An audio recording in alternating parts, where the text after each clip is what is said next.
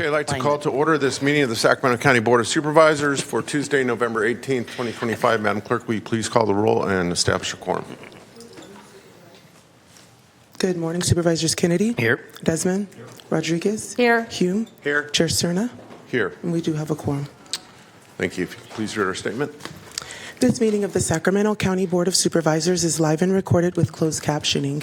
It is cablecast on Metro Cable Channel 14, the local government affairs channel on the Comcast cable system. It is also live streamed at metro14live.saccounty.gov. Today's meeting replays Friday, November 21st at 6 o'clock p.m. on Metro Cable Channel 14. Once posted, the recording of this meeting can be viewed on demand at youtube.com/MetroCable14. The Board of Supervisors fosters public engagement during the meeting and encourages public participation, civility, and the use of courteous language. The Board does not condone the use of profanity, vulgar language, gestures, or other inappropriate behavior, including personal attacks or threats directed towards any meeting participant. Seating is limited and available on a first-come, first-served basis. Each speaker will be given 2 minutes to make a public comment and are limited to making one comment per agenda off-agenda item. Please be mindful of the public comment procedures to avoid being interrupted while making your comment. Comments made by the public during Board of Supervisors meetings may include information that could be inaccurate or misleading, particularly concerning topics related to public health, voter registrations, and elections. The County of Sacramento does not endorse or validate the accuracy of public statements made during these open public forums. The recordings are shared to provide transparency and access to the proceedings of public meetings. To make a comment in person, please fill out a speaker request form and hand it to clerk staff. The chairperson will open public comments for each agenda off-agenda item and direct the clerk to call the name of each speaker. When the clerk calls your name, please come to the podium and make your comment. If a speaker is unavailable to make a comment prior to the closing of public comments, the speaker waives their request to speak and the clerk will file the speaker request form in the record. The clerk will manage the timer and allow each speaker 2 minutes to make a comment. Off-agenda public comments will take place for a maximum of 30 minutes. The remainder of the agenda comments will take place at the conclusion of the time matters in the afternoon. You may send written comments by email to boardclerk@saccounty.gov. Your comment will be routed to the board and filed in the record. If you need an accommodation pursuant to the Americans with Disabilities Act or for medical or other reasons, please see clerk staff for assistance or contact the clerk's office at 916-874-5451 or by email at boardclerk@saccounty.gov. Thank you in advance for your courtesy and understanding of the meeting procedures. Thank you, Madam Clerk. Will you please rise and join Supervisor Desmond in the Pledge of Allegiance? Pledge allegiance to the flag of the United States of America and to the republic for which it stands, one nation, under God, indivisible, with liberty and justice for all. All right, again, I'd like to welcome everyone to today's proceedings and friendly reminder for those who may have walked in during the clerk's statement. We certainly welcome your testimony. If you so choose to address the board, we ask that you please complete a speaker slip. Clerk has staff at the rear of chambers that can assist you in acquiring those slips. The slips will be given to the clerk, and I will call those names. She will call those names in the order received. You'll see your name up on the screen. We ask that you please pay attention to the list so they can be prepared to speak at the appropriate time. And we do have a full schedule today, so without further ado, Madam Clerk, our first item. First item is public comments relating to matters not on the posted agenda. Our first speaker this morning is Richie Cruz. Okay, and as Mr. Cruz makes his way to the podium, I'll just remind everyone who expects to speak on non-agenda items that the Brown Act forbids us to speak in any great detail, debate, or otherwise direct staff on any items that are brought up on off-agenda. Good morning. Morning. Thank you for that assistance. Good morning, everybody. Thank you for allowing me to speak. My name is Richie Cruz. I'm a field representative for the NorCal Carpenters Union. The documents that have been just distributed to you were sent in early September to Jennifer Shively, DGS Associate Architect Engineer, and Joshua Green, the Director of General Services.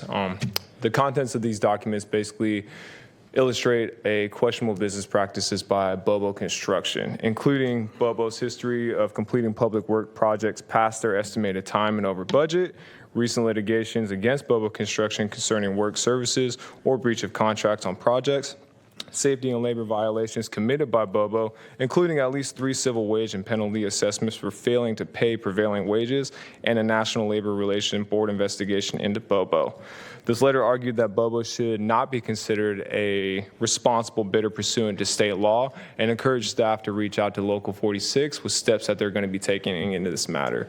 Unfortunately, we never received any response from staff. Earlier this year, we sent in a similar letter regarding Bobo construction to Los Baños Unified School District staff in regards to a bid or a project they were soliciting bids in. After staff saw that the information Bobo applied on the application was significantly different from our cursory findings, Los Baños staff decided to remove Bobo construction from the list of pre-qualified contractors. That was before August of this year. In August of this year, Bobo Construction submitted another pre-qualified application to Walnut Creek in regards to another project that was soliciting bids. And they lied on 2 questions. In response to a question of whether they have been responsible for paying back wages and or penalties related to prevailing wages, Bobo answered no. You will see on that cover letter that was false. In response to the questions of whether they have been denied pre-qualification on public works contracts, Bobo answered no. Again, another infactual statement due to the fact that Los Baños has denied them. So these examples in Los Baños and Walnut Creek show a pattern of failure on Bobo's part for not putting accurate information on the pre-qualified projects to the awarding bodies. Thank you, Sir, can you Mr. Cruz. please wrap your comments? Oh, thank you. I'd like to conclude by saying that we encourage the County of Sacramento to reassess Bobo's status as a responsible contractor in the pre-qualified process. Thank you. AJ Albano.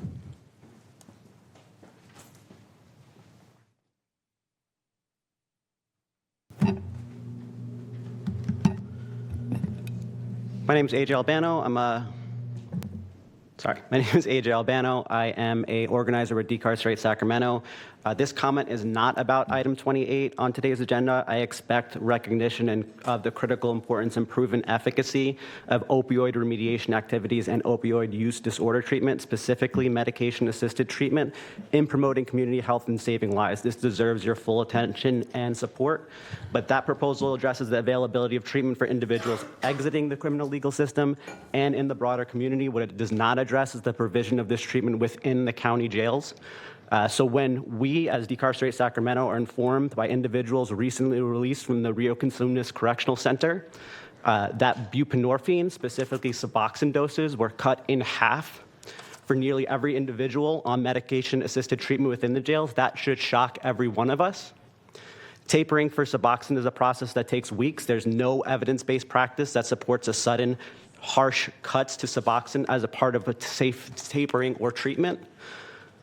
This reckless action risks causing severe unnecessary withdrawal symptoms, intense cravings, insomnia, muscle aches, extreme gastrointestinal distress, all of which are exacerbated in a carceral environment where movement is restricted, sleep is interrupted, and anxiety is already at its peak.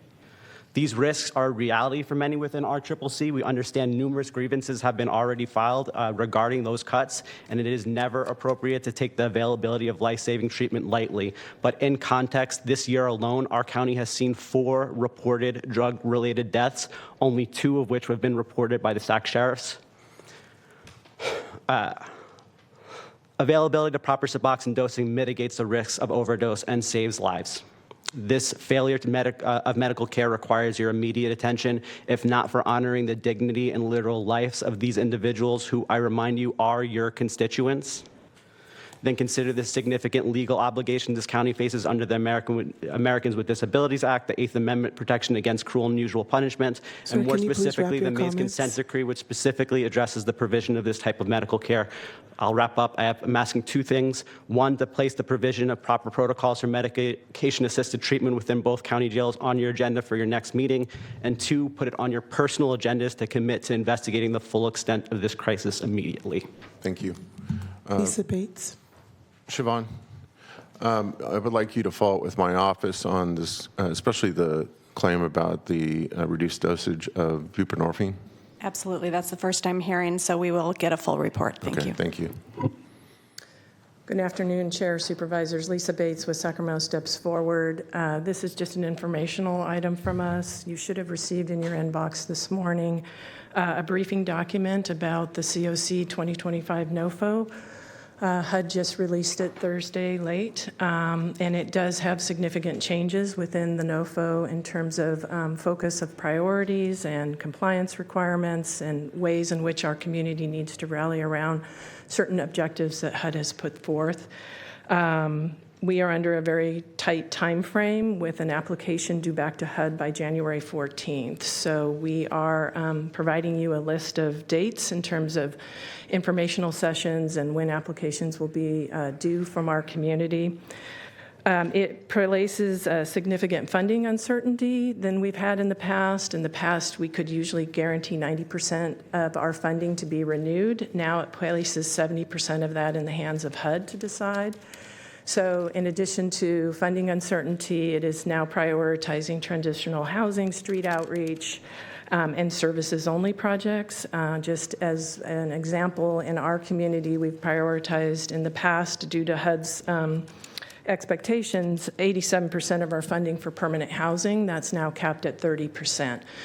So there are significant changes that we are having to look at not only for our current grantees, there is also opportunities for new submittal of new applications that are focused more on transitional housing and street outreach. How we are responding is, one, very much appreciate the county staff being available and working with us, both behavioral health and the homeless services and housing unit with Emily. So we're going to be continuing to work with your staff, with SHRA, and with the City of Sacramento to see how we can put forward the strongest and most competitive application. Our provider community and grantees have been very thoughtful and engaged in how they can look to transition or make the area applications as competitive as possible. So we anticipate having our application open for projects this Friday.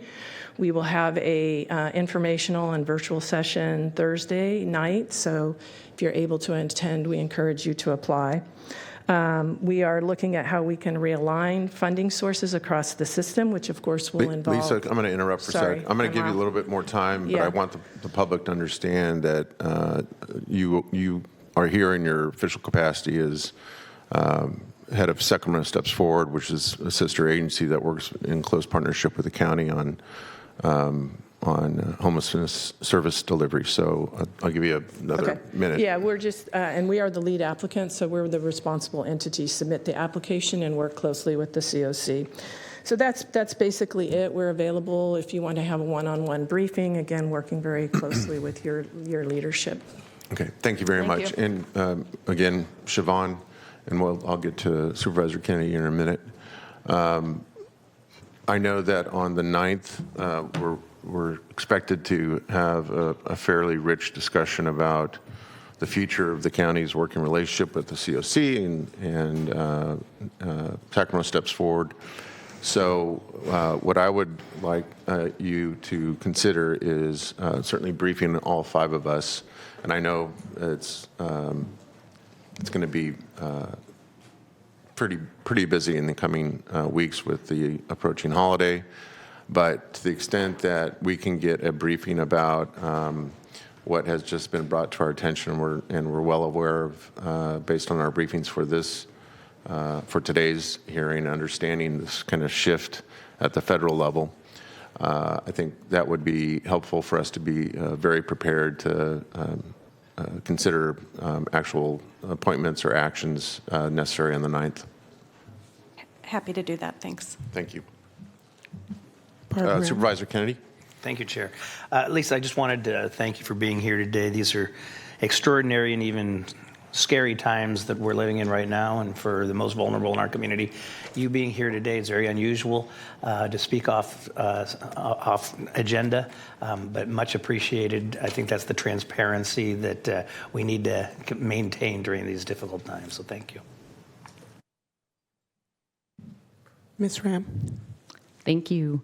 So I wanted to reiterate what I brought up during the homeless symposium, that debacle, failure, I don't know what it did, other than paying some consultants $24,000.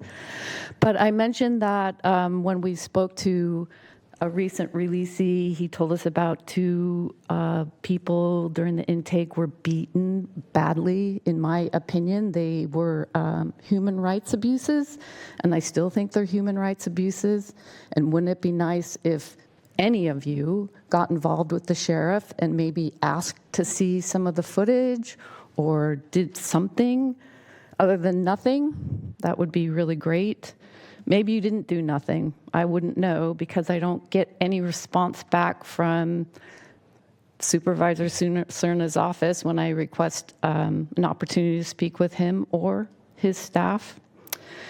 So I expect that it continues to happen, that the sheriff and deputies continue to beat the crap out of people who are in the intake.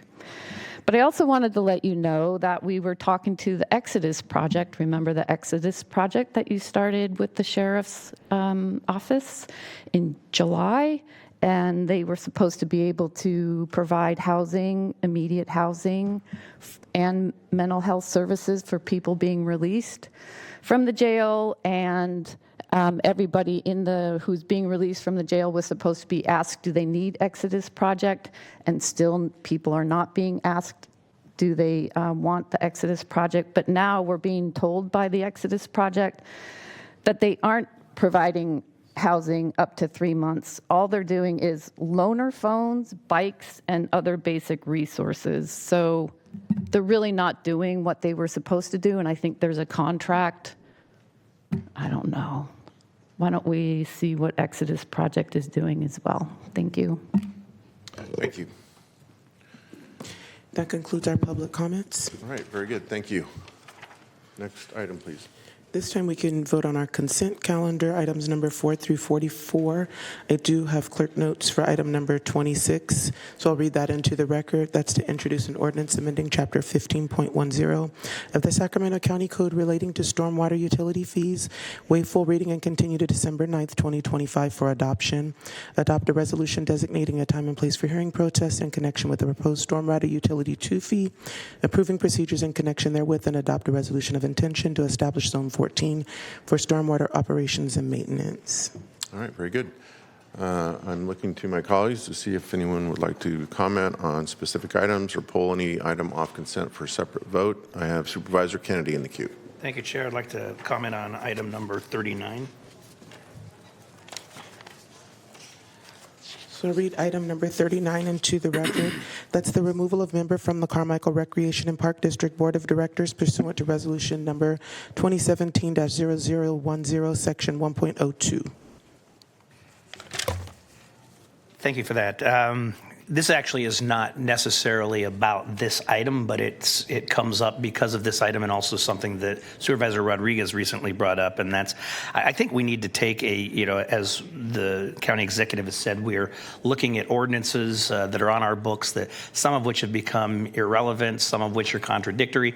We're a 150-year-old organization. That's going to happen, so we're in the process of the long process of scrubbing some of that language that's in our own ordinances and our charter and all that.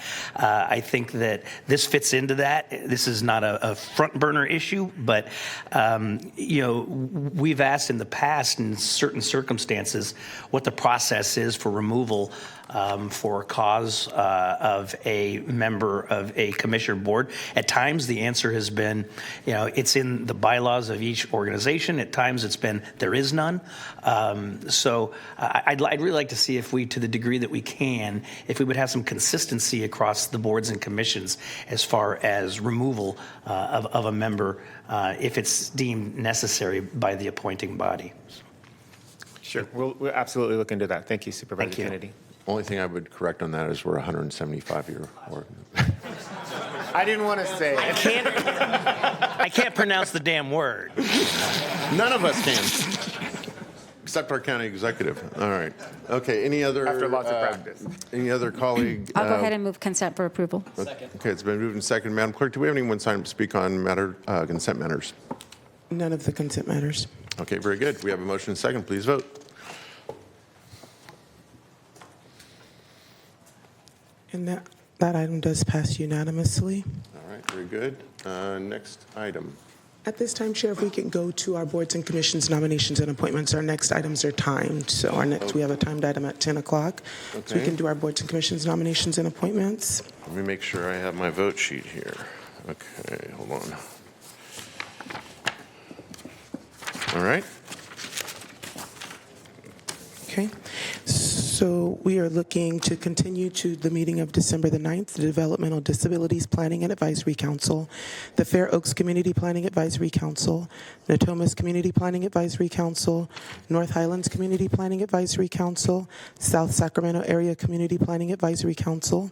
Continuing to the meeting of December the 16th, the Cemetery Advisory Commission, the Casumnas Area Community Planning Advisory Council, the Maternal, Child, and Adolescent Health Advisory Board, and the Sacramento County Behavioral Health Youth Advisory Board. So that brings us to today's items. For the Carmichael Recreation and Park District, Supervisor Desmond, there's one nomination. Please continue to December 16th. Thank you. For the Disability Advisory Commission, Chair Cerner, there are 7 seats. Chiefs are recommending the reappointment of Patty Gaynor and Randy Hicks. Please continue the remainder to January 13th. Thank you. For the Galt Arno Cemetery District, Supervisor Hume, there is one District 5 nomination. Yes, I'd please like to continue that to December 9th. Thank you. For the In-Home Supportive Services Advisory Committee, Chair Cerner, there are 10 seats available. Chiefs are recommending continuing the item to December 16th. Thank you. For the Local Child Care Planning and Development Council, Chair Cerner, there are 4 seats. Chiefs recommend nominating Veronica Jones and continuing the remainder until December 16th. Thank you.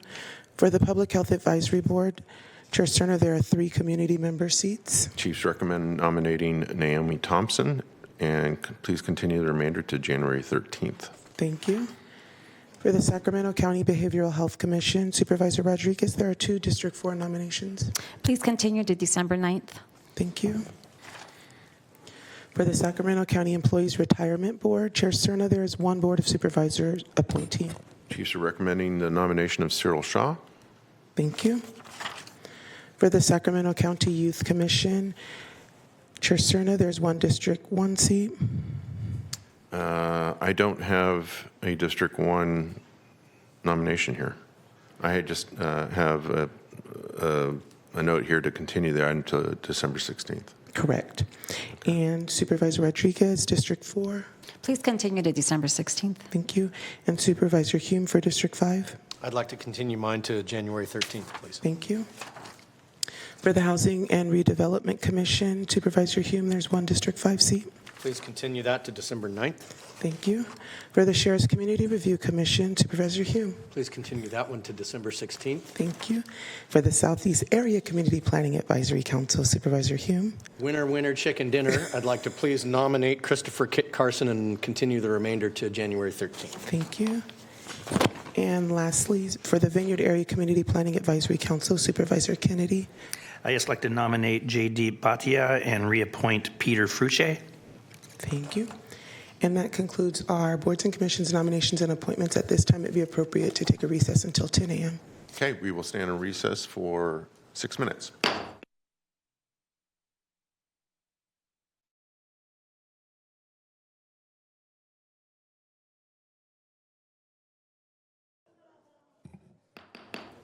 Okay, I'd like to call back to order this meeting of the Sacramento County Board of Supervisors for Tuesday, November 18th, 2025. Madam Clerk, will you please call the roll and reestablish quorum? Again, good morning, Supervisors Kennedy. Here. Desmond. Rodriguez. Here. Hume. Here. And Cerna. Here. We do have a quorum. Very good. Next item, please. We are going to start with item number 45, which is the County Service Area Number 1, Zone 1, public hearing on the benefit category change and levy of increased service charge for the Maverick Gas Station Project, APNs 078-020-0201, -020-021, and 022. Hi, good morning, members of the board. My name is Dawn Pimentel. I'm with County Engineering. The Maverick Gas Station project is situated on the northwest corner of South Watt Avenue and Jackson Road. The development includes a new fueling station with 7 dispenser vehicle fuelings and canopy, an 8 dispenser truck fueling station and canopy, a recreational dump station, a convenience store, and associated site improvements. The project was approved through a boundary line adjustment, street abandonment, development plan review, conditional use permit, and special development permit on September 10th, 2024. To satisfy condition of approval required before the building permit issuance, the project proponents submitted an application to initiate the benefit category change process. Following that submission, a notice and Proposition 218 protest ballot were sent to the property owner on October 3rd, 2025. Currently, the project parcel is classified under the safety light only category with an annual assessment of $2.56.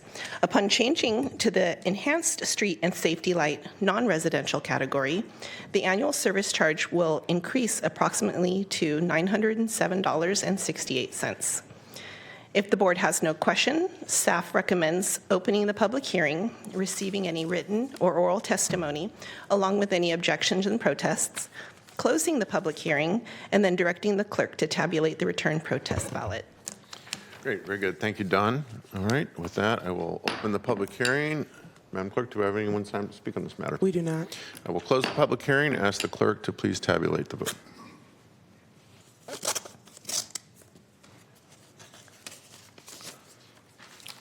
Our office has received one protest ballot from the legal owner Tykert Land Company, parcel number 078-0201-020-021 and -022, site address Jackson Road, Sacramento, California 95826, with a yes vote. Okay. Thank you. Since there is no majority protest, we request the board adopt the attached resolution to confirm the levy of increased service charges for the Maverick gas station project. And I would like to read in to record the fill-ins in the resolution. Please. Thank you. In Section 2, at the close of the hearing, the board received 0 written protests. In Section 3, at the close of tabulation, the board received 1 protest ballot, totaling 100% of the total service charges to be levied, of which 100% was in favor of the service charge of benefit category, and 0% were in opposition to the change of benefit category. Very good, thank you. All right, at this time, I entertain a motion. Chair, I'd move the item. A second. It's been moved and seconded. Please vote. And that item does pass unanimously with those members present. Thank you, Don. Thank you. Next item, please. The next item is now item number 46. This is PLMP 2024-00198. I'm looking to see if Ms. Gutierrez is in. Is she? Okay, perfect. This is the small market PCN. It's a letter of public convenience or necessity for the sale of alcohol with a Type 21 ABC license for a property located at 2950 Bradshaw Road, located 372 feet south of the intersection of Bradshaw Road and Folsom Boulevard in the Cordova community. The applicant is Small Products Group Incorporated. The applicant is Brandon Seau, APN 068-0210-023.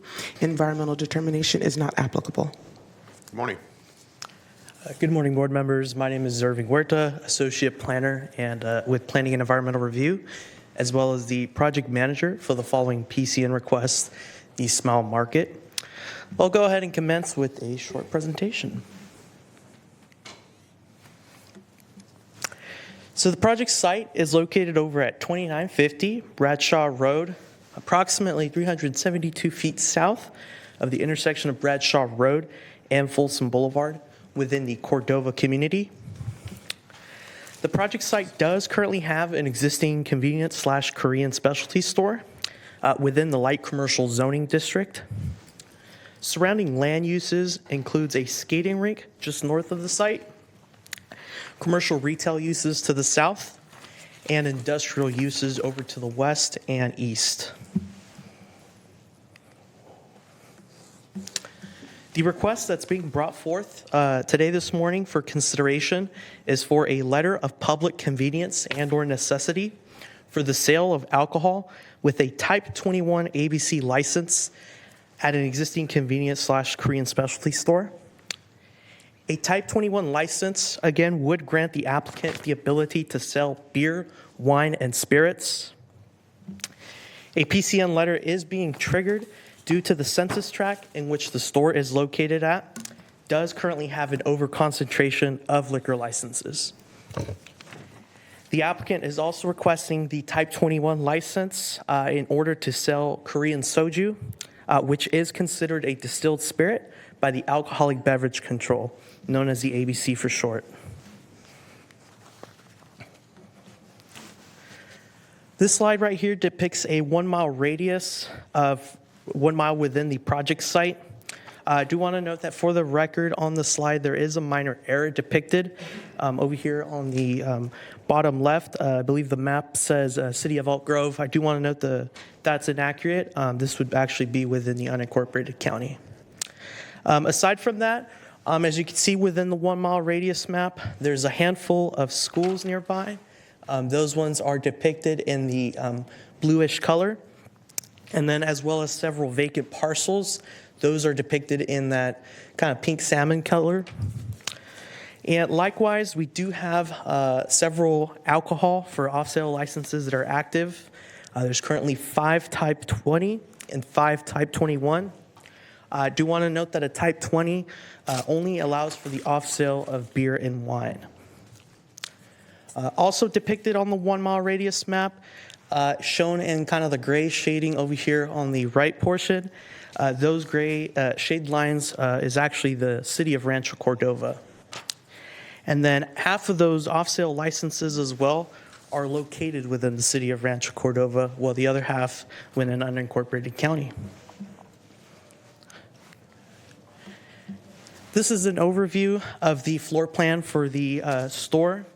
As you could see over here on the bottom left, alcohol would be stored where that arrow is pointing. So again, that is over here on the bottom left. Back on February 20th, 2025, the Cordova CPAC voted to recommend that the Board of Supervisors deny the proposed PCN request. That vote was 3 yes, 0 no, and 2 absent.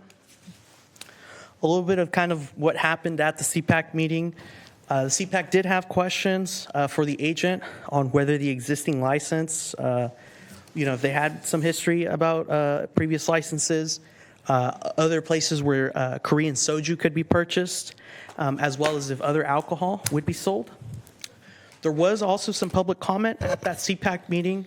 All of the public comment were against the entitlement, citing a bad location near a family-friendly establishment, as well as overall safety concerns due to existing homeless population within that area.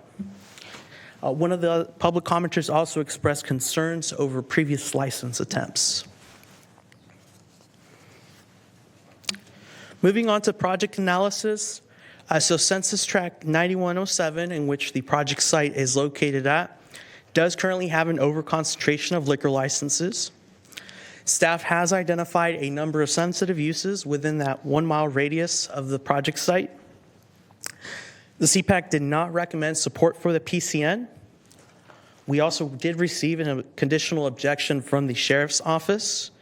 That conditions letter was that the Sheriff Department did provide some recommended conditions to be imposed on the applicant's ABC license. I do want to note, though, that we cannot, however, condition a PCN letter. And then the Type 21 license that's being requested by the applicant in order to sell Korean soju, if granted, would be allowed to sell beer and wine as well. Moving on to staff's recommendation, in accordance with the California Department of Alcoholic Beverage Control regulations, staff presents the following request for a letter of public convenience and/or necessity with a recommendation for denial.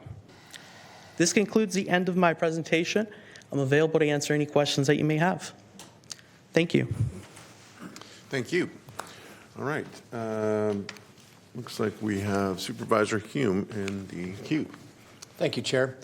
I just have a quick question under the agency review for the Department of Alcoholic Beverage Control. They cite that soju up to a certain percentage of alcohol, 24%, would be permitted under a Type 20 license.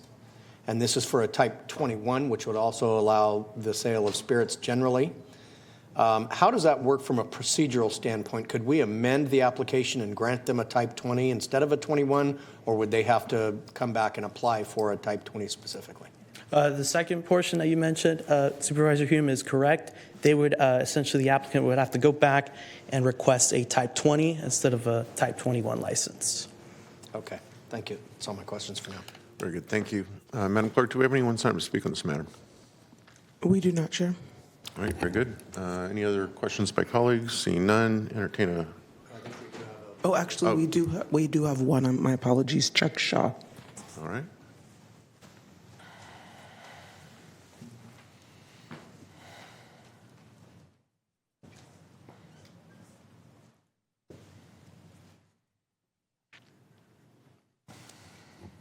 Good morning, Chairman Cerna, Honorable Supervisors, Chuck Shaw Fight Development Company, the adjacent property owner.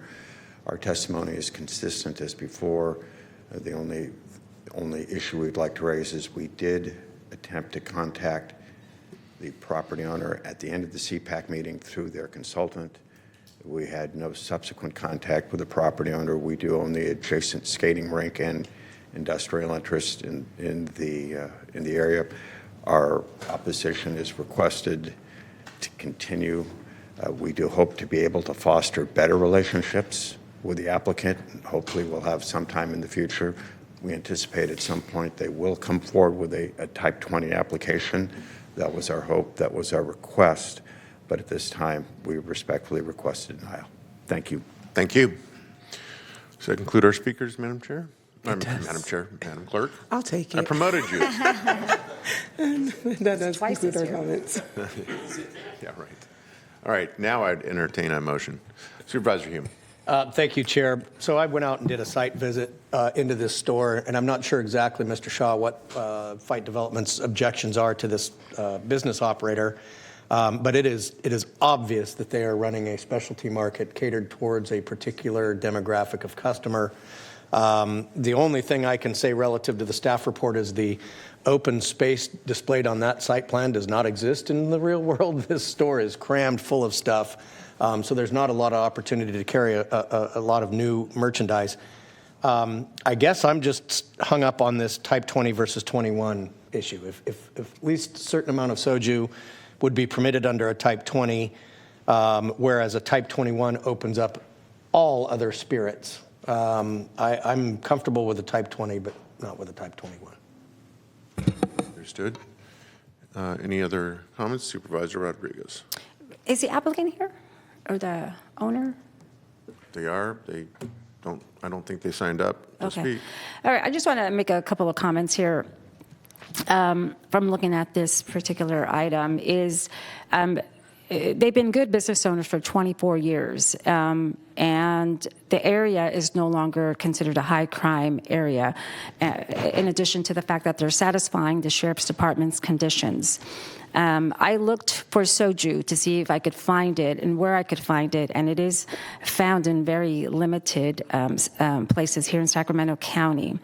In addition to, I value cultural celebrations, and with 10,000 Koreans in our county, I think that this could be very beneficial to them celebrating their events. I am going to oppose staff's recommendation just because they have been in business for a long time, and I want to support good businesses and business-friendly environment. So that's it.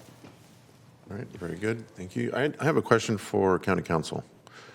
To what extent, if we were to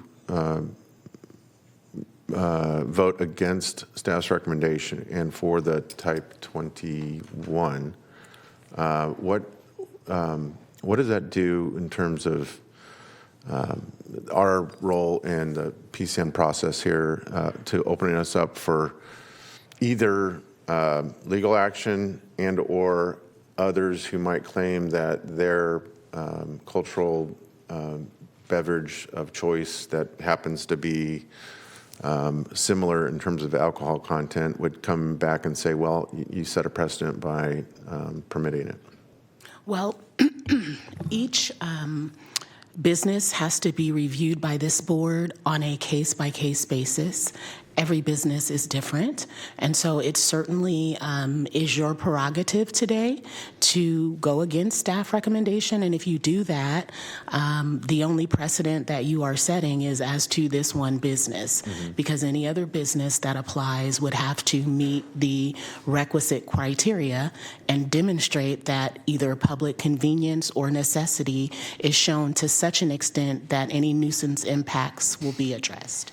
Understood. I guess I'm answering my own question here, but they could very well just come back and cite this, right, and say, well, you acted this way in terms of voting against staff recommendation and permitting it. Therefore, you should give greater credence to our claim that we should be treated equally. Yes, they absolutely can use a decision supporting this PCN today as a justification or a basis to encourage you to support theirs, by all means. But as far as a litigation perspective, I don't think that is as much of an issue. Okay, very good. Thank you. Appreciate that. Any other questions or comments from board members? Seeing none, we have concluded public testimony. At this time, entertain a motion. I would make a motion to uphold staff's recommendation. Okay. Second. Okay, it's been moved and second. Please vote.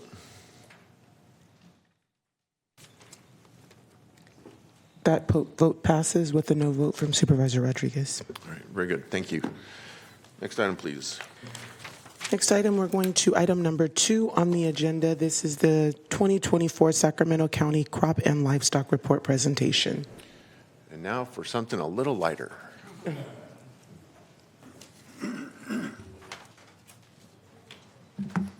morning. Morning. All right. Chair Cerna, members of the board, I'm Chris Flores, your Agricultural Commissioner, and I'm here to present the Sacramento County 2024 Crop and Livestock Report. This year's report also features several special additions: a tribute to retired Chief Deputy Parminder Mali, who proudly served Sacramento County for more than 25 years, a current listing of the county's certified farmers markets, and a beautifully designed 2026 calendar.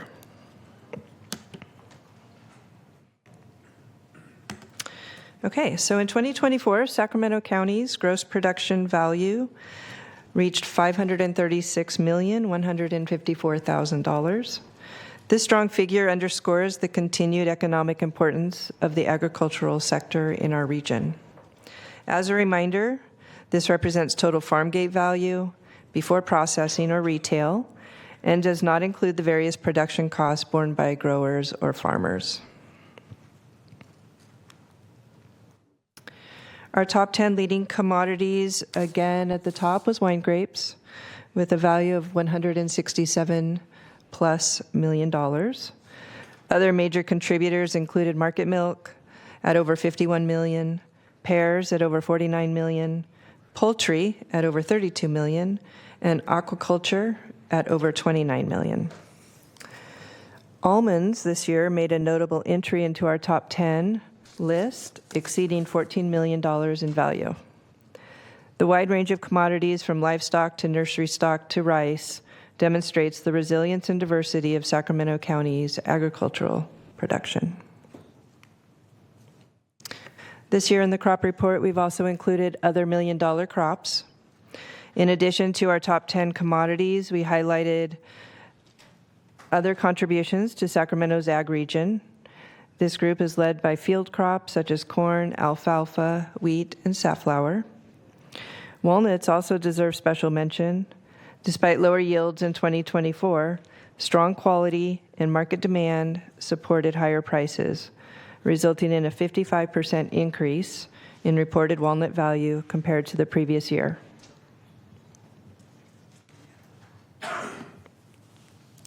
Several commodities experienced value increases in 2024, including almonds, aquaculture, cherries, and walnuts, as previously mentioned. Increased almond acreage, higher yields, and a stronger price per unit contributed to a 42% rise in total almond value. Can I ask a question Yeah, before you of course. leave this slide? Sure.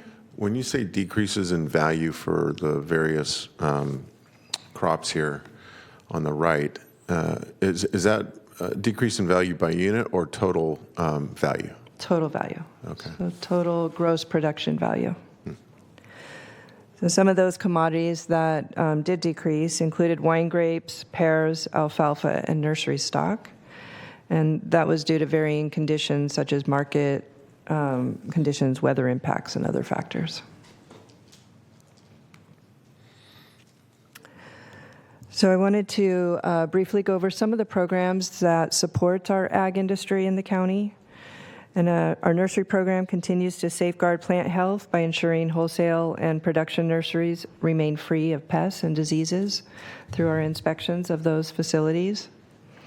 Within our direct marketing program, ag inspectors issued 109 certified producer certificates to growers producing 734 different commodities across 927 acres. Through the direct marketing program, visitors to our certified farmers markets can meet and get to know the sellers who grow and produce the commodities being offered. These producers support local food access and strengthen our community's connection to agriculture. Do we have any continuing remnant affliction from the glassy wing sharpshooter problem that we had, I think, years ago as it relates to wine grapes? We do not. We do not. I'll mention that a little bit in our next slide. Gotcha.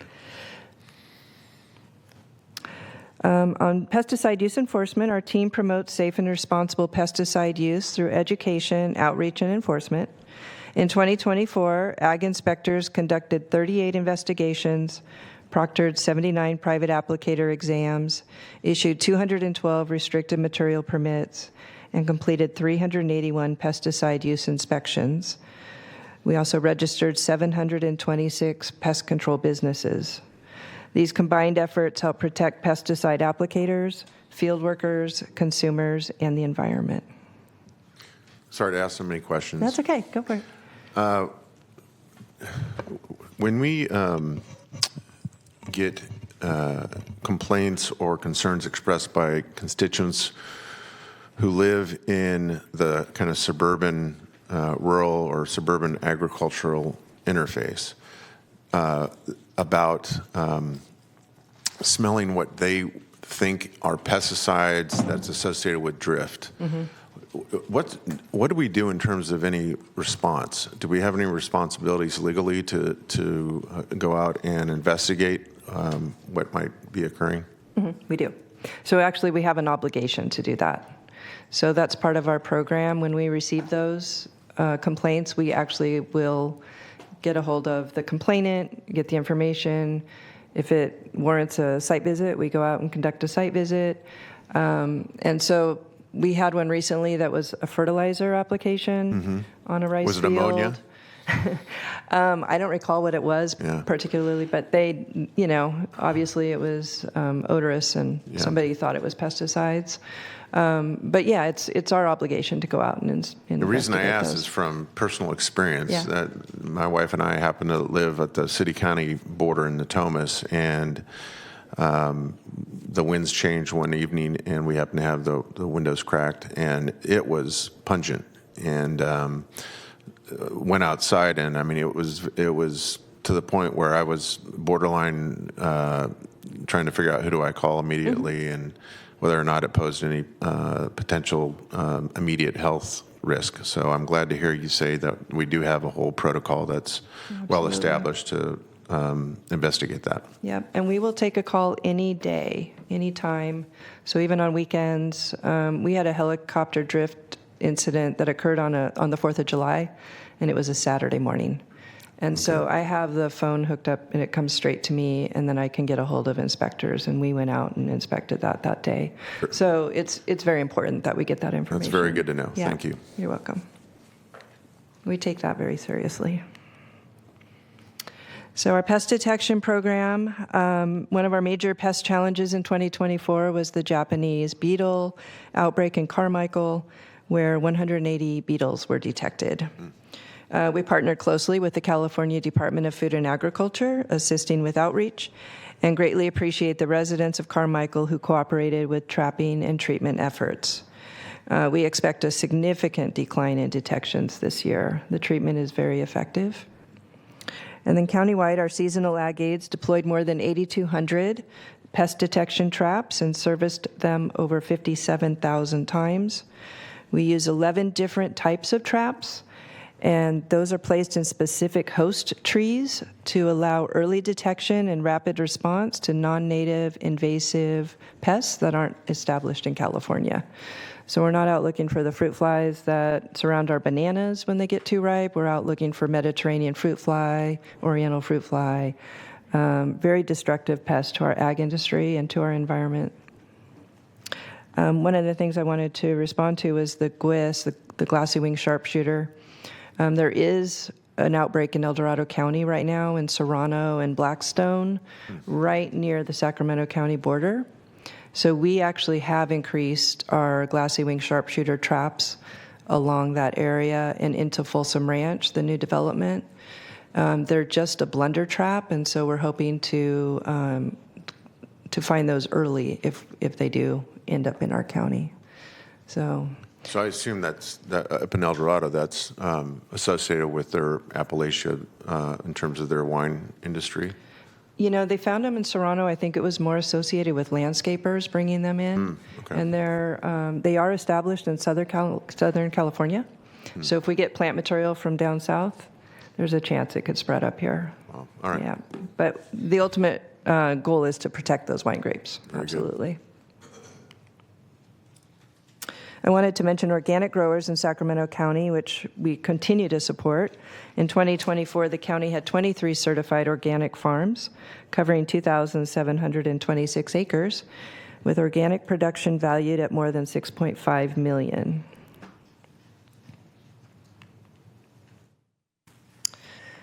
And as part of our consumer protection program, our department plays a vital role in ensuring equity in the marketplace. We test and seal commercial scales and meters and enforce accurate pricing and proper labeling through our Weights and Measures program. In 2024, inspectors tested more than 22,000 commercial weighing and measuring devices, conducted over 2,000 price verification inspections, investigated 126 marketplace complaints, helping maintain trust and fairness for both consumers and businesses alike.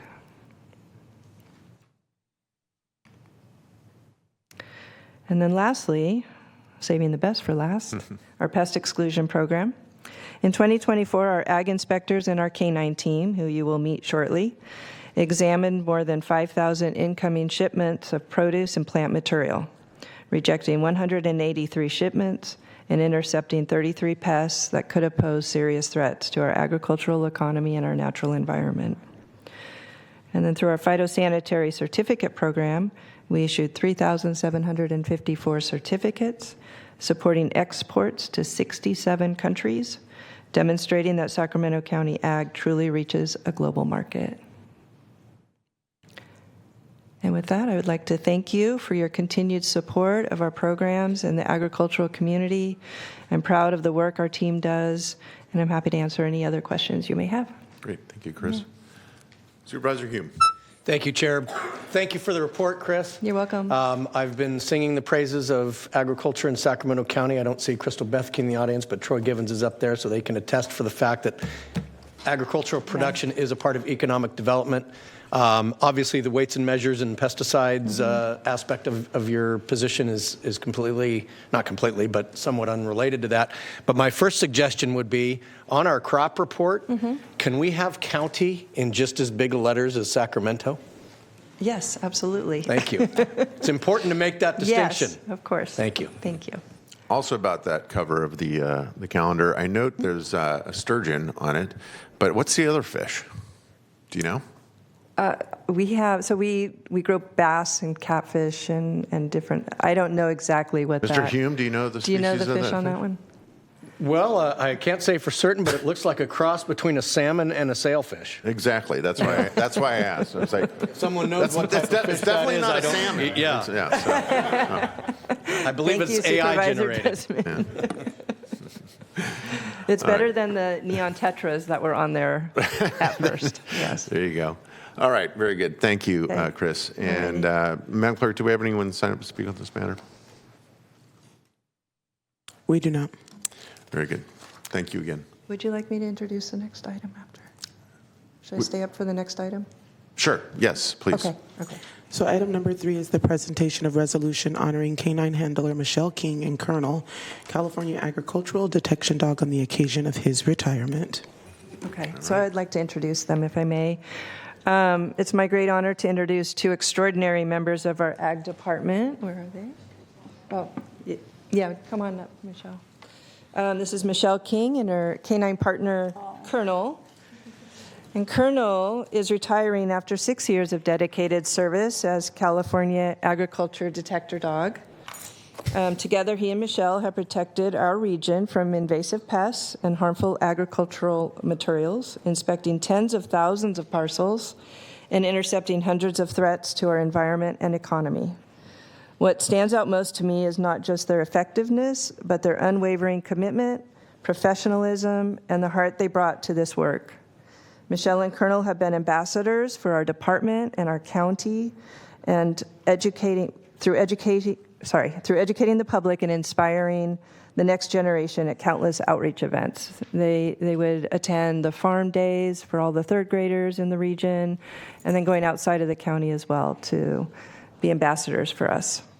And I want to express my deepest appreciation to Michelle for her tireless dedication, and to Colonel for his incredible nose, his sweet nature, and his years of loyal service. All right, very good. Thank you. Congratulations to Colonel.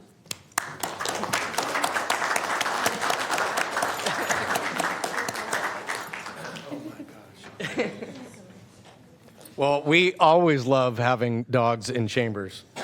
And what a great dog Colonel has been.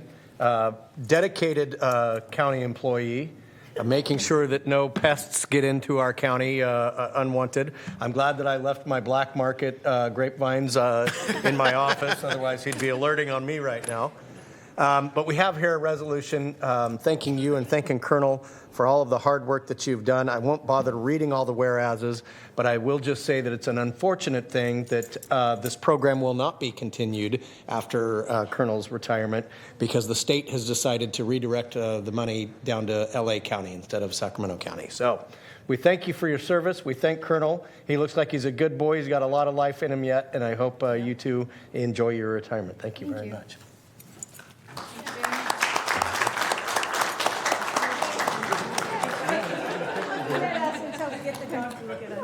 You guys look up.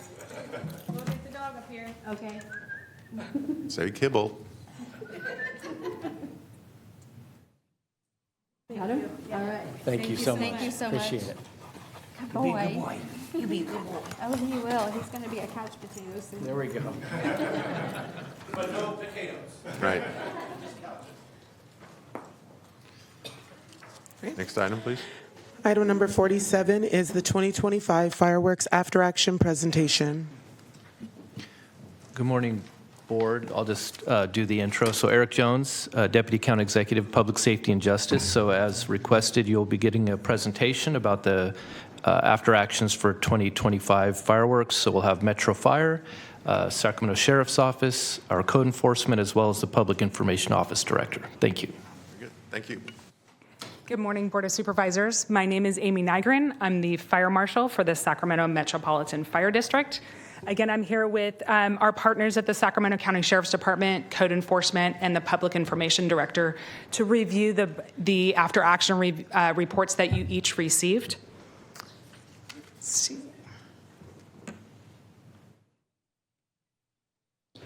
For Metro Fire, our priority as a district is to ensure that we're responding to all fires and medical emergencies. In addition, during this time frame, we're required by state law to investigate all fires for origin and cause. And when those origin and cause investigations go beyond our incident commanders, our fire investigation unit is called upon to do those investigations. In addition, our fire inspectors during this time period are out inspecting all of our fireworks booths. We have 152 this year that we inspected, as well as all of our public displays. We had 6 this year within our jurisdiction that we were inspecting and making sure they were safe for the public. Before you leave that slide. Sure. So this does not say anywhere fireworks-related fires. It does have the date. It does have the dates. Yes, we'll get to that. I believe that's on the next slide. So this one here, the data that you're seeing is from July 1st to July 5th. Right. And this total call volume is everything that we received at Metro Fire that we responded to during that time period. That's why I'm pointing it out, is that this should not be confused with everyone, or the decrease or the volume. Correct. Is every one of those incidents is not necessarily related to fireworks. Correct. So just showing that our call volume, you could see a drastic decrease this year. 10% is a great decrease that we have. Right. And then just total fires that we had, again, another decrease of 14.66% there. Overall, my thoughts on it, there's nothing that tells us exactly right now. There's not a trend that's emerging. Last year in 2024, we saw a decrease, we thought, because of the weather. It was very, very hot in 2024, and a lot of people just weren't out doing celebrations like we saw. This year, our thought was the Esparto incident may have triggered a decrease in people just being a little more cognizant of what they were doing this year. So this is the slide I think you're looking for, fires related to Excuse me, I'm going to interrupt fireworks. again. Supervisor Rodriguez. Just a question about the Esparto incident. Were those, what happened in Esparto, could those have potentially been accessed into the streets of Sacramento County? I don't have the details of Esparto. It's still under investigation, Okay. and they have not released much information. Yeah, because I imagine it being so close to Sacramento County that we may have seen a decrease because those apparatuses didn't get to the streets of the county. I will don't say know. for our legal fireworks, our Safe and Sane, and our ones that are used for displays, we do not get them from that location. We have other locations within the county that we get those. I'm sorry. But as far as illegal fireworks, I don't have that information. No, I'm talking about, at Esparto, they were the illegal fireworks, correct? I don't have the information to what was stored there. Did the Esparto didn't have a license to have fireworks at that location. So I imagine because they didn't have a license, they couldn't have had even the legal fireworks. I can't speak to it. Yeah, I can't speak to our Esparto. Okay. I know they had some state licenses that were revoked. Got it. That's the only information that I'm aware of. Thank you. Yep. Okay, so fires related to fireworks, as you can see, we had a slight increase this current year, but the trend with Safe and Sane, that stayed pretty consistent, and a slight increase of what's undetermined. You can tell that it was started by a firework, but we can't determine the type of firework that was used, so those go into the undetermined category. And then fireworks-related investigations, we saw a slight decrease this year. Again, when it goes beyond our incident commanders and needs the expertise of our investigators, they had 11 incidents this year that they responded to. And then our challenges, and you'll probably hear this trend throughout. The Antelope and Orangeville area is definitely an area of concern, where we have fireworks being used against our first responders. If there's an incident down Main Avenue in Orangeville, there's times where we can't even go in. They won't let us down the street. They won't move out of the way.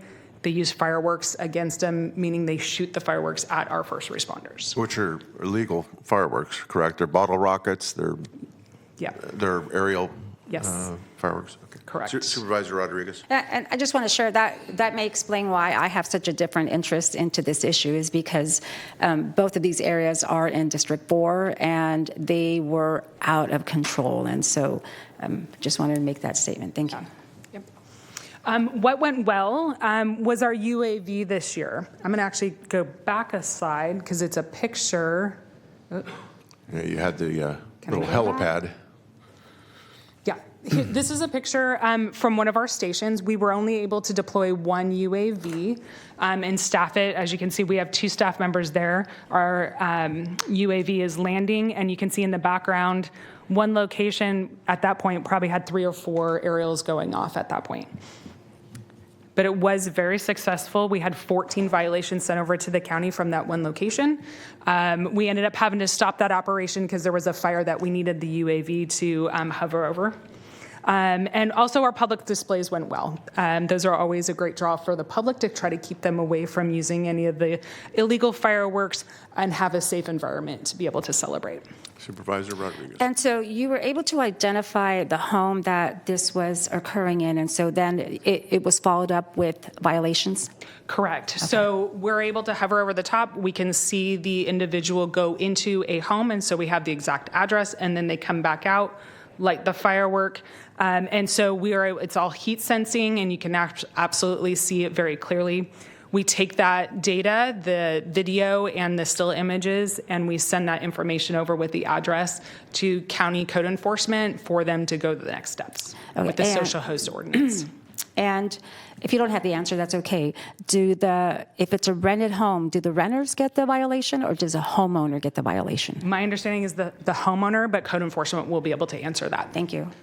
In terms of the determination of the nature of the fire, if our firefighters are responding to a report that there's a residential roof on fire, and it's in an area where you're seeing illegal aerial fireworks being used, is there an assumption, I would, as a layperson, say a pretty correct assumption that the roof fire is associated with the use of the aerial fireworks? So we'll use that as evidence to start the process. So we gather that information, and then they'll go into the details of what evidence they find at the scene before they can actually make the final determination. Gotcha. So some recommendation, I'll always advocate for anything you can do to help at the state or federal level to deter the sales of fireworks in the state of California, or for sales coming to the state of California. Also, a recommendation to amend any local ordinances. As you saw, that one firework, or the one with the UAV, had multiple at one location. They get one fine, $1,000 fine. If you were to increase those to each separate incident, a fine, that may help deter even further. And then the last one there, we have a request for cost sharing. So when we have our staff out, we send those violations over to code enforcement. So in order to help booster our program for the UAV, a possible maybe 50-50 split with those fines that are received, again, to help bolster our program. Supervisor Rodriguez. And thank you for sharing that, because that was one of the things that other jurisdictions in our area were able to do is, and at the end, I do have some recommendations for us to look at that will revise this ordinance, but is to make it stackable so that it is a much more deeper penalty for individuals that are handling illegal fireworks. Thank you for the info. Supervisor Hume. Thank you, Chair. Certainly, I appreciate the idea of wanting to be punitive as a deterrent. But when you mention doing it on, say, per firework as opposed to one violation, wouldn't that then, and maybe encourage is the wrong word, but isn't the potential then that you might keep that UAV deployed in a particular location to rack up multiple incidents rather than saying, okay, there's the problem, issue to them, now let's go over here, find the problem, issue to them? I mean, at some point, don't you have diminishing return? So for that particular one, we stayed at that station the entire time. You have certain parameters in which you're able to or have to follow when you have a UAV deployed, including line of sight. So that particular area, we could have stood over multiple homes, and we did move it quite often, but you could see the repetitive nature, because they're not just going in the street, lighting off one and leaving. They're setting up multiple. So you could have stayed at one for just 5 minutes and then moved to another location. Okay, thank you. Supervisor Desmond. Thank you, and good to see you. Thank you for being here. And this question may come up with some of the other presenters as well, but the recommendations, it's always occurred to me that the state needs to be doing a heck of a lot more to address this issue. I mean, because we all know, you drive into Nevada, that's where people are buying these fireworks. They're buying them filling a U-Haul full of them, they're bringing them back to Sacramento, and they're selling them out of the back of the U-Haul is what they're doing. Is Metro Fire involved in any, I don't know, state level task forces in terms of like interdiction or intercepting these? I personally, for Metro Fire, I'm on 2 advisory committees for the state. One is the Fireworks Advisory Committee, and we look at a lot of the laws, and then we try to come up with ways to work with our partner states. The other one I was put on just recently was the fireworks task force with the Office of the State Fire Marshal's Office that was only fire and law enforcement to come up with some solution. This was only 2 or 3 weeks ago. So we provided some recommendations. I can't get into the details of that, but they are compiling a report that will be public probably early next year with some recommendations to help curb some of it. I will say that our ports are a concern. Yeah. Okay. Thank you. And with that, I will turn it over to the Sheriff's Department. Thanks for tolerating all our intermittent questions.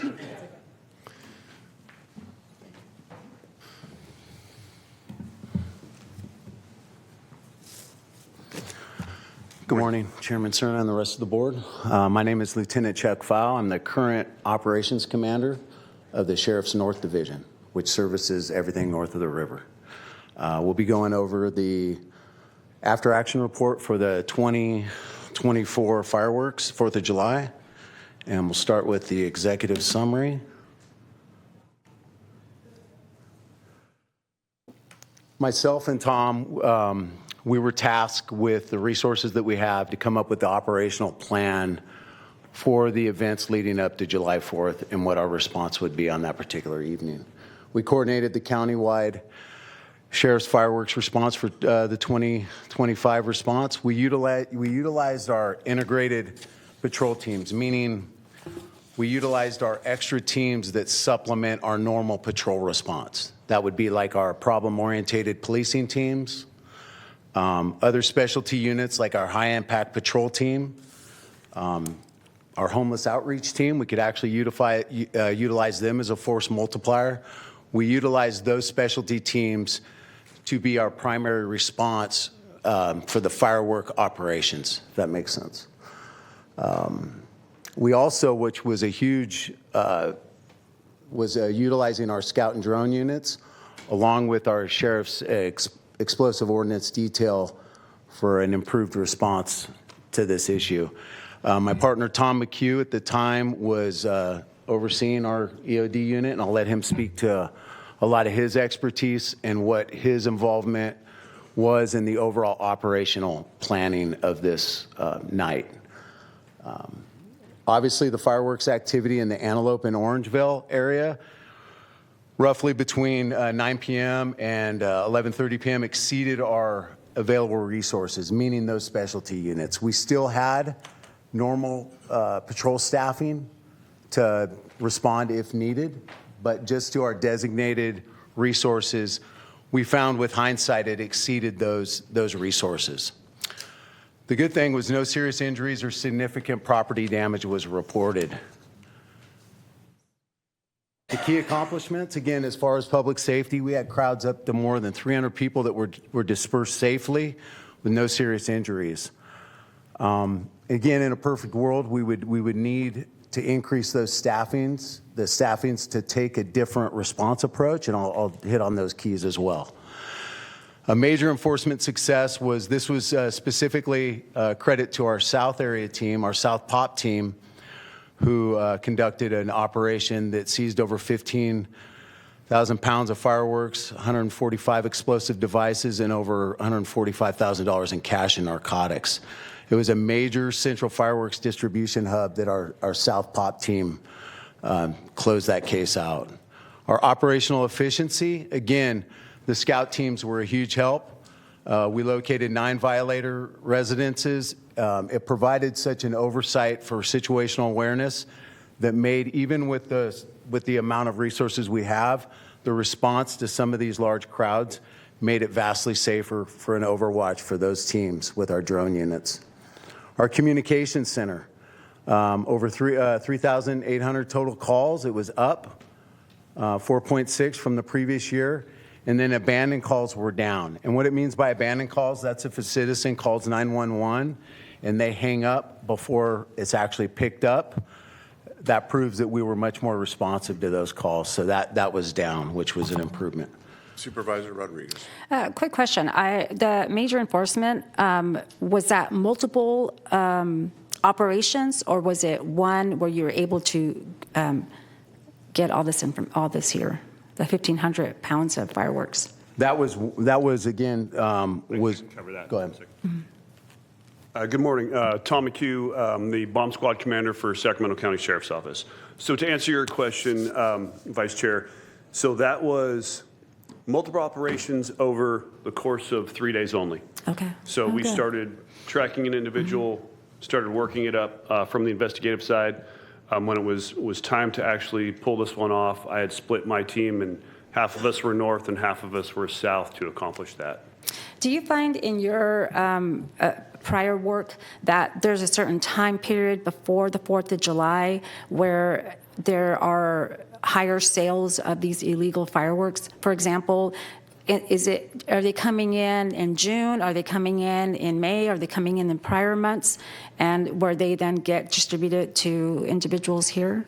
Is it a specific time frame that I couldn't say for certainty of, hey, it's this month versus that month, but I can tell you, I would safely say, based on experience, come May all the way through the 4th of July. Yeah, okay.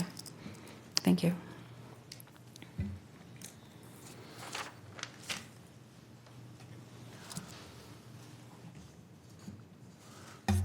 Oh, let's see, go back to the lessons learned.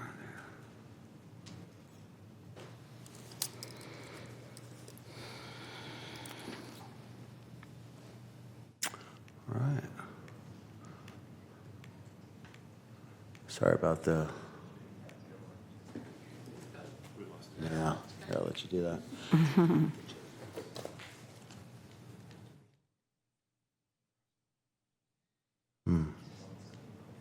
Good thing they give me one bullet. I keep it right in this left pocket right here.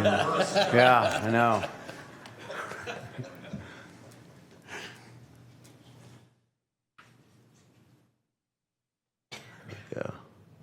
There we go. Thank you, ma'am. Oh.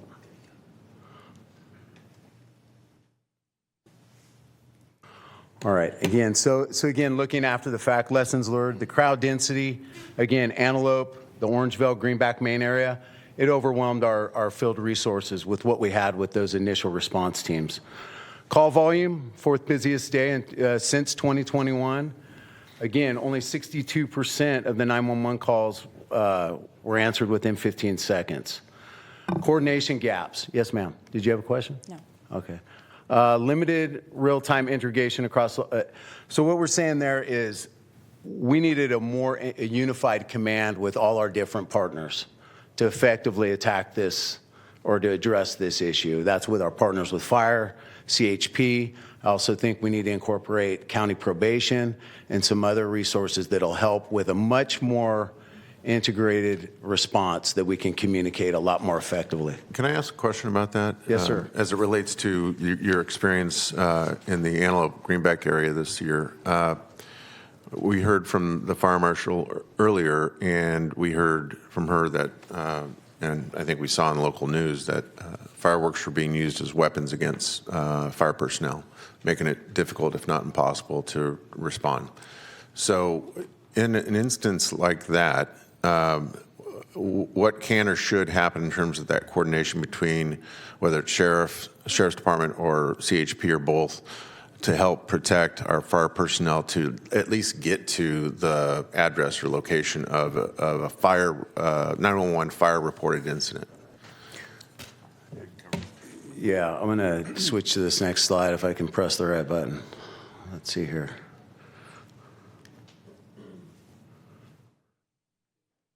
Okay, I'll let you do that.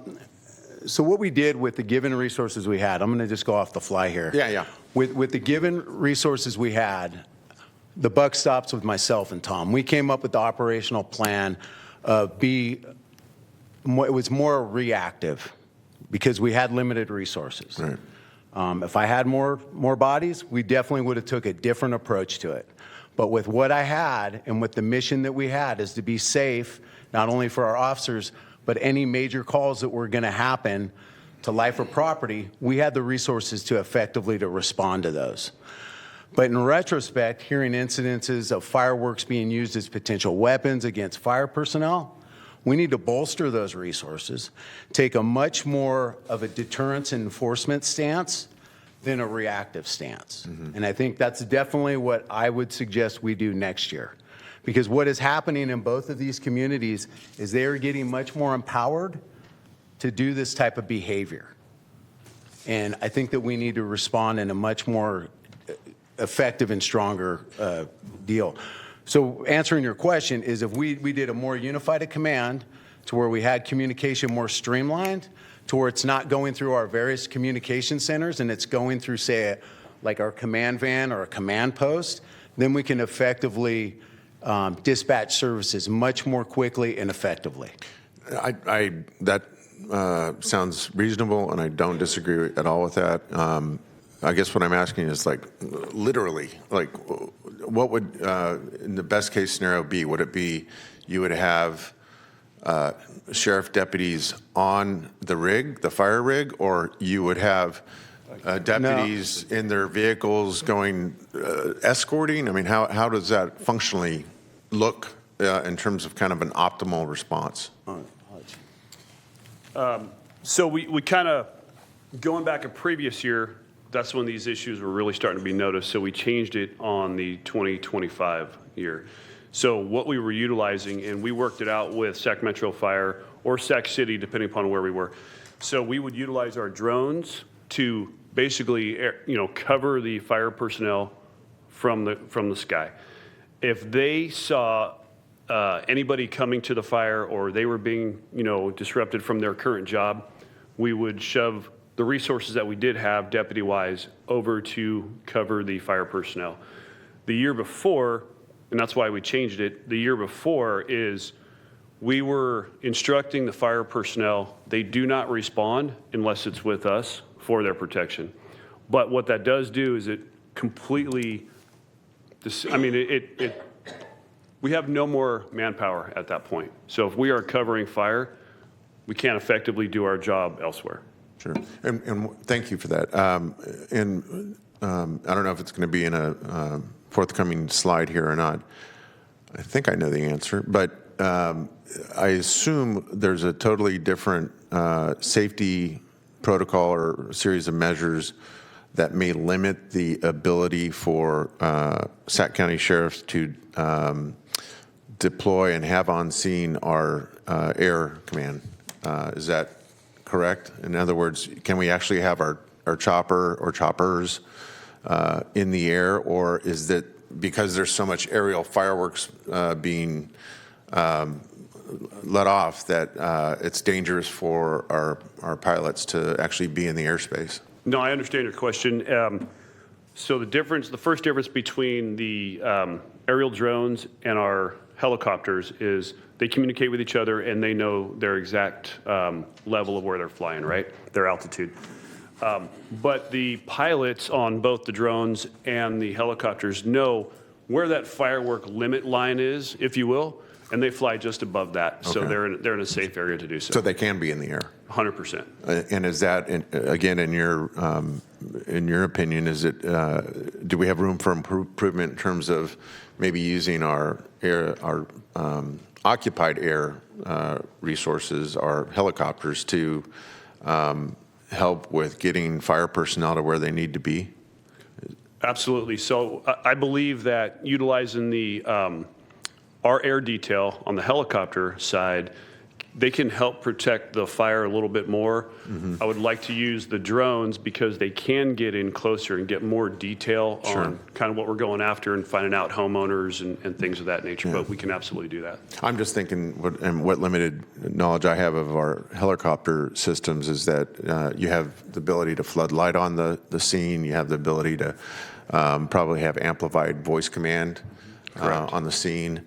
And I think we have infrared and some other technologies on board that can help pinpoint people and fires and that kind of thing. And I would also, looking past you now at Fire Marshal, that I would assume Metro Air has their own air resources, and hopefully they're looking at how they're deployed or could be used, again, in collaboration with our air resources, both drones and helicopters, to maybe have a more coordinated response. Agreed. Supervisor Desmond. Thank you, Tom and lieutenants, for being here. So In the run-up to the 4th of July, I mean, obviously that's more of it's an investigative type posture. You're doing maybe some UC by bus things. And so you're going to be continuing to do that, hopefully beef that up. I mean, I think there's a heck of a lot of opportunity for deterrence, and maybe that did deter some people if we can really publicize the heck out of any of those operations where you get people who are actually bringing the fireworks in and then are selling them out on the streets. With respect to and I know that the increased use of drones this year, which a lot of local agencies are going to, I mean, I think it's great. Obviously, I'm in favor of doing even more, but it seems to me that was mostly designed to identify where this is happening, gather evidence, take appropriate enforcement action. This thing in Orangevale was like the purge or something. I mean, it reminded me of a lot of like sideshows. You know, I'm looking at Eric Jones here, where they just kind of organically erupt, and it's just almost complete chaos. And I understand a response to that would be difficult on the fly. So I like the recommendation that you established maybe an MFF kind of structure to respond. If something like that happens where it's a very, very large, out of control, almost riotous situation where they're assaulting first responders, that we'll be much more ready to respond using CHP resources and any other law enforcement resources in a mobile field force kind of structure. I think that's great. I don't think that's something we had seen before, had it? I mean, that we saw in Orangevale? We all saw it on the news, I know, but... Well, we speak to an incident that Tom here, when he was in the EOD capacity, that happened in Antelope. That made the news. But I will say that the drone technology has been great, but there's no substitute for boots on the ground in a situation like that. Needs to be a deputy escort, just like we would do in any type of other crime scene. Drones are great, but we still need the actual manpower to go into those types of scenes to protect our partners, and that's only going to happen with boots on the ground deputies. But I'll let Tom speak to the Antelope. I'm pretty passionate about this topic because I still run this EOD unit. My guys are always facing danger every time, and this makes it no easier. One thing I want to clarify, if I could just take a second, is people look at this and they say, well, it's just a firework. And it's not. The way that they are being utilized in Orangevale, in Antelope, it's no longer a firework. They've made it now a destructive device because of how they're using it. So the passion part from me comes 2 years ago when they tried to blow up my truck. There's still video of it. They don't take it down. It's still there for everybody to look at. Minor couple repairs and I was back on the road. But that's not, I understand we're a target. We always are. But that's not fair to the people that live in Antelope. It's not fair to the people that live in Orangevale. When we can't help them and their property's getting damaged, like ours did with the sheriff's office, that's not fair to them. And that's one of the reasons why I'm so passionate, and it bothers me, and I want to make a difference, not just for those two communities, but the entire county. Thank you. Supervisor Rodriguez. I just want to state that I am very passionate about this topic too, because in my community meetings this past year, that was like the hot topic that continued to come up. And I think it's made these communities apprehensive about 2026, which is going to fall on a Saturday. So now we've got 4th of July, and it's a weekend. And so I want to do what I can to prepare in advance to ensure that we can, it's still going to happen, but at least where we can minimize some of the impacts to these communities. I mean, my concern is, like, I'm going to really focus on ensuring that this doesn't happen again, but hopefully with Intel, we can figure out where they're going to go, because they will. I think these crowds will end up moving somewhere where the pushback isn't going to be so great. But I just want to share that I'm prepared to support, which is why one of the recommendations I'm going to have on this ordinance is that we change the violation cost and then be able to stack so that we can provide the overtime for deputies in addition to being able to generate the revenue that will hopefully offset that cost. Thank you. And then also being prepared for a public, information campaign. Absolutely. Because when we change from a wait and response to an enforcement and deterrence. A lot of times the media will just play it, oh, these are just juveniles and they're lighting off safe and sane fireworks. That's not the case. So when we do switch to the different enforcement and, force needs to happen, obviously us as the Sheriff's Department, we're completely transparent with all that. And I don't, the professionalism in how we conduct ourselves will, but I think it would be helpful if we had some type of public campaign leading up to next year, knowing, because they feel empowered. They feel empowered. And I think it's time that we switch up our op plan on that. So again, I'll get back to establish a mobile field force, like Supervisor Desmond said, for a more rapid response. Expand our drone program. And what I mean by that too is integrate all the different entities that have drones under more of a unified command. That's with code, fire, and ourselves with the Sheriff's Office. Again, formalizing the collaboration, again, with CHP, code enforcement, probation, and fire. CHP's assistance, obviously, with the road closures in Antelope and Orangeville. Match the staffing, right? So when we know this is going to be a high call volume deal, we need to make sure that we coordinate with fire and us with these additional resources, that we are coordinating our staffing accordingly. Let's see here. You get that? Again, with the countywide opportunities, the prevention and community engagement, again, launching an early fireworks safety messaging and community education. Consider an amnesty and a buyback program, social media monitoring, and we do this through our RTAC, our intelligence-based, is we will monitor these people's social media activity so we can kind of get some operational insight of where they're going to be and how they're going to operate. And then again, the technology integration, that real-time, I don't know if dashboard is exactly what we're looking for, but more of a streamlined, unified command with all the entities. And again, to expand the drone coverage. So in closing, the successes, again, I know it didn't look like there was, but with the resources we had, those constraints, we had that major contraband seizure, and we had no serious injuries. Our outlook, again, for next year is increased activity and staffing needs. We need to completely change the response model that we go to. And that, again, is going to also incorporate the technology that has been such a help. But it's not the end-all, be-all, like I said. The drones are great, but we need the additional funding for staffing. So with that, we'll take any questions that you may have. Lieutenant, you had briefly mentioned probation, which I think is a great idea to kind of bring them in the mix in terms of this interest in having all hands on deck. Have there been any conversations that you're aware of, either sheriff or undersheriff, to our chief with regards to how that might be coordinated administratively, and then perhaps even as it might progress to the understanding of like budget consequence for each department? I have not. This was something that Tom and I were kind of outside the box thinking, as far as who typically are going to be our offenders. And that's going to be, a lot of them are going to be juveniles. They're probably going to be known juveniles. So it would just make sense to me that we would, incorporate probation with their intel and as a force multiplier. As far as budget, how that would work, we have not explored that. Okay. All right. Any further questions for our presenters? No? Thank you, gentlemen. Well, thank you.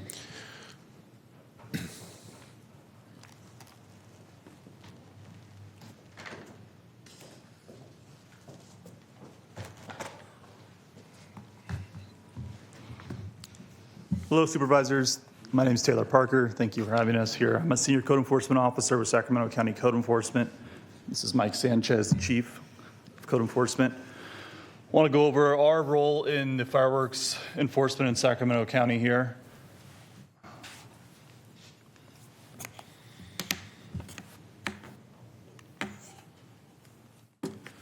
Our executive summary.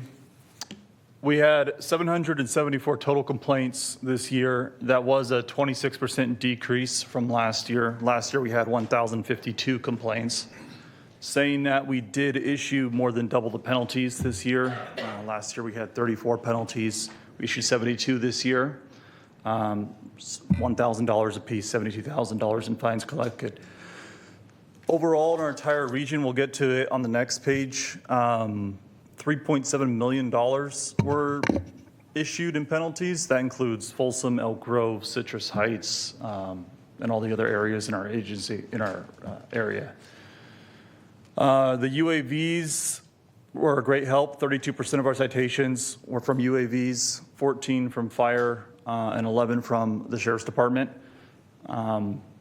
We had 846 follow-up contacts, meaning people that called us for complaints. We called them back, we emailed them back, we went out in the field and investigated. And then where we want to focus for next year is the expanded UAVs countywide. I think if we had UAVs at every fire station or even spread out in different areas besides just the one fire station we had, we can increase the enforcement a lot. Can I ask a question about the UAVs? Sure. Does code have any of its own? No. It's on its way. It's currently being It's on its way as a request? No, so we did purchase one. Okay. We're in the process of putting together a program, so we're working on it. Is It's going that to be gonna- delivered soon. Will that be deployable by code by July 4th of 26? We're hoping to do that, yes. Okay, hoping. Could be. Okay. I think it's a new program for us. Right? We don't have a currently established program yet, so I assume someone in code needs to get the FAA training and all that, right? yeah. Yeah. Part 107 license, yeah. In saying that, though, code is much more of a reactive force in this kind of enforcement. We're not out there normally on the 4th of July in the field. We did this year partner with the Sheriff's Scout Team and had 2 officers with the Sheriff's Scout Team on July 3rd and 4th. But their role in that was to just collect evidence that they were seeing. Is there anything legally that keeps code from being proactive, not reactive? No, not necessarily. So we do have a proactive approach. Based on the reports that we get yearly, we do send out warning notices to residents. There is some negatives with that. We get a lot of reports. Normally, citizens will report something that they hear. They don't see where the firework comes from, so we get a general address or area. As far as some of the hot areas, Greenback and Maine, Antelope, we are looking to be more proactive as well in notifying the businesses and those intersections that, there's potential for violations and fines if they allow fireworks to go off on their property. Obviously, there's some negatives with that as well. We don't want to hold businesses accountable for stuff that they're not really part of. But just to be proactive and try to set up some sort of barriers or a security team that can be out there to monitor as well. So we do try to take a proactive approach. We're looking at media as well, social media. I've contacted the PIO to send out warnings to social media pages as well. Thank you. Piggybacking off of the sheriff, I do think we need a centralized command of some type, especially for evidence collection. We get reports from citizens all over the county to report fireworks inbox. It comes to code enforcement, it comes to Metro Fire. But then we also have to collect the drone evidence from Metro Fire separately and from the Sheriff Department separately, and that can cause some delays in issuance of citations. And as you guys know, people don't just launch fireworks on the 4th of July. They tend to launch them on the 5th and the 6th and the 7th and maybe the next 2 or 3 weekends in July. And the faster we can get those citations issued, hopefully we can prevent that problem. So if we can get a better way to collect evidence as a county as a whole, I think it'd be very beneficial to us. We already have a bit of a public education campaign. I know we have the public information officer going to talk about that too, but I think we need to include a little bit more into that as well. Supervisor Rodriguez. I just want to get clarification. So when the fire department gives a citation or the sheriff's department gives a citation, those citations are then executed by your team, correct? So yes, they don't give citation. They have not issued citations for the social host ordinance violations. What they do is they have given us the evidence and then code And then you enforcement guys issues a citation. execute this, okay. Thank Right. you. That's kind of what I meant by the reactive, not that. Yeah. So we're collecting the evidence and then we're going out afterwards and issuing the citations. I think I agree with you definitely. What I am hoping to happen this next year is that we have a very aggressive campaign on, I mean, if we can make some changes to the ordinance, then we send that information out, and it's very educational so that most people will at least be aware that if you have illegal fireworks, you will get, you may get a violation, and if you get a violation, you're responsible for those. For Right. that, so, yeah.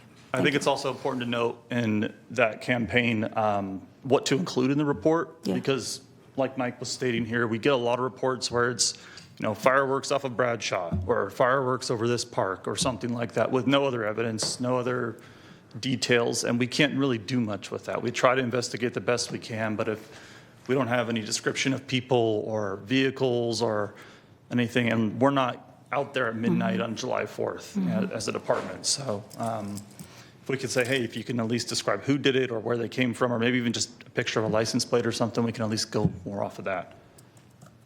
I do want to clarify on this slide specifically, I do have a typo on there under the warning letters. It should say 42.7% decrease, not increase. I apologize about that. But this is just kind of an overview of our stats that I went over already from 2004. We had less complaints overall. We had more penalties issued and more follow-ups overall. Sorry for the small font on here, but this is our entire region. So this is not just Sacramento County. This is what some of the other agencies in our region did.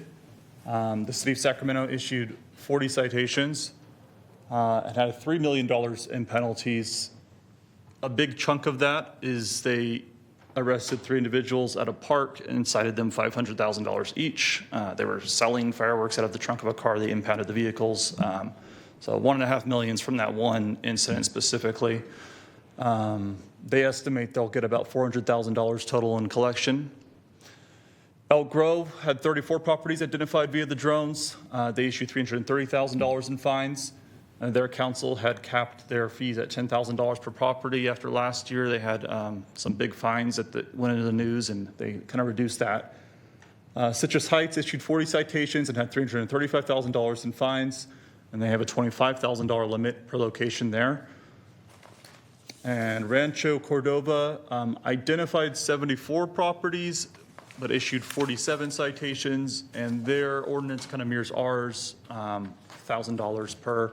So $47,000 in fines there. And in Folsom and Galt, we had no firework enforcement at this time. So I think that one of the obvious questions I see that comes from this slide, and I'll concede that maybe the city of Sacramento is a little unusual in terms of the fact that there were these 3 individuals that were fined so substantially for selling illegal fireworks. But when you look at the total amount of fines for the geography of Sacramento County versus the geography of some of these other jurisdictions, notably Oak Grove, Citrus Heights, how do you reconcile the fact that, especially given the now repeated incidents that we've heard this morning about the antelope and Orangevale, was it Orangevale? Orangevale. Yeah. Given what we experienced, given the fact that we have so much more territory, what do you think accounts for the fact that we haven't even reached $75,000 in total fines? Is it, as was commented on earlier, lack of staff? Is it the geography is too big? Is it our fines are too low? Is it a combination of all three? I think there's multiple issues at play if you want to combine. If you look at the slide, you'll see that we actually issued the most citations, but we did not collect the most money. And the big reason of that is because of our ordinance. We issue $1,000 for the violation of illegal fireworks. We don't have a per fireworks citation structure like a lot of these other agencies do. In addition, specifically Citrus Heights and Elk Grove, both of their code enforcement divisions are embedded within their police department, and they are out on the 4th of July with the police department.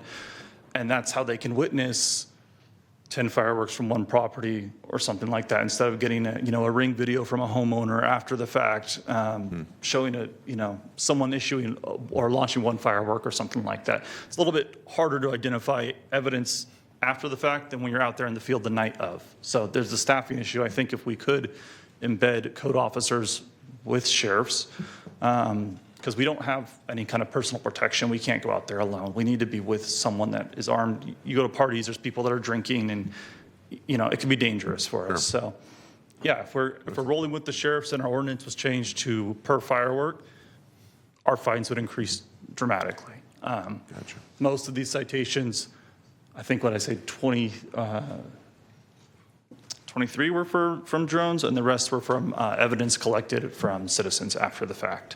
Gotcha. Yeah, a good combination of all three of the things you mentioned, staffing, resources. I mentioned we hope to have the drone set up next year. Our budget's pretty restricting, so it took a while to get the one drone that we have, and then training officers going through those programs to get the certifications. Just a little bit more help resource-wise would definitely make that go a lot further. And what is the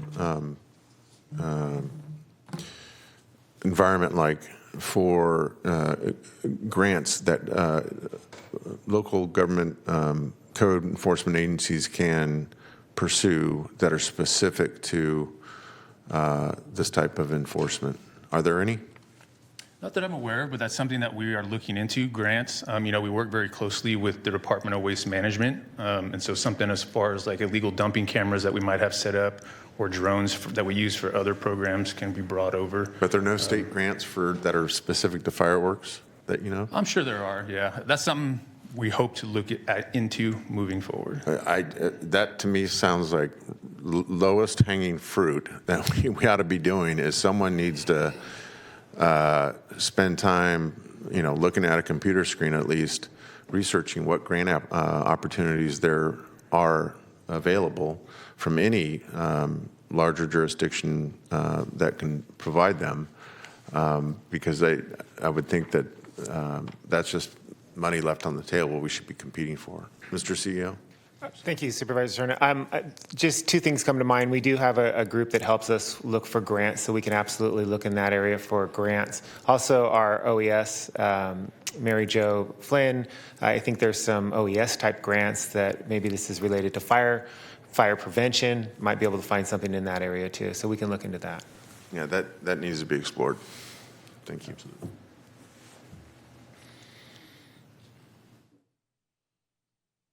On this last slide, I'm going to go over some of the things we've already talked about. Our challenges at the current moment, we do have limited staff for the joint operations with Sheriff and Metro Fire, but we can obviously pull people from other teams and expand that if we get cooperation with the other agencies. And I think we're all looking to do the same thing and issue more citations, hopefully the night of, so we can stop some of these fireworks here in Sacramento County. I talked about the delays in the evidence transfer, and why we would need some kind of centralized storage or maybe just a process to get that evidence over the next day instead of waiting a little bit. The complaints lacking addresses or actual evidence, I also spoke to that too. The general complaints are just not helpful to us. We can't do anything with them. So if we have some more information put into our public outreach that says, hey, please include this, I think it'd be very helpful. And that kind of goes hand in hand with the public confusion on reporting procedures. There's an app to report, there's an email inbox to report. There's a lot of people that just call 911 or the non-emergency line.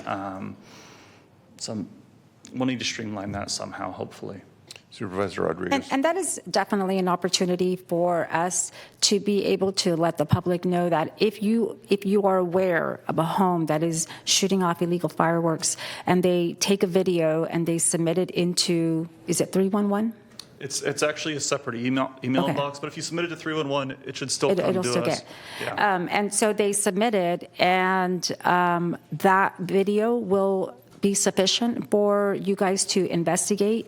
To Or investigate, if it's yes. clear, if it's very clear that somebody is shooting off illegal fireworks, then you can send them a Yes. citation. Yeah, absolutely. And all of our citations are posted in person. We don't send any in the mail. I know the city of Sacramento just sends theirs out in the mail our county ordinance does not allow us to do that. We have to post our penalties on the property.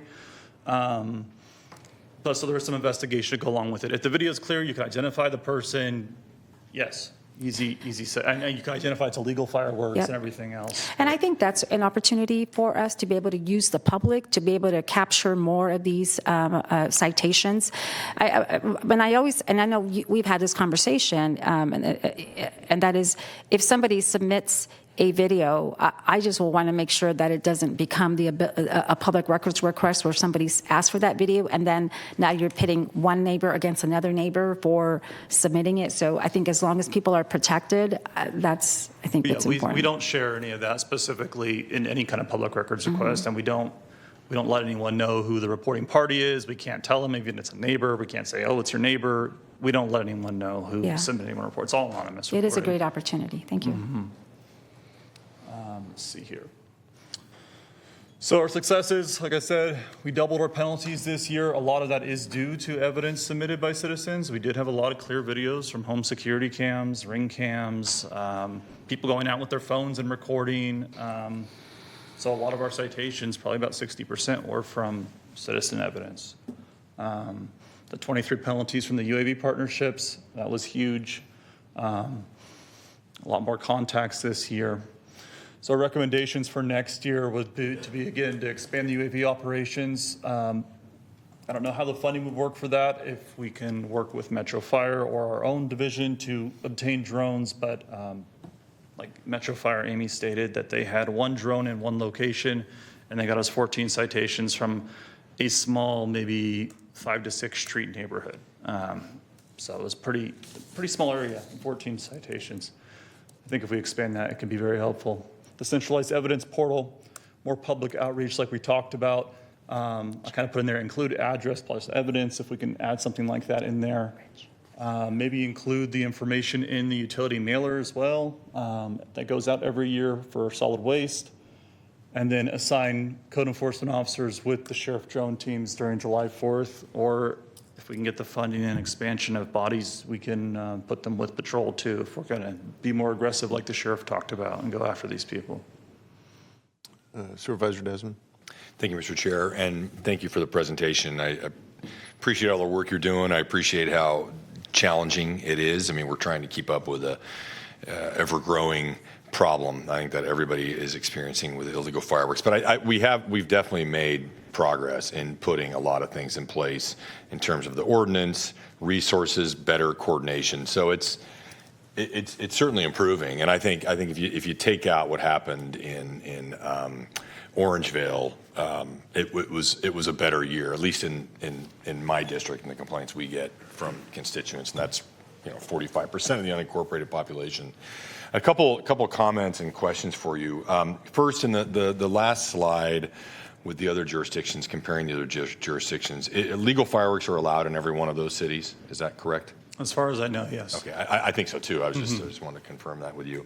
I don't want anybody to infer anything from what I'm about to ask, but do you ever look at, Mike, do you ever talk to your buddies in code enforcement in your state conferences or whatever, and just compare what challenges people are facing, your counterparts are facing in jurisdictions that don't have safe and staying fireworks? Anything even anecdotally about that? Yeah, I mean, a little bit. We just had a code conference a couple weeks ago, and there are a couple presentations put on by some other agencies. I guess not specifically to areas that don't have the safe and sane fireworks. That's a pretty good note to look forward to. But it's just difficult for every agency. Because it comes up, and I know Dennis is here, and we'll hear from him, but I do think having, obviously, the safe and sane fireworks makes it easier for people to hide, right? People who are using, and sometimes they'll intermingle. I've seen it firsthand. They'll have light up a few illegal ones and a few legal ones, and you don't know if they're legal or illegal. And so it does. I think we have to acknowledge that it is an increased challenge for us, and how do we respond to that? Obviously, while keeping safe and sane fireworks in the community.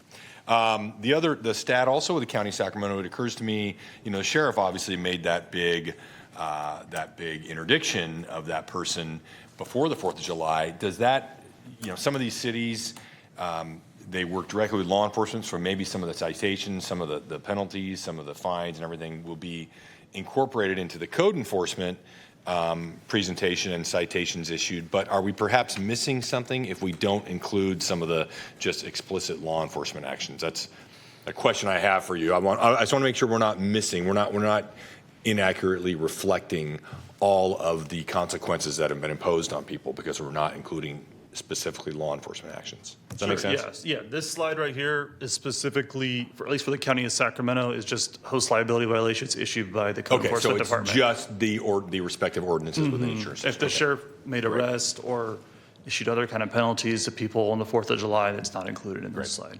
And the letters, I'm glad the letters, I know those letters, we started those, 2-3 years ago? And there was a big hue and cry from a lot of people who got those letters. Yeah. But I think it did have a deterrent effect, especially on people in their homes. I think we've massaged the letters a little bit.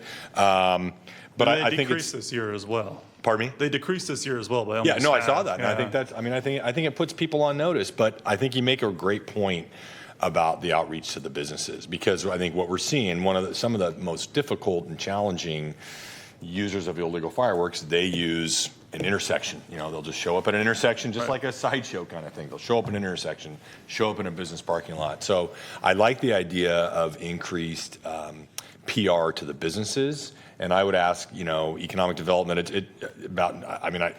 include something in the utility bill, get mailing addresses from business watches and P-bids and chamber.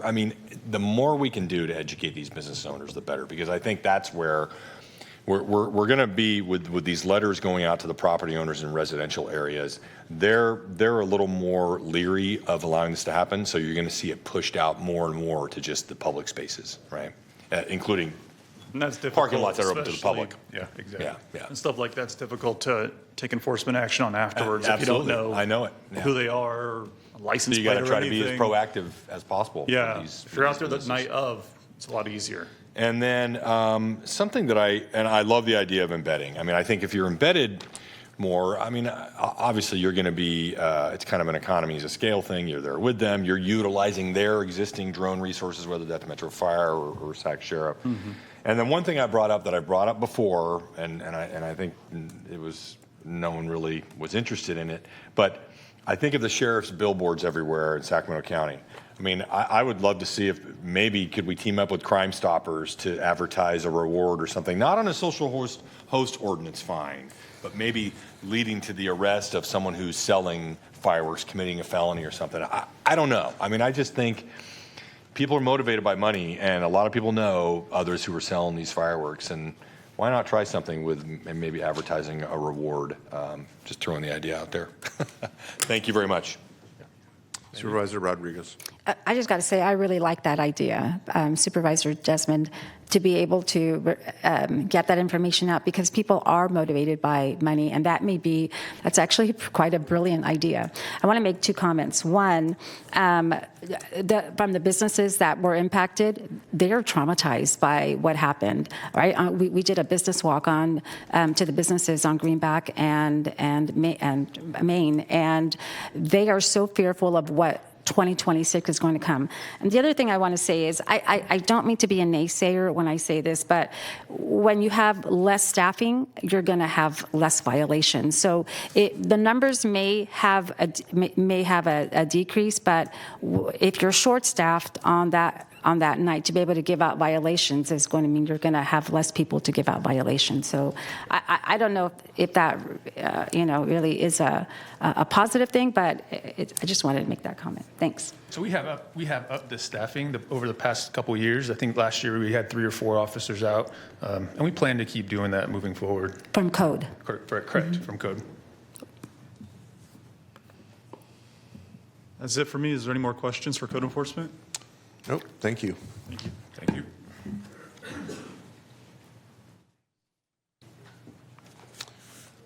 Does that conclude? Nope, it does not conclude. I see Kim coming to the podium.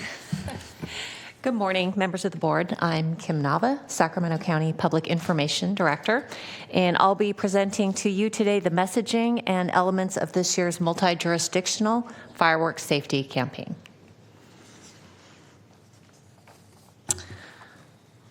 So, All local jurisdictions have varying degrees of issues with illegal fireworks usage and communicating the safe use of fireworks. In the past, there was confusion and cross-messaging when it came to reporting the use of fireworks. That changed in 2021 when jurisdictions came together to have a clear, consistent message across the county. This year, we've continued that coordination with well-defined expectations of safe use and reporting. In order to reach that consensus again, we teamed up once again with our city PIOs, fire and law jurisdictions to discuss messaging about 1, safe use and proper disposal, 2, what is legal and illegal, 3, how to report illegal fireworks usage, and 4, fines for using and selling illegal fireworks. The overall message this year was keep it safe, keep it legal. That's what we arrived at after our task force meetings. The secondary messaging was more specific about the risks, what is legal, what is safe, fines for illegal fireworks, when to call 911, and reporting illegal fireworks. Each jurisdiction gave us their preferred contact information for reporting illegal usage.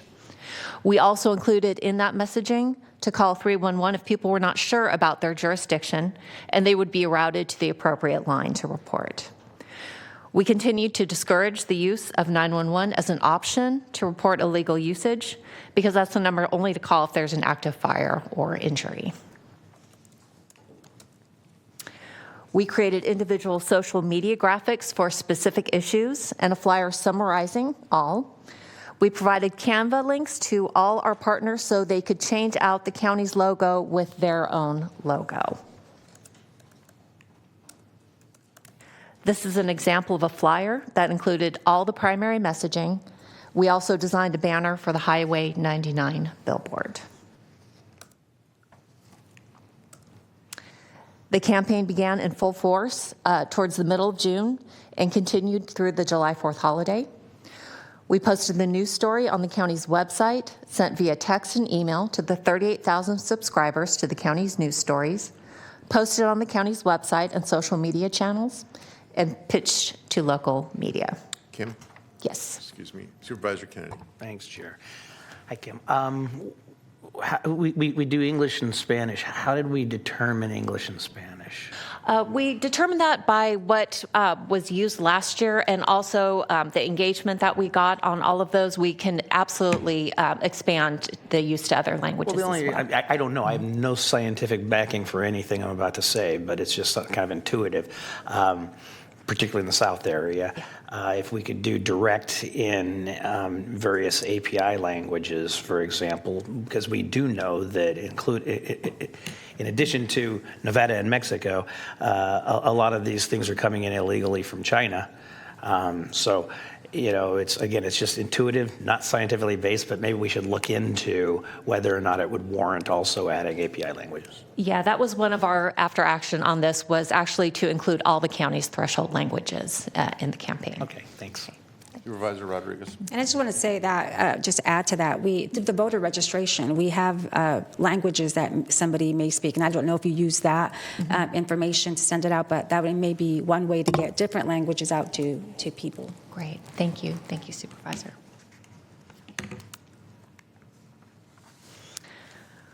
We provided the same treatment to the follow-up story about code enforcement's success in its 2025 efforts to crack down on illegal fireworks, issuing more than twice as many penalties as the previous year despite receiving fewer complaints.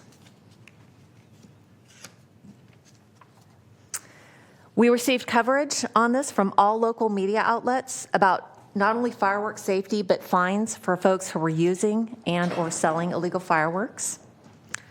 And that concludes my presentation, and I'm happy to take questions. Very good. Thank you, Kim. Any further questions for Kim? All right. Thank you. I don't have questions, but I have a comment. Yes. Kim, from the PIO's office is where we have the greatest opportunity to do education in advance. And, and so I hope that we do take advantage of all the different opportunities we can to get to people about hopefully some of the changes we can make to the ordinance today, or ask for the item to come back, and then to really start educating using every type of media outlet that we can to educate people as best as we can, because I mean nobody wants somebody to get a violation. I don't want to increase the violation cost. But the reality is that this issue is a problem. It's a big problem. I may work at handling it in my district, but what will happen is people will move to another area. And so I just want to make sure that we do a really good countywide campaign in the months ahead leading up to it. And, right now I'm stuck on Supervisors Desmond's idea of being able to utilize, find a way for people to report for those who have illegal fireworks, and try to get as much as we can off the streets before the 4th of July next weekend.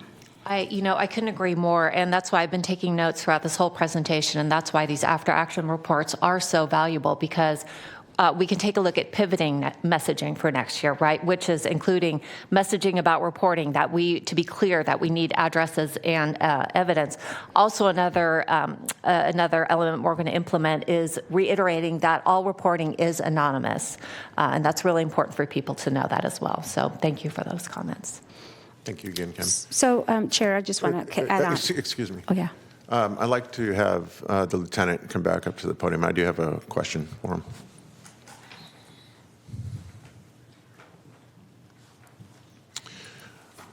It just occurred to me after hearing some of the other staff presentations.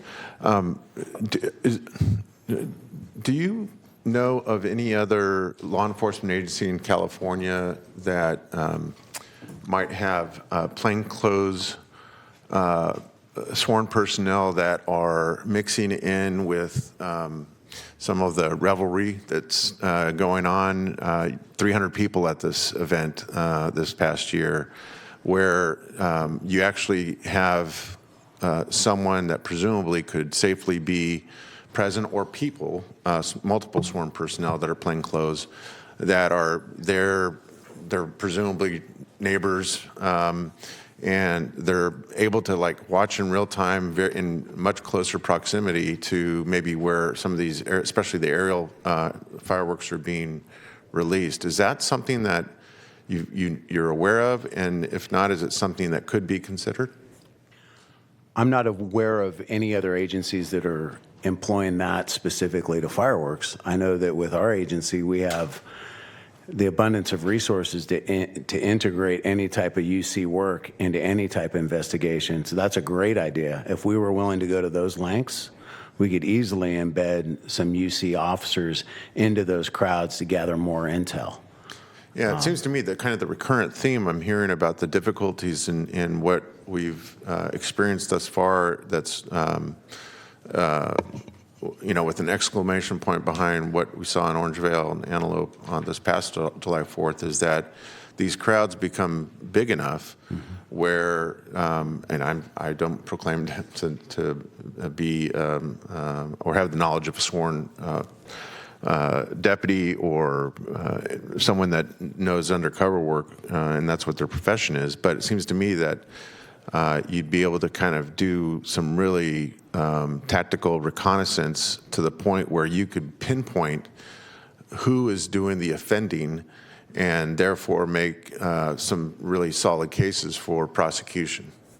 Without a doubt. We definitely have those resources available to us. It's just how in-depth do we want to go? Mm-hmm. When do we want to start this? If we want to start an aggressive investigative campaign coupled with an enforcement on the back end of that, I'm confident this is an issue our agency could handle.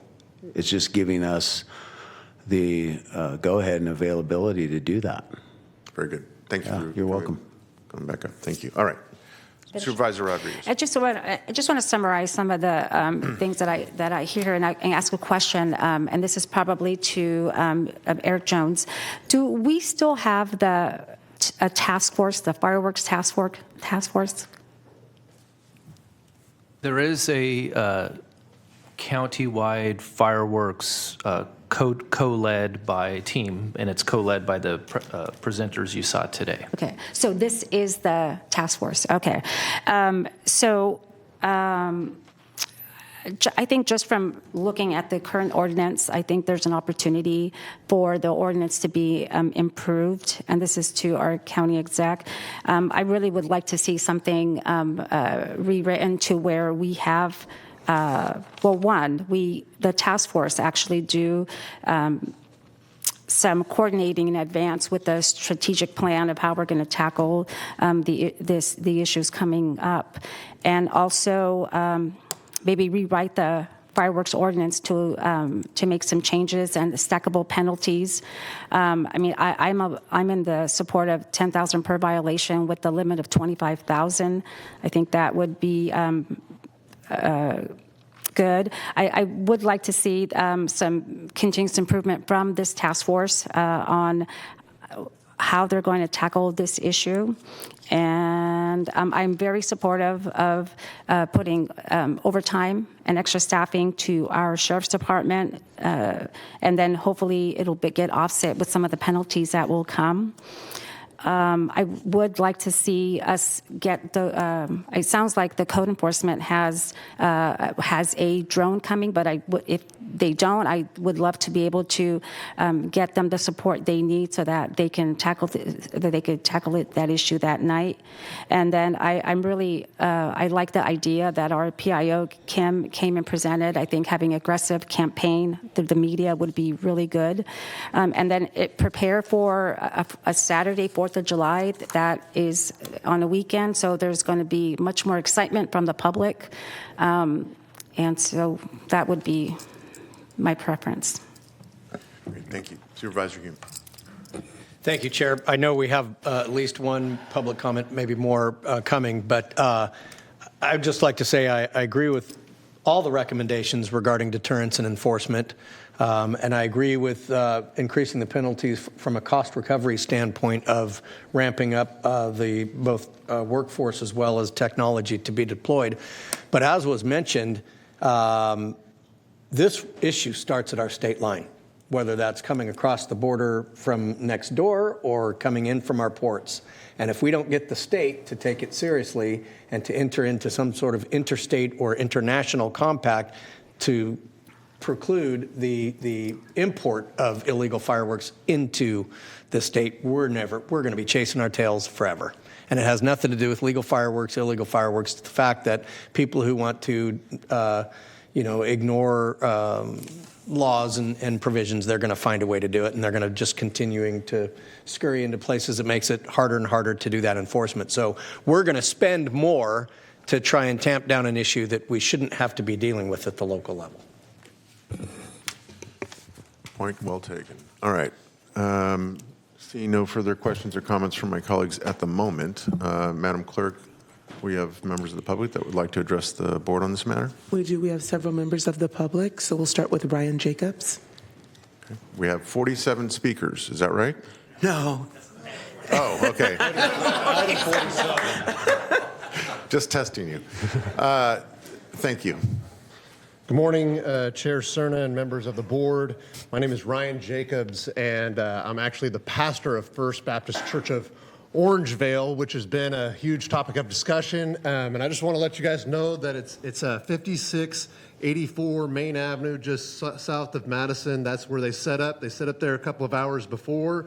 It's a box that goes off for about 15 minutes straight, and it's been there for years. It's the abandoned building right next to American Gas and Liquor. I also want to begin by thanking Rosario Rodriguez for meeting with us last Friday. We appreciate her time and the chance to share how this program helps protect our community and Sacramento County residents. Our church is one of many nonprofits that operate state fire marshal approved safe and sane fireworks booths. For us, this effort is one of the only remaining ways we can support our youth programs and marriage ministry. These ministries give teens a safe place to grow and help families stay strong. Without this effort, much of the work simply would not happen. We also want to acknowledge the progress shown by the After Actions report, as well as the hard work of Sac Metro Fire, the Sheriff's Office, and County Code Enforcement. Their coordination, the stronger penalties, and the expanded drone use have all contributed to making our neighborhoods safer. Sacramento County is moving in the right direction, and we appreciate it. But an important truth sometimes gets missed. Nonprofit fireworks programs and are partners with that safety. Our members helped to fund drones used this year. Every booth distributes safety materials, and we provide thousands of families a safe, legal alternative that reduces demand for illegal fireworks. When safe and sane fireworks thrive, public safety improves, and our communities benefit. That is why it is so important that this board continues permitting safe and sane fireworks. For many nonprofits, this is not a fundraiser. It's a lifeline that keeps youth engaged, supports struggling marriages. Jacobs, can you wrap up, please? You're over time. All right. And so just as you consider next steps, we just respectfully ask that you continue to support safe and sane fireworks. Thank you. Thank you. Michael Irvin.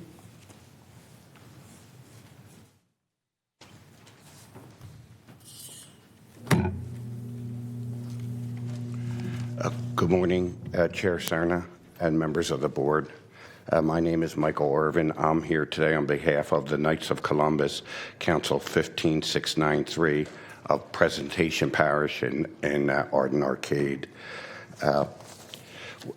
Using the funds from our fireworks booth, we sponsor soccer and basketball and arts events at our parish school. We sponsor a local parish food bank to feed the hungry. We feed about 40 hungry youths dinner every month, and we need that takes a lot of funds. And we also support Special Olympics. And I want to thank the board for their continued leadership on fireworks enforcement and for directing Sac Metro Fire, the Sheriff's Office, and Code Enforcement to prepare and present these after-action reports. We also want to recognize and sincerely thank those departments for their improved coordination, stronger results, and clear commitment to this public safety. This year's report shows real progress, from expanded use of drones to smarter evidence-based enforcement to regional coordination that help generate record penalties and fewer complaints. We believe these results show what's possible when the county, cities, and nonprofits work together. Our organizations aren't just fundraising, we're partners in public safety. We help fund the drone operations that enable enforcement in multiple jurisdictions, and every booth we operate provided customers with QR-linked safety materials from the county, city, and state. We respectfully believe the next step is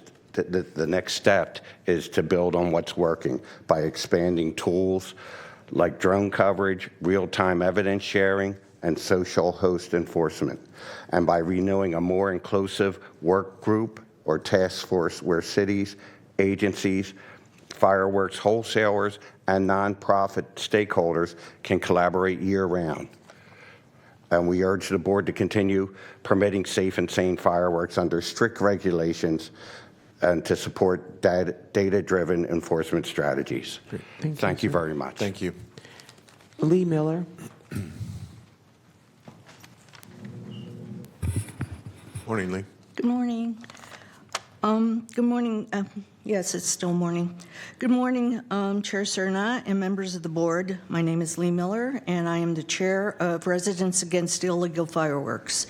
I want to begin by thanking the board for your leadership in directing Metro Fire, the Sheriff's Department, and Code Enforcement to present these after-action reports publicly.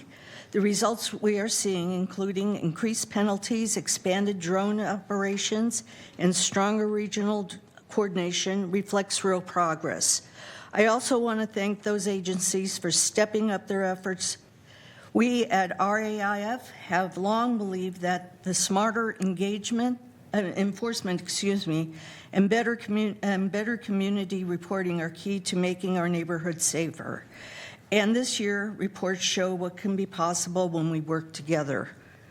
We support expanding these tools, especially real-time evidence sharing, cost recovery provisions, and community education, and we hope the county will consider reconvening a broader, more inclusive fireworks task force that brings cities, agencies, and residents together in one coordinated effort. At the same time, we know that illegal fireworks don't originate here. Many come from across state lines, and until California works with Nevada to address the supply chain, we'll be stuck playing defense. That's why we also respectively ask this board to join other local jurisdictions, urging the governor to initiate discussions with Nevada on the California-Nevada Joint Illegal Fireworks Task Force and an interstate compact. Sacramento County helped lead the charge on this once before, and your voice carries weight. This isn't about abandoning local solutions. It's about completing them. Thank you again for your leadership and your willingness to listen to the community. We at Residents Against Illegal Fireworks look forward to continue working with you this year. Thank you. Thank you, Lee. Michael Duffick.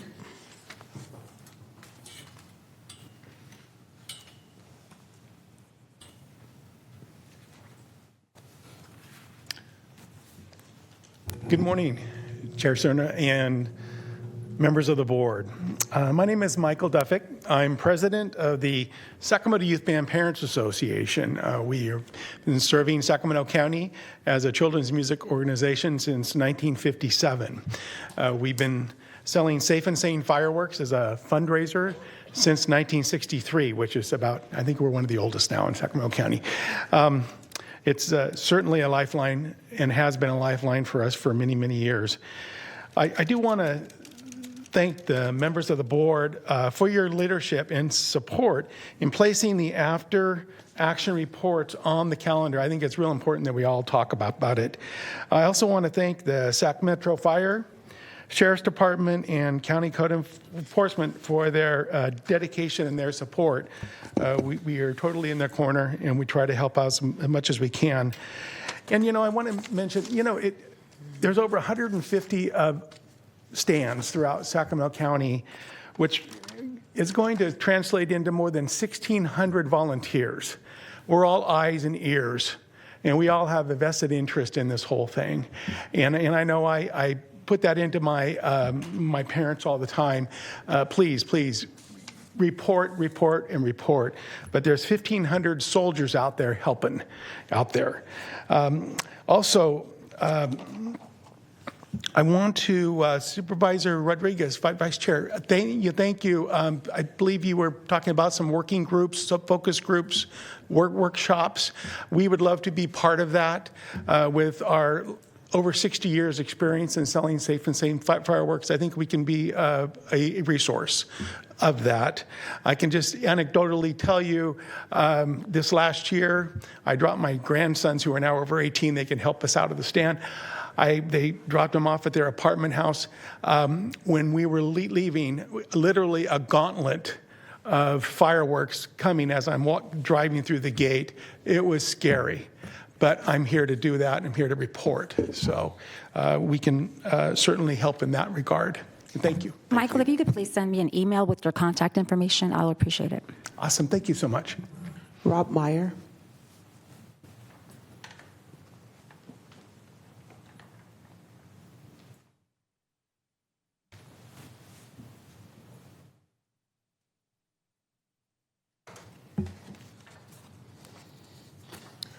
Good morning. Good morning.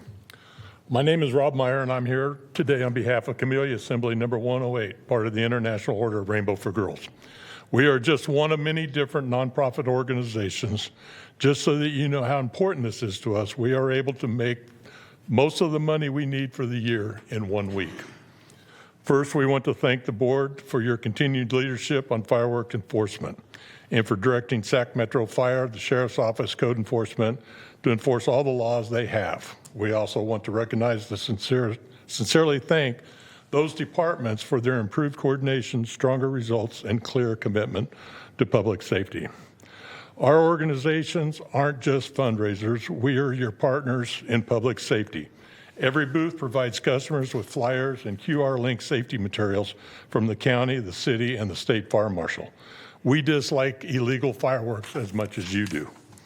In conclusion, we propose building on what works, expanding drone coverage, enabling real-time evidence sharing, strengthening social media enforcement, and reestablishing a year-round task force where city agencies, the firework industry, and nonprofits can collaborate year-round. Thank you for your time. One thing, sitting here and listening, there needs to be an app that people can just click on to report an illegal fireworks. If you get 15 clicks in a general area, would tell you maybe that's someplace we ought to check out. And with AI and everything available, just a suggestion. Thank you very much. Thank you, Mr. Meyer. While Mr. Walsh is making his way to the podium, I'm going to ask Mr. Jones, Eric, do we have any space on our 311 app currently for illegal fireworks reporting? Do you know, Kim? I'll have to check on that and get back. Can you do that? And if we don't, can you further look into what it would take to look at the possible benefits of adding it, or maybe some of the challenges? I'm not suggesting that it can be done necessarily, but we do have, to the previous speaker's point, we already have a platform, general platform for constituents to report a whole host of things that they witness, whether it's illegal dumping or other code violations. So maybe that is something that could be added to the 311 environment. I asked earlier, and the answer was yes, people can report through 311, and then there's also another, I believe it's an email or contact information. I can't remember who reported that. So there are two ways that you can report it. But what I want to know is, we have on the 311 app, you can select by type what the violation or suspected violation is. I don't know that we have something that makes it, easy and streamlined for folks to report. That's kind of what I want to understand. Yes, Chair, if I understand, knowing that we have 311 and a few mechanisms in place, it's how easy is it to use, and can it be in an an app-like format for ease of use from mobile phones? Right. Okay. Correct. Yes. I'll check. Thank you. Good morning. Good morning. My name is Lorenzo Walsh, and I am the president and CEO of the Strength Mentoring Program and the Consuming and Social Junior Wolfpack. And I wanted to thank you guys all for your program and for your time and your concern, for making the efforts to make 4th of July a much safer holiday. I also want to thank you guys and let you know that each year it allows the Strength Mentoring Program to help or assist several dozen at-risk youth to be able to participate in our program and off the street, and also to educate them about the safe and sane fireworks. So thank you guys. Thank you.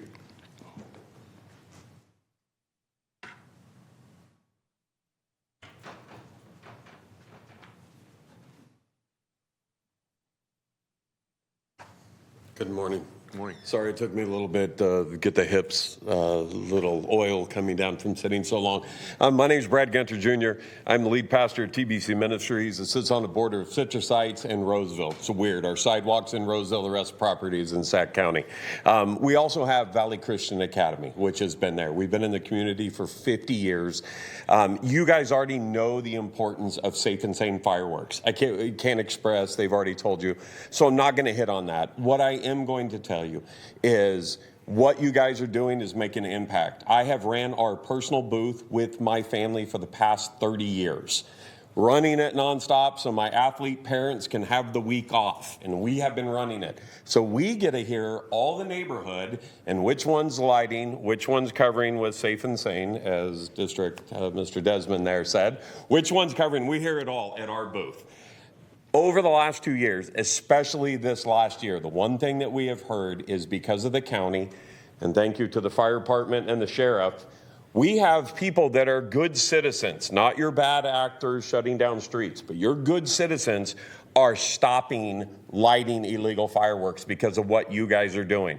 And I cannot speak to Orangeville, I cannot speak to Antelope. I can tell you about the people we deal with 7 days a week that return to our booth, like and drive, in the Rayleigh's parking lot year after year after year, because VCA and Coach Gunner is sitting there and they talk to us.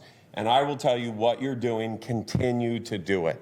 I will offer my support. If you ever want community members, I sit on the board of CIF for managers, board of managers for our high school athletics for CIF. I'm on state CIF committees, and I'm also a pastor and an athletic director and a coach. I would be more than happy from the community standpoint to jump in. But I just want to thank you guys and you guys for everything you guys do.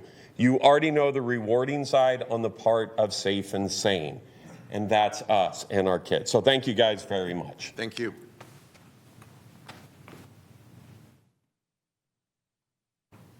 Mr. Benevito? Nope. Not here. Okay, we'll move on to Mr. Burkett.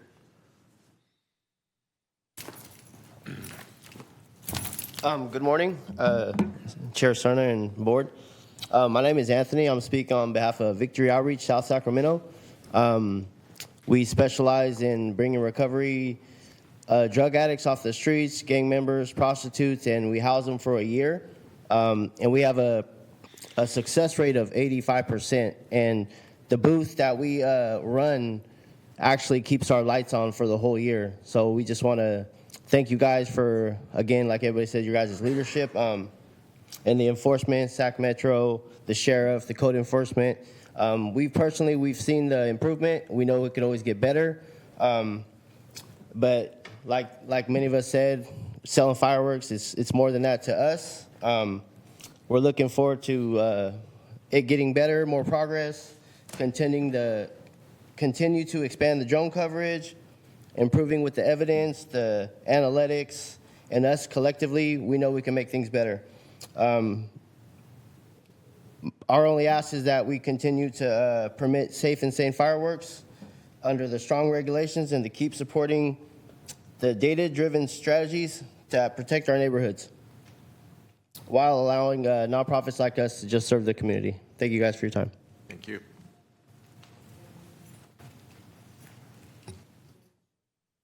Dennis Rebel.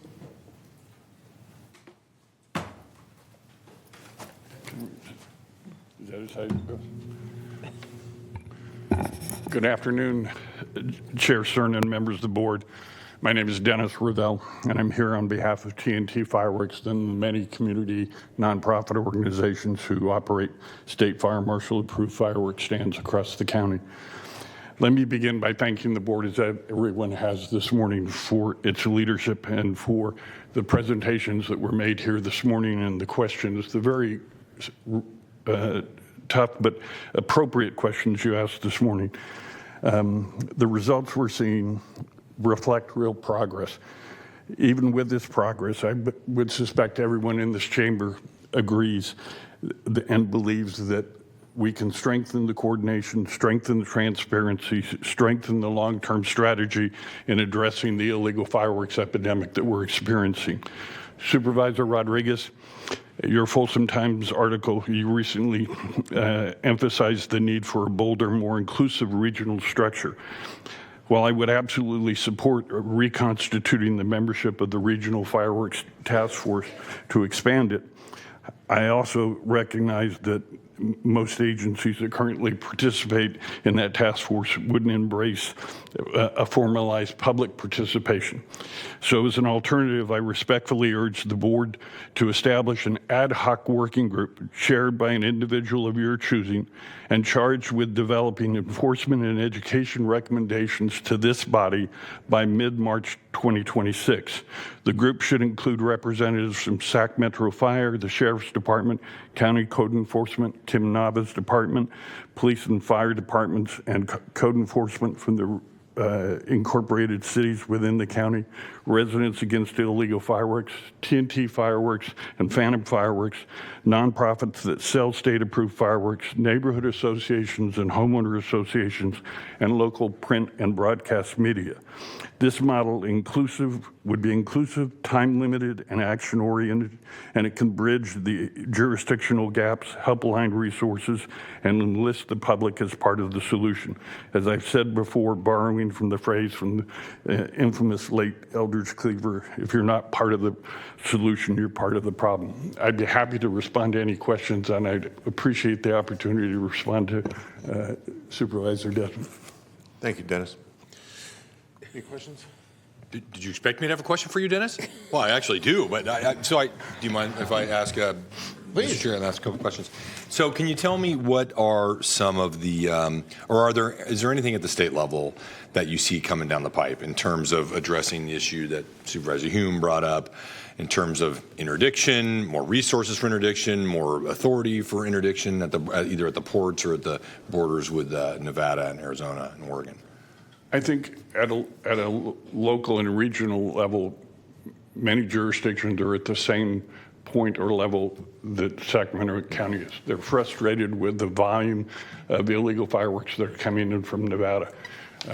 Clearly, the Esparto incident has pointed to another possible source of illegal fireworks, and that which is escaping state and federal scrutiny that they clearly have the power and the regulations and statutes to do, but for some reason didn't. And they're trying to find as many innovative and cost-effective ways to address the problem. I think the best analogy you can find to the situation that we face, it's like a freeway.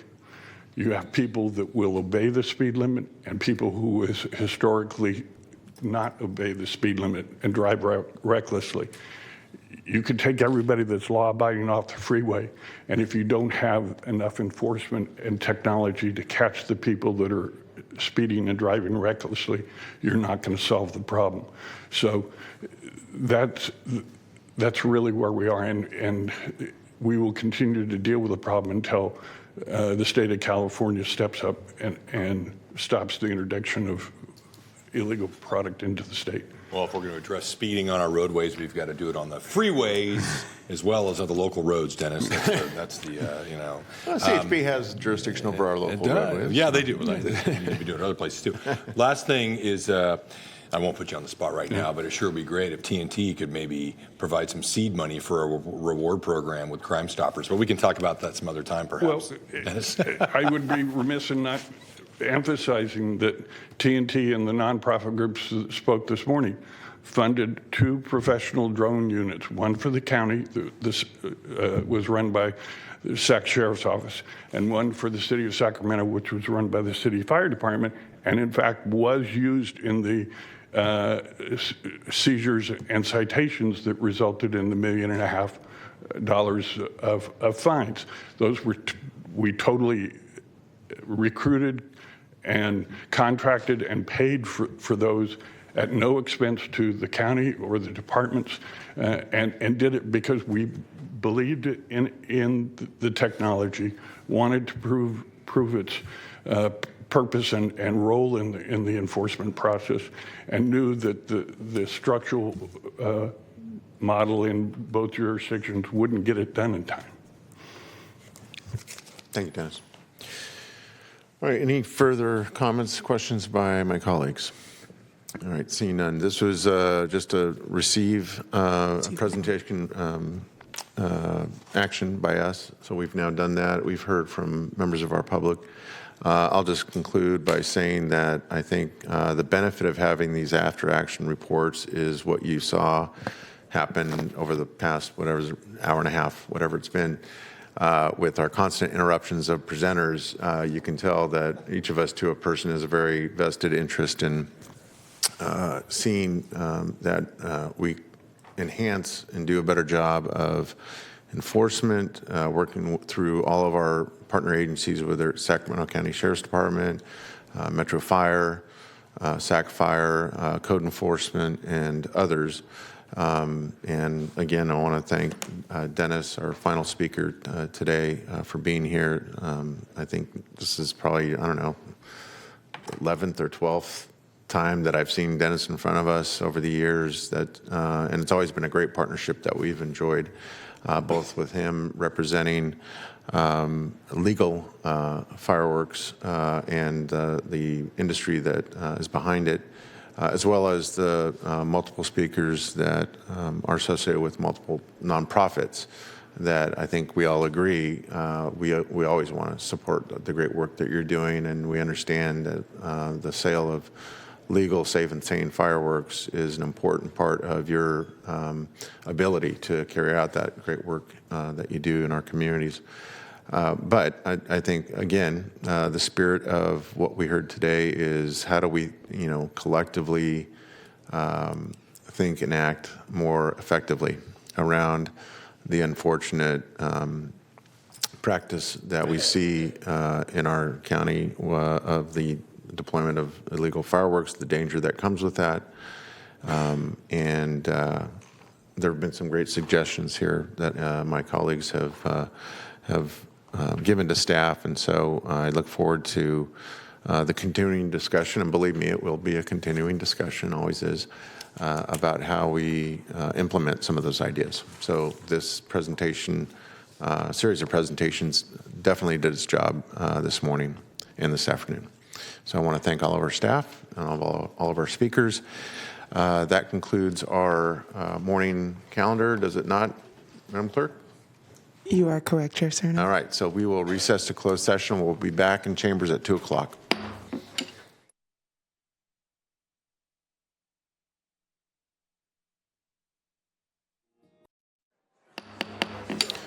Okay, I'd like to call to order this meeting of the Sacramento County Board of Supervisors. Madam Clerk, will you please call the roll and reestablish a quorum? Good afternoon, Supervisors Kennedy. Here. Desmond. Here. Rodriguez. Here. Hume. Here. And Chair Cerna. Here. We do have a quorum. All right, very good. Madam Clerk, if you could read our one and only public hearing item for the afternoon into the record, and then I have a few comments before we hear our staff presentation and then from the public. I will read that into the, and I also need to do a swearing in for folks as well. So item number 48 is PLMP 2021-00191. This is the Coyote Creek Agrivoltaic Ranch, a use permit, special development permit and design review for multiple properties located along Scott Road, south of White Rock Road, north of Boys Ranch Road in the Casumnas community. The applicant is Sacramento Valley Energy Center, LLC, APN 072-0100-018 and 027-72-0110-031-067-069 through -076-7972, 3160-003-005 and -006-073-020, -018-029, -034 through -037 through 039 through -045, 049 through -054, 056 through 077. The environmental document is an environmental impact report. And All I right. would you like me to do the swearing in? Yes, please. So the clerk is about to give instructions. I'll just make it clear. Please stand and raise your right hand to be sworn. So, Madam Clerk. Okay. If you wish to address the board about item number 48 on the agenda, please stand and raise your right hand. The appropriate response is I do.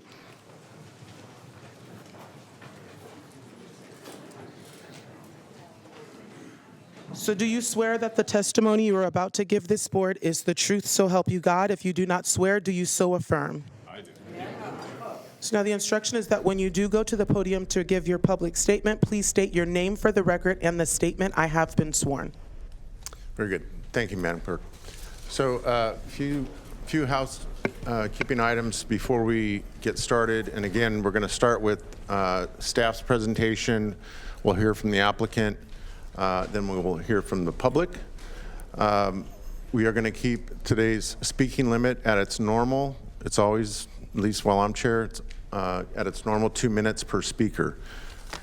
We have that time limit in place so that in occasions, especially like this one, where we have, Madam Clerk, how many speakers do we have so far? We currently have 74 and growing. Okay, 74 and growing. So we have the time limit in place so that everyone who has taken time out of their day to be here to offer testimony has that opportunity to address the board. Now, having said that, if you simply agree with a previous speaker or an opinion that's already been expressed, it's absolutely fine to say that you agree with the previous speaker. I know that, I believe, Madam Clerk, we have a group that has asked for a block of 15 minutes for a group of speakers to, one after the other, address the board. I'm going to permit that, so I think you need to just have them identify themselves. Is that correct? That is correct. If you could make your way to our staff that's in the lobby to identify yourself as part of the coalition of the 8 conservation and off-road vehicle organizations. So is that clear to folks? There was a request made for 15 minutes for a block of speakers. It's the chair's call. I'm okay with that. We just need you to go outside the chambers for a few minutes and coordinate with the clerk of the board's staff so that we can, so that I can call you up appropriately. I think that's all the reminders I have. Of course, please again complete a speaker slip and make sure that our clerk staff have that. The list that you will see when it's time to hear from the public will be shown on either screen. That, as the clerk has mentioned, is a growing list at 74 already. So we have a busy afternoon in front of us, and if there's nothing further from the clerk, I'm going to ask that staff begin their presentation. Thank you. Good afternoon, Chair Cerna, members of the board. I am not Kimber Gutierrez. You'll hear from her shortly. I am Todd Smith, your planning director. Before the staff presentation, I just wanted to give a few opening remarks, noting for me personally, this has been a multi-year effort in this Cody Creek Agrivoltaic Ranch project, but I want to note that this has been about a year since this board, well, most of this board, Supervisor Rodriguez, you came after the fact, but about a year ago, the county adopted its first climate action plan. And then about 5 years ago, the board also adopted the climate emergency resolution, which identified a number of resolves, whereases, et cetera, really speaking to some aggressive and ambitious goals relative to achieving carbon neutrality by 2030. Which is 15 years ahead of the state's target. That resolution also called for significant steps. The phrasing was significant steps to sustain and accelerate community-wide carbon elimination and all efforts and actions necessary to eliminate emissions by 2030. The combination of those two things really is underlying staff's recommendation today. As you know, the development of the Climate Action Plan took several years. There was a substantial amount of staff effort, not just in planning and environmental review, but staff resources across multiple county departments.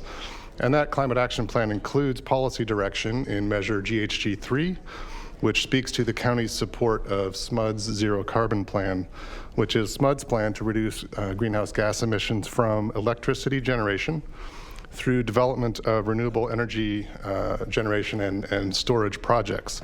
And this project, the Coyote Creek Agrivoltaic Ranch, is the first major project of its kind to come before the board since the CAP adoption a year ago. I can honestly state that I know that Kimber and Julie and Allison and others, I see Candace and our consultants, have done a tremendous amount of analysis, very robust and extensive analysis. Over the last 4 years on this project, they have weighed the multiple policy goals in the general plan and the climate action plan to develop the staff recommendation in support of the project, which includes defensible mitigation under CEQA as well as the recommended conditions of approval. With that introduction, I will turn it over to Kimber for the staff presentation. Great, thank you, Todd.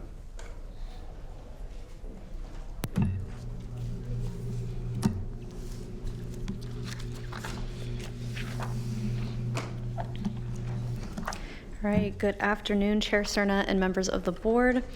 Kimber Gutierrez, Principal Planner with Planning and Environmental Review. Today I will be presenting the Coyote Creek Agrivoltaic Ranch project. The project site spans approximately 2,700 acres in the Cosumnes community. It's located south of US Route 50 and White Rock Road, northwest of Rancho Murrieta, and southeast of Prairie City State Vehicle Recreation Area along Scott Road. The site is known as Barton Ranch and is currently used for cattle grazing. The terrain consists of rolling hills and open grasslands, interspersed with seasonal wetlands, vernal pools, oak forests, and woodlands, and ephemeral drainages.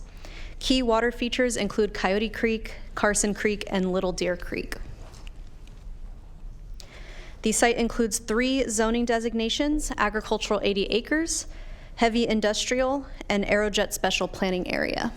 Kimber, before you leave that slide, yes, the map there, the polygon, the red line there, is, I assume there's some space in that very narrow stretch, or is that?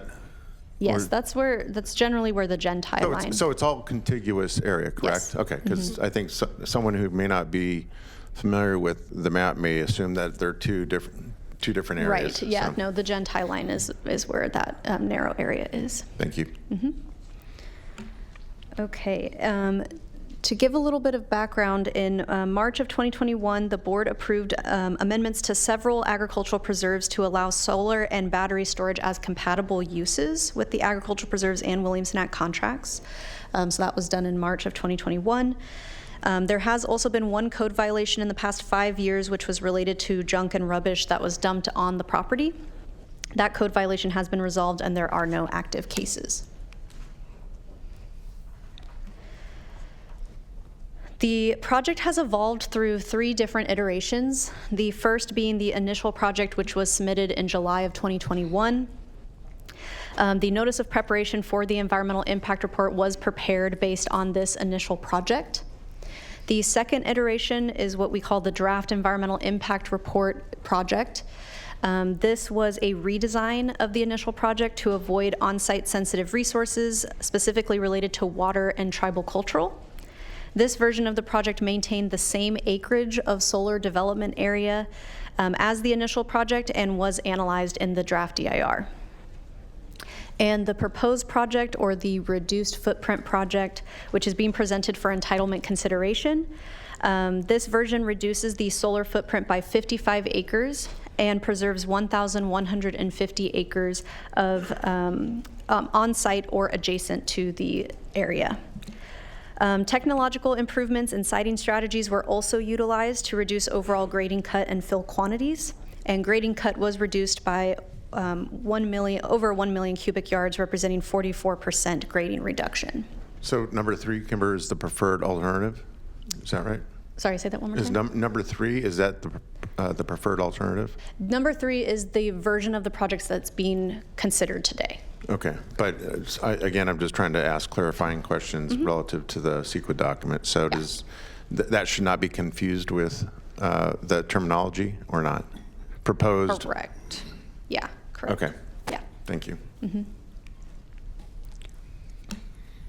Okay, so the image on the left shows the proposed project and identifies the areas that were removed from the solar development area in red. The image on the right is a more detailed site plan.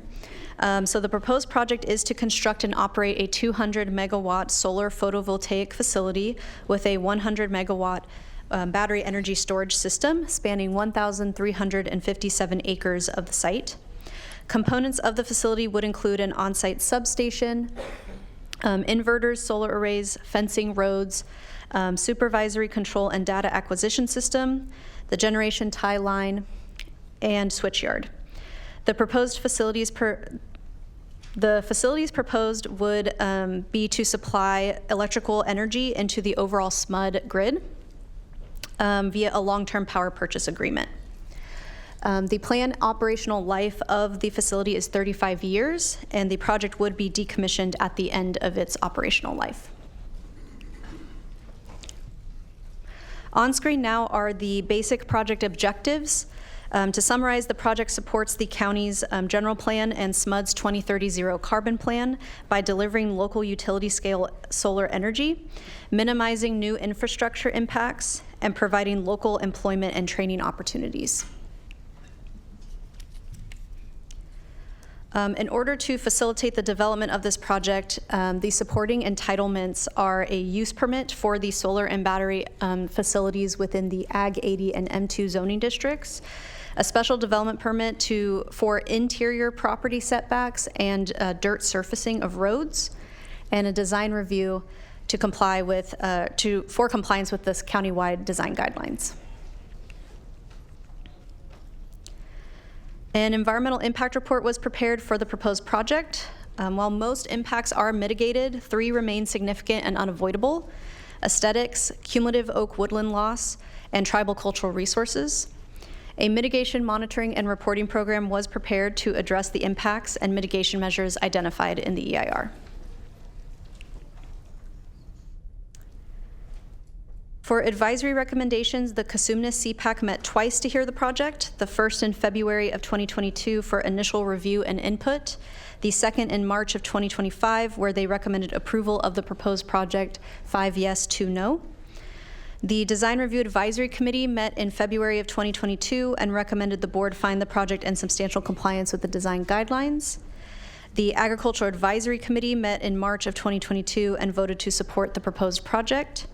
And then the Planning Commission met on October 6th of this year, where they recommended approval of the proposed project, 4 yes, 0 no, and 1 absent. As you can see, there has been a large community input component of the proposed project. Supporters cite renewable energy, compatibility with agriculture, and land preservation benefits, while those opposed raise concerns about habitat impacts, loss of rural land, and the effect on the Prairie City State Vehicle Recreation Area. The next 8 slides are going to walk through the project analysis with key general plan policies. Starting with energy, being a renewable energy development, the project aligns with General Plan Policy Energy 19, as well as the Climate Action Plan's Policy GHG 3, and SMUD's 2030 Zero Carbon Plan, which targets 1,100 to 1,500 megawatts of utility scale solar.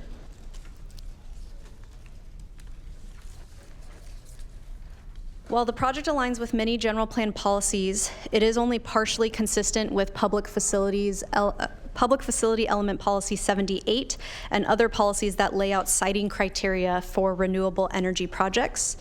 The partial inconsistencies are due to visual and habitat impacts, and the project is not aligned with scenic and tribal cultural resource protections, given that impacts were mitigated to the greatest extent feasible, but would still result in significant and unavoidable impacts.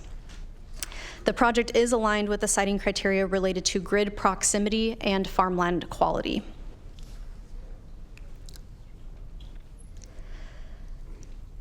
In terms of agricultural policies, the project is consistent with several ag policies. The project does avoid prime farmland. It maintains grazing, as it's going to be a concurrent use under the Williamson Act, and includes an agricultural management plan to ensure that continued agricultural use of the property. For biological resources, up to 3,493 native trees will be removed, resulting in a loss of 41.36 acres of oak canopy. Mitigation is included and includes 1-for-1 preservation and replanting, but the temporal loss of oak canopy remains a significant cumulative impact.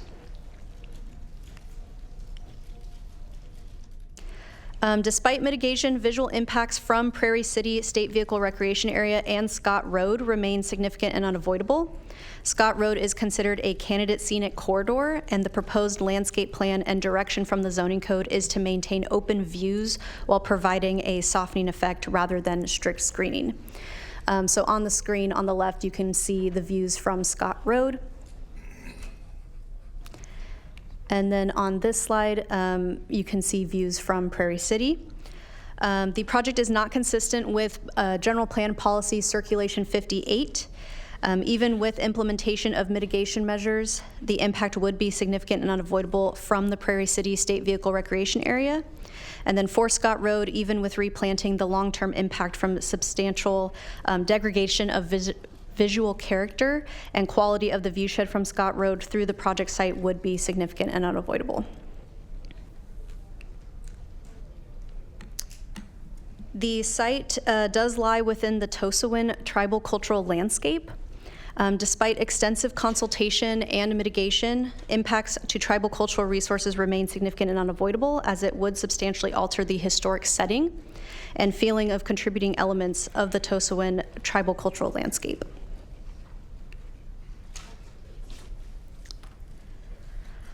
To summarize, the project is generally consistent with the Sacramento County General Plan in terms of renewable energy development, agricultural compatibility, air quality, and hazard mitigation. However, it is partially consistent or inconsistent with policies related to oak woodland preservation, scenic corridor protection, and tribal cultural resource avoidance. Although policy inconsistency has been identified, the County Planning Commission still recommended approval. And the board may still approve the project where the county has jurisdiction of development projects for energy facilities that are contrary to any of the policies within public facilities element. And that is when justification is provided through findings. That is policy PF 66. The findings of fact and statement of overriding considerations that is included in the packet were prepared for the proposed project and conclude that the significant effects of the project have been eliminated or substantially lessened when feasible, and the remaining significant environmental effects are acceptable because of the economic, social, environmental, and other benefits the project provides, including implementation of the general plan and climate action plan, policies, and SMUD zero carbon plan. The project is also consistent with the Williamson Act and the zoning code and is compatible with surrounding zoning and land uses, and all advisory bodies have been in support. I also wanted to know that the Barton Mosier families, as well as owners of surrounding properties, have entered into agreements to facilitate future development of a public recreation trail system that is identified in Figure 18 of the Sacramento County Active Transportation Plan and is also shown on the screen to the left. Similarly, the applicant has agreed to facilitate future development of a public recreational trail system if they obtain an easement for the area adjacent to the aforementioned properties where trail agreements are already in place. Timeline and funding for trail design or construction is not known at this time, and CEQA review will be completed when the trail design moves forward. And with that, Planning and Environmental Review staff recommends that the board adopt a resolution certifying the final environmental impact report as adequate and complete, adopt the CEQA findings of fact and statement of overriding considerations, and adopt the mitigation monitoring and reporting program. And the second action would be to adopt a resolution issuing a use permit and a special development permit and determine substantial compliance with the Sacramento County countywide design guidelines, subject to findings and conditions.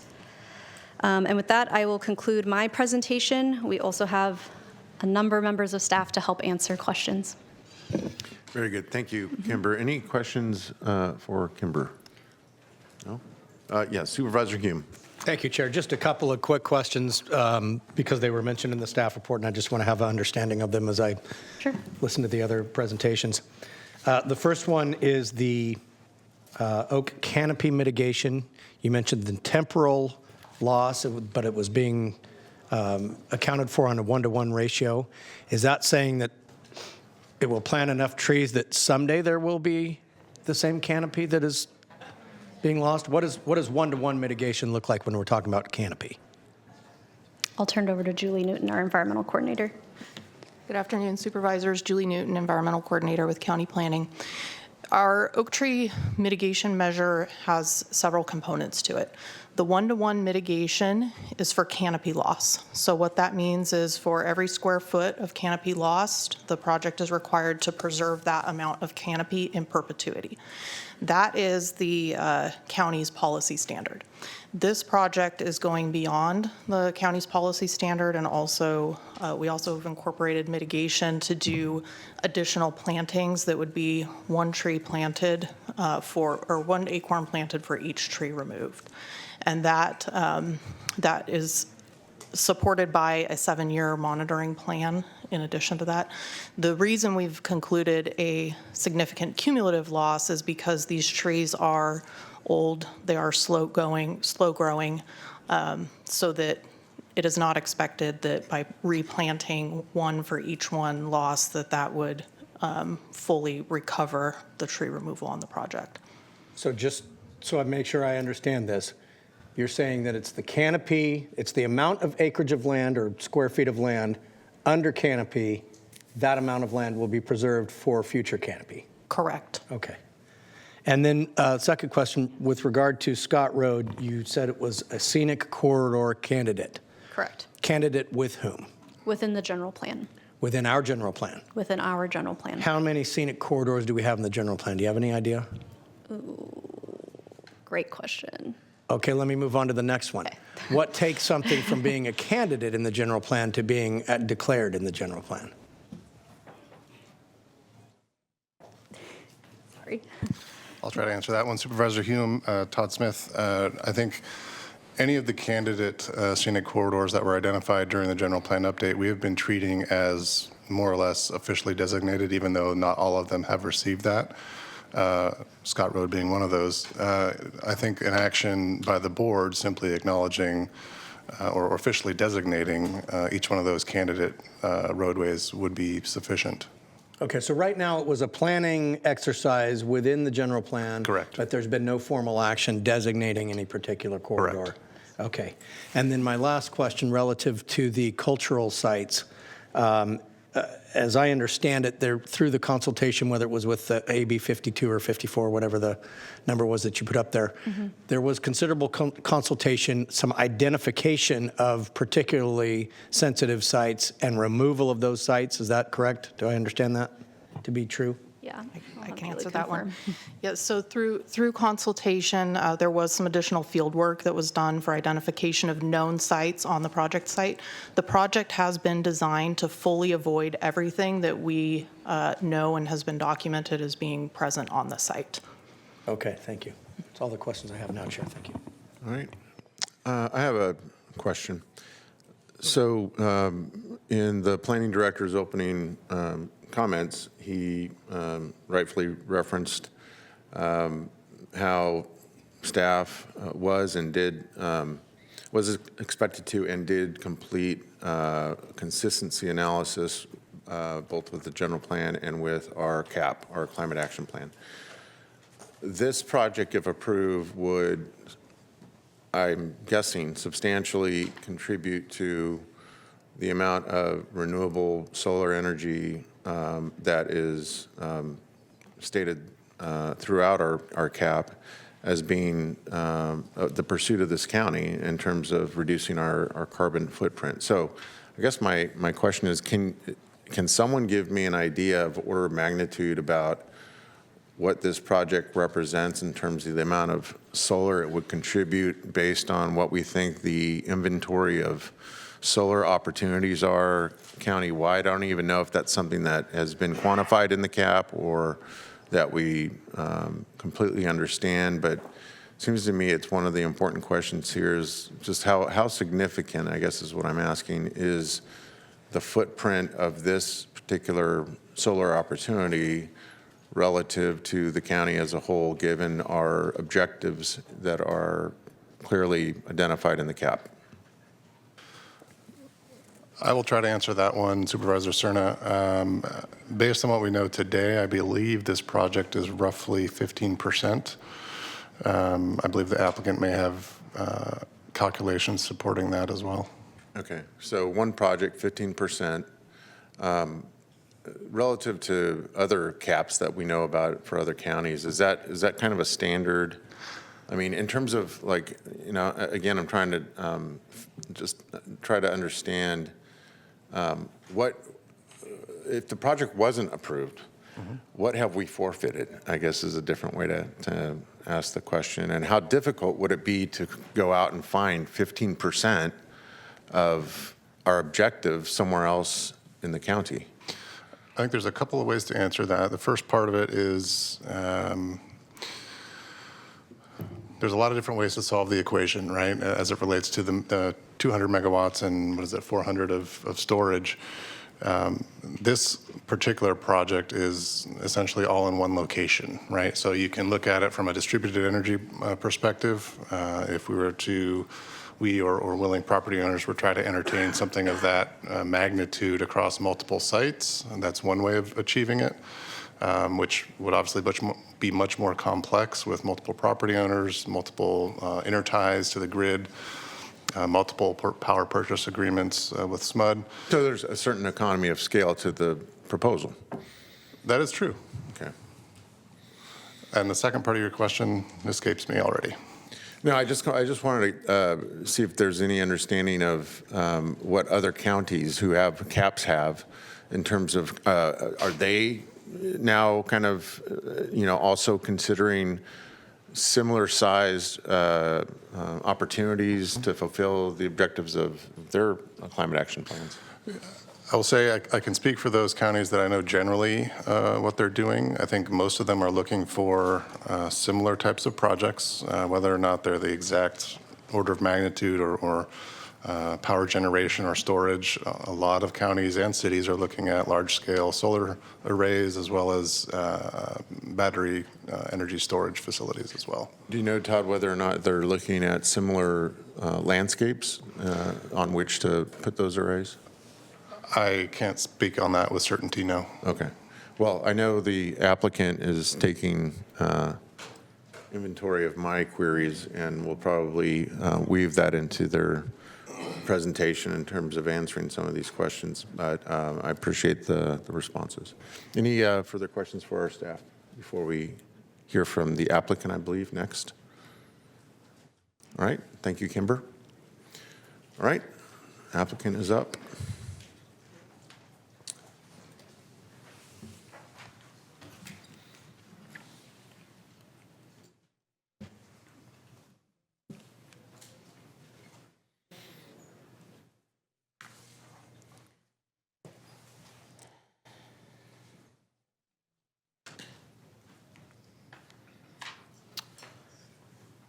Good afternoon, Chair Cerna, Supervisors. My name is William Marisi. I'm Director of Development with Desert Renewables, the applicant for the project. On behalf of the whole team, thank you for the opportunity to present today. And thank you to Kimber, Todd, Julie, all of county staff for their work over the last 5+ years. Desert is an American-based leading renewable energy developer. We have projects operating in 22 states, enough to power approximately 2 million homes. We own and operate 56 solar sites, 14 wind sites, 2 battery storage sites, with 7 more batteries under construction. Here in Sacramento, we have 4 solar projects operating and contracted with SMUD, totaling 320 megawatts. Coyote Creek is contracted with SMUD to provide an additional 200 megawatts of solar and 400 megawatt hours of battery storage.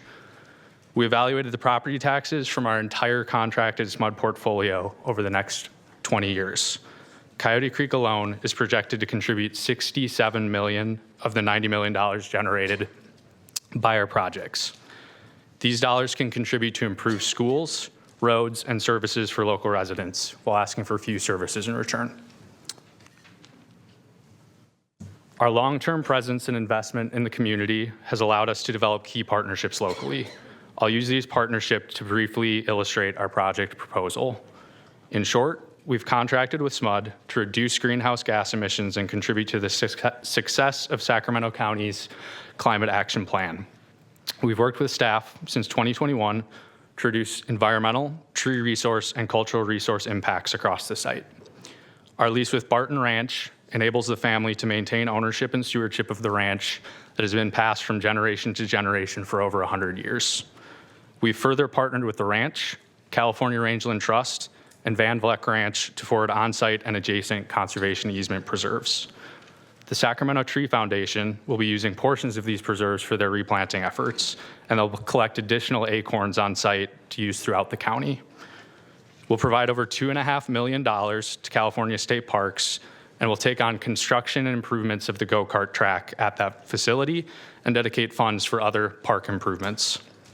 All construction activities, including the go-kart track and the solar project will be completed by highly trained union labor, the best in the business. We look forward to continued investment in Sacramento County partnerships for many years to come. With that summary, I'll turn the presentation to Jim Gillum to provide a little more project information. Thank you for the time. Thank you. Thank you, William. Thanks. Chair Cerna, members of the board, Jim Gillum with Gillum Consulting representing Desiree. I too want to thank staff for all the hard work on this project. It has been quite a few years of work, starting with that Williamson Act contract amendment. I'm going to focus in on just a few key facts about the project to start, and then we'll get into some of the more details. So, as has been mentioned, the Williamson Act contracts date back to 1969 and 1970, and that's critical.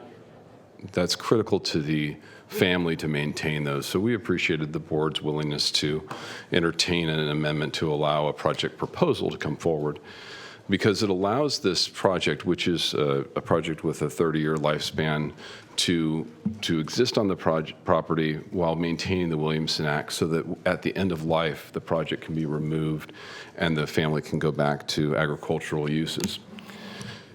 To that end, the project is going to revegetate the property after construction, not after removal, but after construction, so that we can utilize it for the agrivoltaic purposes that we're going to talk about in a minute or two.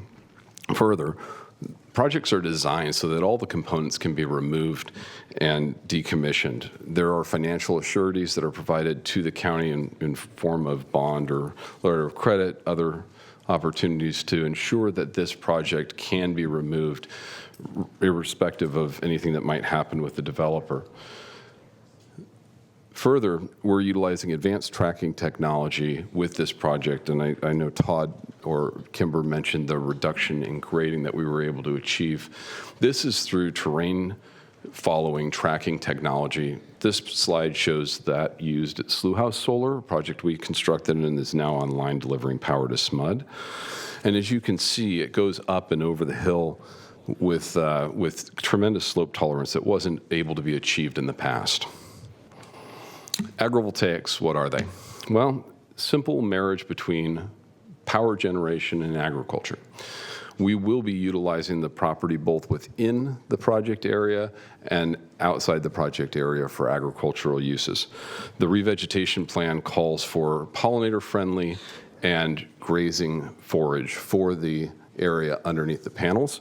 So we'll be grazing sheep within there, and then outside the ranch will still control the grazing contract. Today that's being grazed with cattle. Further, it preserves the land underneath the panels with this forage, so that when it does go back into agricultural productive, the soil has been maintained. Project objectives: to provide grid stability and reliability, provide a local supply of solar energy for Sacramento County, which is important because when you do far-flung projects, you have line loss and inefficiency, additional cost of wheeling, et cetera. Project supports the county's Climate Action Plan, Integrated Resource Plan, and SMUD's Carbon Action Plan. Excuse me, SMUD's Zero Carbon Plan.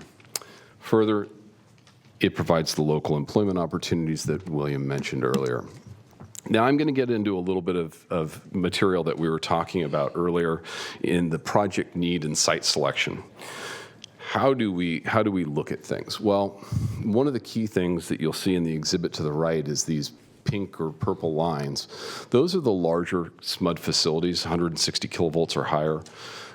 You'll see that the larger solar arrays do tend to follow those lines, and I'll get back into that in a minute. Distributed generation is highly problematic for a lot of reasons. One, it's incredibly inefficient. A Forbes article that we were reviewing the other day had it about twice as expensive with a 50% higher carbon footprint than utility scale solar. But today, the 28,000 SMUD customers that employ rooftop solar only generate about 210 megawatts to the grid. This project alone contributes 200 megawatts to the grid, about 15% of what SMUD has identified the need for in the Zero Carbon Plan. Currently, SMUD's generation of solar that they are producing is about 300 to 400 megawatts. I already mentioned 15%. As it relates to the general plan policies that need to be balanced when considering this project, we look at 3 bullet points out of PF 78 specifically. This property, you might be looking for disturbed sites. This one has some history of mining, significant history of mining in brownfield related to the aerojet plume. It's farmland of the lowest quality, either other lands or grazing lands, and it's close to the existing facilities in the map on the right. So a little bit of information in the map on the right, which isn't really clear if you're not it's not pointed out to you, but all those little yellow, orange, and red dots represent distributed generation or utility scale solar. This comes off the state's map. So the Barton Ranch itself, feasibility here. We found a willing landowner with 3,000 plus acres under common ownership, which is very rare. Somebody that was willing to talk with us about a solar lease, somebody that had an interest in seeing agrivoltaic project move forward on their property. It is the lowest quality type that the state recognizes, which is grazing land. And it's proximate to a 230 kilovolt SMUD power line with a gen-tie line, which is how we connect to the grid under one common ownership. A rare opportunity, something that is hard to find. To Chairman Cerna's point earlier, it is very difficult to find willing landowners that have sufficient land to achieve a project of this magnitude. This is a big swing of the bat, and it's one that's important. So the interconnect's all under one common ownership, and the project site itself has a significant history of mining. The purple is mixed mining from the 18th and 19th century. The yellow hatch is placer mining from the 19th century, and the orange is 20th century dredger minings. All right, so we've talked about the project site, and now let's talk about how we've improved the project to reduce impacts and increase mitigation. The small reduction in acreage that staff highlighted, the 54 acres, was very targeted. It had a huge impact on the reduction in oaks that need to be impacted with the project, 30%. And to the question earlier, to Supervisor Hume's question earlier, the canopy mitigation is not the land that will be required to grow that canopy. It's the amount of land conserved with area around it that has existing canopy to that. The enhancement will be in other areas of it's not underneath the existing oak canopy. So I think that's an important clarification. And I heard staff say it, but I'm not sure it resonated the way it might have.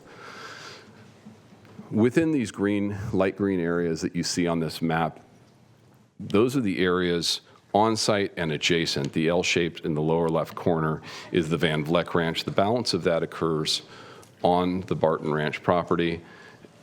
It represents 13,000 oaks that will be preserved.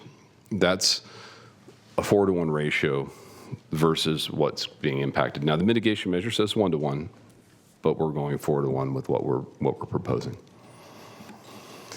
This is just a photo example of area on the Van Vleck Ranch, the 480 acres on the Van Vleck Ranch that we're going to be preserving. This view shed will be unchanged. And this is an oak woodland example within the Barton Ranch. Just want to give you some visual images of areas that will not be impacted. Partnered with the Tree Foundation in order to achieve the 1-to-1 tree-for-tree planting plan that's over and above the 4-to-1 conservation. They've already been out on site to harvest acorns for the planting and are working on germination of those. So the acorns are going to be germinated and then planted in the ground, monitored for 7 years, reported, and ensure that at the end of the 7 years that they're continuing on. Let's pivot to the Prairie City Off-Road Vehicle Park. We've worked very hard to ensure that the host for our Gentai and substation will be a good neighbor. And one of the things that we've committed to is ensuring that as the large events that they host there, the Hangtown Classic, all those great races, that we will coordinate our construction schedule such that we won't impact those. There will be some short-term closures on some of the southerly trails, and we'll be implementing signage to let people know to avoid those during those short 30 to 60-day closure. But the big closure, the cart track will be closed to up to 6 months for a 1.5 in excess of $1.5 million renovation, including an upgraded pro shop and improvements to the track itself, associated facilities. Beyond that, we are going to be making $1 million dedication to the parks in order to achieve some of the improvements in their road and trail master plan. There is an existing mining easement that crosses the southern portion of the park, an exclusive easement that the Barton Ranch negotiated previously in a land transaction. That will be abandoned so that we can facilitate the Gentai line easement and substation easement. So that's an actual give back of what would have been an exclusive use and would have required the complete relocation of the go-kart track to this less impactful, non-exclusive easement that just runs overhead in the case of the Gentai line. There's also a pole at the entrance to Prairie City Off-Road Vehicle Park, the main entrance, that is problematic for people towing trailers or recreational vehicles. That kind of came into conflict when White Rock Road was realigned and widened, and we're working with SMUD to get that pole relocated out of that conflict. Not related to the project, just something that the park wanted us to engage with SMUD on, and we've happily done that. I think it really is a key point to note that the Gentai line is something that we've been working on this for a long time, so long that during the public process of the update to the road and trail master plan, that they incorporated the T-main, I'm getting my water and my electricity confused. The transmission line infrastructure is actually shown in that trail master plan. So, it's not been a behind closed doors discussion in large respect. Pivoting to another recreational opportunity, staff mentioned this, but I want to highlight it a little bit more. We have the active transportation plan that the county adopted, which shows this green line paralleling Scott Road with a trail, and that does clip one of the eastern corners of the site shown in the red box on the exhibit to the right. And you can see that we've got a conservation easement shown in that area. So what we've done is we worked with the property owner to ensure that we aren't foreclosing the opportunity for that trail to move forward in the future. You can see in this blow up of that exhibit, the Stone Ridge Quarry Trail Corridor at the north, and then to the south is the Sac Valley Conservancy Preservation Area, where they've preserved the opportunity for that same easement. So we're connecting the dots, or at least providing that opportunity. So I think it's something to note in more detail. I know staff talked about it, but I wanted to highlight it. Finally, this isn't all about the dollars, but I think it is important to note the economic development associated with this project. We had economic planning systems provide us with an analysis that shows that during construction, the project will contribute $365 million to the Sacramento economy. That's in excess of $365 million. Further, that on-site activities, purchases, local goods, et cetera, during the operation will annually contribute over $5 million. That's exclusive of the taxes that were mentioned earlier. So solar and BESS, constructed by union labor. I think there's a lot going on here. 67 million, over 67 million. We have more recent updates to that, but that's a good number. over 20 years. So with that, we've brought a very large team that did all, I've been sworn. We have and William was sworn as well. I saw him do it. We have brought our technical team. Should you have questions that I can't answer, happy to answer questions now, and I welcome the opportunity to come up at the end of public testimony. Thank you, Jim. I have a question. What does decommissioning look like? Does that mean returning the land to its character before any of this would presumably be installed and operating? We've already heard from staff and yourself about tree mitigation and what that looks like, but paint us a picture of what decommissioning looks like. Happy to. So, as I mentioned in the presentation, two really critical points. One, this tracker technology significantly reduces the need to terraform the site. In previous iterations of solar, you would have seen terracing or flattening of the site to a very low slope tolerance. Really, the only thing that prevents us from putting things really, really steep is the ability to construct it. So we work at very high slope tolerances. We're not going to flatten the site. If you've been out to Slough House Solar, you can still see the rolling hills, right? So we're not going to go back out, take the pre-project grading plan and grade it back to that. That's not what decommissioning is.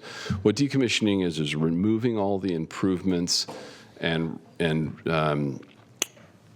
decompacting the soil. It's all in our ag management plan, decommissioning plan, but it completely removes the facility. These solar panels are on racking that's just driven into the ground as opposed to concrete bases and things like that. So they just get pulled out, everything gets hauled away and recycled. And I assume there's subterranean lines that run from the arrays, right? Yes. Okay. Yeah, so some of them are subterranean, others go within the racking. Gotcha. Supervisor Desmond. Thank you, Mr. Chair. Thank you, Jim. I want to pick up a little bit on the decommissioning. So what is the process for that? Would it just be, would the use permit sunset unless there was an application to renew it? I'm looking at Kimber, she's nodding. Okay, Well, so that's there's one trigger, which is the power purchase agreement, right? So with the power purchase agreement, we have a contract with SMUD. And then, yes, the life of the CUP, I believe, is 35 years. Okay. And it could be extended. It could be extended, but we don't know what the default would be that it would correct. expire. And we don't know what the future of electric technology is. If you can tell me what it's going to be in 35 years, I'd like to go place some wagers or investments. Well, Supervisor Hume will probably still be here, but a couple other questions. And, I'm also really appreciate the chair's questions at the beginning about our cap and just the implications with our cap. But with respect to SMUD's 2030 goal, and I think you mentioned this would accomplish about 15% of that goal. Is SMUD, I assume, I don't know if SMUD is here, but I'd be curious what they'd have to say about what alternatives that they would have to meet their goal if for instance, this project did not move forward. Do you know? Is anybody? I can't speak for SMUD. I don't know if anyone is from SMUD. I can't speak for SMUD. I know that there are people that might tell you today that they can do it without it. I can't say that, but what I can tell you is we've been working on this for 5 years, and I look at their pipeline, and I know that this power can be delivered soon. And if you reset and start over, there's 15% of the need that isn't coming. Can I Yeah, please. dovetail off? So the one stat I think I saw on a slide somewhere, I'm not sure if it was staff's or yours, Jim, but the one that was, I thought, fairly impressive was, if I have this, if I noted this correctly, is that SMUD's current solar portfolio is around 300 to 400 megawatts, and this project alone is about half of that, right? Correct. Okay. Yeah. So I think that's important to kind of understand at least where SMUD is at currently versus what the project would bring to bear in terms of the totality of available solar to the grid. Thank you you, Mr. Sheriff. Yeah. It'd be helpful if SMUD was in the room to answer some of the questions. Agreed. Okay, a couple other questions I had related. I'm glad you talked a little bit about some of the changes that were made from the first iteration of the application to where we are today. Appreciate that. With respect to the tree mitigation, can you tell me why you selected the Tree Foundation and give me a little bit of information about their track record with the replantings? Sure. One of the key reasons why we selected the Tree Foundation is their relationship and their track record with the county doing the mitigation for projects for you. Beyond that, they have a fantastic program that gives back to the community. And so these acorns that are being harvested from Barton Ranch will not only be utilized on Barton Ranch for our replanting, but they'll utilize them for other projects as well. So that's... And then one final question at this point. I may have some more later. We've had discussions, and I had discussions with some of the other folks I met with about this, or I guess the habitat corridors that go through the project, which I think you have depicted on a map of the light. Those were the light. Right here.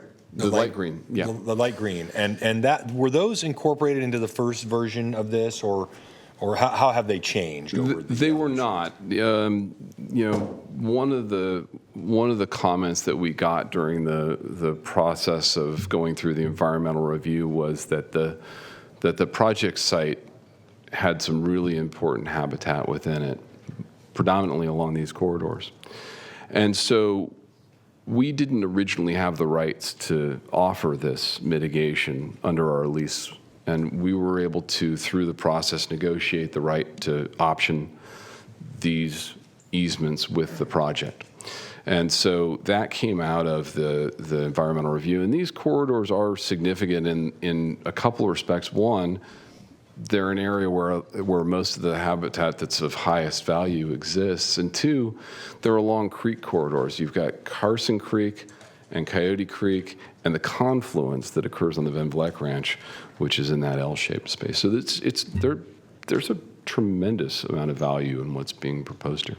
And when those habitat corridors are developed in a project like this, what standards guide you in terms of how do you ensure that this is a corridor that's going to be meaningful for the habitat most affected? I mean, is it a state standard? What do you refer? Tell me a little bit about what goes into that determination. So not a lot happens in there, right? I mean, they're being preserved. I mean, in the determination of where they are and the size of the. Oh, yeah. Okay. That they're going to be meaningful. How do you make that determination? We have discussions with the state and federal agencies. We have our own biologists, and we look at making sure that there's adequate space around the resource. There's buffers and things that we have to maintain. So it's a holistic look. Thank you, Mr. Chair. Supervisor Hume. Thank you, Chair.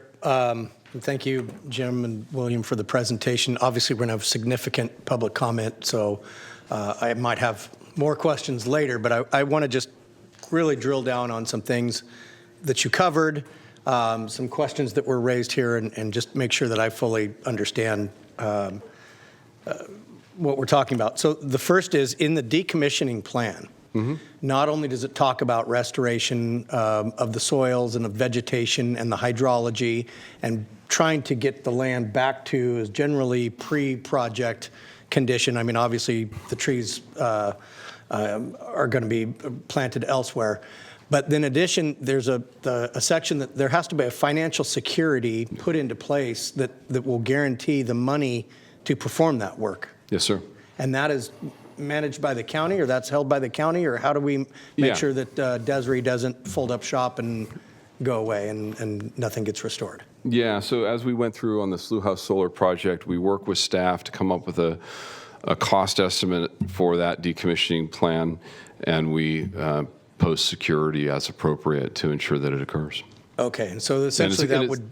Sorry to interrupt. And it's a condition of our CUP, so if we're ever in a situation where we're in default of that, then the normal remedies of a CUP take a course. Okay. And then to kind of continue along Supervisor Desmond's questions, the areas shown in green there, the preservation areas, those ride in perpetuity beyond the life of the project and any decommissioning. Is that correct? Yeah. So whatever the next life of this property is after the project, those exist. They don't go away. And then speaking of life after this project, there's nothing about the approval of this project that splits parcels or rezones anything or provides a different designation in the general plan? Correct. That is, sorry, you were looking at me? Sure. Supervisor Hume, that is correct. The project does not include a rezone, any further subdivision of the property. It's simply the use permit and the special development permit. Okay. Yeah. And then before I get to my last line of questioning, I do just want to say that I was at a fundraiser at Camp Pollock and got asked to pursue the trail alignment question. And I went to staff and asked them about it, and they did some research relative to what was permitted in the other easement areas. And when I came to the applicant team, and the initial response was it's probably unlikely. I approached the landowner and had a similar response, and then I don't know what transpired in a meeting of all of you, but it did come forward as being an acceptable condition. So I want to thank you for that before anything else goes on. But now I want to get into kind of what I've read in the emails that have been sent to me so that you can help enlighten me relative, because I think it is significant that this project by itself accounts for almost half or somewhere in the neighborhood of half of all of the solar generation within the SMUD service area currently. That includes 28,000 rooftops.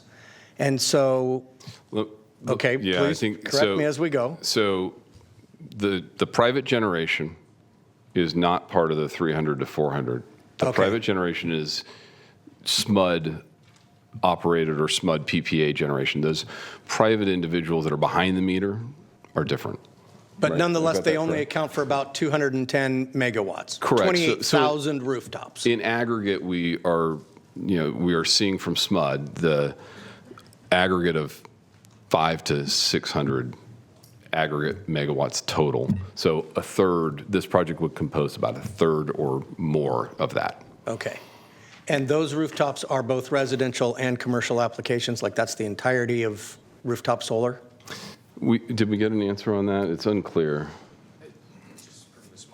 Yeah, it's from the SMUD website. That it's SMUD customers. It doesn't articulate resident or commercial. Okay. So let me get off the rooftops here for a second and go to the other question which has been posed, which is why couldn't these be like covers over parking lots with solar on top of them? I heard, I think it was Todd, might have been Kimber, mentioned something about power distribution.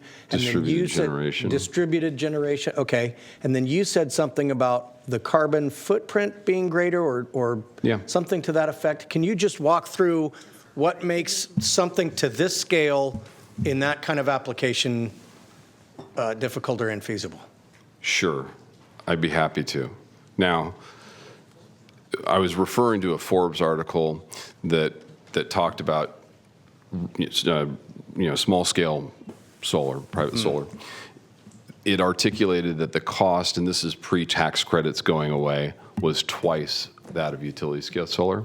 Okay. And it articulated that there was a 50% greater carbon footprint associated with delivering that solar versus the utility scale solar. That's what the Forbes article articulated. What we know is that for every single small installation, you have to have inverters and switchgear to connect that back into the grid. You have to install it on a roof that's many times being retrofitted, right? So it's just more difficult than building where you've got a big project.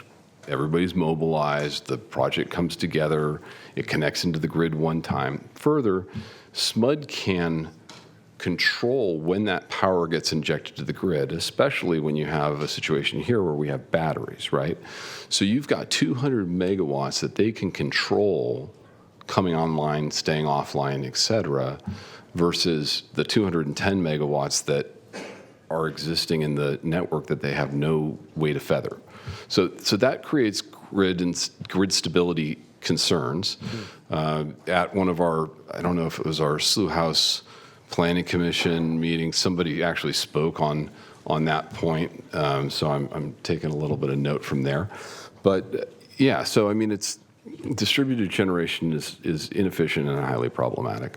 And as an so then overall I solution. guess just, and this will be my final point before we go to other questions, comments, and public comment.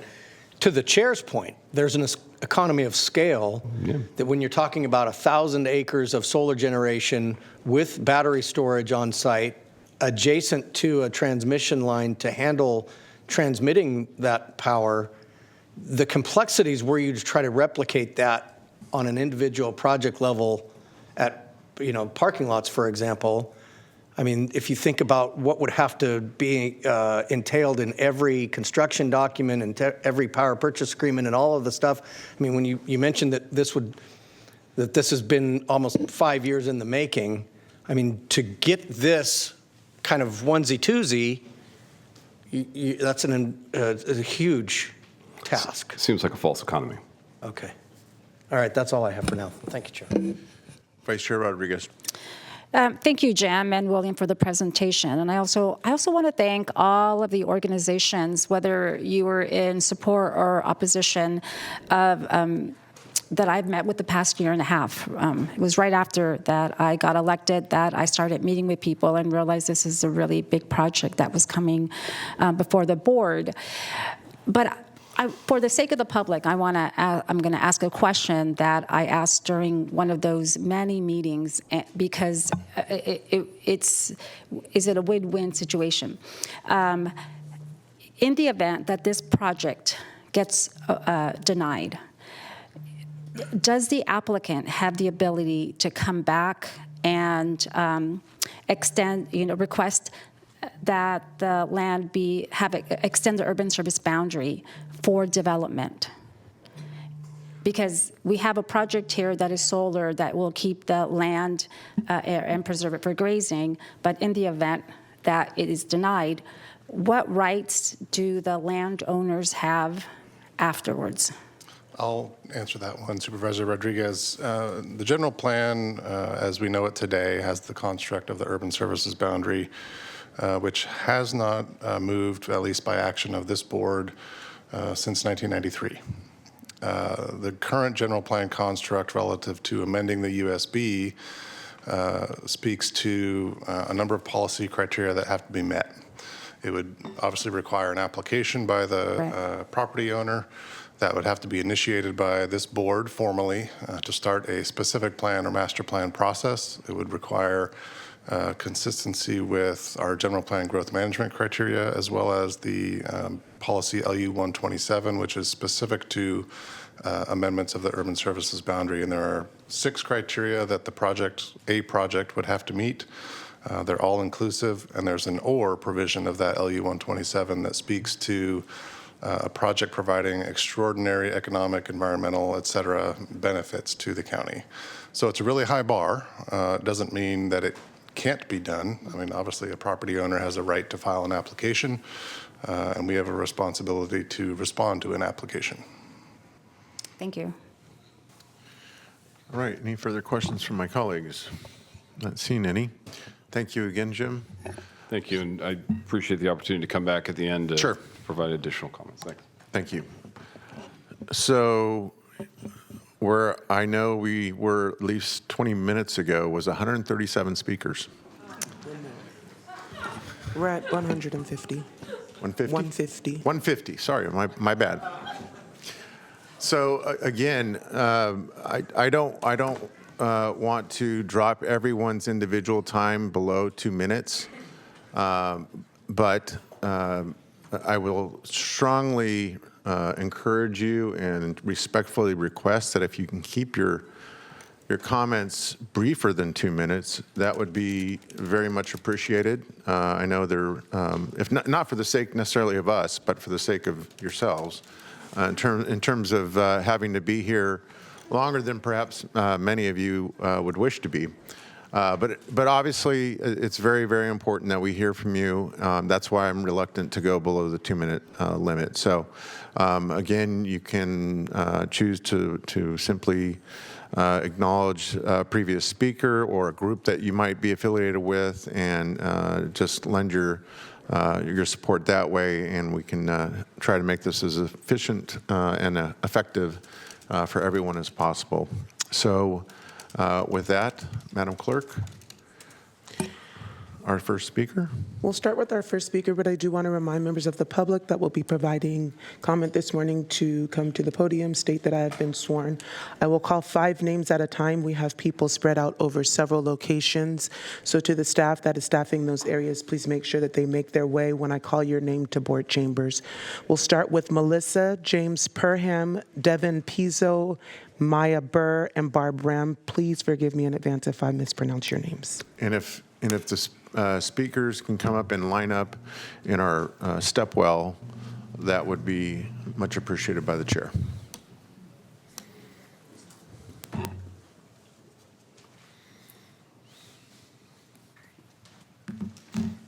Good afternoon. Good afternoon. Sorry. Good afternoon, Chair and board members. My name is Melissa Tayaba. I am the Vice Chair of the Shingle Springs Band of Miwok Indians. And first, I'd like to welcome you all to my homelands, the unceded ancestral homelands of the Nisenan people, and more specifically, the Nisenan Pewanan people. My grandmother was born just across the river at the village of Pashune, which you all know is Discovery Park. We have been caregivers and original stewards of these lands and waterways since the beginning of time. And as such, we have an eternal obligation to protect and continue to care for our ancestral homelands and waterways. My ancestors were forcefully removed from these rivers and cultural landscapes during colonization. Today, our rancheria is about 40 miles east of here, located in Shingle Springs Rancheria. However, our ancestral homelands span over 7 counties: Sac, Yolo, El Dorado, Placer, Yuba, Amador, and Sutter counties. I'm here today to voice my opposition to the Coyote Creek solar project. Should it move forward, it would result in irreparable harm and desecration of cultural resources, including village sites, burials, habitat for our plant, bird, and animal relatives, as well as the destruction of hundreds of oak trees, so critical to this unique ecocultural landscape. And oak trees to us are so important. They were one of our food sources, but also oak trees are seen as the elders of the land because how long that they have been there. And they house a lot of our animal relatives. The siting of this project is an example of the continuing unwillingness to listen to tribal voices and respect tribal history. My tribe started consultation Can you with conclude, the county. please? What's that? Can you conclude, please? You're at your limit here. I'm at limit? Yeah. Okay. My tribe, along with other tribes in the region with ancestral connections to this location, voiced our concerns a multitude of times. To no avail, we have not seen any action that takes our concerns into consideration in terms of culturally sensitive location or design of this project. Thank you. The harms this project will inflict on our historical cultural resources and resting places of our ancestors alone cannot be quantified. I respectfully urge you Can you to please reject the conclude? You're project. taking up other Thank people's you. time. Thank you.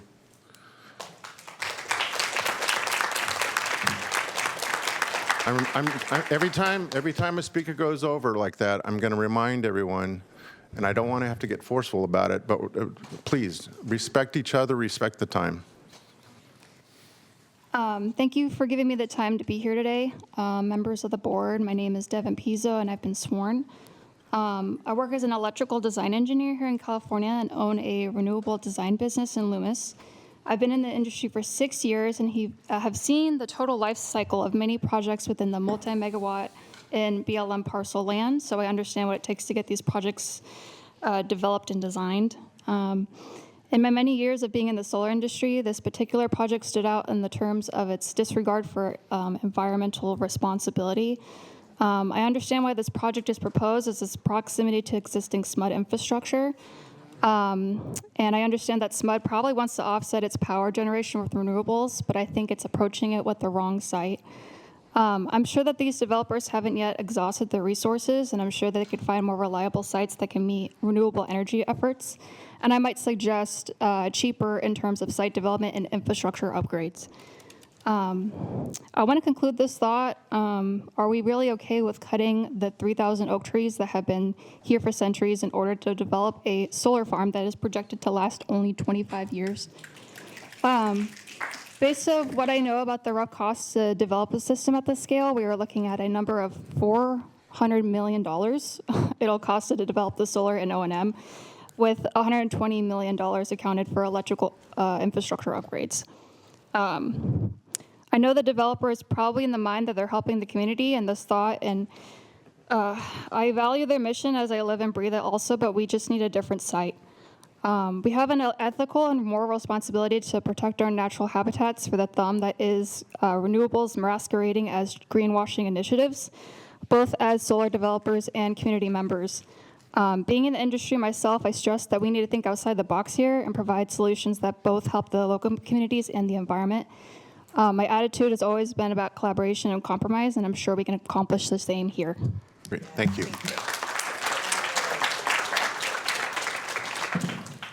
Good afternoon. James Parham, Slough House resident, fairly short-term.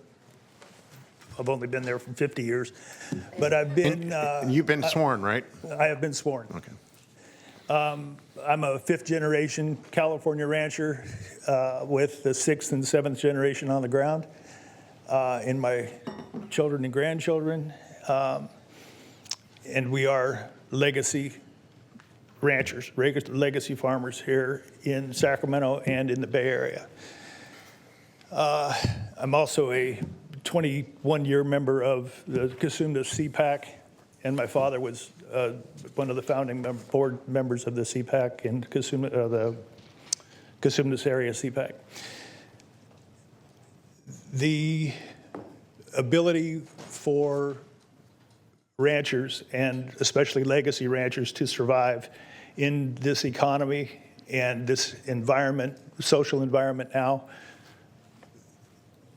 we have been forced into situations where we have to go outside of the envelope or outside the box. We have to explore solar energy. We have to explore wind energy in order to survive, in order to pass our legacy down to our subsequent generations.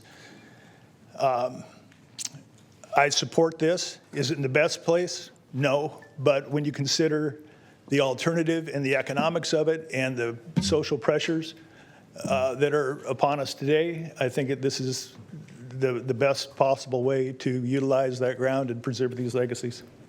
Thank you. Thank you.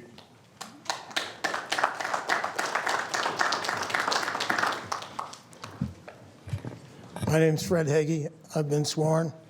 I've lived on Scott Road for 48 years. I know the family very well. Our biggest fear is that Folsom will annex us and it'll be houses. The solar is much better than housing. So to me, that's a good form of agriculture, as good as we can do in today's age. I've raised all kinds of animals on my property. I'd like to comment a little bit about the oak trees.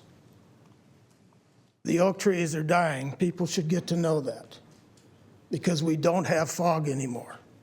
They covered up all the ground in Ranch Cordova and Elk Grove with stucco, concrete, tile roofs. There's no generation of the moisture. So in my time out there, the first 20 years, I lost very few oak trees. Now I'm losing 5 or 6 every year. And it just comes from no moisture. So anyway, I think this is a good project. Thank you. Prior to Ms. Ram, we'll call the next few names. Somaya Burr, Bear Ewing, Catherine Lunke, and Zachary Rogers. If you could please make your way down. I want to add a reminder to members of the public that there's a timer on the screen. It's green while you still have time. When it turns to yellow, like it just did, you're running out of time. When it turns red, you've gone over time. Just add that as a reminder, and to please state that you've been sworn in your name. Thank you, Madam Clerk. Hi, I'm Barb Ram, and I've been sworn in. So I ride my mountain bike and my gravel bike at the Prairie City, and I do appreciate the shade. I always appreciate the shade, and Deer Creek as well. So I wasn't completely, I'm in support of solar. I support SMUD. I don't know why they picked this site, because somebody handed me this piece of paper and there's a substitute or an alternate site, and you only lose 200 acres of land or whatever. It's the same, basically. So I just wanted to ask, why are we not supporting culturally significant sites with a zero tolerance for any impact to them? Like when we say the Pledge of Allegiance and we acknowledge, tribal lands, why don't we just do that now? And if it's going to impact them at all, just not do it. And per Kimber's presentation, only 2 of 8 significant impacts were green. All the others were yellow or red. So again, why are we doing it? And is SMUD still at their zero impact after 30 years? I love this consultants. They're like, yeah, we'll do this project, and it's only going to last 30 years, and then we'll do another one. And then they'll just keep their wealth going and going. I don't know. Thank you. Thank you.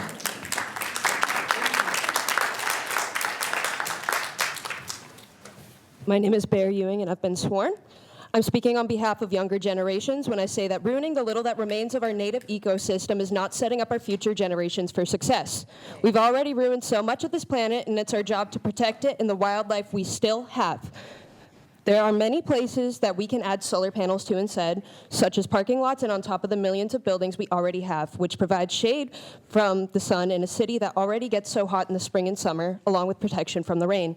It already gets so hot here, so it'd be an added bonus for many to have more sun protection. The Delta Shores Shopping Mall could be a great lot for this. If distributed solar is an absolute no and it must be in one plot, there are several vacant lots and mass amounts of land here that is just dirt, since so much of our ecosystem has already been ruined, and either would leave Coyote Creek to continue to thrive in this polluted planet that we as humans made. Thank you.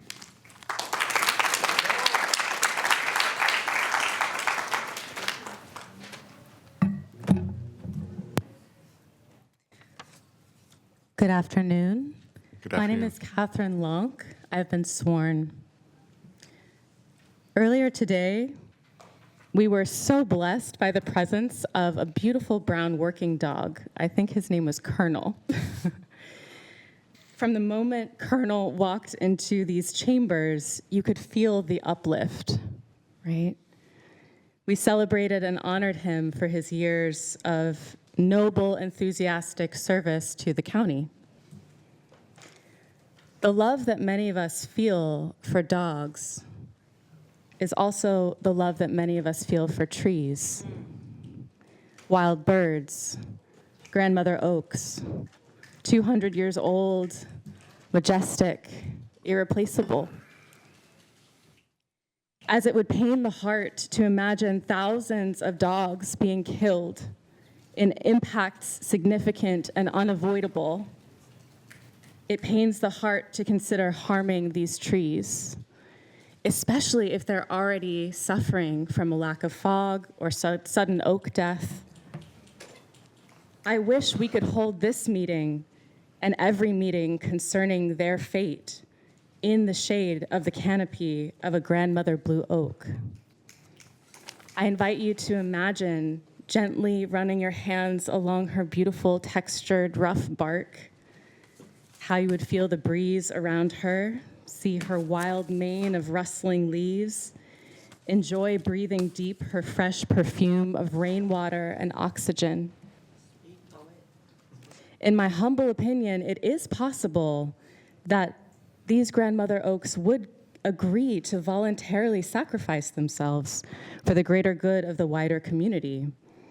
Relatives and creatures of the more than human world, like Colonel the dog, often have a way of offering their priceless gifts to us. Can you conclude, please? But let us honor this generosity. Let us only accept it when we are 100% certain we have exhausted every other possible option. Let us only accept their thank you. sacrifice when we are sure Thank it you. is willingly given. Thank you. Thank you for your time. Zachary Rogers, Patricia S., Kaylee Olgerson, Harnawaz Boparai, and Ryan Lewis. If you could please make your way down and stand in the center. Zachary Rogers, Patricia S., Kaylee Olgerson, Harnawaz. Zachary prepared to speak? Who's Zachary? Is Zachary here? Okay, we'll move to Patricia S. Kaylee?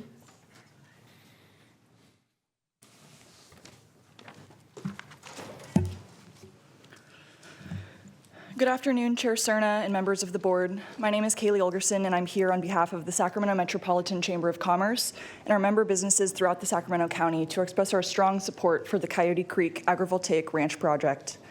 This project is a forward-looking investment that delivers clean energy, preserves open space, and enhances the long-term value of this county asset.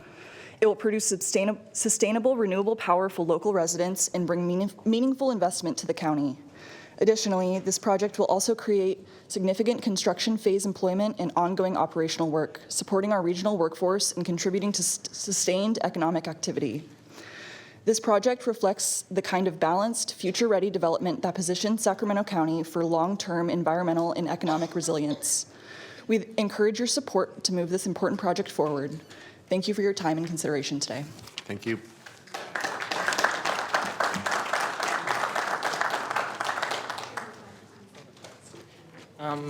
Before I swear, can everybody hear me well? Yes. Okay, good. Oh. We love our county clerk. It's automated. Hi, I'm Harnawaz, and I swear in. So far, great opinions and all that stuff from everybody. Before I give my thing, I'm just going to say this. No matter where you are on the stance, we all care about Sacramento County. That's why we're here in the first place, whether it's the people here in the desk or people behind me. I'm an urban wildlife ecologist. I've worked with wildlife and with nature-friendly practices all over California, both in the urban and the natural areas. So when I come forth with things, I'm thinking about it both from an ecological side of things, but also from a cultural side of things. So I do oppose the project, and I will give only just 2 points so I can get this across quickly. One of the things, it's very easy for all of us to think about things, whether it's putting a price tag on nature or putting a price tag on economics and such, what we need for profits and such.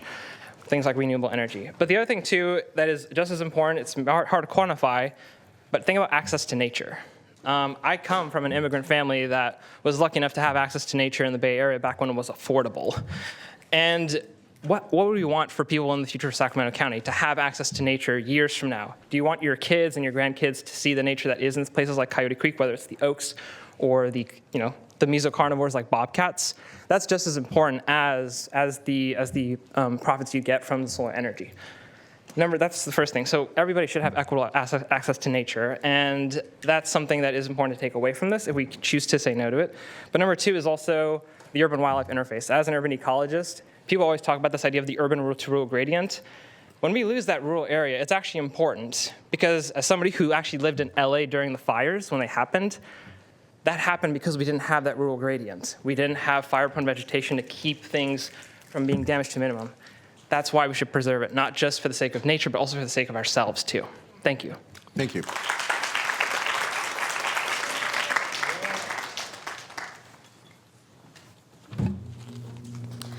Good afternoon. My name is Rain. I've been sworn. I am here in opposition because Coyote Creek has been misrepresented by site surveyors as the lowest quality land, which is simply untrue. It is actually one of the last intact biodiverse regions left in the area, full of blue oak trees, native wildflowers, vernal pools, and all of the wildlife that depends on them.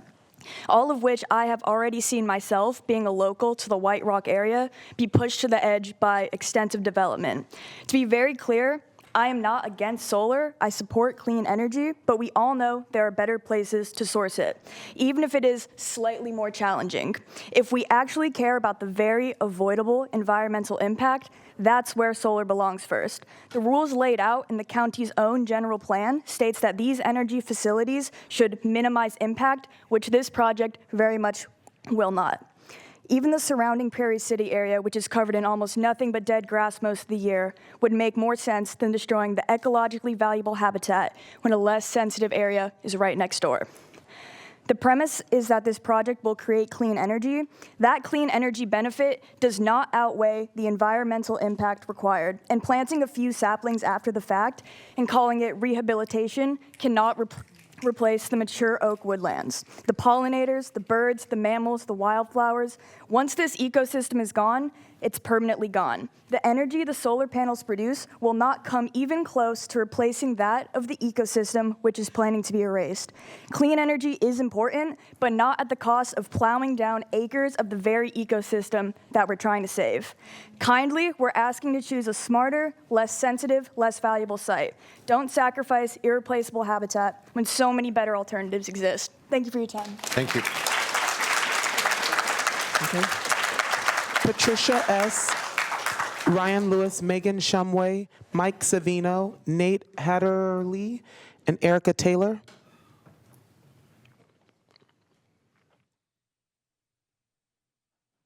Ryan Lewis, Megan Shumway, Mike Savino, Nate Hatterley, Eric Taylor. Madam Clerk, can the members of the public in our meeting rooms, can they see the list? We have staff members that are in each of the hearing rooms in our overflow that are listening and sending them down. Some of the folks that signed up they signed up early this morning, so they may have left. All right. So we are going to ask one more time, is Ryan Lewis here? Okay, we are moving on. Megan Shumway. Hi, I'm Megan Shumway. I support rooftop solar, and solar projects have been well thought out. I don't think this is one of them. As you may know, I'm involved in a lot of climate organizations, and I belong to the Climate Coalition of Sacramento that brought you the Climate Emergency Declaration. I don't think you can do justice to that declaration if you take out one of the biggest carbon sinks we have in the county, which is those 3,500 odd oak trees. Saplings are never going to replace that, not even in the lifetime of the photovoltaic project. They will not, if they were all growing well, they would still not be what those trees are now. And I don't see how you can meet your climate emergency goals by taking out a major carbon sink. And that's my main thing. But then the other thing is the agrivoltaics was meant to be on agricultural land that was in use, not land that gets made into something. And I don't think there's going to be much pasture growing underneath those solar panels for anybody to graze on, especially since they need to compact the soil. It's very difficult to germinate a pasture under that. And it just doesn't make sense to me. It should be, if you're going to do it on grazing land, do it on grazing land that's already there, not on something you think you're making. I think that this project needs to be rethought. Great, thank you. And you have been sworn, right? I have been sworn.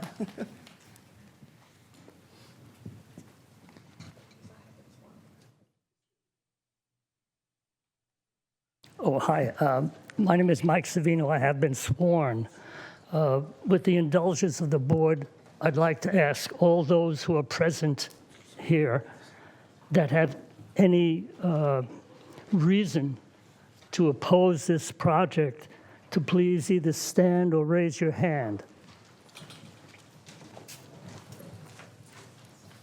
I think we all know that each of these individuals represents 100 or more individuals at home who couldn't be here. I think we should take that into consideration.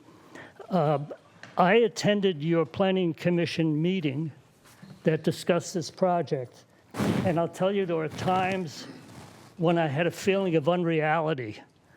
I felt like the child in the old story about the emperor and his new clothes. If you remember, the emperor walked down the road, and the adults were all saying, "What beautiful clothing he wears," while the children were looking at each other saying, "What the Are these people blind? Don't they see the sky is stark naked? What am I talking about? The emperor here is this project.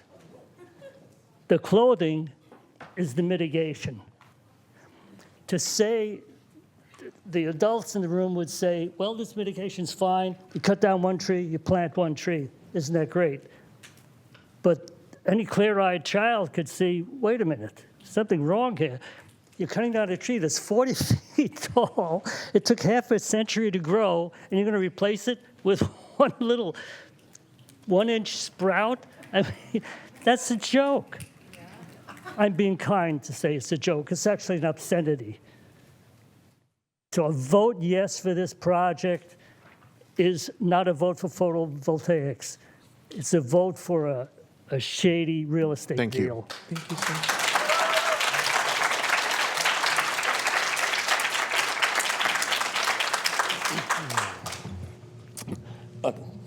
Thank you. Thank you. My name is Nate Hatterley. I have been sworn in, and I live in Elk Grove, which is near this project. In 2022, the California Energy Commission adopted an opt-in program where solar projects could elect to go through the state CEQA review, essentially circumvent local land use law. The developer could have easily withdrawn their application, and I commend them for actually maintaining their application with the Sacramento County. I do think that it is important to interact with the community during their development, so I appreciate this opportunity. And I think that we need to show that the developer is making the right choice by going through this proper channel, proper way of doing this. And I would encourage you to approve the project and show that the state and local government still functions. I also want to highlight the fact that it took 5 years to build the Hoover Dam, and it took 4 years to build the Golden Gate Bridge, and I don't understand why this is taking longer to get to this moment on this project, just to get to the hearing today. So thank you, and I encourage a yes vote on this project. Thank you. Thank you.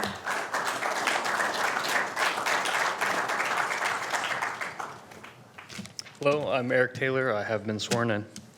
I'm here to ask for your support for this project. This project shows renewable energy and conservation can work hand in hand. With the conservation easements and partnerships built into this plan, large areas of land will permanently be preserved for open space and grazing.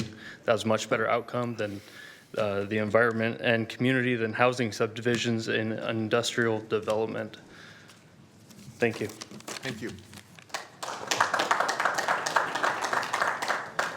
Thank you very much. My name is Joe Thompson. I live and work in Sacramento. I've occasionally visited the Prairie City State Recreation Area over the years. I have to say, I think the benefits that this is extending in this area will help a lot. I would love to live in a world where I just plug things in and the power doesn't come from anywhere, but unfortunately it's got to come from somewhere. And this happens to be an area where there's a family that is fighting to keep their land in their family and have been fighting for years, trying to find a way to get through it. They found a plan to do it at the least invasive as possible. As mentioned, they would be more than welcome to sell it to developers and work through a whole other thing of building thousands and thousands of properties or houses on those lots. So at least there's a partial end game at 35 years. If it's houses built on there, there's no end game. It's completely gone. They do have some improvements going into the project and going into Prairie City, which I think will help the people that use that property for any of their recreational uses. So I really appreciate and hope you would vote to approve this. Thank you. Thank you. Good afternoon, board members. My name is Marcus Gomez, and I've been sworn in. Chair Cerna, this reminds me of the cardboard hearings with EVs versus combustible engines. The state mandates us for more electricity, more electrical homes, more electrical vehicles, you need this grid. You need this project in order to fulfill those mandates.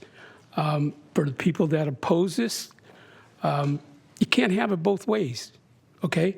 Either you want to do all electric and you want to clean the air, or you want to keep things the way they are. So with that, I want to say thank you for hearing me, and I approve this project. Thank you. Thanks, Marcus.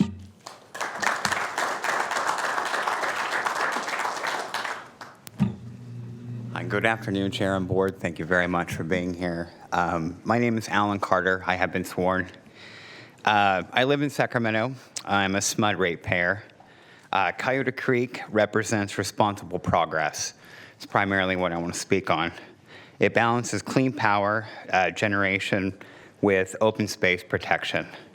It supports local labor with good paying jobs, very important for our community, and provides a regional climate benefit by reducing emissions. Approving this project is an investment in a cleaner, more sustainable future for Sacramento County. Please approve this project tonight. Thank you. Thank you.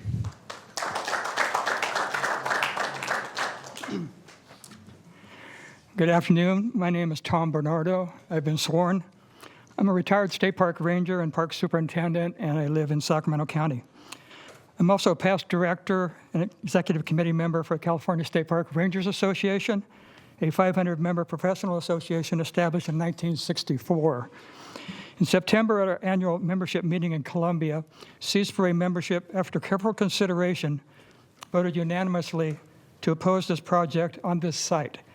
A letter of opposition detailing several concerns has been submitted to the board.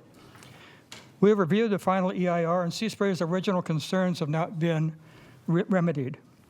Under Chapter 9, the name Aerojet is mentioned 257 times in the EIR. Why wasn't Aerojet property adjacent to White Rock Road even mentioned as an alternative? Already cleared of most trees, it has a substantial ground disturbance from previous use. There is already a 6-megawatt solar farm on the property with gen tie-in.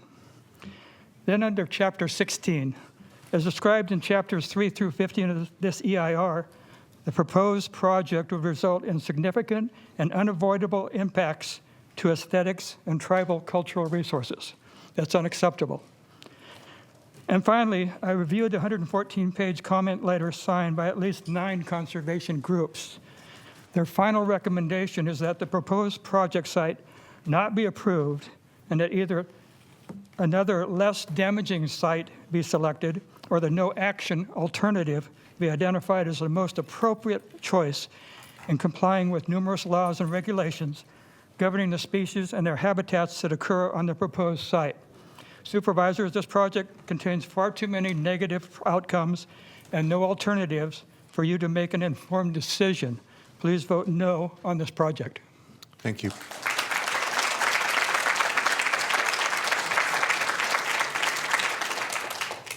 Hi, my name is Janice Martin. I have been sworn. I'm a member of the Seminole Tribe of Florida. Coincidentally, today I learned the word for oak tree and acorn in my native language. So I took it as a sign from my relations, the Oaks, to come speak today. I only exist today because my ancestors survived 500 years of genocide at the hands of the Spanish, the British, and the US government. And because my 5 times great-grandmother escaped the Trail of Tears, and my grandfather's generation stood under a live oak in Florida to resist the termination of our national sovereignty. The oaks remain an important symbol in my tribe to our relations that were removed to Oklahoma and to the many indigenous communities that are still here.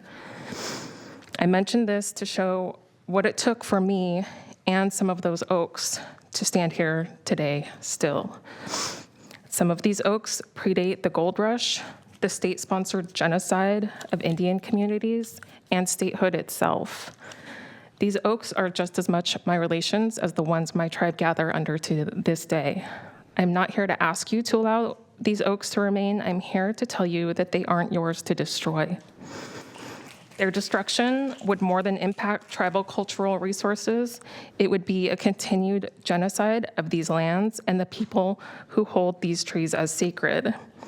Do you and the owners of this parcel intend to be a party to this genocide or to be responsible stewards for the next 7 generations?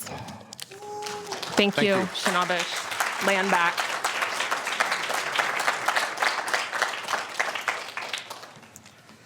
Hello, Supervisors. My name is Mark Rodriguez. I have been sworn, and I live in Sacramento. I'm speaking today in support of the project. It takes projects such as this one, a project that is also essential to combat climate change, to drive preservation efforts in Sacramento County, including at the ranch. Mitigation is a huge reason why we have many of our preserved lands in the region. This project ensures that a large portion of the ranch, including most of the oak trees, is avoided and preserved. Without this project, a lot more oaks would remain susceptible to future development. We are all trying to make a living, and this project provides a good solution to ensure the ranch remains viable resources and that they are preserved. I look forward to seeing this project developed, and I encourage you to support it. Thank you.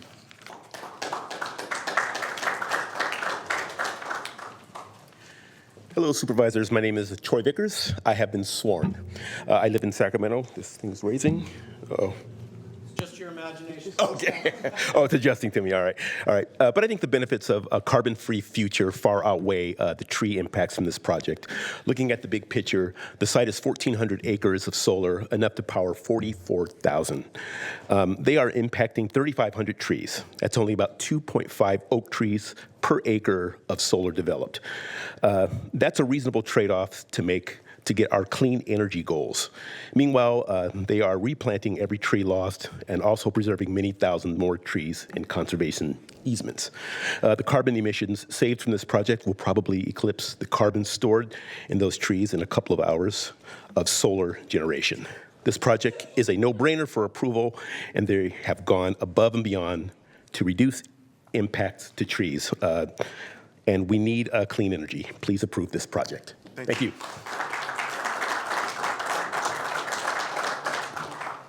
Good afternoon.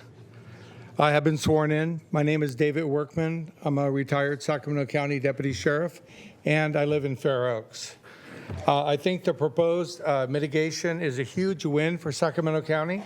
A lot of folks at the last minute have been saying that they want preservation at Barton Ranch.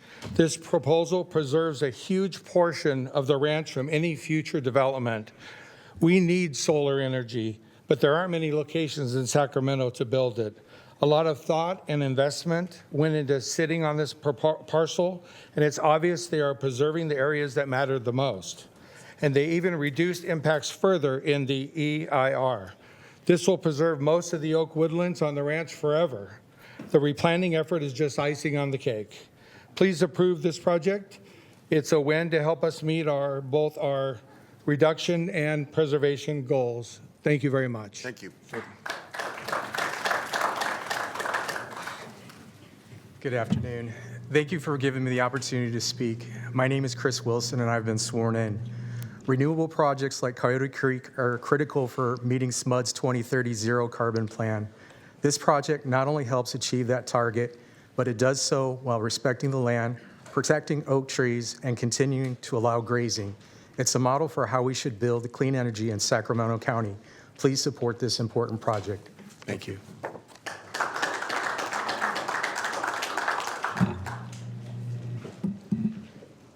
Good afternoon. My name is Michaela Weber, and I live in Rancho Marietta. I have been sworn. The hundreds of construction jobs this project will generate will have a real positive impact on our community. These workers will spend money locally during construction, staying in hotels, eating at restaurants, spending money at local businesses. I am glad to hear they will utilize well-paid and experienced union workers.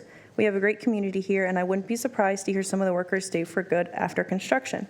There are also operational jobs for the project, and I was excited to see the announcement on Desree's website that they have opened an office in Rancho Marietta. This shows that they intend to have a lasting presence in the community. Coyote Creek will increase full-time jobs in the region and contribute to California's modern and increasingly green economy. Please support this project. Thank you.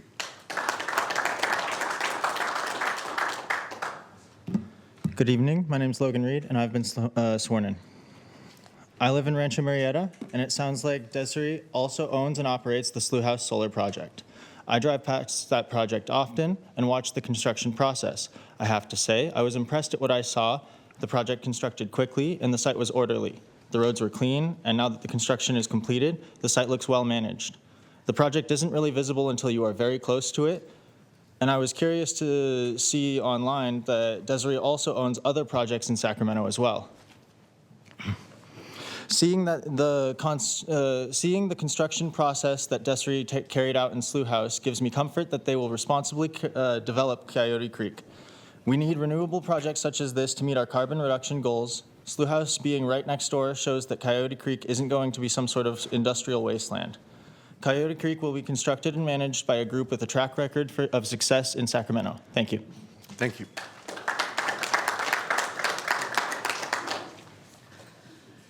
Good afternoon, Supervisors. My name is Bill Romanelli. I have been sworn. No matter how many times I do this, I still get a little nervous coming up here, so I appreciate your time. I'm here to support the Coyote Creek project for a couple of reasons. First of all, it does provide a vital and necessary new source of renewable energy.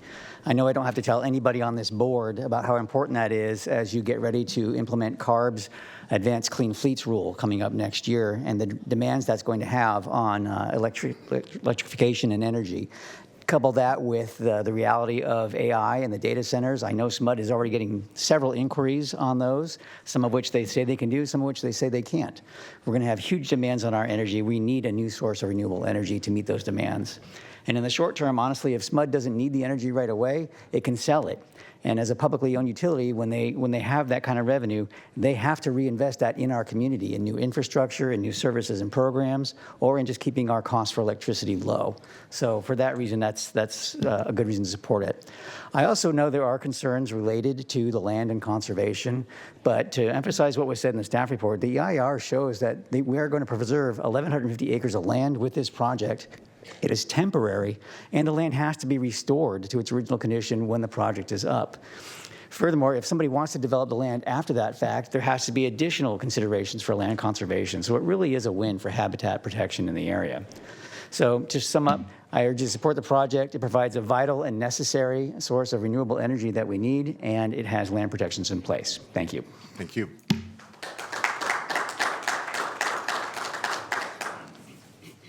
Hello. Hi. My name is Diane Osorio, and I've been sworn. I am the Motherload Chapter Director of Sierra Club. I'm here with all the people that are asking you to oppose this project. I will also want you to kind of imagine how terrible this project has to be in order for the Sierra Club to oppose a renewable project.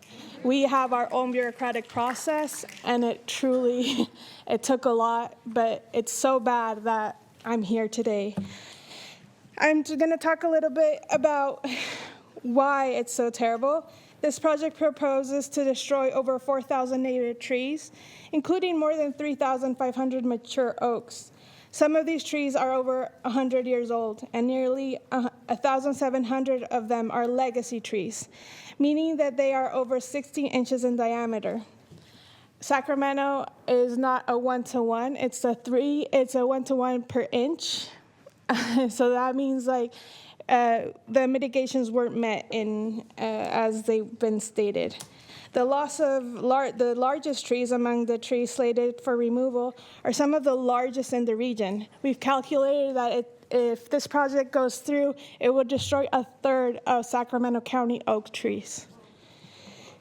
The impacts to endangered species is the destruction of this land will wipe out habitat for dozens of listed species, including those that rely on oak woodlands and vernal pool ecosystems. The proposed project will not only remove habitat, but also fragment the landscape, making it harder for wildlife to survive. This project threatens over 1,400 acres of native grassland blue oak, woodland oak, savanna, and vernal pools. Habitats that are already rare and declining in California. These habitats are critical for supporting biodiversity, and once destroyed, they are gone forever. We cannot mitigate for that. Can you please wrap your comments? I know that more people will talk about it. We've been working on this for 5 years, and we're prepared to go all the way. Thank you.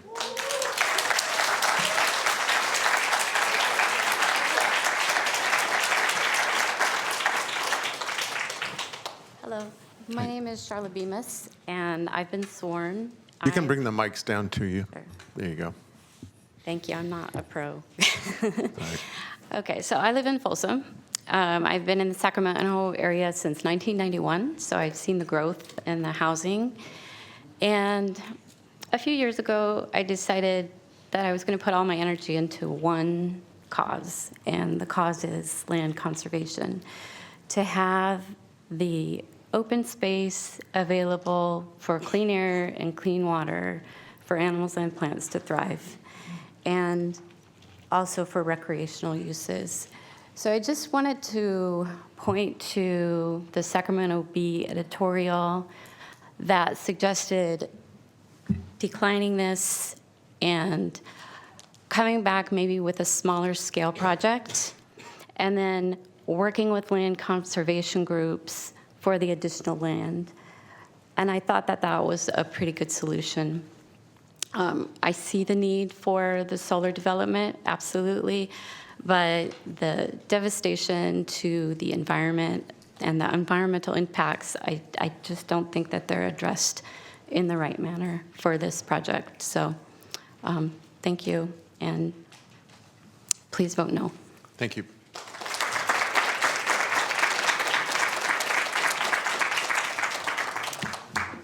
Gail Merchant, and I have been sworn. I'm a Folsom resident, and I see the mountains and hills of houses that have been built up and apartments, and I do not want more of that. I moved to Folsom to have this nice, cute little white picket fence area, and the trees are all gone. I get that. But this project, I'm voting yes for because it's not taking out as many trees as there are houses that will be planted in every corner.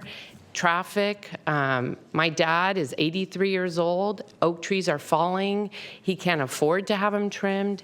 It's just, we need to have some control, and I think putting that coyote plant there will have some control in that area because of the solar plant. Thank you. Thank you.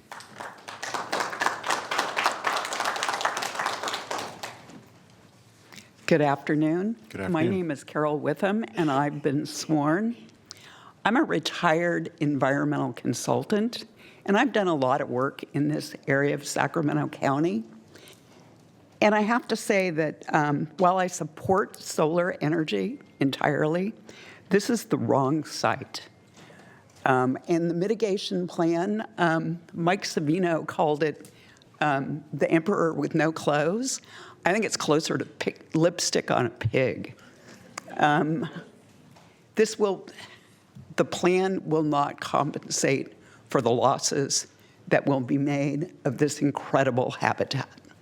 I urge you to vote no. Thank you.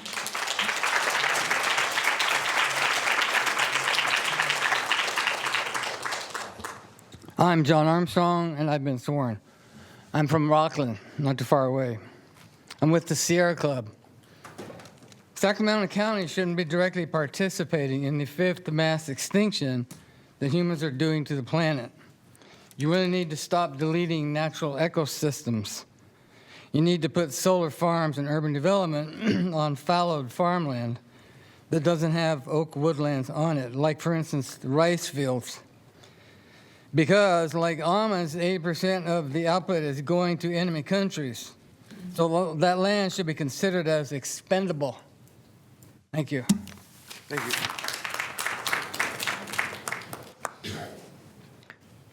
Hello, supervisors. My name is Lene Davis, and I am a TK through 8th grade librarian and garden coordinator at LOS, the Language Academy of Sacramento. As lives and technology become more complex, it becomes easier to think of ourselves as urban people and forget about our natural environment and appreciate how rare it is. After starting and managing 2 school gardens over the last 25 years, I realized that school gardens are one way to educate students about growing food. It's a whole different and complex endeavor to teach them about natural and wild ecosystems. From the billions of bacteria in the soil to observing wild native honeybees living in the mature oak on our campus, I realized that it is impossible to humanly engineer the ecosystem seen in the Coyote Creek oak woodland. Once it's gone forever. For the future of our young people, humans have to think of themselves as the stewards of the land. The human capacity to modify our environment necessitates responsibility to understand environmental change and its ramifications. 15 years ago, nature deficit syndrome was recognized, and it is a very real problem for the screen-addicted children today. It should be with our knowledge and heart that we mitigate that by preserving the dwindling percentage of natural land left. There are alternatives available for SMUD. They may not be the easiest, but they are the correct choice. Think big. You will not regret saving these oak woodlands that are teeming with life and have the potential to help children with nature deficit disorder. Kids need your support, and doing the right thing by preventing this project from going forward will help all of our communities. We have already lost 80% of our forests that once were on this planet. Newly planted trees cannot make up for all the wildlife lost by killing older trees.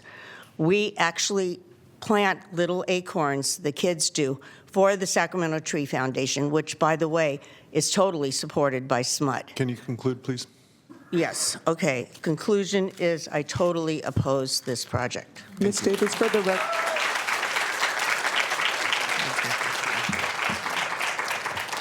My name is Cole Spake, and I've been sworn. I'm here today in support of the project, and just listening to the past today, I've been surprised to hear all the environmental opposition, considering that it's a project that's going to be preserving over 1,000 acres of land, which is pretty impressive to me. It seems rather straightforward here. Either the project is approved and a considerable amount of land is saved and we get a carbon-free source of energy, or it's not approved, nothing is preserved, and we'll lose 200 megawatts of renewable energy that's just ready to go. That seems like a tremendous amount. If it's not approved, I'm not quite sure what's going to happen to this property, something that seems not great to have up in the air. After listening to the past couple SMUD board meetings, it seems pretty obvious that without some action soon, there's going to be not a great chance of meeting the zero carbon plan by 2030. After about 5 years of permitting with this Coyote Creek project, it seems like just too long of a time to just let it go.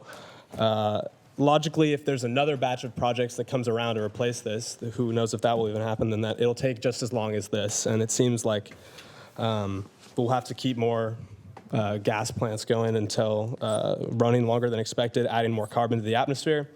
I think as a city, we need to collectively get our hands all behind clean energy, which is great, but why would we further delay our clean energy goals by delaying the project? I think action is needed now. I'm confused to hear many people disgruntlingly say that they're pro-solar, but not pro this project, because if it's not going to be this project, which one is it going to be? I think a vote for Coyote Creek is a vote for long-term preservation of Barton Ranch and progress toward a zero-carbon future, and I respectfully ask that you approve this project. Thank you. Thank you.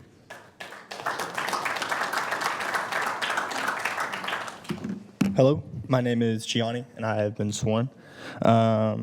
I am here in support of the Coyote Creek project because it delivers the clean energy our region urgently needs while also preserving more than 1,000 acres of open space supporting continued ranching on the property. With SMUD already behind its zero carbon goal, with SMUD already behind its zero carbon goals, delaying a shovel-ready 200 megawatt project would only push us further off track and increase future costs for ratepayers. Coyote Creek strikes the right balance. It uses responsible construction practices, conserves oak woodlands, provides major tax revenues, and good local jobs, including battery storage to support grid reliability, and maintains partnership that protects the land for future generations. This is exactly the kind of thoughtful, community-minded, renewable project Sacramento County should be approving, and I respectfully ask for your support. Thank you. Thank you.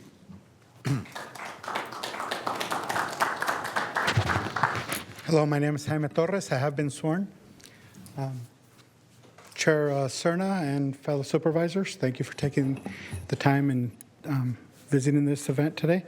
So I'm here as an advocate for this project. As a proud City of Sacramento resident, it is an honor to have be one of the clients for SMUD.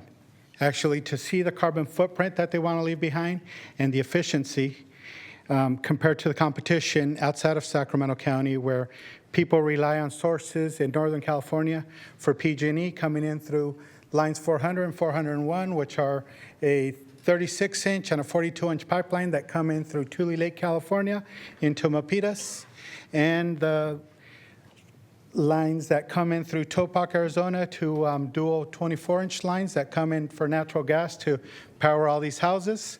This is a responsible energy source that we're looking at. It is a wonderful source that could actually power houses, be part of our energy grid, be a resource for the state of California, keep us at the forefront of being environmentally friendly in the state of California. And the fact that the ranchers want to go protect our environment, they want to keep this legacy for future generations, they want to uphold. Believe me, the competition is going to be aggressive. There's going to be planned housing. There's other alternatives that go on, which would in turn actually require a different alternative energy source that so many efforts have been worked on to actually progress and have this reality present today. Thank you very much, and I yield the rest of my time for the rest of the public. Thank you.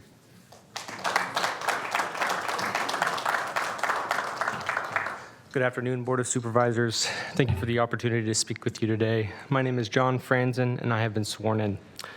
I'm a passionate self-taught botanist and a project developer in the renewable energy industry. I'm here today to request that you reject this project.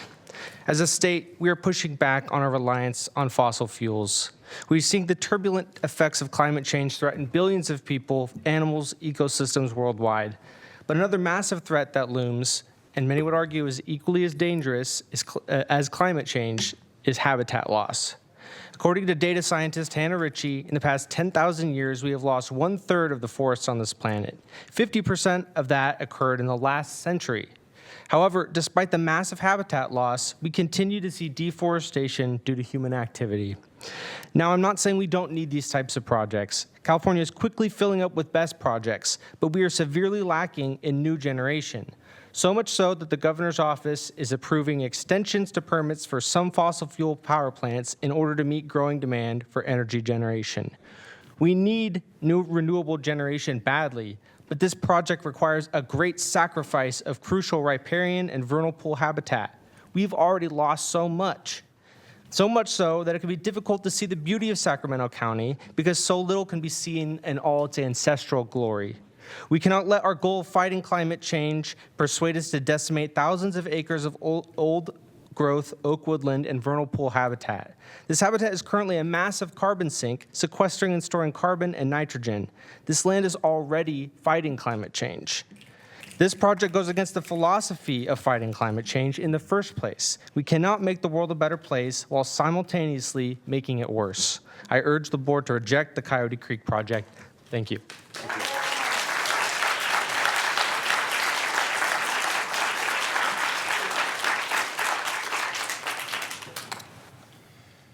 Good afternoon, Chairman Cerna and members of the board. My name is Andrew Grunman, and I have been sworn. As an attorney whose family has proudly farmed many crops, including rice, in Sacramento County for several generations, I stand before you today in strong support of the Coyote Creek project. Our family roots run a number of generations, and I've seen firsthand how thoughtful stewardship can sustain both our environment and our economy. I attended the Planning Commission hearing to advocate for this initiative, and I'm pleased to reiterate my endorsement here, especially as we face growing demands for sustainable energy projects in the community. This project represents a forward-thinking approach to sustainable development, delivering clean, renewable energy while preserving the land's agricultural productivity. By allowing grazing to continue below the solar panels, it ensures the property, spanning over 1,200 acres, remains an active part of our agricultural heritage. This isn't just about erecting panels, it's about balancing innovation with tradition in a way that benefits our community. I particularly appreciate this project's commitment to maintaining ranching operations with grazing planned both inside and outside the solar farm's fenced areas. Agrivoltaics like this have been proven to create symbiotic benefits. The panels benefit shade for the livestock, which in turn helps manage vegetation and supports biodiversity on the ranch.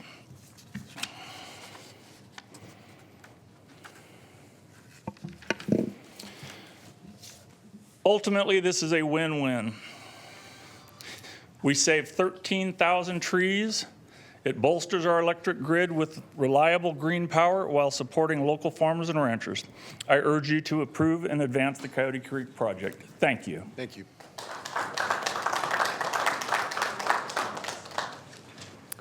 Hi, my name's Brianna, and I've been sworn in. I'm a proud resident of Sacramento who grew up on a farm, particularly on the Stone Lake National Wildlife Refuge. Today, I stand in strong opposition to replace our old-growth forest with solar panels. The removal of these trees would result in irreversible loss, jeopardizing our local biodiversity and natural resources. As someone who values the preservation of Sacramento, I urge you to consider a less destructive alternative. If we cannot harness solar energy without sacrificing our old-growth ecosystem and the most influential state in our country, what does that say about the future of green energy and our commitment to upcoming generations? I urge you to seek sustainable solutions that prioritize the preservation of our forests. We must advocate for a future where renewable energy and natural resources can coexist. We cannot promise the protection of these ecosystems beyond our lifetime. Restoring such diverse habitats could take centuries. This unique environment must be preserved in both current and future generations. I have witnessed the devastating effects of deforestation throughout my short lifetime in Sacramento. I've seen animals struggling, often returning only to face starvation due to habitat loss and destructions. Acorns are not going to bring back all of the natural resources we need to survive. Growing up on a farm in Sacramento, I have survived off of well water, foraged from the land, fished, and enjoyed natural resources. Now, resources and clean water are limited. I know what it's like to sell our farm because we cannot afford it anymore, and this is not the way. You need clean water for farms. I know personally what it's like to be affected by these developments. I know what it's like to leave my house every day for clean water. I know what it's like to need to rely on a grocery store instead of our local forest. Because of this, in my very short lifetime, I spend every free moment advocating for our remaining oak forest, and I shouldn't have to fight so hard for something that is so essential to our community. This project is already affecting our community, so please take the opposition into consideration. Healthy ecosystems bring healthy communities. Let's work together to protect our ecosystems. Thank you.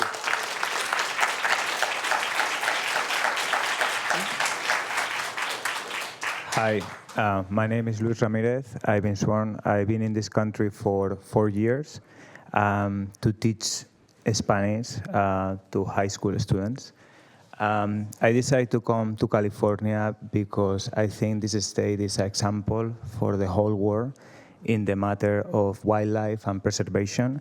I was very, very happy to being selected to work in Sacramento, and I later realized that this city is called the City of the Trees, which is really cool, I think. And that's why we are here. We are here to try to continue supporting this label and being an example for not just future generation in this country, but in the whole world. I think California is an example for everybody around the globe, and not just in environmental issues, but in other ones. But today we are here to try to preserve this beautiful landscape. So I say no to this project. Thank you. Thank you. Hi, I'm Rick Codina, and I've been sworn.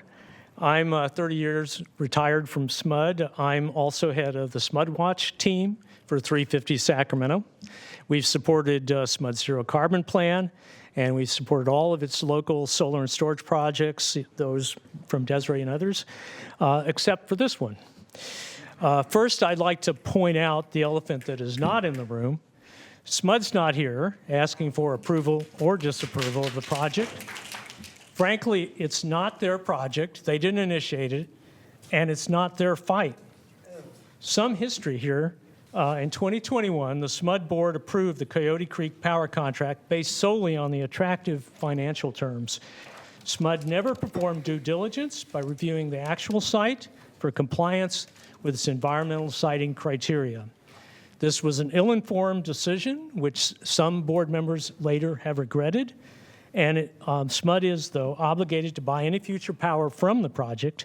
However, this should not be taken to mean that SMUD would have endorsed Coyote Creek had it known of the clear cutting of the original 4,000 trees and the other desecrations on the site. Nor should we believe that SMUD depends on Coyote Creek to meet its zero carbon goals. SMUD now says the project is not needed for local reliability or gas plant closure. In its latest update, SMUD dropped Coyote Creek from its primary list of expected renewable additions. We don't need to worry about SMUD's ability to make up the difference. I know Desiree and others here have said that SMUD only has 300 megawatts of local solar right now, but that's true, but they are building. They have now 625 megawatts of new solar generation that is being built. They have 560 megawatts of other outside contracts and projects that are already there, and they have 1,575 megawatts of identified projects Can you please in wrap the your development comments? pipeline. Thank you.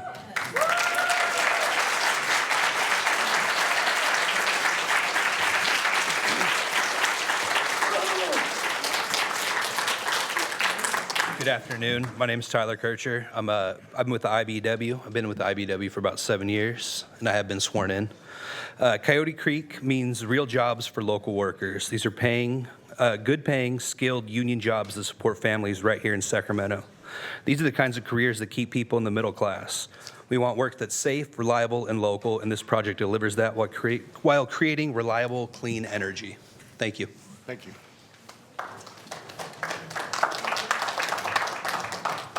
Greetings. My name is Alan Kilgore, and I have been sworn in.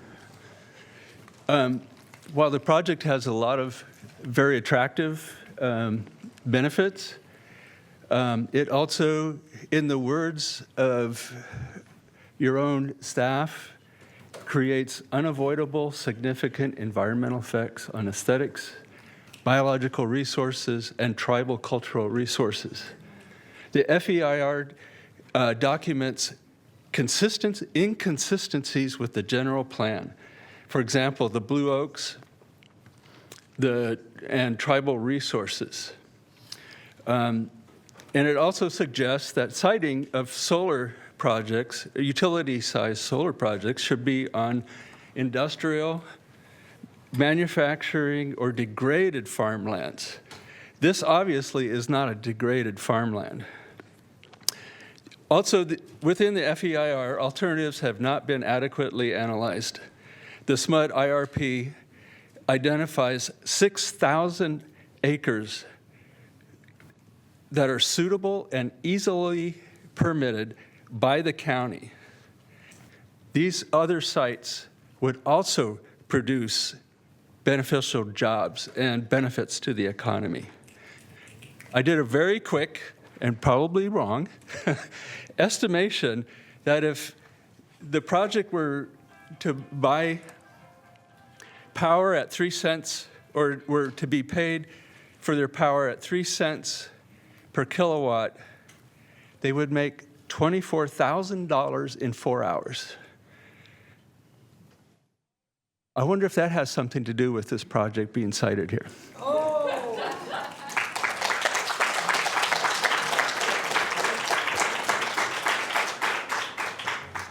PJ Andrews, I've been sworn in. I've lived here my entire life. The destruction of 3,500 mature and old-growth oaks. A 100-year-old oak tree can sequester up to 3 tons of carbon. So 3,500 is the removal of 10,500 tons of carbon sequestration. Mature oak trees sequester around 48 pounds per year, a removal of sequestration of 83 tons of carbon annually by destroying them. One of the last large intact blue oak woodlands left in the lower Sierra foothills, and one of California's most biodiverse ecosystems. And also the fact that the head of Sac Tree is also on the board for the solar project is sketchy and reeks of greenwashing. Per attachment 16, the project does not fully meet the policy's intent to minimize impacts to scenic and cultural resources. I would argue that it also impacts the ability of the area to sequester carbon by intentionally tearing down thousands of oak trees. Those are also cultural, even though we may view them as unimportant or replaceable. Vernal pools, which help refill our aquifers, which have been drastically depleted, will also be destroyed.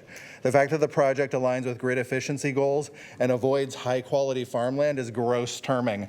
The point beyond our immediate needs should also be the long-term feasibility of those areas to function the way they need to in order to continue sustaining life in this area and this state. It's kind of like when a developer asks to cut down a few trees to make it easier to build new housing. You agree, it's just a few trees after all, and sure, it might make that area less shaded, less comfortable, more expensive to cool, and it may heat the overall area of downtown, but it's just a few trees and we need housing after all. And this is green energy. Folks asking to cut down a few trees to save the environment. After all, sometimes you have to destroy a little bit of the environment in order to save the environment. And rather than thinking smarter about where solar installations happen on already disturbed and developed ground, you want to develop brand new plots where we have to disturb the ground all over again. After all, it's just a few trees, right? And each development like this is just a few trees, and each housing development is just a few trees. And when you plant an acorn that's equivalent to a several hundred-year-old oak, that is significantly contributing to carbon sequestration, right? No, it won't, for 100 years. Sequestration we desperately need. Can you please There was wrap a your finding comments? that cultural and biome destruction was unavoidable. Thank you. Yes, it is. Don't approve the project and do better going forward. Thank you.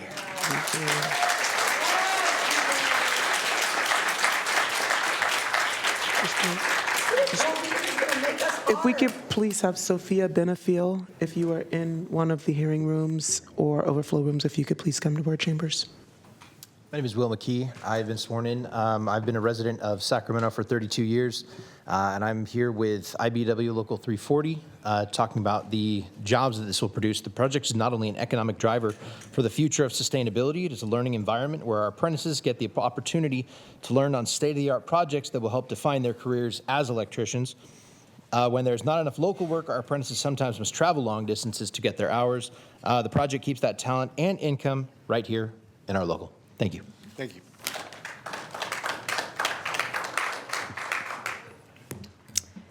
Hello, my name is Gabrielle Katanik, and I have been sworn. I'm a resident of Sacramento County with a background in natural resources management. I work in agriculture, and on the weekends, I lead guided hikes through Blue Oak woodlands and valley grasslands in the Sutter Buttes.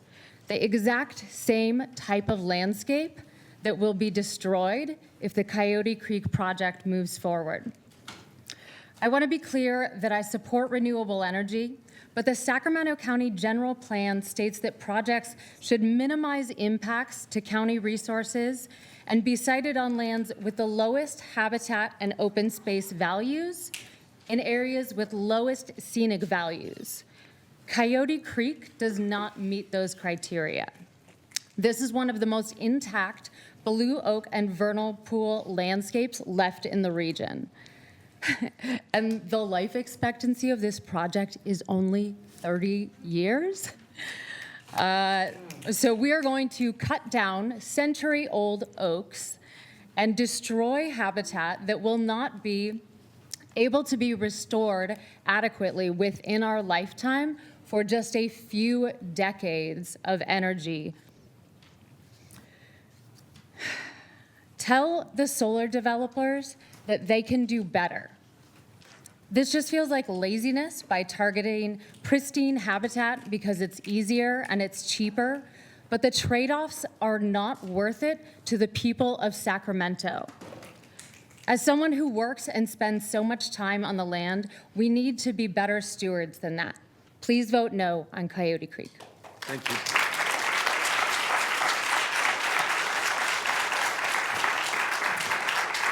My name is Jeff Caesar, and I have been sworn in. Thank you for the opportunity to come up here.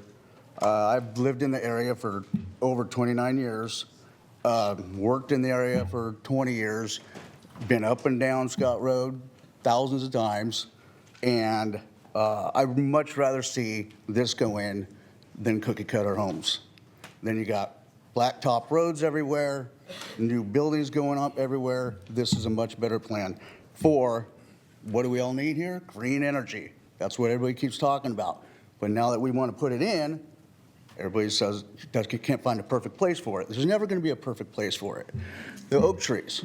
Everybody's talking about the oak trees. 50 years, a century, 700 years.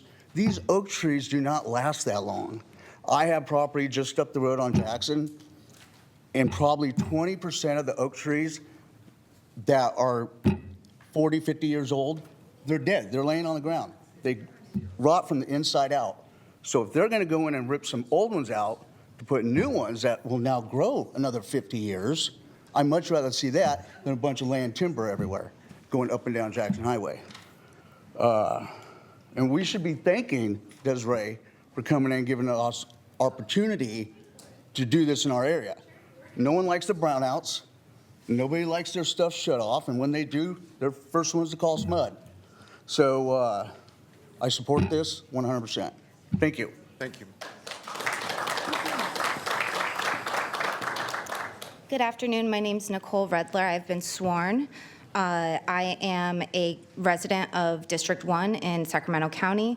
I see that Governor Newsom recently released an executive order calling for renewable energy products and incentivizing them if they can break ground before July 4th. This project fits that directive exactly. It also aligns with the county's climate action plan and SMUD zero carbon goals. It's the kind of clean energy investment we say we want, so let's move it forward. I'm also thinking about this as a SMUD ratepayer. If construction starts before July 4th, the project keeps access to financial incentives that lower overall costs. If we miss that window, the price of building clean energy only goes up, and the costs eventually hit all of us on our bills. For the sake of our climate goals and our wallets, I urge you to approve this project without delay. Thank you. Thank you. I was just going to remind you to bring the mics down. Good afternoon, everybody. My name is Sophia Benefil. I have been sworn. Thank you for giving the people an opportunity to speak on this today. You have a whole lot of people in this room who are here because they care about Sacramento County, California, and the health of the earth as a whole. I'm a recent graduate with a degree in evolution, ecology, and biodiversity.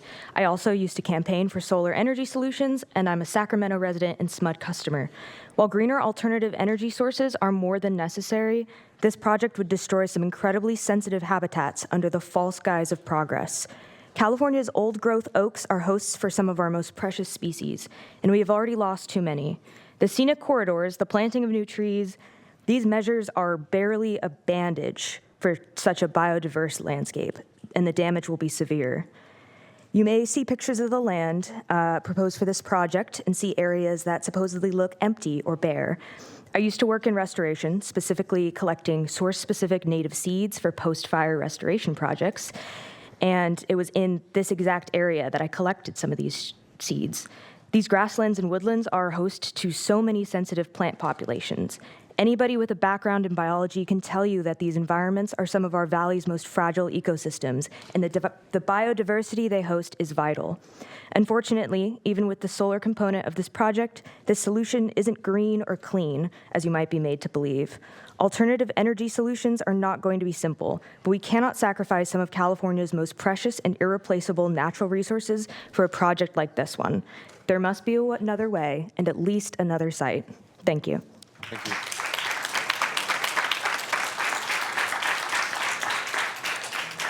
Chair Cerna and members of the board, I'm Susan Batar, and I've been sworn in. I live in Sacramento, and I'm in SMUD service territory. I'm here today to show my support for Coyote Creek. This project is about more than just energy. It's about protecting our air, our land, and our way of life. The partnership with the California Rangeland Trust and the Sacramento Tree Foundation shows a real commitment to stewardship. I served on the board of the Sacramento Tree Foundation for 7 years, and I know the priority they put on using alternative sources of power, especially solar, when we live in the sunny state of California. This project, as it has been mentioned, will save 13,000 trees.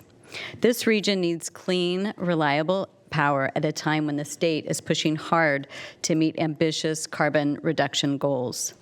This project is not short-term thinking. It's the opposite. It's a plan for future generations. A vote for Coyote Creek is a vote for responsible development that provides an economic benefit for all. I urge the County Board of Supervisors to vote for this important project. Thank you. Thank you.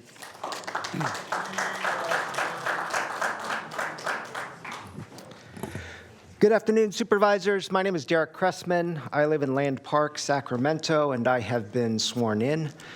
I have had multiple conversations with current and former SMUD staff and current SMUD board members about this project, and I can tell you, if the staff and board had done their job 5 years ago, none of us would be here today. They're good people, but they rushed it, they were sloppy, and they made a mistake in approving this project. Now, the staff have since greatly improved their vetting process for large-scale solar projects like this. They have several others in the pipeline that have approval or no opposition from environmental groups. They will not take 5 years to pass because they're not stupid. And if SMUD needed this project to meet their 2030 goals, you can bet they'd be here today, but they're not. Think about why not. So it falls to you, the county, and I commend you for asking all the right questions. You're doing a great job for a subject that's not in your wheelhouse. Yes, it is pathetic that we have only 2,800 or 28,000 rooftop solar programs or systems in Sacramento County. 20 years ago, SMUD was a national leader on promoting distributed energy, but they reversed course 10 years ago, despite what they tell you in their multi-million-dollar Super Bowl ads. We now have much less distributed energy than PG&E, which is a terrible utility, and other for-profit utilities in California. We have way less community solar than regressive locations like Texas and Florida. So we need to dramatically ramp up our distributed energy. Yes, Mr. Cerner, or Supervisor Cerner, it is slightly more expensive, but still cheaper than fossil fuels. Yes, it is slightly more complicated, and there's great value in that complexity because distributed energy reduces grid congestion. And that is going to be our problem going forward, not supply. Thank you. Thank you.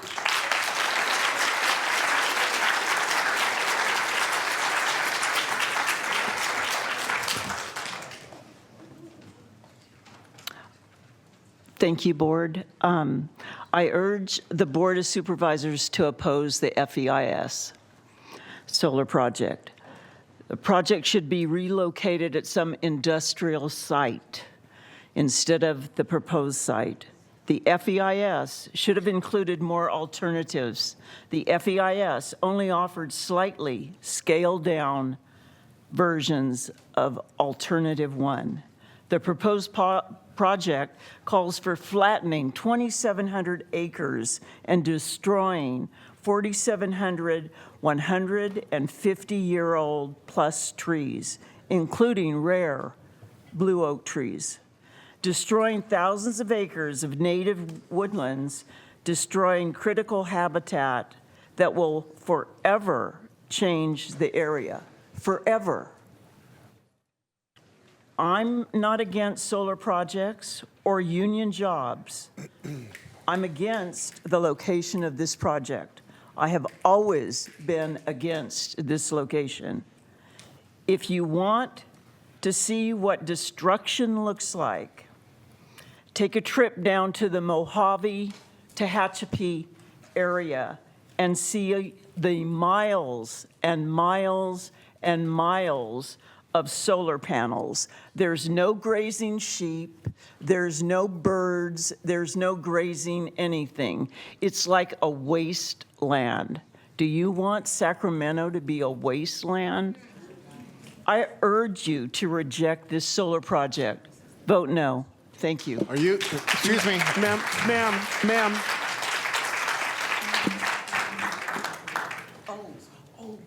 We need your name, I thought too. I did that.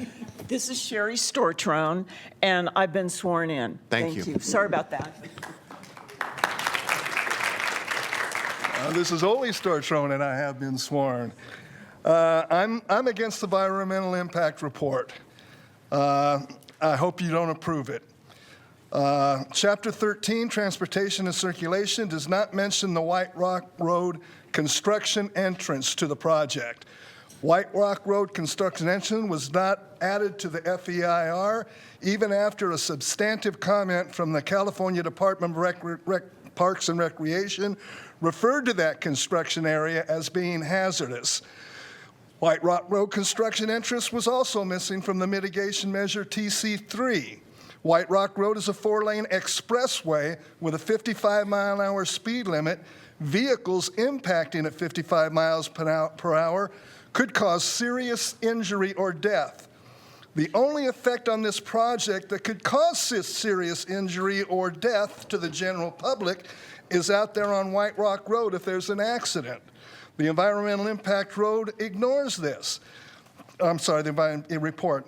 The Environmental Impact Report cares more about the loss of viewshed while driving on Scott Road than it cares for the potential loss of life while driving on White Rock Road.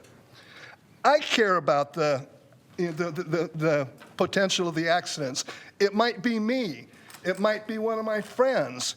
It could be a young mother with a carload of kids going to soccer practice that gets involved in an accident on White Rock Road. Do the Board of Supervisors care that they will be approving a environmental impact report that is so severely flawed and grossly inadequate? Got it in two. Thank you very much. Thank you.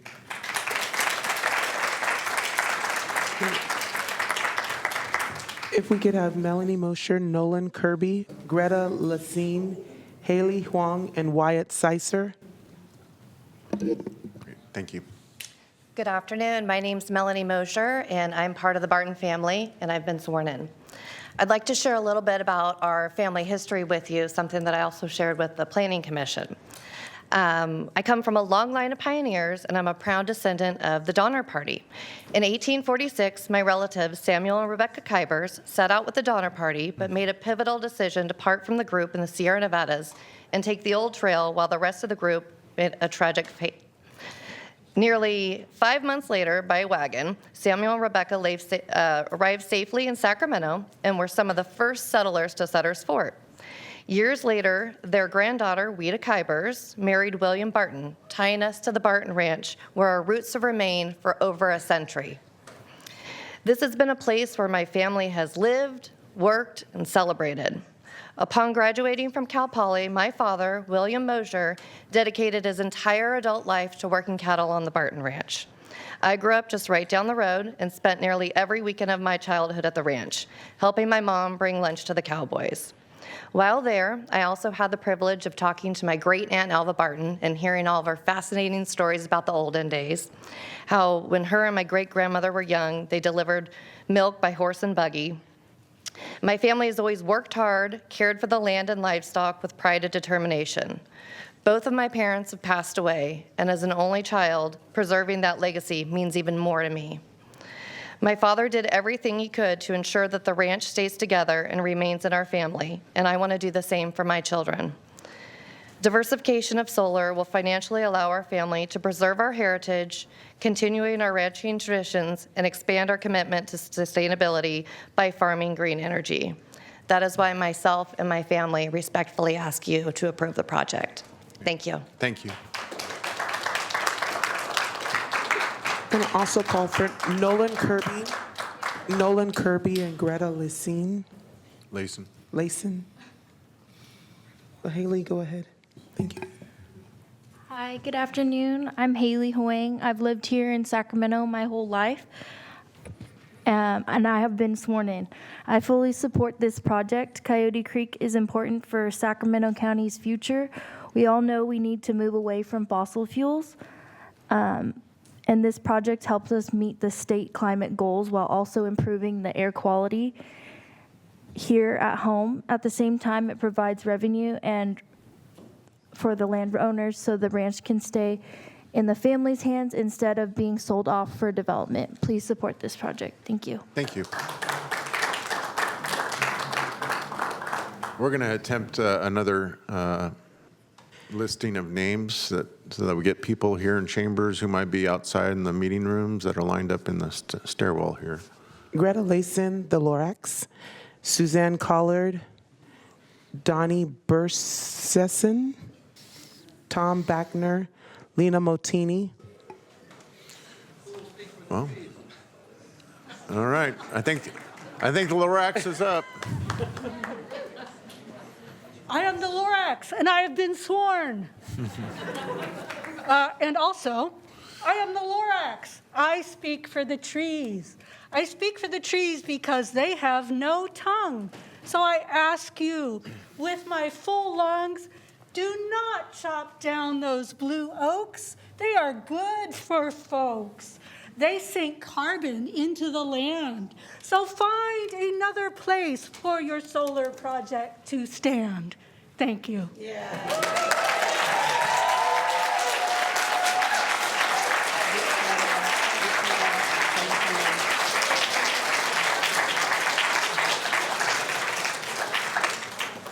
Well, that's tough to follow.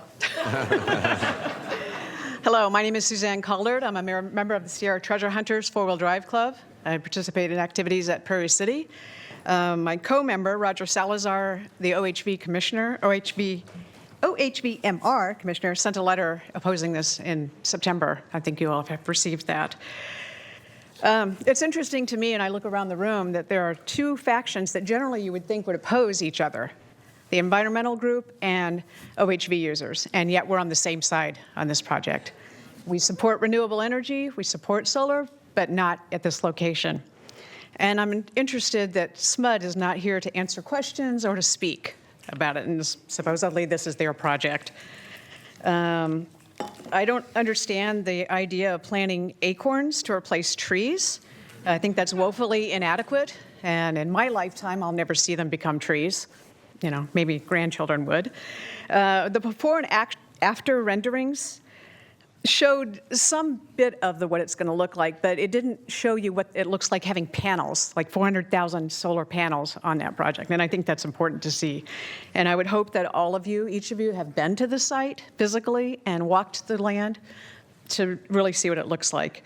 Again, not opposed to renewable energy. I just think that another site is better suited. Please disapprove this project as it is currently planned. Thank you for your time. Thank you.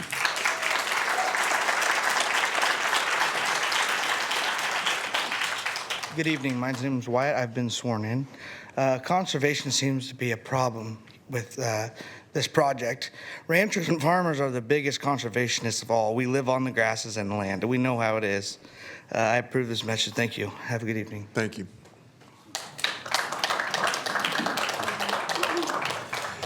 Hi, my name is Donnie Burleson, and I have been sworn in. Thank you so much for the opportunity to speak and to participate in this process. I live in Wilton. I've served in the Sacramento area as a pastor for the last 39 years. I've known the landowners' families for many years, and I can tell you both from personal relationship as well as pastoral experience that these are people of integrity, stewardship, and they have deep, deep roots in this community. They've cared for this land for generations, long before any of us were worried about clean energy or state mandates. Because of where I live in Wilton, I travel Scott Road a lot and have been able to watch and observe the way the land has been managed over the years.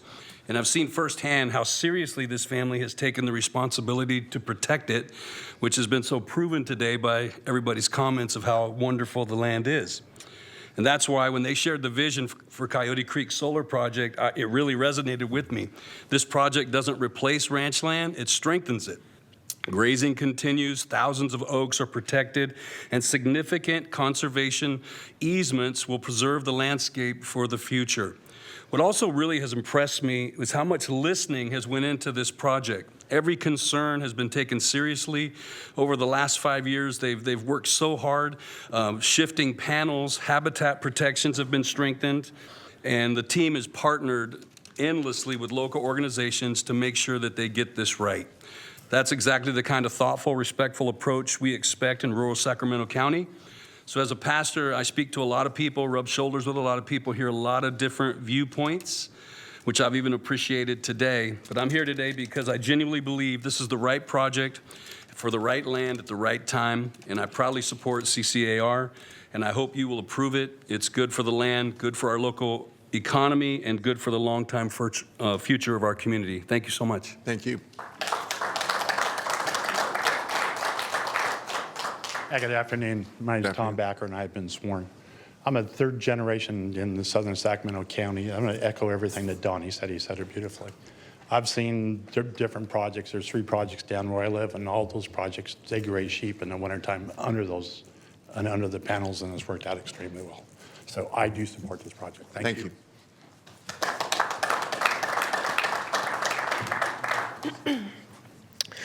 Good afternoon, Chair Cerna and members of the board. My name is Lena, and I've been sworn in. I am a local wildlife biologist, and I'm strongly opposed to the Coyote Creek Agrivoltaic Ranch project. Per Chapter 6 of the Environmental Impact Report, this project will result in the permanent loss of hundreds of acres of oak woodlands and the removal of over 4,700 trees, 450 of which are protected oak species, and also result in the permanent loss of nesting, foraging, and aquatic habitat for numerous special status species. If you advance this project, you are advancing completely unnecessary habitat destruction. Why is this unnecessary? Because Sacramento is the 8th sunniest city in this entire country. So there's no reason that solar panels cannot generate energy somewhere else here that's not precious, irreplaceable habitat. The modifications made between the draft EIR and the final EIR in response to comments on this project's severe biological impacts are not sufficient, and our native species will suffer. Burrowing owls are a California Endangered Species Act state candidate documented on site during project surveys, and they will permanently lose 1,064 acres of nesting and foraging habitat. Swainson's hawks are a state threatened species documented on site during project surveys, and they will permanently lose 1,202 acres of nesting and foraging habitat. Other protected species, including tricolored blackbirds, western spadefoot toads, vernal pool invertebrates, the northwestern pond turtle, golden eagles, and bald eagles will lose habitat if you choose to advance this project against the wishes of Sacramento residents and the local scientific community. Sacramento County, please do the right thing and do not advance this project. Thank you.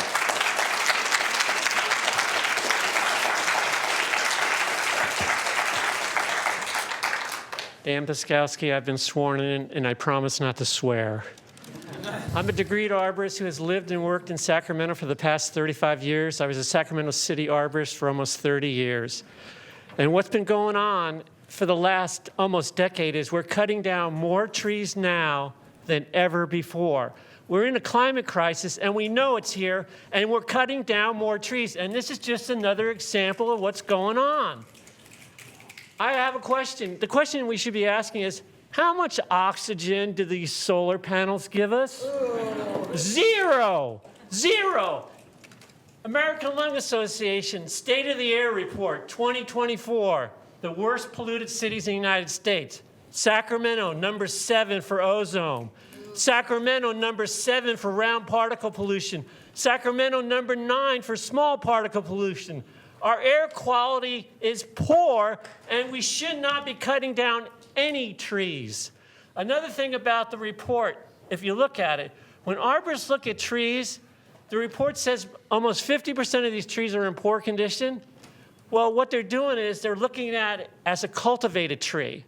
These are natural trees. They've never been professionally pruned. They do anything, and so they're rating them poor. Oh, they have limb split outs. They have this and that. Well, because they're naturalized trees, and you should not be misled by the arborist report saying that 50% of the trees are in poor condition. Now, granted, there's 532, I think, that are dead, so just pull those off the table. We don't have to count those. But on the mitigation, too, it's about leaf surface area, and the analysis is flawed. Yes. Thank you. Thank you.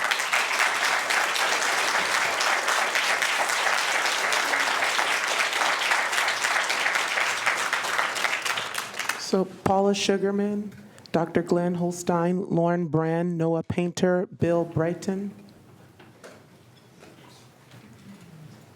So Marnie, you can go ahead. Marnie, come on down. Hi, my name is Marnie Filling. I've been sworn. I'm a biologist and author who was born and raised here in Sacramento. Thank you for letting me speak. The scientific evidence for global warming is unequivocal, and human activity is the principal cause. Much of the greenhouse gas emissions driving climate change come from burning gas, oil, and coal for heat and energy. It's a vicious cycle because as we mine, drill, and log to get those fossil fuels, we disrupt the very environment that acts as a carbon sink, absorbs water from weather events, cools the planet, and keeps our air and water clean, all services that our environment provides for free. Climate mitigation is achieved by 1, reducing greenhouse gas emissions, 2, expanding the use of renewable energy, and 3, increasing carbon sequestration capacity by restoring degraded land and conserving protected lands. In the face of climate change, California has been leading the way by setting ambitious goals to reduce emissions and developing clean energy sources and technology, but the Coyote Creek project violates Part 3, conserving land. By excavating over 1,300 acres of natural habitat, removing thousands of oak trees, and fragmenting and disturbing vernal pools and grassland habitats, we're not only releasing all the carbon stored in the trees, plants, and soil, but we're losing one of our remaining intact and truly unique environments. The site was chosen out of convenience, but at what cost? If the goal is to achieve a reduction in greenhouse gases, destroying this piece of land is not the way. Roofs, old shopping malls, parking lots, or industrial areas would be more appropriate and would give us a net gain instead of a net loss. Our threatened remaining environments in California are part of what make us special. Achieve a reduction in greenhouse gases, destroying this piece of land is, let's see, our threatened and remaining environments in California are part of what make us special and what help us maintain healthy people, communities, and a healthy planet. Let's be leaders and models for others instead of ruining part of the healthy planet to build green energy. Thank you. Thank you.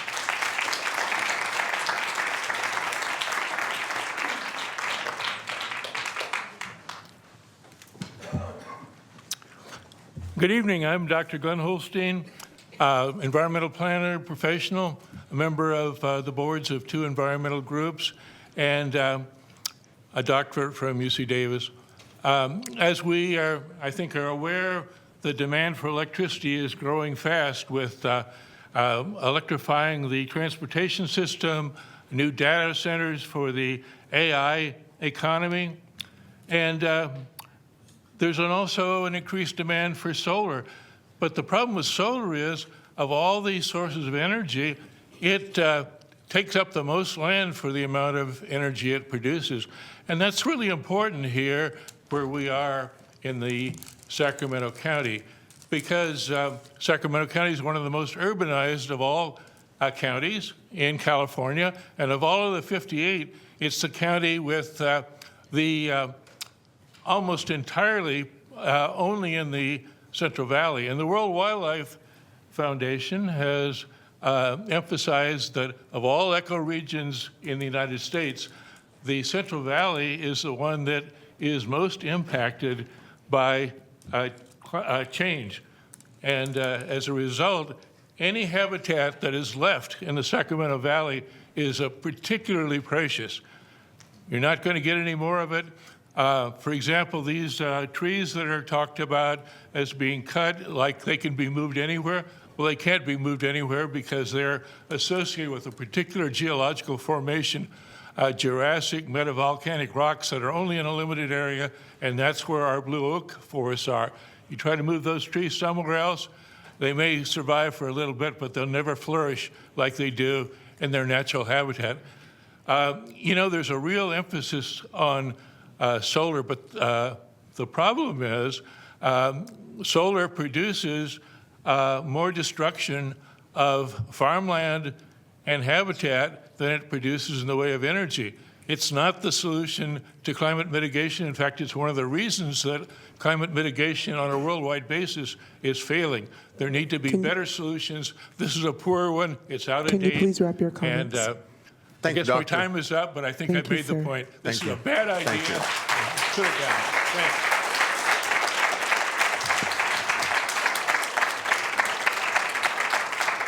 And Madam Clerk, will you ask the good doctor that he tell us he's been sworn, please?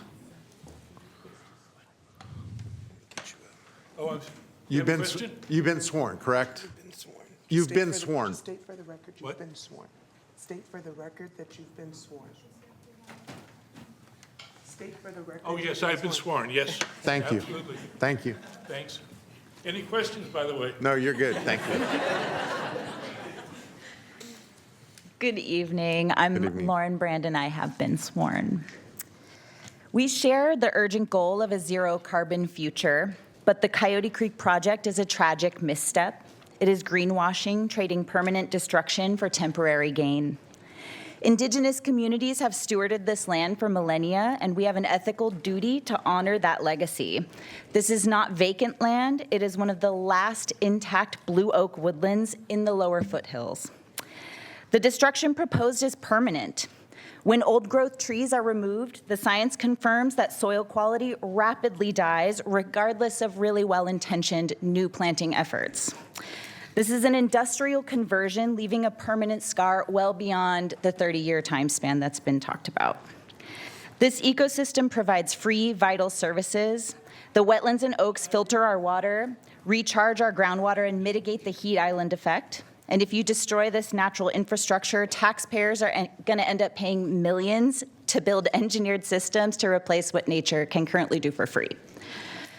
Beyond this, there's the human cost. In a time of rising anxiety and depression, access to high-quality nature is critical for public health. Studies prove that access to high biodiversity areas like these oak woodlands significantly reduces depression and stress. The choice is not solar or no solar. It is environmentally destructive solar or responsible solar. A more equitable solution is to mandate distributed generation on the land that we have already irreversibly disturbed. I urge you to choose true long-term sustainability because this irreversible destruction is not necessary to meet SMUD's goals.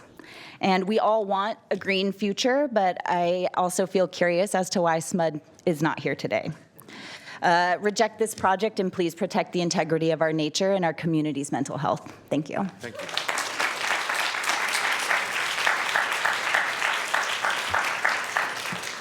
Good afternoon, Noah Painter on behalf of NECA, National Electrical Contractors Association, IBW Local 340. We're here in strong support and ask your support for this project. Just to follow up on the woman that spoke before me, we could place solar and renewables on every rooftop in this county and still not meet our goals. We need to have large-scale commercial solar. And what is great about this project is the developer spent a considerable amount of time listening to the community, hearing feedback, and taking that into consideration by iteratively changing the development. What we've seen from them is a commitment on labor standards and making sure that they're going to take a high road approach, ensuring that there are going to be people that work on this project that are paid health care, retirement security in their pensions, and also paid union scale. So again, we ask for your strong support for this project. Thank you. Thank you. Oh, and I've been sworn. Thank you.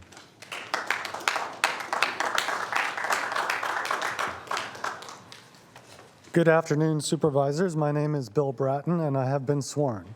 I am a California registered civil engineer and have been a resident of Sacramento County since 1994. As others have asked here today, I also urge you to reject or pause approval of the Coyote Creek project as currently proposed, primarily due to the plan to remove up to 3,500 mature blue oaks and the last major stand of these oaks remaining in our county. These trees are a living carbon sequestration infrastructure and critical wildlife habitat. Their loss would be irreversible. SMUD reportedly entered into its power purchase agreement after being told the site was bare rocky ground and was not informed of the thousands of blue oaks present. The board should not approve a project that resulted from that misinformation. Removing large numbers of mature oaks to construct a clean energy project effectively moves us backwards on climate change as these projects are meant to advance. No one here is opposing renewable energy. What we are asking is that the county follow its own renewable siting policies. The general plan already tells us in PF 78 where large renewable projects should go. And the highest level habitat, such as mature oak woodlands, is not on that list. In fact, oak woodlands are specifically included in PF 69's list of where these projects should not go. Even a modest fraction of the disturbed areas in PF 78, such as Browns fields, industrial parcels, parking lots, and rooftops, are enough for thousands of megawatts of solar energy without destroying sensitive habitat. So the question before you is not whether we should build renewable energy. Of course we should. The question is whether we should build it in mature oak woodlands your own general plan directs you to avoid. Approving a project in this location that should be avoided. Please protect our very few remaining blue oaks and Mr. Bratton, can you please on a wrap your project comments? aligning with the with the county's renewable energy siting policies. Thank you, Mr. Bratton.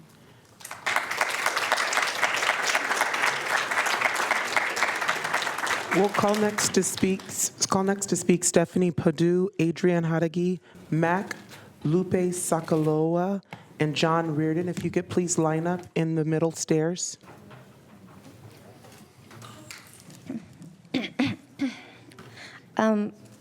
Good evening. My name is Frances Macias Salazar, and I am a resident of Sacramento County and a member of 350 Sacramento. I have been sworn in. I am urging the board to please reconsider the construction of the Coyote Creek Solar Project. As a historian of California, I find it incredibly disgraceful that Sacramento County is still continuing to desecrate the natural and tribal cultural resources of the indigenous people of this land. As one of your speakers stated earlier today, to remove the oak woodlands, vernal pools, and native fauna of Coyote Creek would be to continue the genocide of Native peoples, and I agree with their statement. Renewable solar energy should not come at the expense of irreplaceable flora and fauna or indigenous cultural resources. I urge you to fight for the remaining old-growth woodlands and native biodiversity that remains in Sacramento County. I urge you to vote no on the Coyote Creek project. Thank you. Thank you.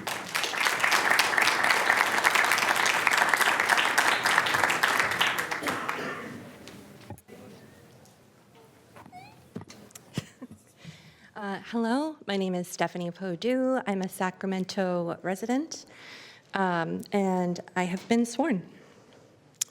The outcome of this vote will tell us who is for personal gain and who is for public good. How do I know this? Because the only way that Coyote Creek project makes sense is to enrich a small, greedy few. I am a mom, a science enthusiast, and I think about things in life cycles. I'm a big fan of clean, renewable energy where it makes sense. This project makes no sense at all, unless you're a greedy stakeholder. From a life cycle perspective, solar makes sense on rooftops, parking lot canopies, shielding us from intense Sacramento summers. There it helps and not harms. The only group that sees the downsides are the investors who would have a share of would have to share profits with people. Meanwhile, we have no downside. This and similar projects harm all of us. Not in 100 years, it will harm us immediately. When we lose 3,493 old oak trees that aren't holding the soil together, aren't absorbing rainwater from our now constant atmospheric rivers that we have every season, when there are fewer birds to eat the mosquitoes that already plague us, and this desecrates sacred land. This will harm us in 5 years as insurance companies continue to take away flood and fire insurance from county residents due to high risk. It will hurt us in 10 years, contributing to the extinction of vital species that's currently 70% extinct, leading to the loss of fish and birds and bugs that are out of control. This will hurt us in under 35 years when our land may no longer support the agriculture that keeps us the farm to fork region. We will lose our future if the leaders listen to wolves in sheep's clothing. Thank you.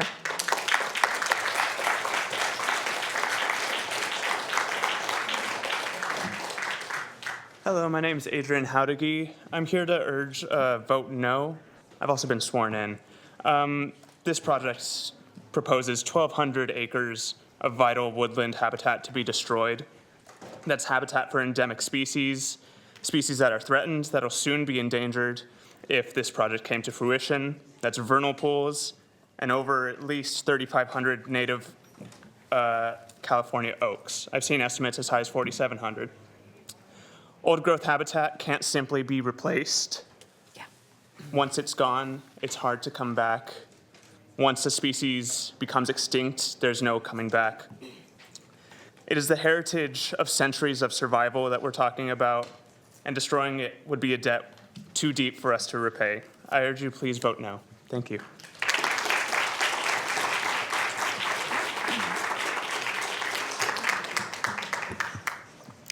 Hello, I have sworn in. My name is Lupe Socolo. Yeah, that was misspelled. I am a seasonal that has grown up in the Sacramento region. My experience includes like logging, forestry, wildfire, rangeland management, all the fun stuff that a seasonal does. And I'm here to talk about the forestry side of this project. I noticed that when we talked about it, like we bring up the blue oaks, but in terms of like replanting, it's going to be really difficult because essentially blue oaks are like notoriously slow growing. So like you see, you know, like when I logged, I can like replant some conifers and I have a good timeline. Like what we replant will not be seen in my lifetime. And I find that really sad because this is some of the last blue oak intact woodlands in the state.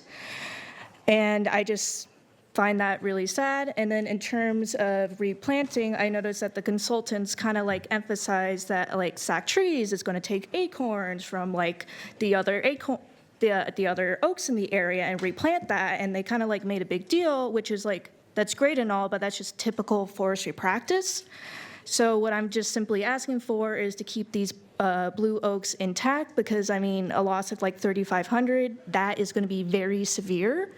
As we know, land managers in California are struggling with oak woodlands, just trying to keep their oak woodlands healthy, because unfortunately, in the last several years, we have the golden beetle, which is invasive from the Mediterranean, and once it gets in your tree is gone. We also have sudden oak disease, which has been on the radar for a while, but unfortunately, besides removing bay laurel, we don't have any cures. So I urge the county to please just preserve the oak woodlands. Please don't cut 3,500 trees. Thank you. Thank you.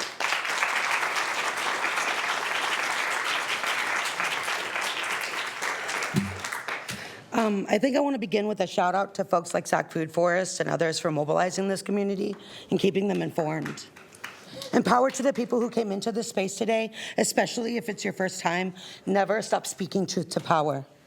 Good afternoon, board. As you all know, my name is Mac, and you know me from my work as a community organizer and co-founder of orgs like Decarcerate Sacramento, the Sacramento Valley Tenants Union, and more. These days, I still do that, but I'm also a consultant and an artist. I'm happy to be standing in this room today full of your constituents, and we haven't sat together like this since we started fighting jail expansions years ago. I want to say that I know that we are all hoping to meet our climate action plan together, and we're all here surviving capitalism together. But that if this project had really done robust outreach on this issue, this many voices and experts opposing this item wouldn't even be here today. I want to go to the project analysis and project alignments. 7 criteria were listed. 2 of 7 aligned, 3 of 7 partially aligned, 2 of 7 did not at all. So that means 5/7 of your project are not in alignment with our community general plan, and destruction of scenic resources and tribal land, including native burial sites, should not be in our values. We already can't afford to cut 40 acres of trees, knowing that they actually like clean the air in Sacramento with some of the worst air qualities in the country. I think I would much rather bring the experts in this room together to come up with a plan that includes rooftops and parking lots and battery storage facilities and therefore good union jobs. A plan that includes saving a family's farm and combats housing and industrial development and brings back the fog to save all those oak trees and allow them to live longer than the 50 years. I believe that everyone together in this room could do that together with their expertise and their power. Finally, as always, I believe that we can do better, and it just requires you to do better. It requires you to be more intentional and go slower, and making sure that you include all the experts, I will be done, that you have at your disposal living in this community. Ma'am, can you You please should be wrap so your impressed by the comments? organic expertise that entered this room and gave you their leadership today. Thank you, Mac. Thank you. I will end with, here's to going back to being the city of trees. Thank you. I have Thank been you. sworn. Thank you.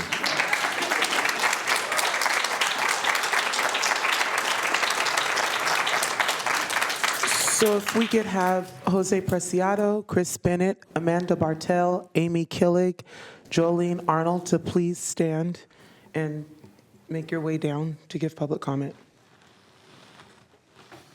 Hi, my name's John Reardon. I'm with IBW Local 340. I've been sworn. I'm here in support of the Coyote Creek Solar Project. This is a long-term investment in Sacramento's future. It creates jobs now and clean power for decades. It's going to create jobs local for local apprentices and journeymen so they don't have to drive down to the Bay Area or further down up to Reno, areas like that. It's the kind of project that helps our community grow in a responsible, forward-thinking way. The project creates clean energy while maintaining farmland and combining it with solar. It protects open space while allowing it to be productive. Thank you for your time. Thank you.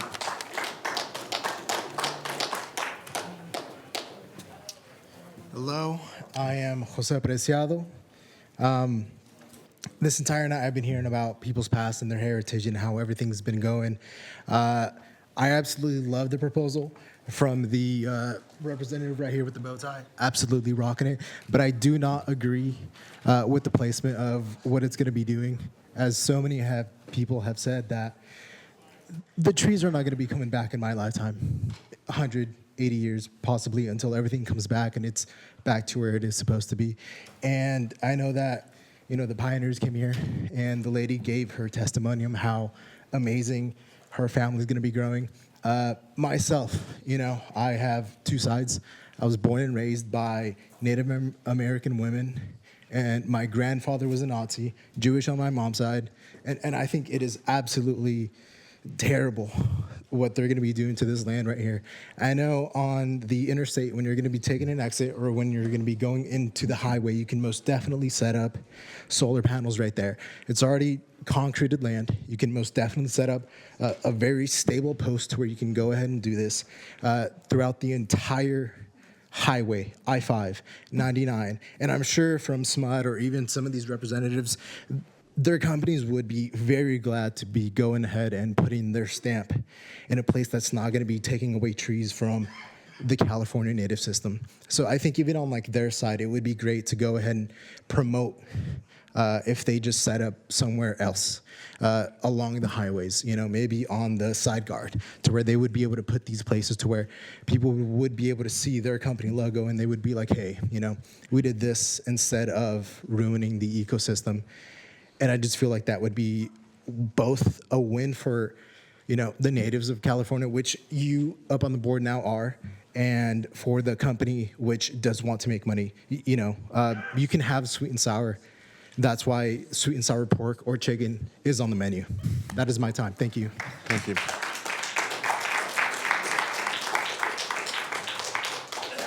And I assume our previous speaker was sworn.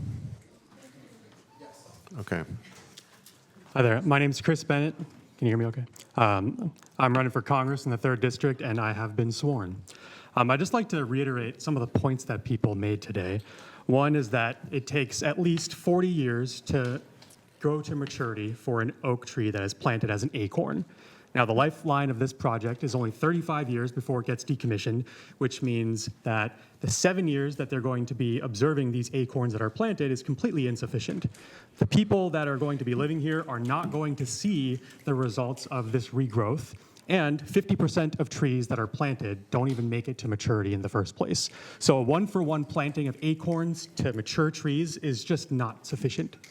First off, next, we have 22 different data centers in the area, with more being built every day in order to fuel AI slop, and we're on the brink of an AI bubble popping. Now, a lot of people have heard reduce, reuse, recycle, but they don't realize that's supposed to be in order. You're supposed to reduce, then reuse, then recycle. So maybe if we stop promoting AI slop and burning up a lot of energy, then we have less of an impact and we don't need to build as much. Another thing, it's easy to make promises, but we have no guarantees that these things are actually going to go through. For example, I say, all right, I'm going to destroy your vehicle recreation area, and I promise we'll build one eventually. But we don't know what that's going to look like or how long it will take. We also don't know that these trees will ever reach fruition. Another big thing about the canopies is that they reduce the local ambient temperature, and they also have large ecosystems that they support. So you're actually going to be making greenhouse gas emissions worse, and you're going to be increasing the heat of the environment. I think some other things to point out is that I noticed on the website and on some of these documents, it said we've consulted with many of the local tribes in the area. And one of the people, the very first person who spoke, basically said that they were ignored. So if I come to your house and say, I'm going to burn down your house, and then I put on my website that I consulted with you and use that as justification to burn it down anyway. I don't think that's really sufficient. So, long story short, I think that you should find a new place to build this solar plant because it doesn't make sense as presented. Thank you. Thank you.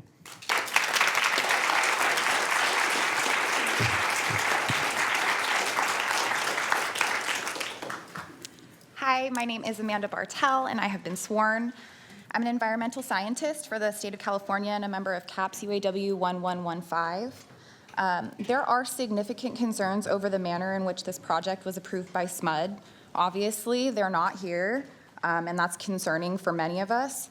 Approving this project as it stands will continue to erode public trust in our government's ability to lead us through the climate crisis.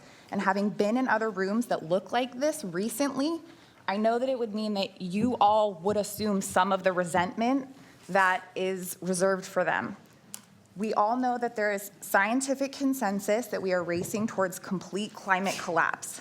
But did we all know that the best available climate data shows that we will begin suffering some of the most severe consequences of our failure in the coming few decades?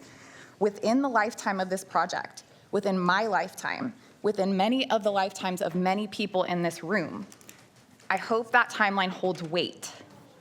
Revegetating sounds great, but we simply don't have the time available to revegetate fully grown oak trees that are providing this habitat. Should development be proposed here at a future date, many of us are prepared to fight that too. As a union member and a professional scientific labor organization, I fully support the need to meet our climate goals and reach carbon neutrality by way of green energy projects, particularly those utilizing high-paying union labor. However, we cannot do that by destroying the ecosystems that we're claiming to protect. I also deeply empathize with the ranchers who seem to sincerely care about conservation. But what I'm hearing is that it sounds like they would otherwise love to conserve all of this land if money were not the problem. And I think that proves the entire point that a lot of us are trying to make here. This is about money. I hope they consider also what the indigenous people who steward that land before them would prefer for them to do. Thank you. Thank you.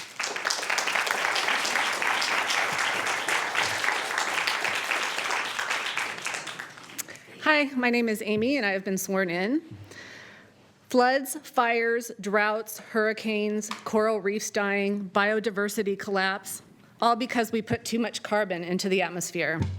Everyone focuses on emissions from fossil fuel, but that is only part of the equation. You could plaster solar panels in every corner of the state, but unless you sequester carbon, the horrible consequences of our emissions will only get worse.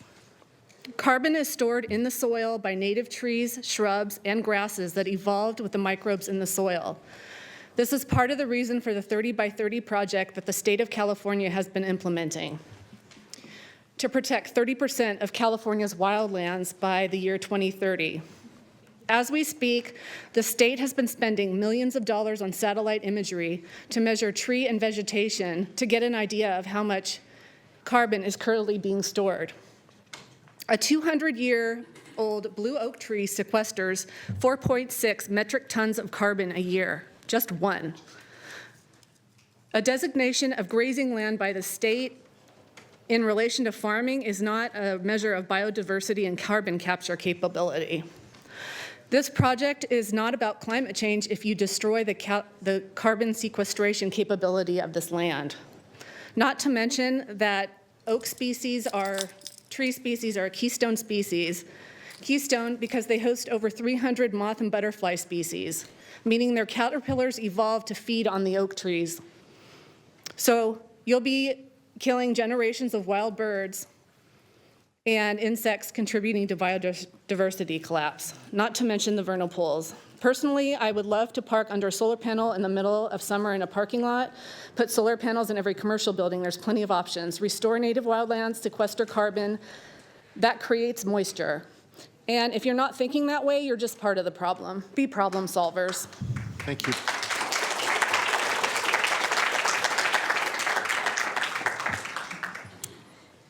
My name is Joellen Arnold, and I have been sworn.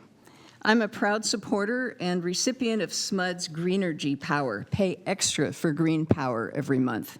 However, I'm here to speak for protection of the blue oak woodlands, creeks, and grasslands which will be lost to this project if it's approved. I'm here to speak for the native creatures and plants of this area, particularly the bats. I work with NorCal Bats, caring for injured and orphaned bats and educating the public about bats. Bats are what I know. Many of Northern California's 17 bat species live and forage in the area proposed for development. California's state bat, the amazing pallid bat, forages in the grasslands for large invertebrates and roosts in tree hollows in old blue oaks. Hoary bats and red bats roost in the tree canopies and hunt moths and beetles in flight amongst the trees. The tiny canyon bat and several myota species forage for insects and roost in tree cavities and under the bark of mature blue oaks, as does the larger big brown bat. For the bats who depend on mature oaks and even on the dead and dying oaks, and for every other native inhabitant of the habitat to be disturbed, please do not approve this project. Thank you.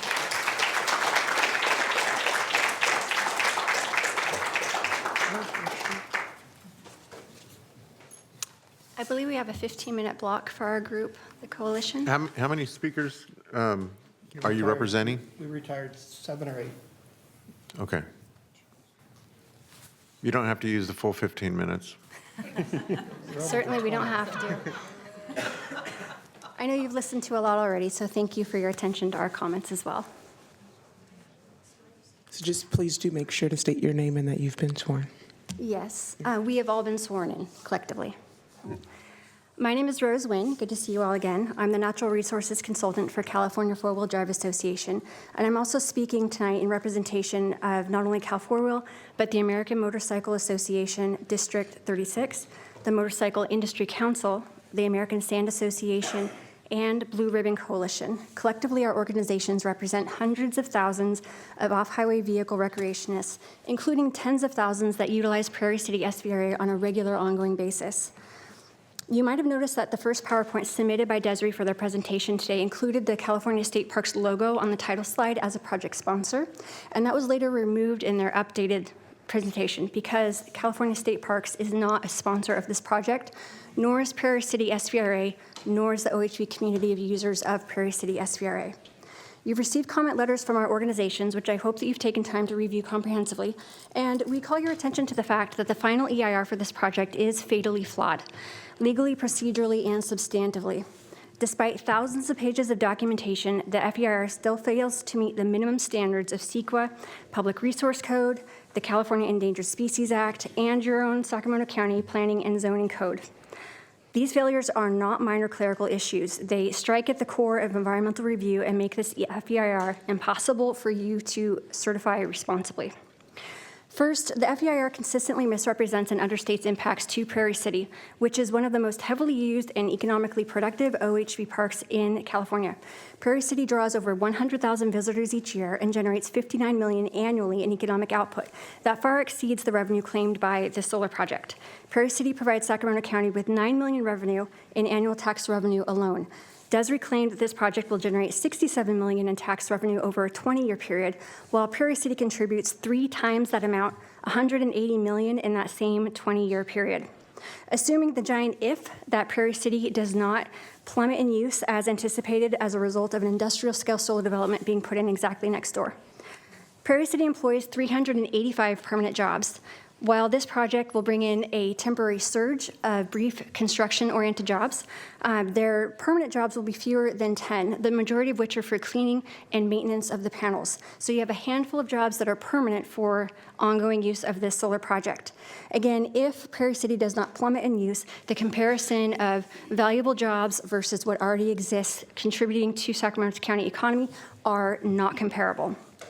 Second, the FEIR still fails to address encroachment into Prairie City SVRA and the requirements of the Off-Highway Vehicle Motor Vehicle Recreation Act Adjacent development that impairs recreation quality, public safety, wildlife management, or even event operations is expressly prohibited under Public Resource Code 5090.24.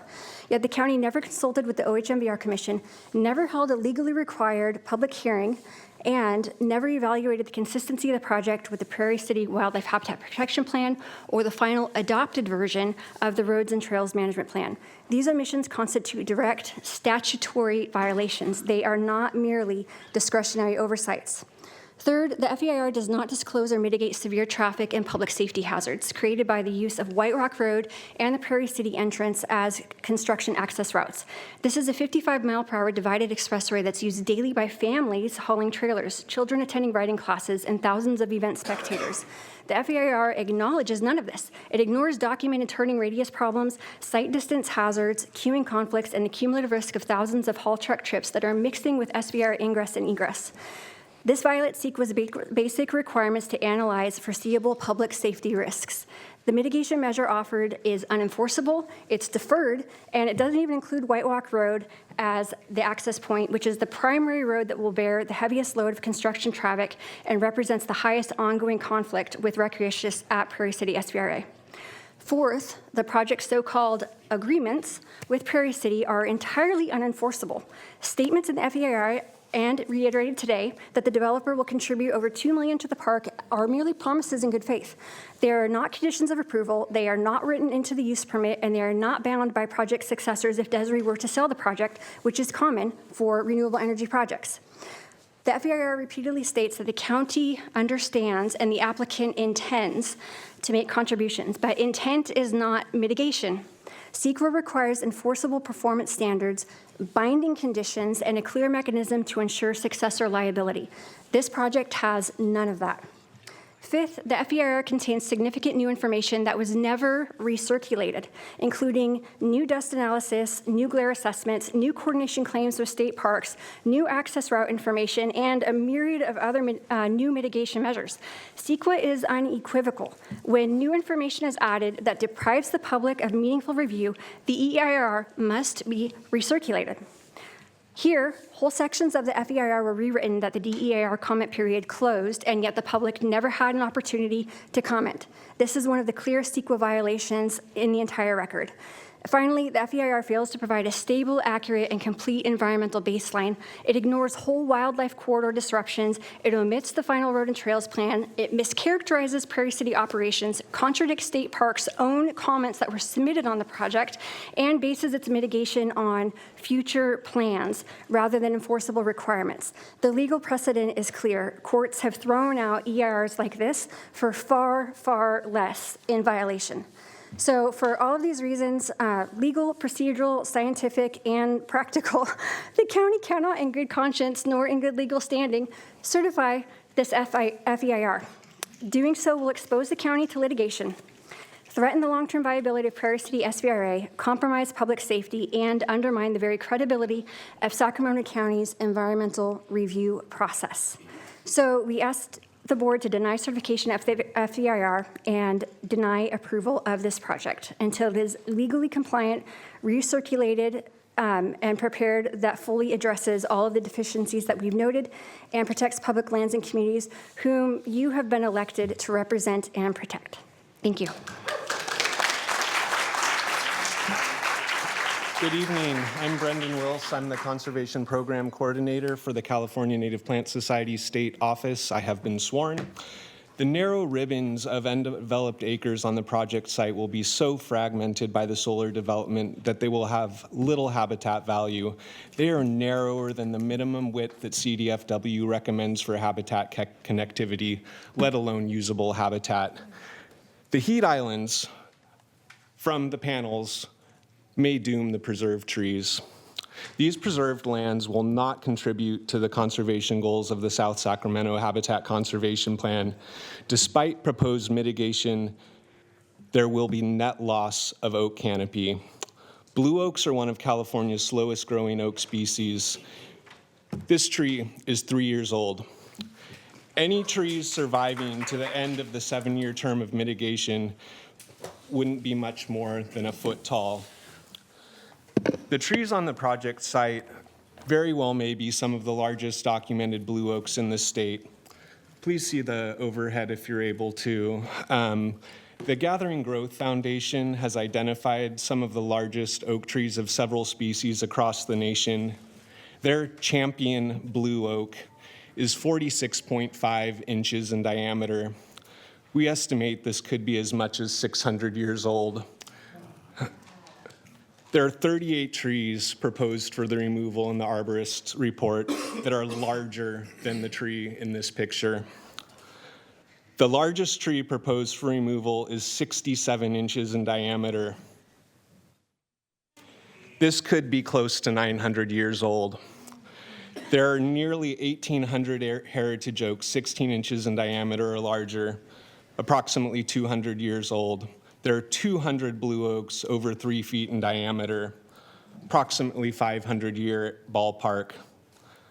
Outside of blue oaks, there's a 75-inch diameter valley oak, an 81-inch cottonwood tree, all proposed for removal. Good evening. My name's Kim Delfino, and I have been sworn.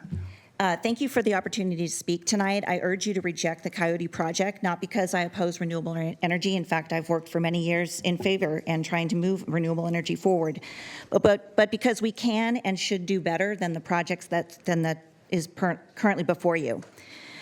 Chairman Cerna, you asked the question at the beginning of this. You said, if the project is rejected, what will be forfeit?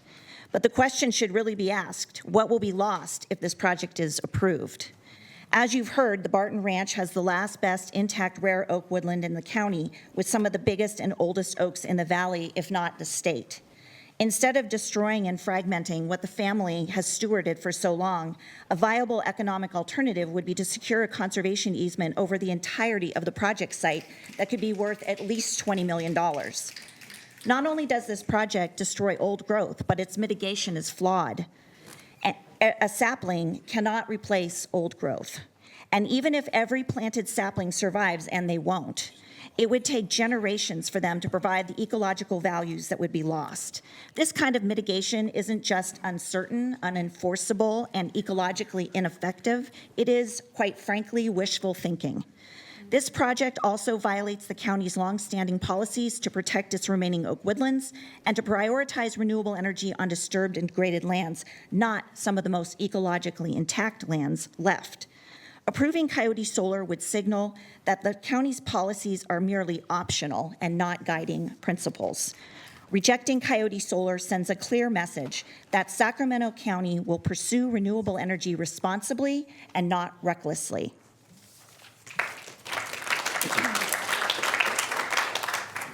Good evening. My name is Sophia Markowska, and I'm here on behalf of Defenders of Wildlife, and I've been sworn in. The developer's presentation highlighted the Slough House Solar project as an example of how solar panels can follow the terrain. This comparison is misleading. Slough House is a fundamentally different site, relatively flat with minimal topography and far fewer biological constraints. In fact, Defenders of Wildlife supported the Slough House project as it demonstrated what responsible renewable energy siting looks like. Coyote Creek is opposite, an inappropriate site with high-level habitat and rolling hills. Additionally, this project greatly threatens access for those of us with disability to access to nature. As a Sacramento resident and as someone with disabilities, I rely on local, accessible outdoor spaces. Prairie City is one of the few places locally where people with disabilities can experience true nature and outdoor recreation, not an experience next to industrial use. The recently approved road and trail management plan that adds dedicated accessible camping areas and provides a rare opportunity for disabled people to enjoy nature together with their families. Coyote Creek's scale and incompatibility jeopardizes both existing and planned ADA facilities and therefore threatens the ability for those of us who are disabled to recreate in nature. For many of us with disabilities, losing this space is simply unacceptable. For those reasons, I respectfully urge you to deny the certification of the FEIR and to deny approval of the Coyote Creek project. I've also provided copies of comments from 100 local defenders, members, and supporters who oppose this project. Thank you. Sean Worth, Sierra Club, sworn. I wanted to first note that it's a false flag to say that residential communities will spring up like weeds if this project doesn't come through. That'll be decades down the line.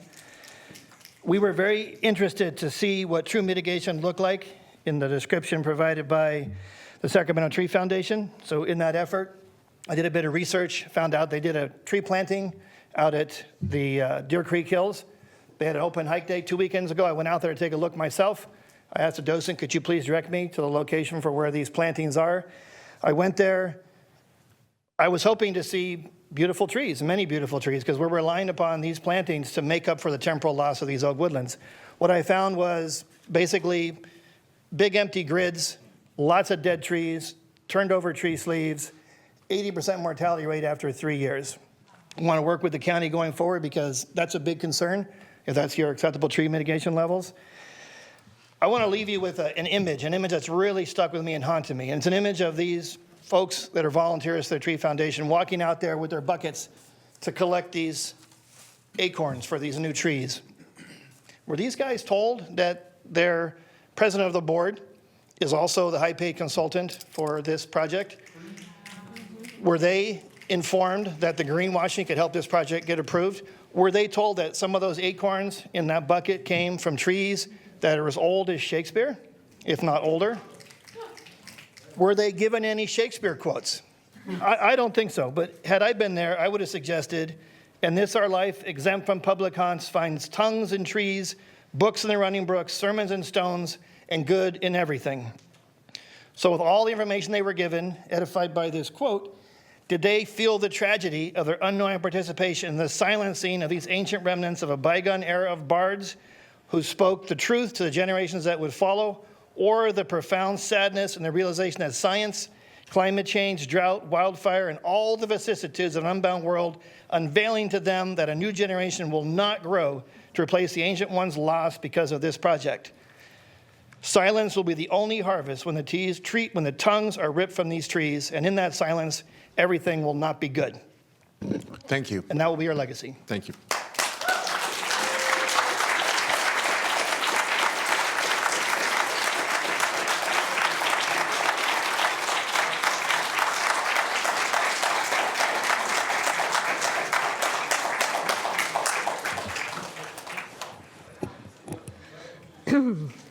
My name is Barbara Washburn, and I've been sworn. I am a member of Third Act Sacramento. I was also a board member of the Slough House Resource Conservation District for 6 years, so worked closely with one member of the family that owns the Barton Ranch. Having worked with farmers on the Slough House board and lived in Wilton for over 25 years, I know that they are an independent bunch. They make a multitude of decisions on a regular basis that affect the success of their business, including what is the best use of their land. But the interests of ranchers must be balanced with the interest of the public. There is no denying that a massive project like Coyote Creek does not belong in one of the few remaining blue oak woodlands in the county. The proposed project would destroy thousands of blue oaks, as others have spoken to eloquently, and the habitat they provide, as well as cultural resources, recreational opportunities, and, in my view, the most scenic road in the county. We think the supervisors should reject this project. We believe there is a less environmentally damaging alternative that will meet the goals of the ranchers and the energy needs of SMUD. The next several speakers will address the elements of such an approach that downsizes and reconfigures the project so it complies with the resource conservation area in the general plan, takes advantage of available state funding for ranch land preservation, and meets SMUD's energy goals. It's presented an overview in this handout, which I think all of you should have. We hope you will recognize the reasonableness of this approach and refuse to move forward with the destruction of precious county resources. Thank you very much. Thank you.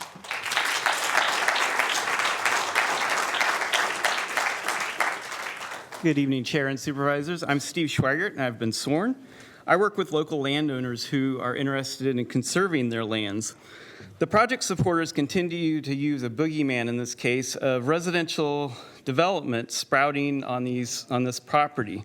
You should be aware that the state purchased an easement over the northern 1,000 acres of the property in 2005 that specifically prohibits residential development.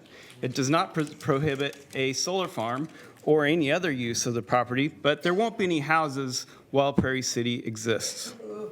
The other thing is that this property is outside the urban service boundary, and Planning Director Smith already went through the challenges that would be involved, since that is a permanent boundary, at least in theory. There is a great conservation option for this property, and the property owners say that they need some help to make their ranch viable.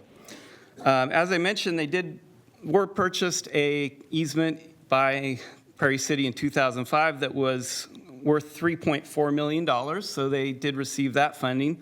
And conservation easements in this area are currently appraising at $10,000 per acre. We just there was a press release today for property, just 2 properties south of this, which appraised for that amount, and we were awarded a sustainable ag land conservation easement from the State Department of Conservation. The purpose of that program is to protect lands that are threatened by development, and this is a perfect candidate for that grant funding source. If you were to protect 2,000 acres of this property, that would amount to $20 million that would help the family to keep their land in sustainable ranching. Local projects have been very competitive in that grant funding source. In fact, just last month, there were $15 million in awards made to projects in the SACOG region. Can you please wrap your comments, please? Yes. Thank you. Applications are due January 15th. We hope you'll apply. Thank you.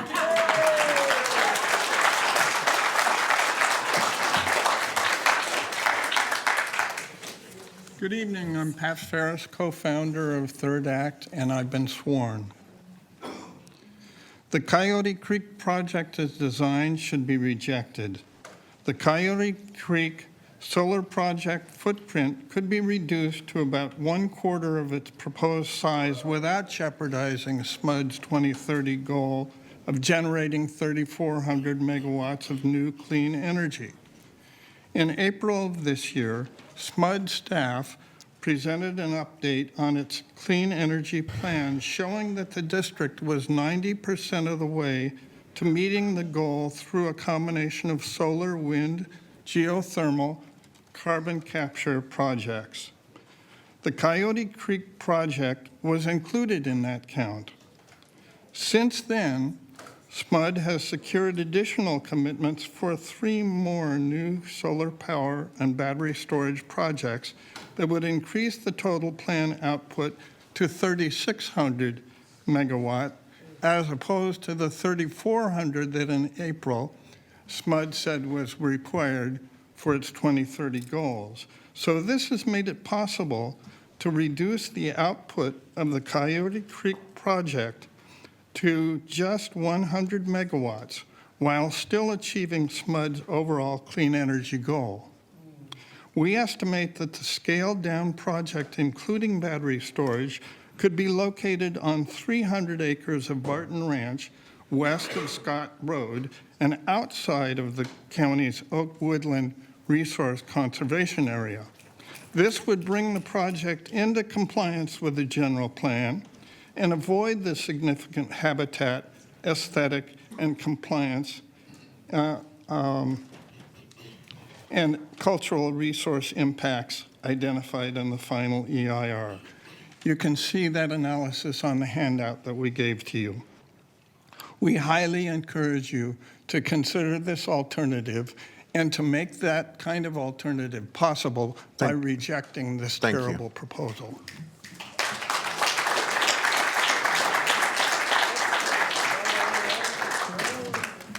Hey, Ray. Good to see you.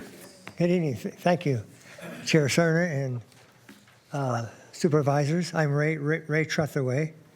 I'm retired from the Sacramento Tree Foundation just under 40 years, and I was a city council member for the city of Sacramento for 10 years. As a longtime supporter of clean energy, I built my own solar passive home in 1979. I now live in a structural insulated panel home that needs no cooling in the summertime. It's still very comfortable. We use the Delta breeze at night to come in and cool the house off and then close it up in the day. I think in many ways you've been dealt what I would call a trilogy of tragedies. Number one, we've already heard about it. SMUD staff failed to do their due diligence early on the site evaluation. Number two, the county has ignored some of the principles within the general plan, which we've had up here on the thing. And number three, the Sacramento Tree Foundation failed to voice their objection to the complete destruction of an ecological valuable blue oak woodland. I urge you to consider to not compound these mistakes tonight.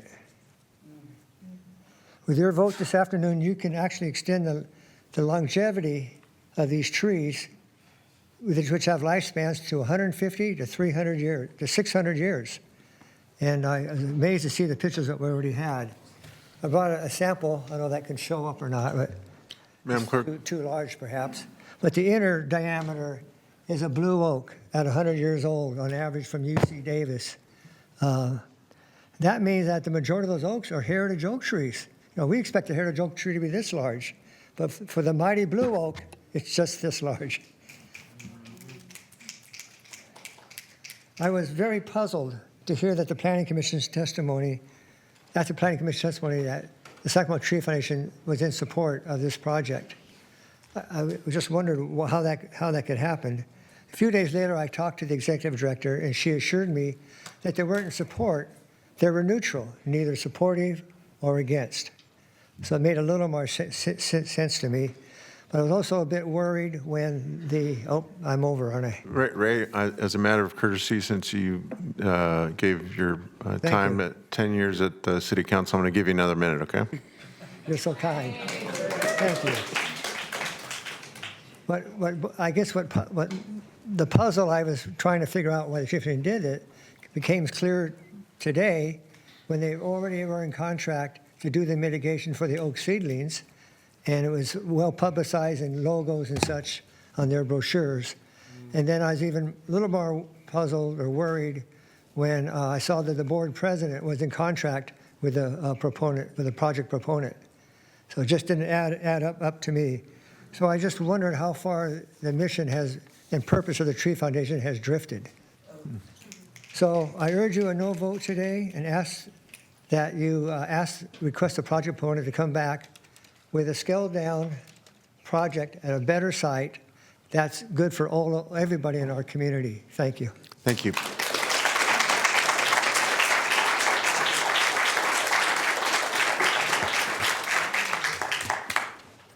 Sally Callaghan, sworn in.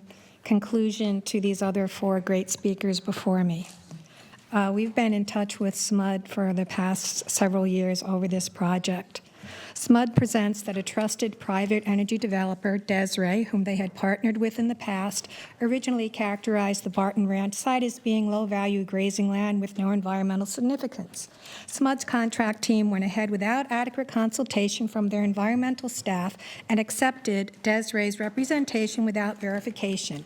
Once SMUD entered into a power purchase agreement with Desiree, it constrained them from commenting on the Coyote Creek project. So you keep in mind why the heck SMUD isn't here right now. Okay. 5 years later, the project proponents have invested heavily in planning, engineering, and design.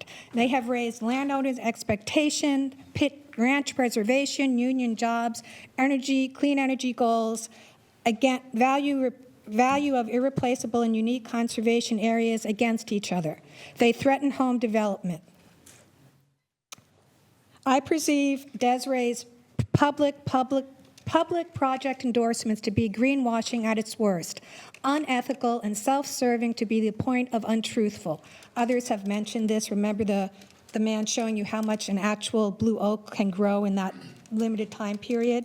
There are alternative options to achieve SMUD's energy goals and to support ranchers. that would avoid this project's significant environmental destruction.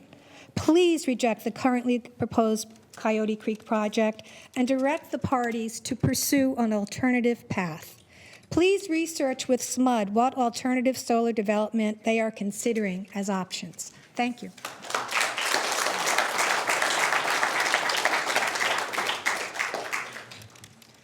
Opuntoish Ka'awetak Opu, Alyssa Simmons. Hi, my name is Alyssa Simmons. I've been sworn. I'm Coast Miwok, and I'm here today as both a California Indigenous person and Sacramento constituent to oppose the Coyote Creek Solar Project. I'm extremely concerned with the tribal and cultural impacts associated with this current design, as well as the fact that the destruction of sacred sites is not considered a deal breaker, but rather an annoying obstacle to navigate around. That is modern-day colonialism, though it is not new. For centuries, we have been hearing the message that the systematic decimation of our peoples, animal relatives, land, and cultural resources is significant but unavoidable. Our considerations are always the first to be dismissed and ignored. Oak trees are sacred resources to California Native people. These elders demand respect and care as they create a reciprocal and symbiotic relationship with their surrounding ecosystems like no other. When you use words like sustainable and clean to describe this project, how can those terms possibly apply to the desecration of this irreplaceable area of biodiversity and cultural significance? Old-growth trees sequester carbon and create microclimates that newer trees cannot. One-to-one planting is not proportional when you are talking about the removal of old-growth trees. California is full of places that have already been ecologically disturbed by development and agriculture. There's no reason to put a solar farm in what little undisturbed blue oak woodland there is left. Doing that would be a heinous and grievous act of violence. I urge you to seriously consider the implications of this project on the tribal communities here in Sacramento and all of Northern California, and vote no on this project. Kamalish, thank you.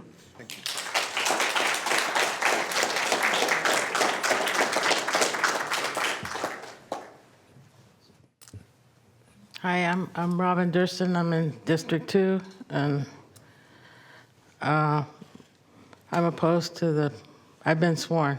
I'm opposed to this project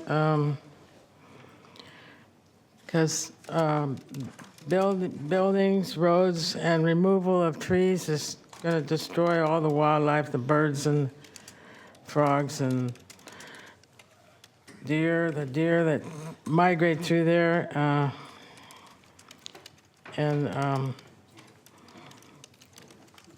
I think they should follow the handout where the Barton Ranch can be preserved through a combination of conservation easements funded through the state's Sustainable Agriculture Land Conservation Program and lease revenue from a scaled-down solar project. And they could build on contaminated land if there's Aerojet and then McClellan is contaminated, and there's industrial sites in South Sacramento County. They're flat when they have no trees. Battery storage is dangerous. They have battery storage in Monterey County that burned, and the whole area is contaminated. So urge you to vote no on this project. Thank you. Thank you.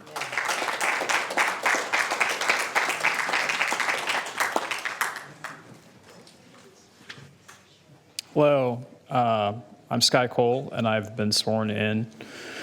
And I've been a voting, tax-paying Sacramento resident and SMUD customer for 19 years. I support green energy. My uncle founded a major solar company in San Diego County called Solarponics. I've worked in the field myself.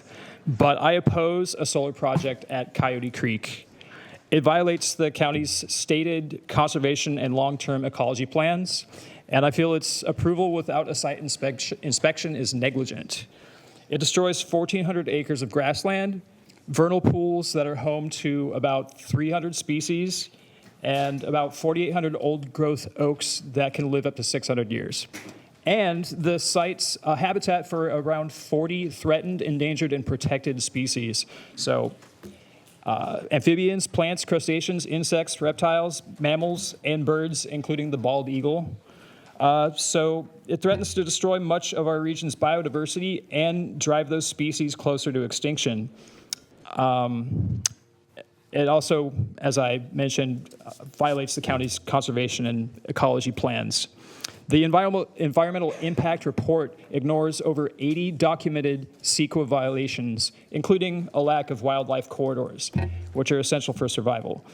Permanently damaging an essential habitat for a project that's eventually going to be decommissioned isn't a move towards sustainability. Decommissioning the project won't restore ancient heritage oaks, and vernal pools are unique ecosystems that can't be remade. They take thousands of years to develop. It makes no sense, especially when the planners have disregarded other viable sites in the area that would cause less impact. The impact report describes much of the area as bare mineral earth, which is at odds with the facts and the picture painted by the official project description, which ignores the majority of the issues that have been being raised today. Sir, could you please wrap your comments? I stand with the Sacramento Bee, Sierra Club, Audubon Society, and California Wildlife Foundation and tribal peoples in opposing this project. We need green energy, but we don't need it at Coyote Creek. Thank you. Thanks.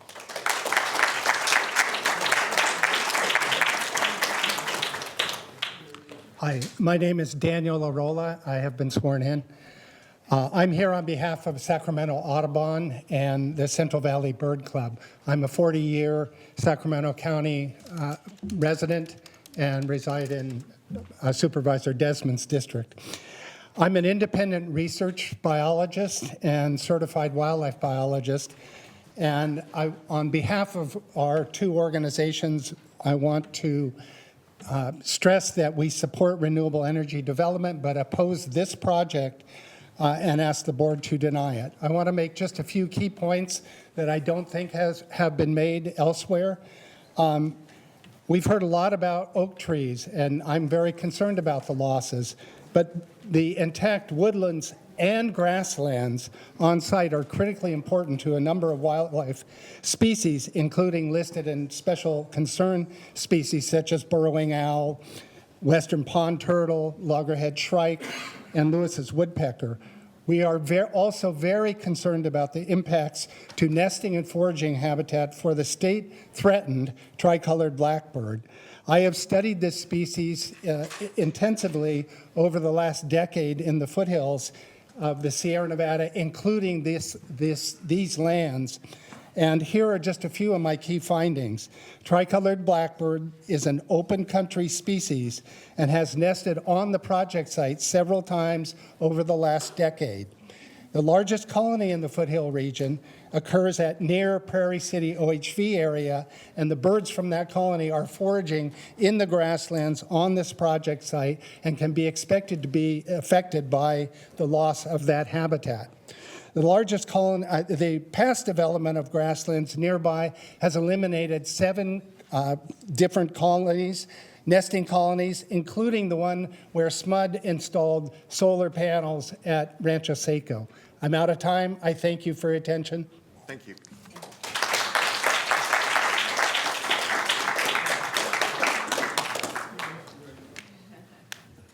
Hi, I'm Shirley Bramham. I'm a member of California Four-Wheel Drive Association. I'm in District 2. I am opposed to this project.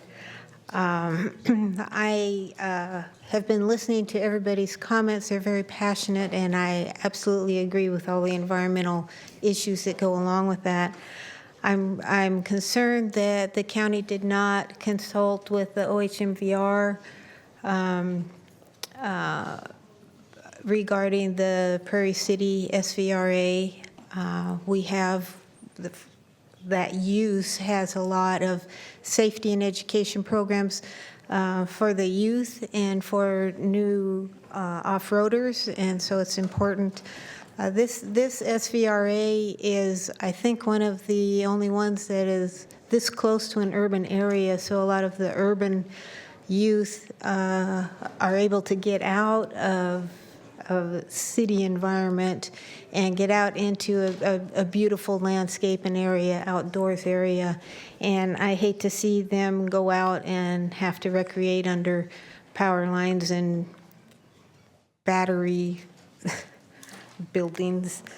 The other concern I had, I guess, is the use of carbon footprint. I hear that a lot, and I think it's kind of glossed over. People just accept a carbon footprint and, oh, that's a good thing. But I would like to remind people that that is a cradle-to-grave policy termination, which means the materials from this whole project, the whole solar panels, the materials of those are mined, and it has to be transported to the manufacturing. Then you have the manufacturing footprint. That has to be transported to wherever the site is. Can you please wrap your comments? Oops.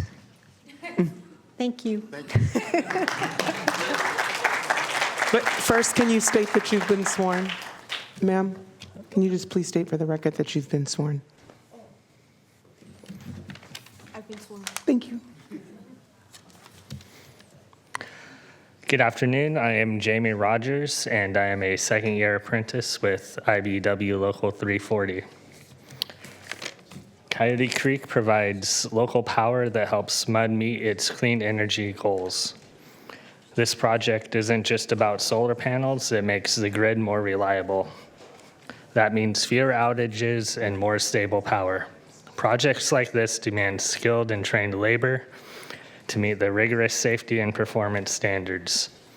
IBEW members are trained to deliver high-quality, code-compliant work that delivers quality work product and on-time project timelines. Please support the Coyote Creek project so we can continue to invest in clean energy jobs. Thank you for your time today. Thank you.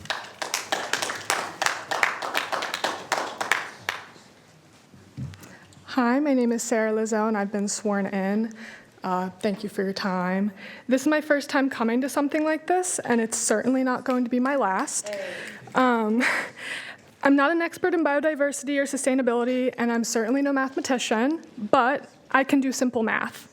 Destroying centuries of growth for a project that will only last 35 years just simply makes no sense.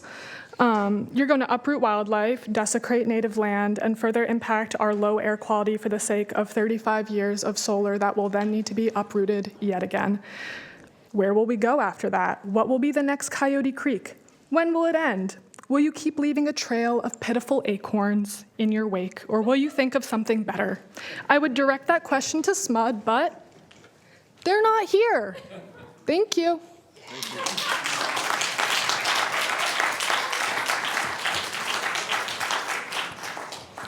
I guess I'm the first to say good evening. I don't know if that's good or bad. My name is Paul Smith. I'm from Elk Grove, and I've been sworn. This project represents a balanced, forward-looking project that our county needs. It delivers clean, reliable power, and it meets goals and deadlines that we're looking at. It maintains open space, oak woodlands, and our ranching heritage, which I think is important. Grazing will continue on the property, and significant investments will support nearby recreation. Climate action and land stewardship need not be competing. They can and should move together, forward together. The project developer here is responsible, and we see that through the Slough House Solar Project. They will minimize impacts by replanting and conserving thousands of trees and ensure long-term habitat protection. It will create good local jobs, generate tens of millions in tax revenue, and selfishly, as a SMUD customer, help stabilize energy costs. The battery system can also serve our grid in the evening when demand is the highest. So please vote for the Coyote Creek project and for preservation, responsible development, economic benefit, and a cleaner, more resilient Sacramento County. Thank you.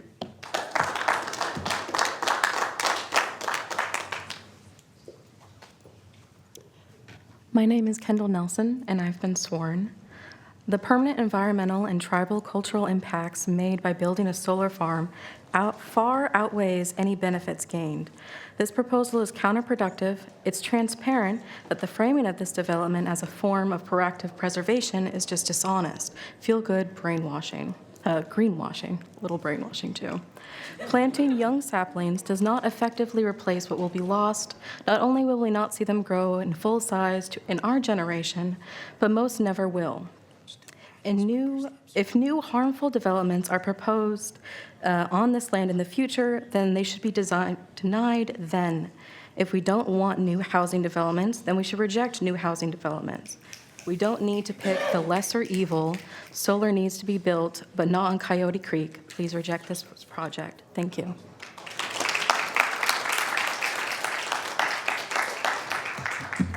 Hello, my name is Sydney Strange. I have been sworn. I oppose this project because we need to be planting more native plants and upholding more native voices into this world that we live in, whose lands we are lucky enough to live on. The oaks that we want to be taking down have been here before us, and they will be here after us if we maintain them well. Planting new ones does not make the world better because, as many people here before me have said, we are not going to see these plants benefit us in our lifetimes, in any of our lifetimes. If we want cleaner air and less carbon like this project proposes, we need to be planting more things, not solar, which does not affect our air quality at all. We are valuing electricity over better environmental cases, which we desperately need right now. So once again, please plant more trees in addition to the existing trees. Please listen to more native voices, not reject. So please find a different place for solar. It's benefiting us, but not here. Thank you for your time. Thank you.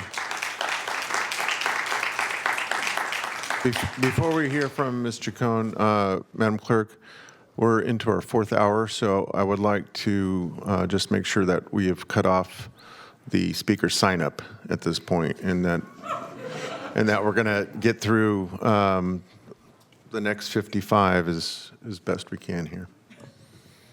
Can we do that? We've done it in the past. So that's what we're doing. Thanks. Go ahead. Let Steph know. Good evening. Thank you for your long evening. I have been sworn. As a naval vet, I was trained in cybersecurity at the highest level. And I haven't heard this brought up yet tonight, but Mr. Todd and Mr. James both gave reason for not looking elsewhere. They didn't provide data or stats. They simply said it would be difficult. And I think we can all agree, all of us have difficult work, at our jobs. So that's not unusual. Picking one spot, though, will set precedents for this solar farm. And in the future, large tracts of land will be devoted to solar farms instead of insisting and normalizing interior builds, as mentioned over parking lots, commercial buildings. Walmart and SMUD both have parking lot solar. I'm a big fan of solar. I was featured in the SMUD calendar 1986 at 8 years of age out at Rancho Seco. That's when my fascination with progressive energy started. I went into the Navy to learn more at the highest levels and was trained in cybersecurity. What we're setting ourselves up for is putting 1/3 of our power grid in the control of this family. It's all going to go through one line. The Salt Typhoon attack that happened August 27th proves China is in our infrastructure. We do not need to be consolidating our power grid. We need to be diversifying it. Putting it all in one space is irresponsible. We need to break up our power grid into smaller, more manageable pieces with stop gaps in place. Please take this alternative viewpoint on this entire project for our cyber security. of our power infrastructure. Thank you. Thank you.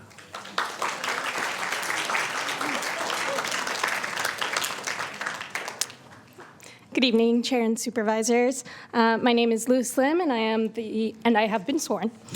You may know me as policy staff for Ecos and Habitat 2020, so you probably know that I oppose this project. But instead, I will use my time to provide the perspective of someone who was not born in Sacramento, but who chose to live here.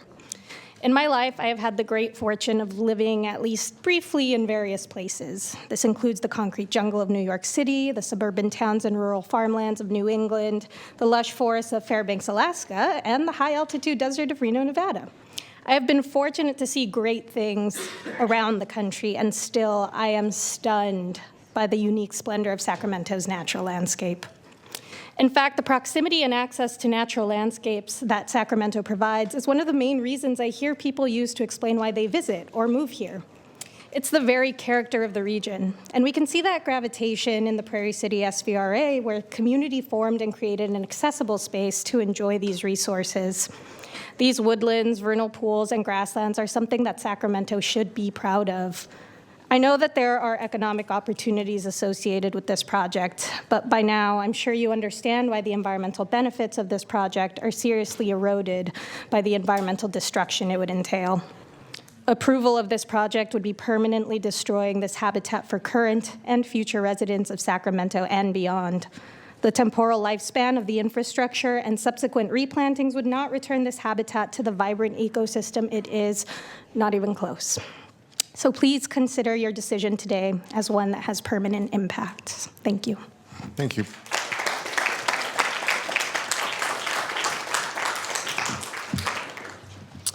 Hello, Sacramento County. Hello, Board of Representatives, Board of Supervisors.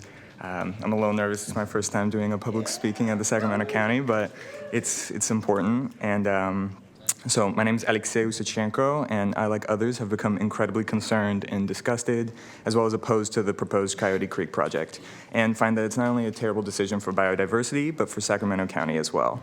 I've been a local to the greater Sacramento area for my entire life, and the trees that you're trying to cut down, the vernal pools that you want to develop on in the name of green energy, belong to all of us and are an educational and earthly wonder that we have been privileged with in this life. We all deserve to be able to see the beauty and diversity of the nature that lives in the same place that we call home, and our land deserves to be respected. Old-growth trees and nature on the scale of which is at Coyote Creek would be a travesty to lose, and it would mean a loss to every single resident who would never get to see or experience such beauty, and an immense loss to the health and well-being of our land. Additionally, from Sacramento 2040 General Plan, it appears that 11% of public green spaces exist in Sacramento, while 14% of space in Sacramento is vacant lots, and around 20% of those are parking lots. Which begs the question that's been asked before: why are these not the spaces in which more solar projects are coming? And it's apparently a little too difficult for this company.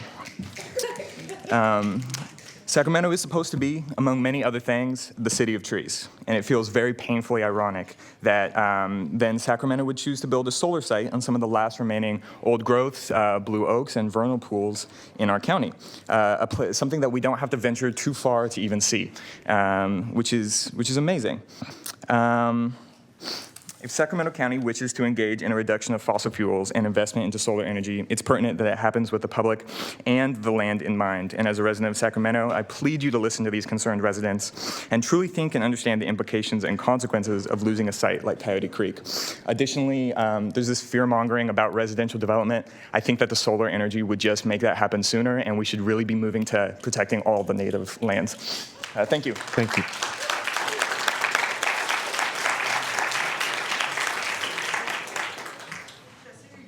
Hello.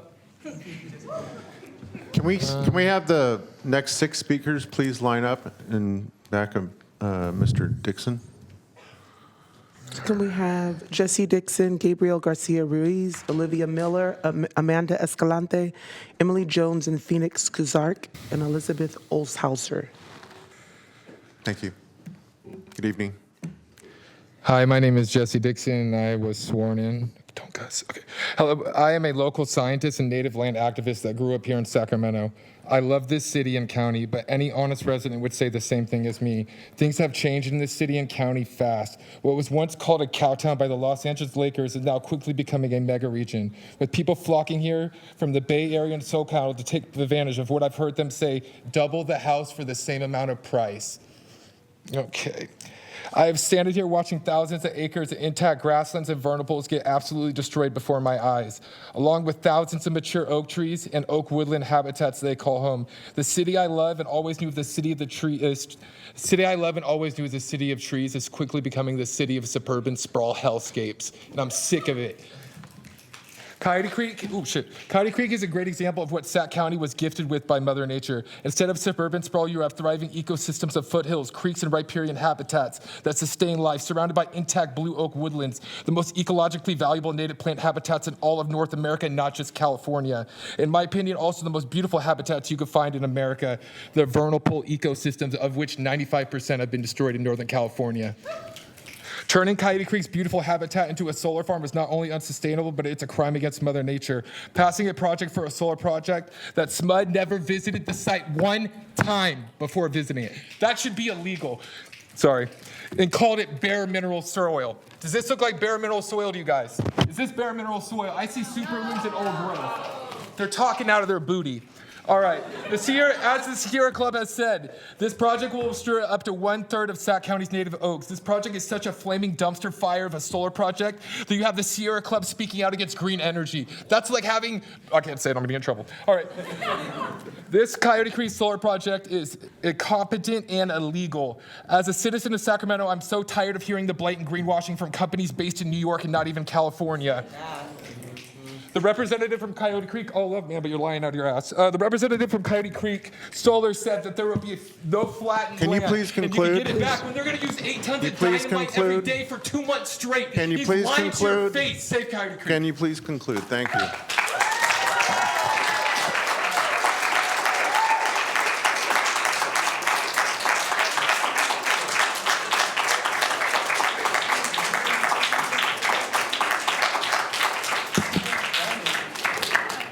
So Gabriel Garcia Ruiz, Amanda Escalante, Emily Jones, Phoenix Kazark, Elizabeth Olshauser. I'm just going to keep calling names until you're here, and staff can And we're going please to take delete. the names off if you're Yes. not coming to the podium. Staff is deleting as I'm calling them. Alex Lume, Marcy Maxey, Sydney Young, Marcella Yeager, if you see your name on the I screen. think we have a taker. Here we go. Karen Pitts, Thomas Hubler, and Chris Lewis. If you see your name on the screen, if you could just come forward and stand in line. And then before our next speaker, please, I'm asking respectfully, address the board.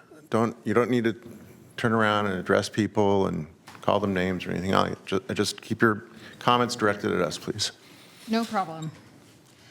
Hello, my name is Marcy Maxey, and I've been sworn. For sake of time, I'm not going to tell you about my family's extensive history with Sacramento, but I'd like to share a formative memory that will always solidify Sacramento as my home. Sacramento was where I remember seeing my dad cry for the first time. It was 2002, and the Sacramento Kings had made it to the Western Conference Finals. We were in a fierce battle with the LA Lakers, but due to some obviously compromised refs, the title was stolen from us. I can't tell you what my father would have done to secure that win for the Sacramento Kings. What we all would do for a legacy of Sac Kings victory that would last more than a few lifetimes. Today, we have the chance to save thousands of similar legacies by opposing the Coyote Creek project. As an electrical engineer, I have collaborated with multiple organizations, businesses, and institutions on hundreds of solar, EV, battery, and data center initiatives. Cutting down trees on stolen land to make room for green energy is counterintuitive at best and devastating to our ecology at worst. Now, SMUD approving the permit without visiting the site first was a mistake. The person who presented an agrivoltaics not spell checking his slides was another mistake. But so should we reward these mistakes by making another mistake? No. The people have volunteered their expertise to tell you that this plan is not permissible. Unless you, the board, think you know better than the engineers, biologists, environmentalists, ecologists, the California indigenous population, computer scientists, the bat lady who has educated me on multiple occasions regarding our bat population, and all the other beautifully educated people who have gathered here today, you are politically and ethically obligated to represent what your constituents want. As a Sacramentian for almost 29 years, I don't believe we have ever stopped being the city of trees.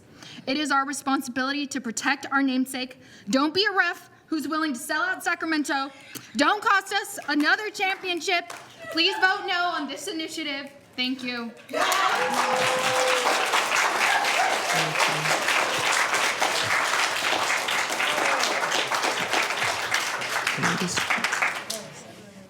So if we can have Marcella Yeager, Karen Pitts, Chris Lewis, Atticus Sparks, Hazel Farrell, Tani Cook, Robert Cielski, Sterling Dakari.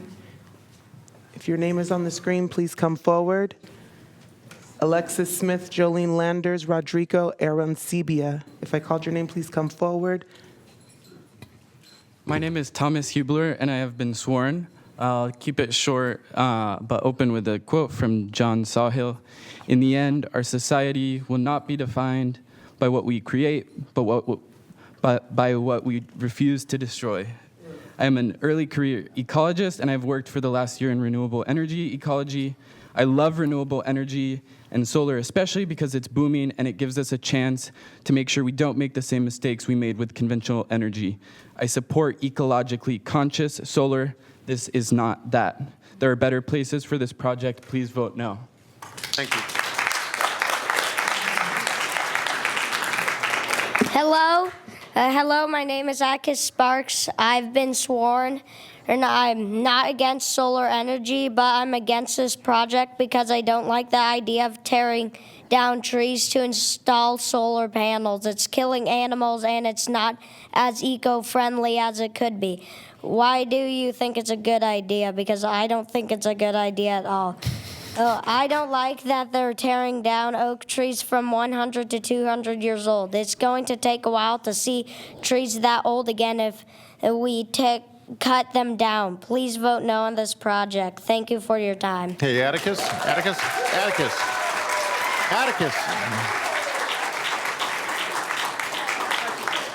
No, go to the microphone then. Go back to the mic. That was. Wait. You did a great job. Thanks. Yeah. Well, I want to know something. When are you running for office? I don't know. 2038.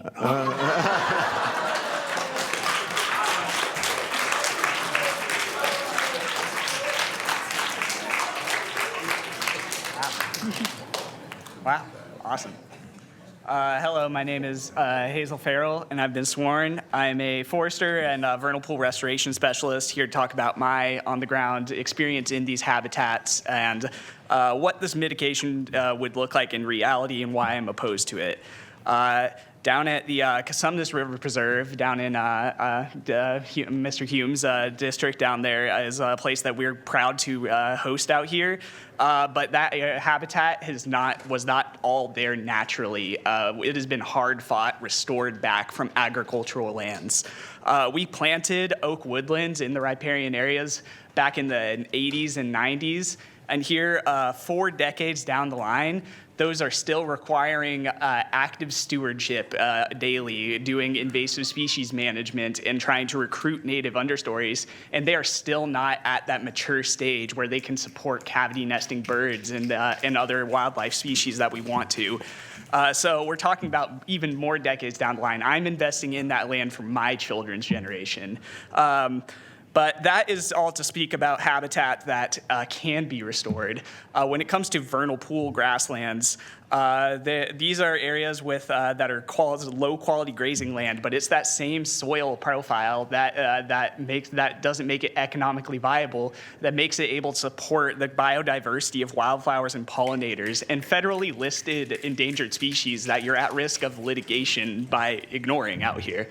But from research at Sacramento State, they have compared restored vernal pool sites and shown that even with at a very high cost, restoring that hydrology and reseeding the natural vegetation, you will not be able to bring back the biodiversity to the native species to the level that are necessary.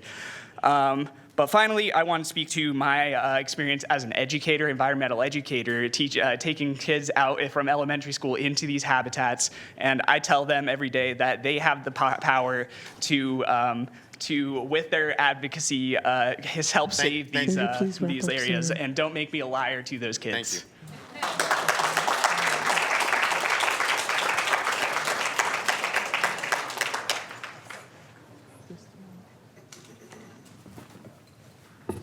Hello, my name is Tawny Cook. I've been sworn. This is the first time I've ever come out to speak in front of the board, but I felt that this was really important. I'm here to voice my opposition to this project and just to deliver a gentle reminder that humans are not separate from nature. I don't have any statistics for you that you haven't already heard from the many others who spoke before me opposing this project.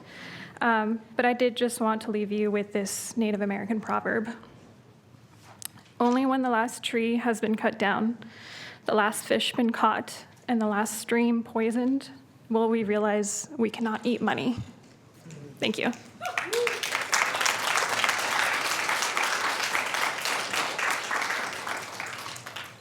Hello, I'm Sterling DeCary, and I've been sworn. Hello, it's nice to see you. Originally, I'm from Portland, Oregon, but I've been living in California for a decade now. So I've always loved trees. It's really important to me. This month, actually, I just learned about the vernal ponds and what they're about and how rare they are and how the ones here in California have more than 50 species just from Google. I'm sure more than that. But some of them are unique in all the world, including federally threatened fairy shrimp and endangered California tiger salamanders. Okay, so again, so many people have talked about just the various species that are threatened by this, and we just heard from a gentleman, a couple people before me, about how these are not habitats that can really be remade, right, by human hands. So if these unique habitats are disturbed, that won't be able to be replicated. Those species will be pretty much gone. So, and those ponds, I don't know if you guys are aware of what vernal ponds really are, because I wasn't until this month. Before I knew that they were threatened, and then I was like, oh no. But they seasonally will fill up and then not be water anymore. They'll become like rings of wildflowers where each species is like different in like this beautiful bullseye pattern. So not just, shrimp and salamanders, but also all of these flowers, like each individual one, super beautiful. So all that to say, the supposed restoration plan, after taking down the project, I noticed it claims to turn it back into usable agricultural land, which is not the same thing as restoring the land at all. So that's not what we're looking for here.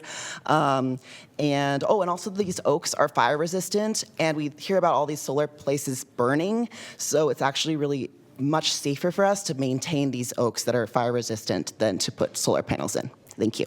Thank you.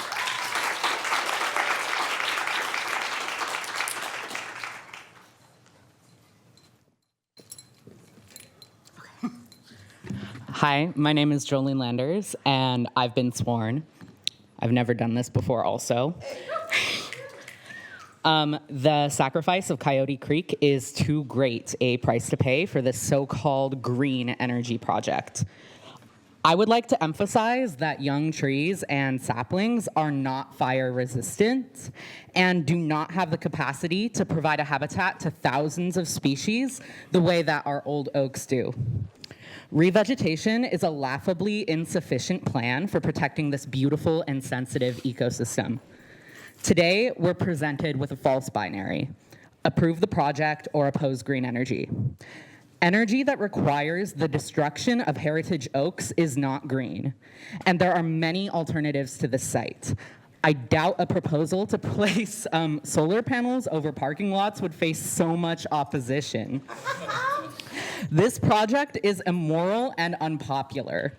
The original stewards of this land have spoken, as well as numerous environmental activists. I urge the board to listen. Thank you.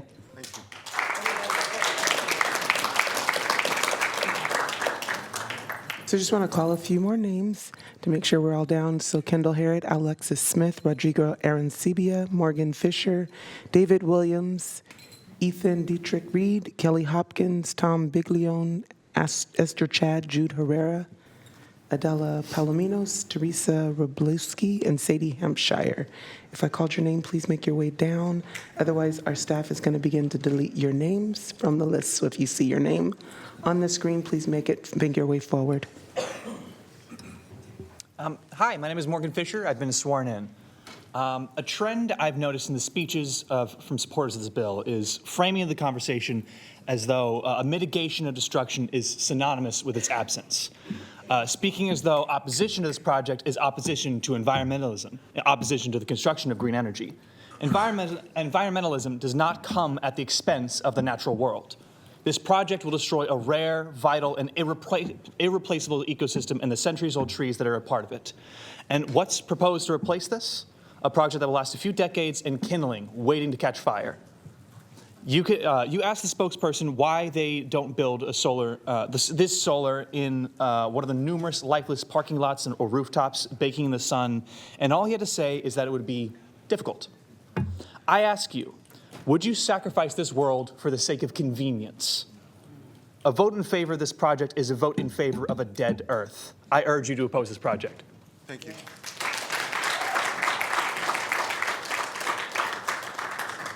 Hi, thank you for hearing me. My name is Ethan Dietrich Reed. I've been sworn. I don't have much to say, but I do have a question. Have any of you been to a vernal pool, like when it's in bloom? So you've seen the majesty and beauty and understand what it's like, and you have seen those rare species.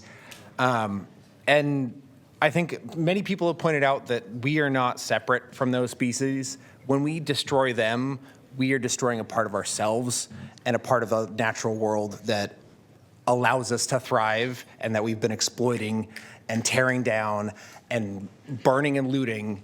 And this is one little pristine pocket that has survived hundreds of years of genocide, of colonialism, of destroying of the natural habitat, and you have the chance to save it today. If you have ever uttered the words, people over profit, this is your chance to put your money where your mouth is and actually save something that's worth saving a part of us, a part of the people, a part of the world. That is all I have to say. Thank you. Thank you.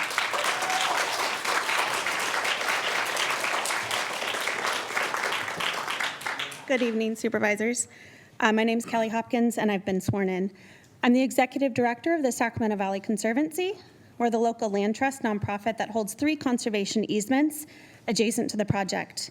We respectfully request that the special development permit maintain a minimum 50-foot buffer on areas that border the Barton, Mosier, and Millgate conservation easements to avoid potential impacts, encroachments, and violations of the conservation easement values. Secondarily, SVC has primary management responsibility over Deer Creek Hills Preserve, the 4,600 acres of oak woodland and working ranch south of this project. In October 2011, the Board of Supervisors adopted the Deer Creek Hills Master Plan. Phase 2 of the Deer Creek Hills Master Plan specifies that as managers, we investigate and connect the preserve trail system to proposed regional trail corridors. The master plan and SVC's ambition is to extend the American River Parkway into Deer Creek Hills Preserve along one of the county's most scenic routes, connecting 2 of our most significant open space wildlife areas. Ensuring an option for future trail connection would add approximately 15 miles to the existing American River Parkway. That is 32 miles. Future trail allowances have been incorporated in the existing easements. SVC maintains our organization's strong willingness to assist in ensuring consistency with the trail connection in the project design and support for the thousands of acres that will be permanently protected through conservation easements. Thank you. Kelly, before you leave. Yes, sir. Thank you for being here. You made a very specific request. Yes. Have you made that request in advance of this hearing through staff? We did provide that to staff in 2023. Okay, so staff's well aware of it? And there's sections of the plan in alternatives that there's no detail that shows what the buffer will be between those existing conservation easements. I guess what I'm asking is, is there yeah. anything nuanced or new in what you just orally requested versus what staff knew about in 2023? No, Okay. only that I saw the allowance to remove that 50-foot buffer, and I think it needs to be maintained along those existing conservation Okay, easements. that's new. Yeah. Okay, thank you. Thank you.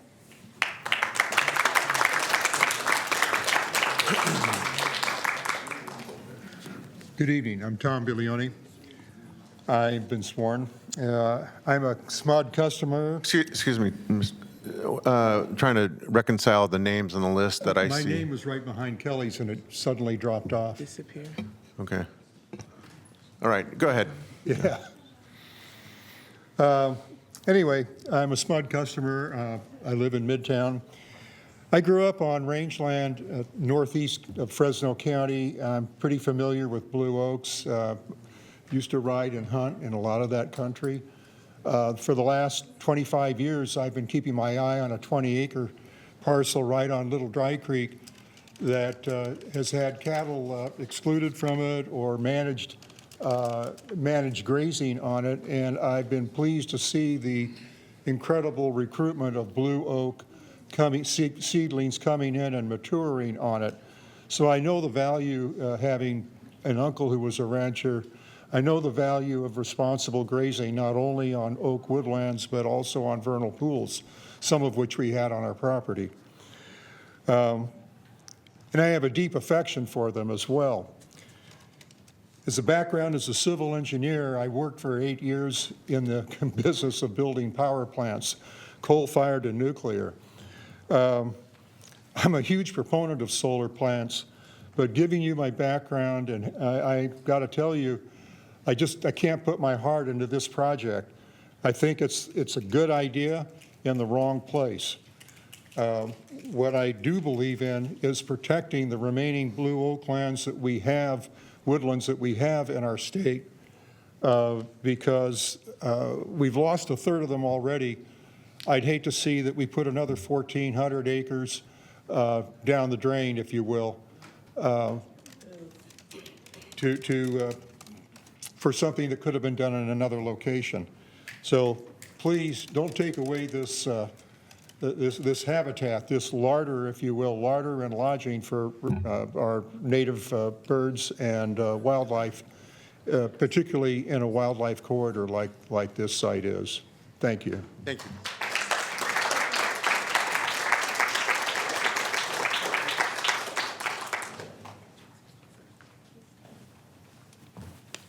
Hello, Board. My name is Adela, and I'm a biologist in the area. I just wanted to reiterate the importance of vernal pools. I saw some of you nod when someone had asked if you had been to a vernal pool, and I was very excited and happy to see that. 97% of them are lost in California already, and we only have about 700,000 acres left in all of California. If every project takes a percentage of an acre, or, you know, we lose one a year or something like that, we're not going to have very many left by the time I'm gone. If you puncture them, the damage is permanent. They're on a hard pan. They're little eggs that stay there all summer. They survive dry as bone, and they stay there all summer just to wait for the winter rains to come, and we're just going to destroy them like nothing. I would urge you to consider that. Thank you.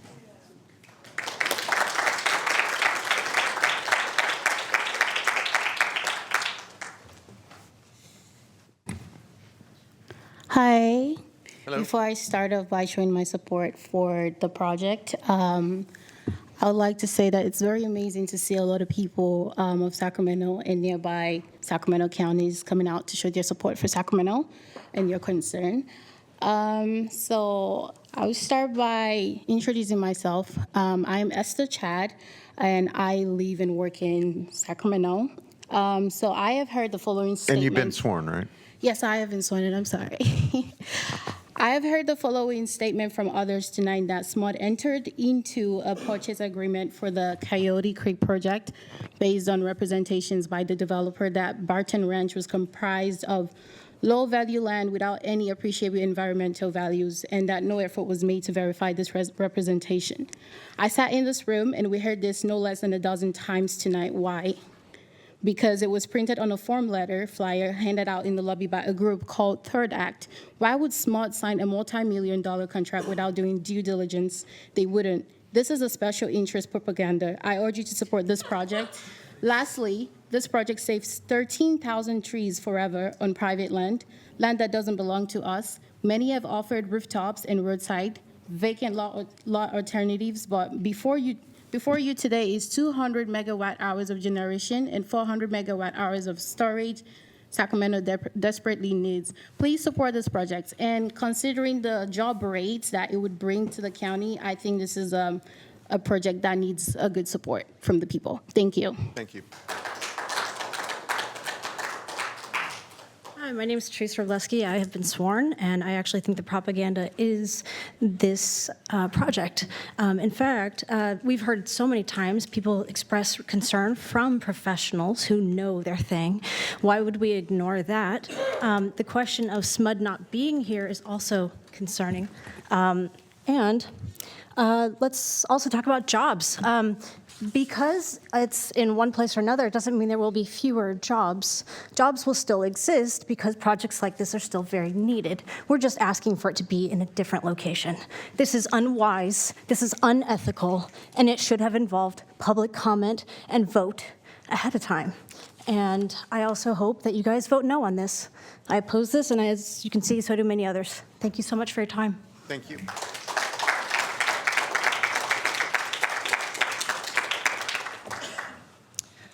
Homakani, Hinsei Nape, Seri Apemni, Tenku Nishinane, Telmelti Washo Nani. Hello, my name is Hinsei Nape or Sadie. I am Tenku Nishinan and Telmelti Washo, and I am sworn in. I am a cultural burn practitioner, and I volunteer on a Native-led fire tribal crew. I am a representation of Indigenous Future Society, which specializes in tribal sovereignty. I'd like to start with that without even having one site visit, SMUD wrote Coyote Creek is bare mineral soil, which is not true as we've heard.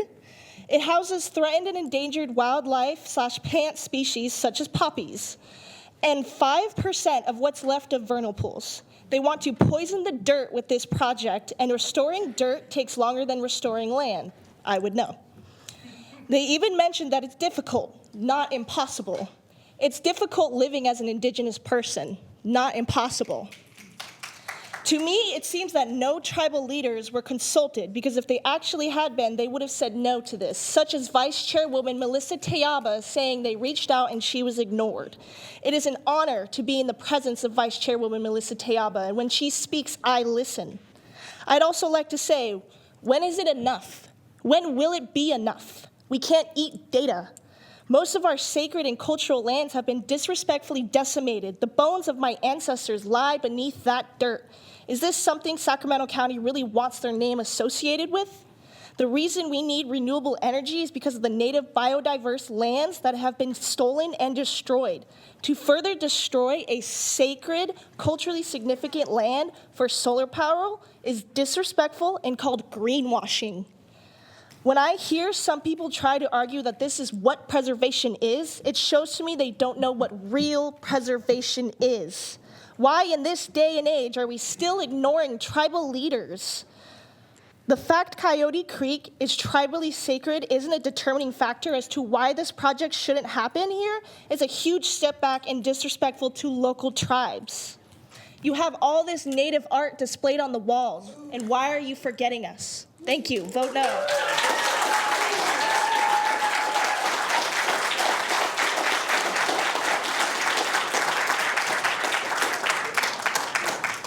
Hello, my name is Morgan Webster. I've been sworn and I am a resident of Sacramento County.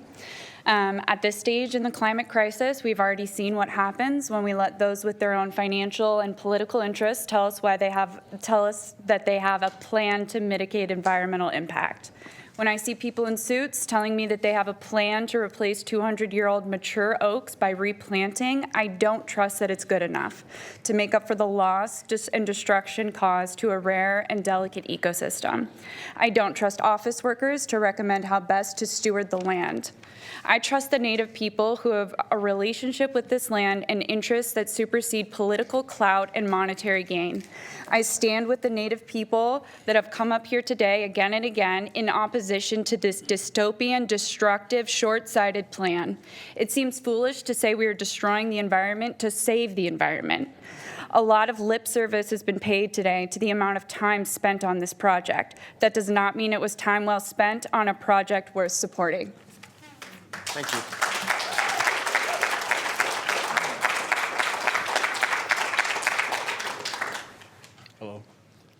Hello, my name is Justin Stowe. I've been sworn in. My problem with the destruction of this property is right now we're losing so much habitat for the owls. Like right now we're actually hunting owls in Marin County to try to save it, try to save the spotted owl because it's threatened right now.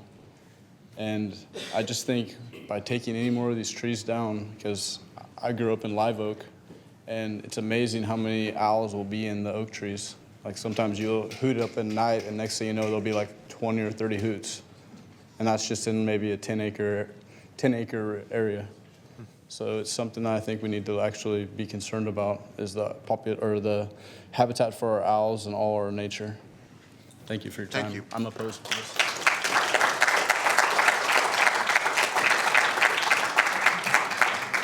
I'm tall. Good evening. My name is Emily Willauer. I have been sworn and I am a member of District 4.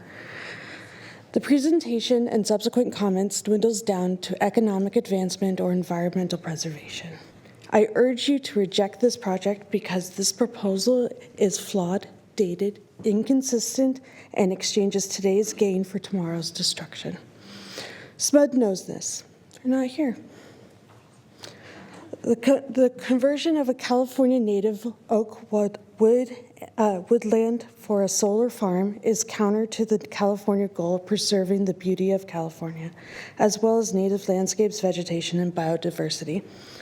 Why are we destroying natural, sustainable elements to build economical, technological elements? This discussion is not a human-centric economic issue and is not appropriately balanced to consider long-term ecological and environmental impacts. I really want to bring this analogy in here. If you take my home away for 30 years and promise to rebuild it in 50 years, I would still be homeless for 50 years. Yeah. I thank you for your time. This is a very important issue. Electricity is an important issue. The IBW here is stating that this would impact the renewability of our grid. We have organizations, we have systems in order. This is why we have the ISO to be able to build in and make sure that the grid is sustainable. Thank you for your time. Thank you.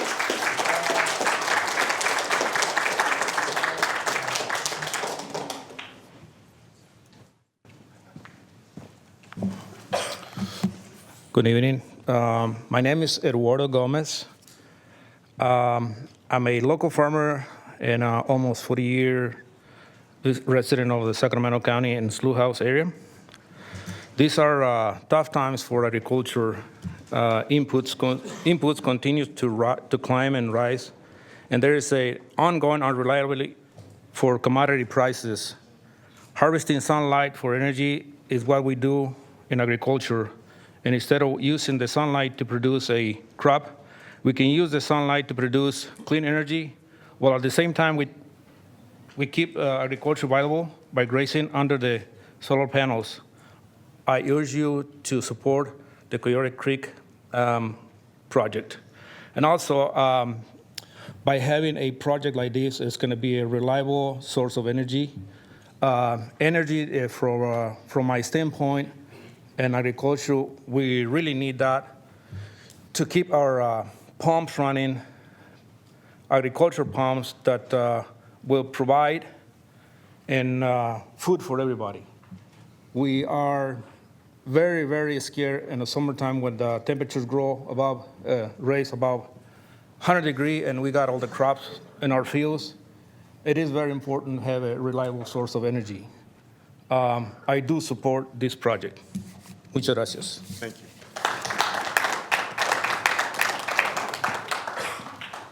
Hello, everybody. My name is Ricardo Cepeda, and I support what he just said. Very good. Thank you.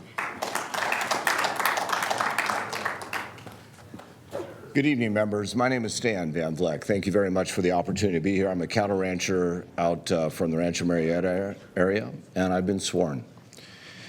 First, I'm actually very pleased with this evening because all of us have one common view. We want to protect the environment. We have different ways that we want to do it, but we are all here to do that.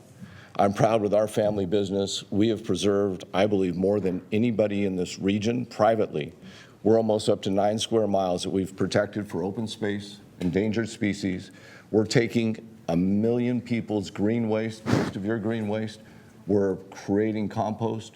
We're sequestering carbon. We're the first in the world to be able to try to do this on a commercial basis. We're doing our best. Our family was in a similar position as the Barton Ranch and the Barton and the Mosier family was 20 years ago. I only had 3% of the business. I bought people out, hoping to do it through conservation easements. I actually work with people here. Unfortunately, they weren't able to provide me over 10 years, and we provide ourselves 1 acre that went through conservation easements. We had to do it through mitigation. We worked through Councilmember Pat Hume at Elk Grove and others, and that started our ability to do that. It changed our business around and allowed me to buy out 7 family members who wanted to go to housing. Sometimes you have to make different moves like this to make it work. Now we are all in and we're doing the things that we've just described. And we'll be doing them also on the 400 acres that we provided there. And we're going to help manage the Barton Ranch as well as it continues to do that we've already been doing for 10 years. And we're going to bring that type of sustainability and that type of forward thinking. They want to do that. They have been doing it to be sustainable. They've been running this operation for over 100 years. We want to bring that same thing. And also I did speak to Paul Lau, the CEO of SMUD, because I asked, I want to know if we're part of this project, what's your view on this? His answer was clear. We need this energy in order to be able to meet our mandate. And this is one of the last projects that receives federal funds. And without it, we're in trouble. Thank you. Thank you, Stan.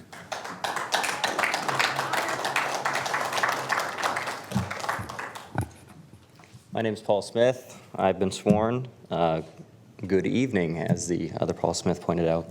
And thank you, supervisors, for allowing us all to speak today. It's a great honor to be part of this. I'm a lifelong advocate for sustainable farming. For the past 20 years, my life has been centered on innovation in farming, conserving our most natural resources, and reducing greenhouse gas emissions. Like the Lorax, I have been responsible for planting over 16.5 million trees in the state of California. In recent years, my focus has shifted closer to home, supporting our family's ranching operations, the broader goal of keeping the Barton Ranch lands in agriculture. My wife and I have 2 young daughters, and it is our responsibility to preserve the land for their generation to farm. Like many in our community, I have seen firsthand how difficult it is to become sustainable in a ranching lifestyle on cattle alone. The agrivoltaic model represents a realistic and responsible path forward, one that allows the diversity of income, preserve the open space, and honor the agricultural roots while contributing to California's renewable energy goals. The Coyote Creek Solar Project is not a departure from agriculture, it's an evolution. The venture allows a property to be kept in the Williamson Act, does not impact groundwater, creates local jobs, supports our schools and tax districts without adding housing or traffic burdens to rural areas. This project allows working lands to stay productive, resilient, and relevant in a changing world. I respectfully ask you to support this project and protect our family's heritage, the agricultural operations we live and love, and adapt for future generations to manage and enjoy. Thank you. Thank you. Good evening, supervisors. My name is Jackie Hanford, and I have been sworn in. I'm proud to come from the Barton family, a fifth-generation ranching and farming family here in Sacramento County. My great-great-grandparents started the Barton Ranch over 150 years ago, and today my children represent the sixth generation, working to preserve that legacy. Our family has cared for this land throughout droughts, market shifts, and rising challenges of making agriculture sustainable in California. I'm here today in strong support of the Coyote Creek Solar Project. This project represents exactly what the future agriculture should look like, a balance between tradition and innovation. Agrivoltaics gives ranchers and farmers like us a path forward, keeping land in the Williamson Act and continuing to graze livestock while also producing clean, renewable energy that benefits our community. This isn't about replacing agriculture, it's about preserving it. The reality is that ranching alone no longer supports our families, but projects like this create new income streams of local jobs and tax revenue for our schools without adding traffic or urban sprawl. Coyote Creek Solar will also protect groundwater, support habitat corridors, and preserve the scenic rural character of Slough House, ensuring it remains open land instead of the future subdivisions. Sacramento County has the opportunity to lead by example, showing that we can honor our agriculture roots while embracing responsible renewable energy. This project allows families like mine to remain stewards of the land in generations to come. I respectfully ask for your vote to approve the Coyote Creek Solar Project. Thank you for your time in considering what forward-thinking project like this means to people like us. Thank you. Thank you.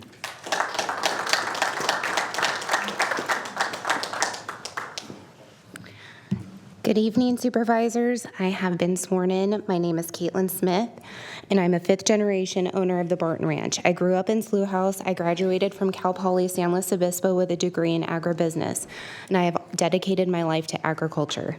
I'm here today to advocate for the continuation of our family's agricultural legacy. Farming and ranching have always operated on a razor-thin margin. Rising costs of fuel, labor, equipment, insurance, and water are putting real pressure on ag families across Sacramento County.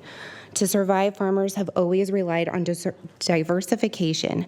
We carefully plan for our future generations and not just ourselves. Agrivoltaics is a modern form of diversification that allows us to continue cattle grazing, protect open space, and stabilize our agricultural operations while contributing to California's clean energy goals. This project is not replacing agriculture, it's preserving it.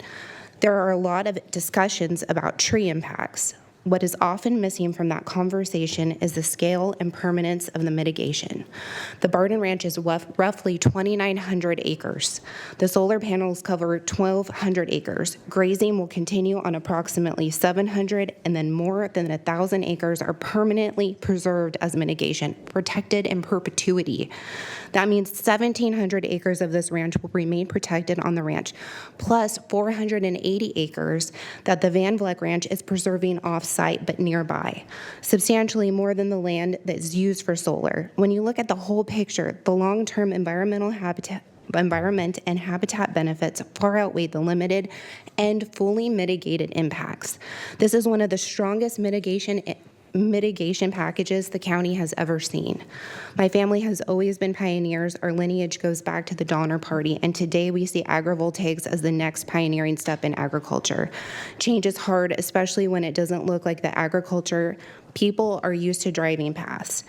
But our neighbors have supported us, and I know I'm out of time, so I'm just going to ask that you support us as well and be pioneers with us. Thank you. Thank you.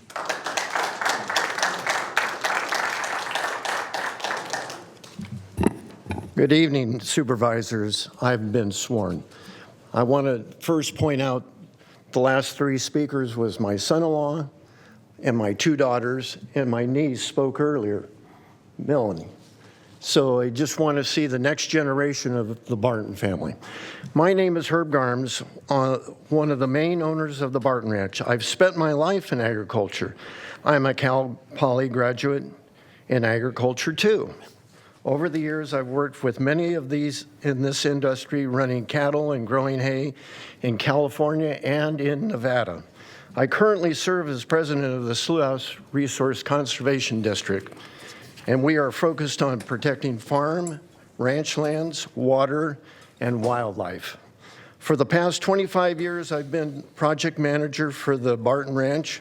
Our goal has been to find a suitable project that aligns with our family goals like Coyote Creek Agrivoltaic Project.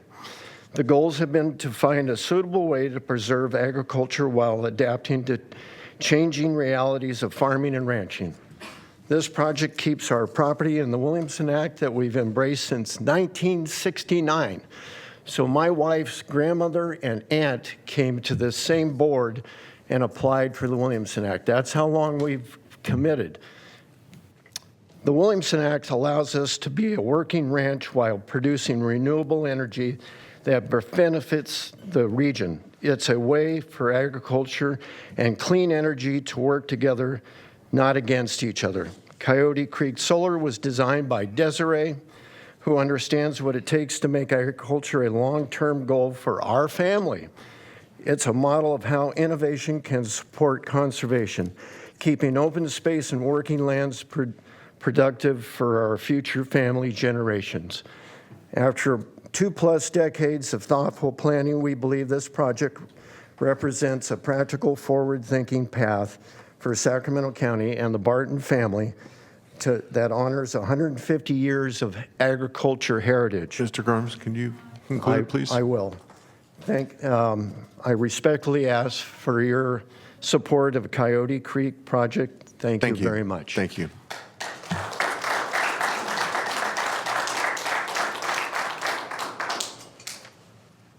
I didn't mean to be almost last, but I am, and as a result, I have not been sworn. Oh, then raise your right hand. So if you could please raise your right hand, and the appropriate response is I do. Do you swear that the testimony you are about to give this board is the truth, so help you God? If you do not swear, do you so affirm? I so affirm. And so just state your name and that I have been sworn. My name is Robert Burness. I know many of you. And many of you are aware that I have worked for the last 50 years to try and protect the resources of Sacramento County, 30 years with the County Planning Department, and 20 years as a volunteer with a number of different organizations. I was responsible for drafting the boundaries of the Blue Oak Woodlands on the general plan map, the areas that are resource conservation areas where there is a commitment to work to protect these resources. This project doesn't advance that objective. I'm not going to reiterate all of the different issues and concerns that have been brought forward on this project. But I would remind you that in your deliberations this evening, you are going to have to be thinking about findings of fact and overriding concern.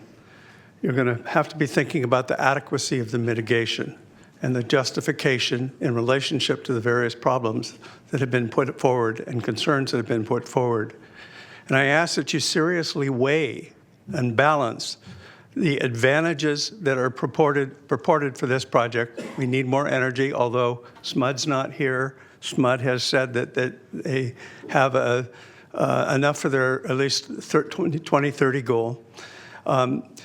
The serious, significant long-term impacts due to the loss of the Blue Oak Woodlands, heritage oaks in this area, and various other impacts that have significance and are not adequately mitigated and require your findings of overriding concern. When you weigh those things, I think that it is hard to justify this project and to recognize that there really are other alternatives that are better alternatives, and there are alternatives to the landowner to get long-term remuneration through additional conservation easements. Could you please wrap your comments, sir? I urge you to ponder these matters seriously and to reject the project. Thanks, Rob. Thank you.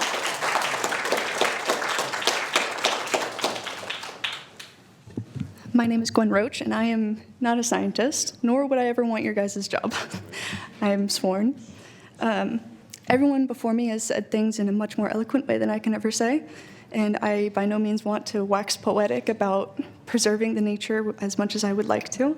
I would like to say, however, that no one has touched on the fact that deforestation is one of the leading causes of increases of wildfires, with not only the loss of canopy, but also root loss, root degradation. Roots sustain the water and moisture content in the soil. So with the loss of the trees, the actual roots themselves will degrade and lose their capability of maintaining moisture in the ground, leading to an increase in wildfires. I would also like to say that the early deaths to the trees that one of the gentlemen said, and about 100 speakers before, some trees will die sooner because of this lack of water in the ground. Oh God, where is it? Oh no. I also find it disingenuous to say that the most efficient way is also the most damaging. As a perfectionist myself, I have found that sometimes I have to move, even if it's not the most perfect way to do it. I find it hard that such temporary measures can't be similarly implemented anywhere else, of which it is a detriment to vulnerable habitats themselves. Thank you. Thank you.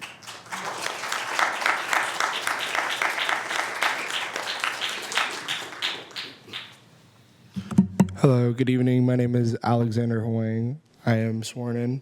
I'm in full support of the Coyote Creek project. There's been a lot of things flying around online about the tree impacts from this project. I remember seeing the Easton development, and I checked what their permit says, and the project proposed impacts 99 acres of oak canopy. This project is only about 1/3 of that in terms of oak canopy removed, and is also offsetting a ton of carbon through solar generation.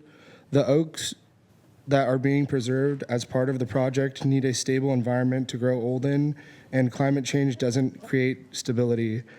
We need every megawatt we can get to fight climate change. Please vote yes to Coyote Creek. Thank you.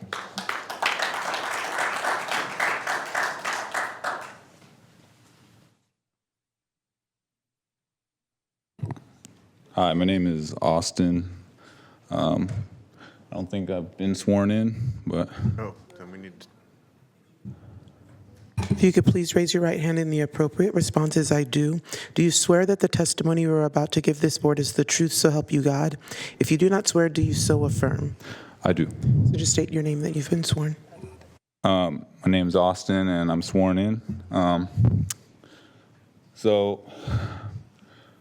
had a little speech prepared, but everybody's kind of already said everything I wanted to say. I know everybody's kind of tired. It's late now, so I guess the only way I could really sum up in what I would want to say is just. It is very devastating for one party to have to lose their land or what their family has been doing for generations. I mean, I'm a farmer myself, and thinking of that happening to me would obviously be devastating or terrible. But, on the flip side of that, you have this family and kind of like a lot of people that are set to make a lot of money off of this. They're the ones that are arguing for this, and so to me, the solution definitely isn't obvious or easy to state. But I do think that you guys should say no against this. Thank you. Thank you.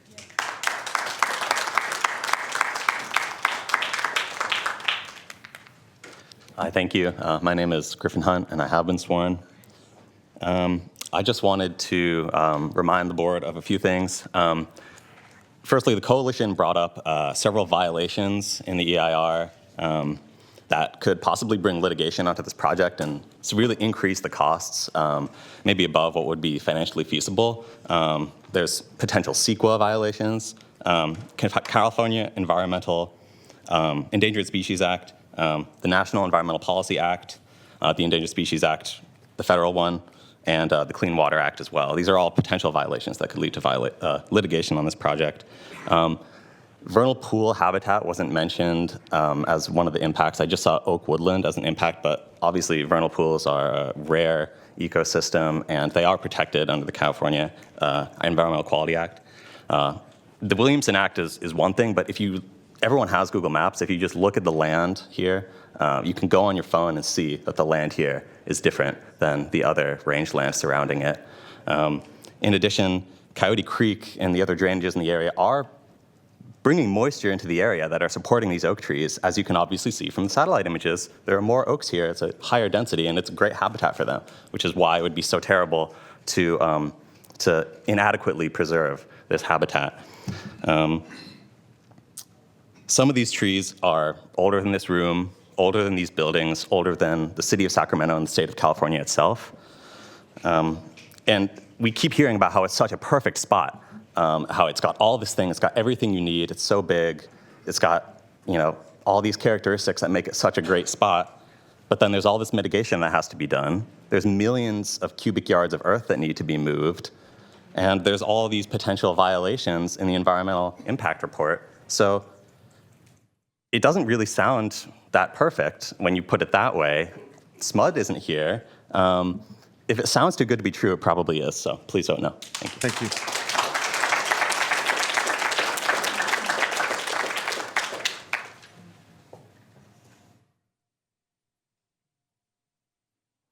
Good evening, everyone. My name is Jay Dwalansky, and I have good news for everyone. I believe I am the last speaker tonight, but I also want to state I have been sworn in. So I live and work in Sacramento, and I'm here to express my strong opposition to the Coyote Creek project. And I heard some people today discuss about dying and dead oak trees, and I really want to clarify for everyone at the board here that dying and dead oak trees are still valuable trees. They're just as valuable as alive and thriving ones. And for instance, when you look at a dying tree, you have the woodpecker, which relies on those types of trees to create the cavities for their young. And when they leave, other species move in and use that cavity. It is a thriving ecosystem. And they spoke about dead trees as if there's some trash that needs to be dumped and thrown away. Dead trees are also very valuable. They create a thriving fungal environment. What makes Sacramento special? It's its proximity to natural resources, to outdoor activities. We have something so unique and so special today. And so I really urge the Board of Supervisors today to really listen to the community here. You have such an important decision. And as a public servant myself, I really want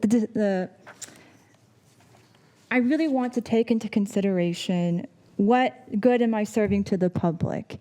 And today we have had so many people today speak to you why they do not want this project. I have some time, so I'll keep going a little bit.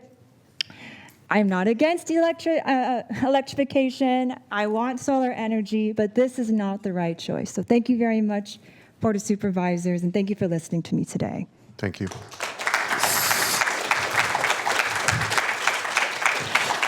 So I'll call the last few names. If you are present, please come forward. If you are not, This my is staff will your delete last them. chance. Last chance. Jude Herrera. Please delete. Brenda Gustin. Brenda Gustin. Mark Berry. Davina Rodriguez. Raul Cook. And Lauren McKay. Chair Cerner, that concludes public comment. We have not received any more requests to speak. Okay, very good. All right, so here is, well, first of all, let me start by thanking profusely everyone who provided testimony today on either side of the matter. I appreciate your patience. I appreciate your tolerance of me having to verbally step in on occasion to try and keep things moving. That's part of the job of being chair. But I will tell you that before we get to deliberations and we hear from the applicant one more time and have staff answer questions, that I will not be up here in 14 months, but it's days like this that I will probably miss the most, to tell you the truth, regardless of my vote, regardless of my position, because it really does demonstrate the passion that our community has for itself and for the future of our community, again, regardless of which side of the issue you're on. I heard several speakers say, listen to the community. Well, those are wise words.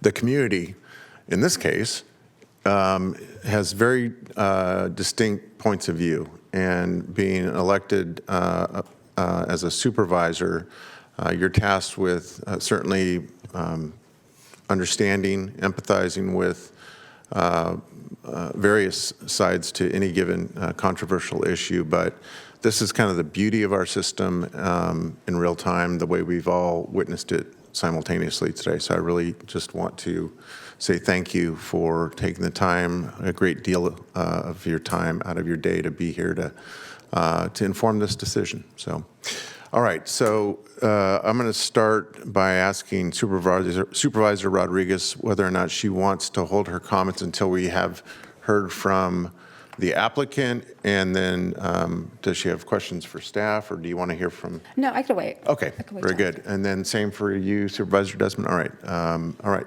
So the applicant can come forth, and I suspect we may have some questions for you, but we'll begin by giving you the opportunity yourself to maybe address any of the subjects that you heard referenced by either side this afternoon. Yeah, thank you, Chairman Cerna. Appreciate everyone's patience through the public comment. Few things that I do want to articulate, and in not a particular order, but some things that came up.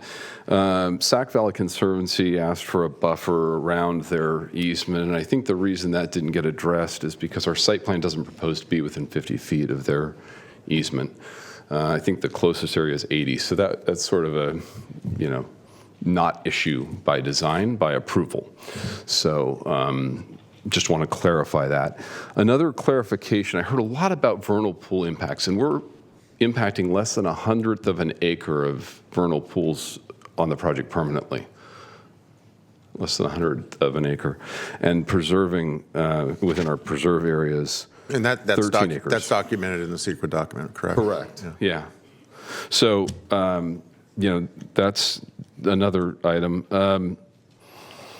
I'm not going to speak for SMUD in their plan. We know that as of April 2025, it was on their list, and and are confident that it is an important piece of their puzzle.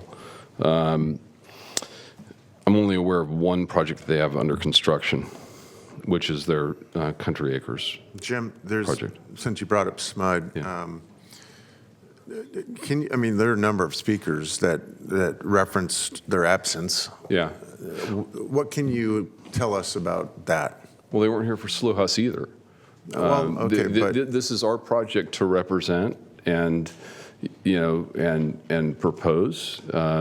They're the client, right? They're going to take this power and put it into the grid, but it is our project to advocate for. I understand that, but it seems odd as an elected representative when you have another governing body, in this case a municipal utility, that has a vested interest that is not here. And I don't think I'm the only one up here that feels like that's a little strange. And I'm not necessarily pointing the blame at you or your client, but it feels very awkward. Like if someone or if an agency has so much to gain possibly or invested, or the narrative being that they have this understandable and applaudable goal by 2030 to be completely renewable, you would think that they would have some kind of presence, or even something that's documented in writing about why it is so important. And So I'm just feeling like a little itchy about them not being here. And I'm not, again, not asking you to do us anything or tell us anything other than what you might know or theorize about why that is. But again, I don't think I'm the only one. So what I can say is I'm not familiar with them attending any hearings for projects that they're not actually proposing for themselves associated with their solar. They did appear, obviously, in Placer County on their Country Acres project because that was their project. They didn't appear at our last project, which was Slough House Solar. So I can't speak beyond that. I can tell you, though, that there were aerials and site plans in their June 21st, 2021 meeting when they did consider this PPA. So, you know, they knew where the site was. You know, that shows it clearly shows the Prairie City Off-Road Vehicle Park in those exhibits. So I can't understand the inner workings of people's thought processes and why they would say that, you know, we were fibbing about things. I take my integrity pretty seriously. Yeah, I'll be a little bit more blunt about it. If, you know, of all the agencies in our region, I think anyone would be hard-pressed to say that SMUD is probably not the most beloved because of their mission and what they do and how well they do it, right? But this is obviously a fairly controversial subject, a lot of passion on both sides. Yeah. And so when we don't have an opportunity to hear from them, again, not their project, totally agree. Right. They're going to be a beneficiary of the project. Yeah. So hopefully they're at least watching and understand why it is a bit uncomfortable being asked to make a fairly big decision after almost 5 hours of public testimony, and then, you know, they're nowhere to be seen or heard from. That's all. And I apologize for looking at my phone. I was just reviewing my notes and making sure there wasn't anything I wanted to add to that. Yeah, no worries. So, thank you, Supervisor Chairman Cerna. Duly noted on my end. Other things I wanted to talk about is we did have DUDEC look at carbon sequestration. That's something that came up a bit. With our planting plan, there's the oaks that are being mitigated, but there's also a bunch of landscaping that's being planted. We're actually adding about 10% to the total carbon sequestration when you take out the benefits of the project itself. So our analysis shows an improvement over carbon sequestration with the cutting down of the impacts to the trees, as well as the plantings that take place not only for the mitigation trees but also for the landscape plan. That doesn't take into account the improvement to the understory that is going to take place with the ag mitigation plan or the ag management plan. The ag management plan, somebody said that we're going to, compact all the soil. We actually go back after we preserve the top soil in our grading operations, where we do have to grade the site, and we replace it. We decompact it post-construction and seed it with forage-friendly and pollinator-friendly vegetation. So there is a process there. It isn't just walk away from the site and let it grow. So I wanted to mention that. I wanted to also covered the general plan policies. This just struck me as a comment. I know that the supervisors all know this, but not everyone in the audience knows this. There's more than 100 general plan policies that were analyzed in the consistency analysis associated with this project. So while there are a handful where there's partial consistency or they deemed it not consistent, on balance, looking at over 100 policies, this project is consistent with the general plan, and I know that staff has recommended you find it that way.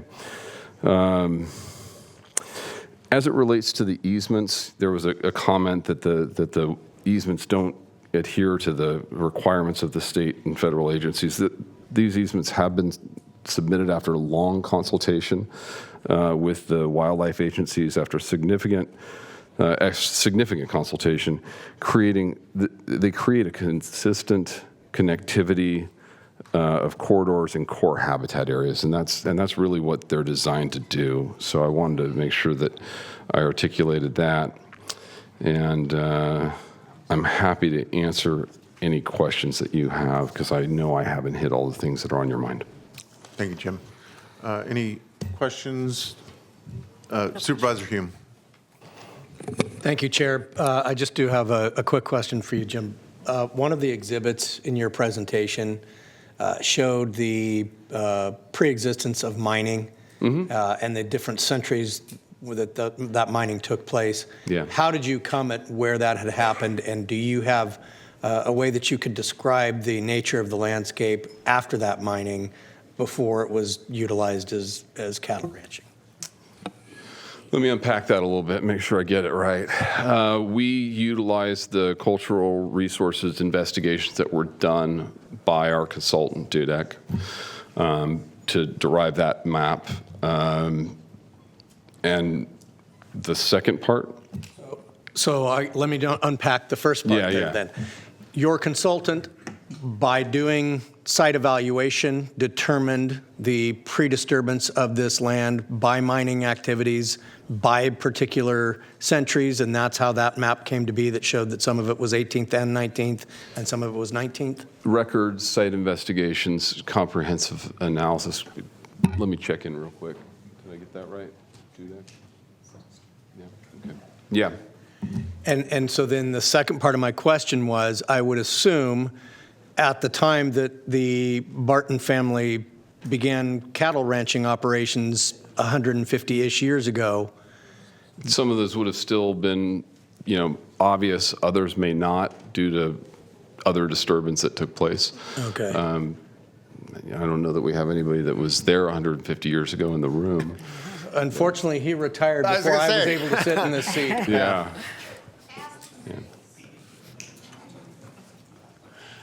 Okay. I think, thank you, Jim. I think what we're going to do now is turn to staff and see if they would like to list off and go through some of the items that had been raised by the members of the public that provided testimony and or wanted to respond to anything that the applicant has shared. I'm here if you need me. Thank you. Thank you. Thank you, Chair Cerna. Both Kimber and Julie and others have been taking some notes along the way. I know Kimber was looking very closely at that question or comment by Kelly Hopkins, SVC, related to the easement, existing easement to the southeast generally of the project. I think Kimber's prepared to speak to that. And then Julie can speak to some of the questions related to the EIR and assorted other comments. Okay, very good. Kimber. Hello. Kimber Gutierrez, Principal Planner. I just wanted to provide some clarification on the special development permit that's being requested. So it is for interior property lines. So basically shared property lines between the properties that are all owned by the Barton Mosier family. The perimeter property lines and the property lines that are along Scott Road are all meeting or exceeding that 50-foot setback requirement that is required as part of the zoning code. So that is why the deviation is not for rear or front. It's for specifically the interior property lines that are kind of where the solar is crossing those boundaries. So how would you characterize the request by SVC? Satisfied. Okay, so it sounds like maybe a misunderstanding? I think it could be a misunderstanding. It could be difficult to read the maps, given their pretty substantial scale of the project. Yeah, We'd be happy to connect with SVC to clarify that. I don't think she's still here. Okay. All right. And then the only other thing I wanted to touch on is that we do have a condition of approval. It's condition approval 5 that specifically speaks to the investment of funds to the Prairie City State Vehicle Recreation Park. I think there was a comment about how that wasn't included as part of the conditions, but I just wanted to note that it is, and it's condition 5. Okay, very good. All right, hello again. So there were a number of comments referencing the CEQA document and the potential adequacy of the CEQA document, most general in nature. I'm going to follow up on a handful of the specifics that I heard, starting with some comments related to safety on White Rock Road and the mitigation we have in our EIR. The mitigation we have in the EIR speaks specifically to Scott Road because it was crafted specifically to address the potential of cyclists on Scott Road in particular. That being said, the county has standards and procedures that our Department of Transportation reviews all improvement plans, and it's standard procedure that temporary construction easements and traffic control plans may be required for all construction. So that's something, regardless of mitigation on the project, our Department of Transportation will be reviewing. Also wanted to point out that in the event access was needed off of White Rock Road, that would only be used for the Gentai line. The bulk of the construction is going to be accessing the site from Scott Road. So it'll just be a very small piece of the construction accessing the site from White Rock. To some of the comments about impacts to Prairie City, the county did work with state parks early on after release of the NOP to identify any potential conflicts. And part of the project would be relocating the cart track, which would result in a temporary closure in coordination with state parks. There would be no permanent impacts to the facility. The only impact that we identified was related to the aesthetics and the view shed, which was identified as a significant and unavoidable impact. During the process, we did hear some concerns about the potential for dust from Prairie City being a nuisance to the panels. We do have a condition of approval, number 4, that speaks to that. And then on the topic of recirculation, we do have, and I'll also note, we received a number of comments after publication of the draft EIR. We have over 500 pages of very detailed responses to all the comments that we received, and specifically addressing this topic of recirculation. Recirculation of an EIR is only necessary when there is substantial new information, such as a new significant impact or increased severity of an impact. That wasn't the case with this project. In fact, really, the process worked in the sense that there was feedback that was received. There were revisions made to the project that reduced the impacts. They made the footprint is now smaller. There's additional mitigation that speaks to conservation easements. So, and that is all outlined in our document. So we don't feel that recirculation of the document is necessary. And then finally, just touch on our applicant mentioned this, but also wanted to mention that we did hear a number of comments specific to vernal pools. And this project was specifically designed to avoid impacts to waters.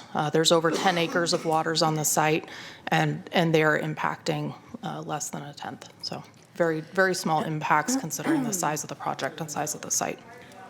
Okay, we're not going to have people yelling out. We're just not. Okay. Thank you. But back to real quick before we get to our deliberations here.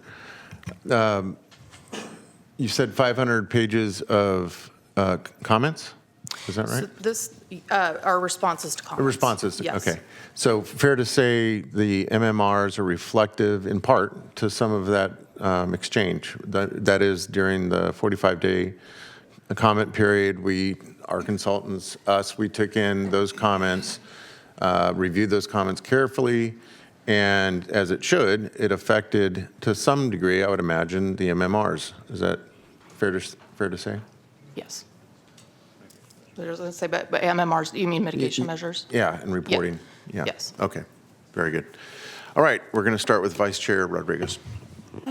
Well, I have really enjoyed hearing from all of you, and so I do thank you for providing your feedback on this project. I've made a bunch of notes to myself the past several hours, and they're not in any particular order of value, with the exception of the last one. And a core value in Sacramento County is that if you own land, you have the right to propose lawful uses of that land, and this project meets those needs. The county's responsibility is to regulate those uses. I sympathize with the rancher slash owners' need to thrive, and should this pass, appreciate that the ranch remains under the Williamson Act with gazing and pollinator habitat, while also continuing our region's clean energy needs. Frankly, I prefer to see solar panels than to sit here in 10, 15 years with a proposal for housing development. One of the speakers shared his frustration about the sprawl, and we are under state mandate to create the housing explosion that you all are experiencing and facing. Otherwise, we suffer the consequences of lack of funding from the state. And the same goes for the renewable energy. I am just as frustrated with these state mandates as a policymaker because we continue to lose local control. And that works the same with the renewable energy. I've had conversations with PG&E and SMUD execs and have asked, is there enough electricity for California's demand? And both companies responded no. So my decision to support this project is a business decision because of the financial conditions of Sacramento County. And as many of you know, if you've been here, we do have a structural deficit, which means that we will most likely make cuts in this next county's operation under our budget. Under these financial restraints, tough decisions need to be made. We don't have many opportunities to generate revenue, and this project is a revenue-generating project. To me, it is an economic driver, and it'll have a ripple effect throughout our county. In property taxes alone, the first year, it will generate $4.7 million. This project alone for the next 20 years will generate $76 million, just in property taxes alone. In this next budget, there's a very high likelihood that there are going to be cuts that will impact your quality of life. And the tough decision on my end to support this means that we need to make compromises in order to sustain ourselves. And therefore, I'm looking forward to hearing the rest of my colleagues' comments, but I just want to close by making a motion to approve staff's recommendation for this project. Okay, there's a motion. Is there a second? Okay. That's what I said. We have a standing motion, and we'll continue to go through the queue here. So we'll go on to Supervisor Desmond. Thank you, Mr. Chair, and I also want to thank everybody for being here and sticking it out. This is, this is a Sophie's choice if I've ever seen one that we're confronted with here today. I do have a few follow-up things, and I don't know if it would be either staff or perhaps the applicant on a couple things. First, there was a statement about the habitat corridors, that they do not measure up to CDFW standards. I'd like to see if anybody could address that for me, if that's... I'll start and hand it over to Jim if he has anything to add. I will say that the way that our mitigation is structured is that the conservation easements that will be put in place are with approval from our wildlife agencies, including CDFW. So I understand that the applicant team has been having conversations with those agencies. I would presume that they are actively involved in the review of these lands if they are to be put under easement. Go ahead, Jim, because I was trying to get at this a little bit before we started with public comment, but I'd like to give you a chance to respond to that, because that's obviously a concerning thing. Absolutely, and as I mentioned, we are down the road on those discussions with the wildlife agencies and have found that they are receptive to these easements. They don't have specific standards of exactly what shape they need to be, but these meet their satisfaction, and we're confident that we'll get through the permitting process with them. Okay, because the habitat mitigation obviously is something that's extremely important for this project, which I think everybody would agree with that. Okay, next question I had, there's been a lot of tribal members, I think, here representing the indigenous community, and I'd like to flesh out a little bit about the nature of some of the communications from the tribal leaders from the tribes in our region. I personally did not hear from any tribal leaders per se, but could either you talk about that a little bit, or maybe the applicant, because I'd like to have, okay, thank you. Yeah, Sure. Again, I'll start and then if Jim, why don't you just come to the podium and stay there? Thank you, Mr. Chair. So as Kimber mentioned, and I think in her presentation, we conducted tribal consultation under AB 52 at the initiation of this project. We consulted with, we have four tribes, Wilton Rancheria, Iowan Band of Miwok, United Auburn Indian Community, and Wilton Rancheria. And Shingle Springs, sorry, repeated myself there. So we worked closely with those tribes for a good solid 3 years. That included site visits, additional surveys, ethnographies, working with them. The mitigation, the proposed mitigation that came out of that consultation is a very robust strategy. Like I mentioned earlier, the project site does fully avoid everything that we know is out there that has been documented. There's high potential. There are other things that haven't been uncovered yet. So we have a very strong strategy to address that in the event it does happen during construction.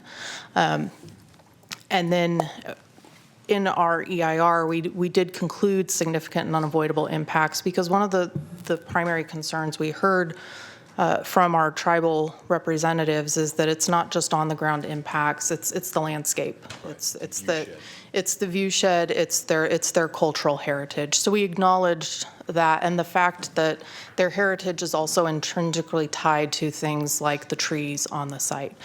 So that's ultimately what led us to conclude a significant and unavoidable impact for CEQA purposes. But we do have, at least in my tenure here with the county, probably the most robust mitigation measures associated with this project related to tribal. Anything to add on that, Jim? I really don't. Ms. Newton articulated it quite well. We do have a very robust plan, both in the avoidance, but also the procedures and steps should there be an inadvertent discovery. Okay, I think this is an important conversation because I think, hearing from some folks here today, you get the impression the tribes are opposed, and I had not seen any letter or any communication in opposition to this by formal representatives from the tribes. I will say it's been, I believe, since the draft EIR. It's been a while since we've received formal communication from them, from some of the tribes at least, indicating that they are still opposed. Was the last communication that we had from them on the project. Okay. May I ask a follow-up? Yeah, please. Yes. So the state law that guides consultation with indigenous communities for the cultural resources sections of a CEQA document, does it specify who from those respective tribes, they're by title or leadership within who does the site visits, any of that? The state guidance does not specify specific individuals or titles, and I will say, because consultations spanned years and there is staff turnover, we worked with a handful of individuals from each of our representative tribes. So it's very conceivable then that you could have someone from that's associated with the tribe that is agreeable to doing something like a site visit and consulting for the completion of the cultural resources section of the EIR that has a very different opinion than someone else from that same tribe. Is that? That is conceivable. I will say in our experience on this project, we heard uniform messaging throughout our consultation process with all of our associated tribes in terms of the sensitivity of the site and their concerns. Okay. Thank you. Sorry. Thank you. No, I appreciate that, Mr. Chair. But bottom line is those consultations, discussions, working with the tribes will continue, obviously. And then one last thing. So I hate to call anybody, put anybody on the spot, but there also was a statement made about the Sacramento Tree Foundation and their mitigation efforts and an 80% mortality rate at another project. And I know Jessica Sanders is up here. I think you should have a chance to respond to that because would you like to, Mr. Chair? Would you mind indulging?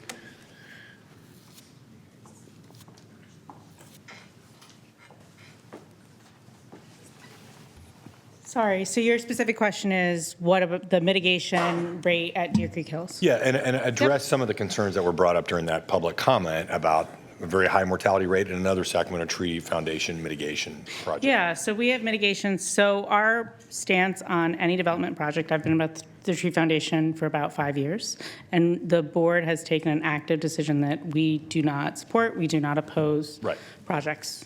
That is our stance. Asking you for that, Jessica. If a development has to happen and we can provide mitigation, we will.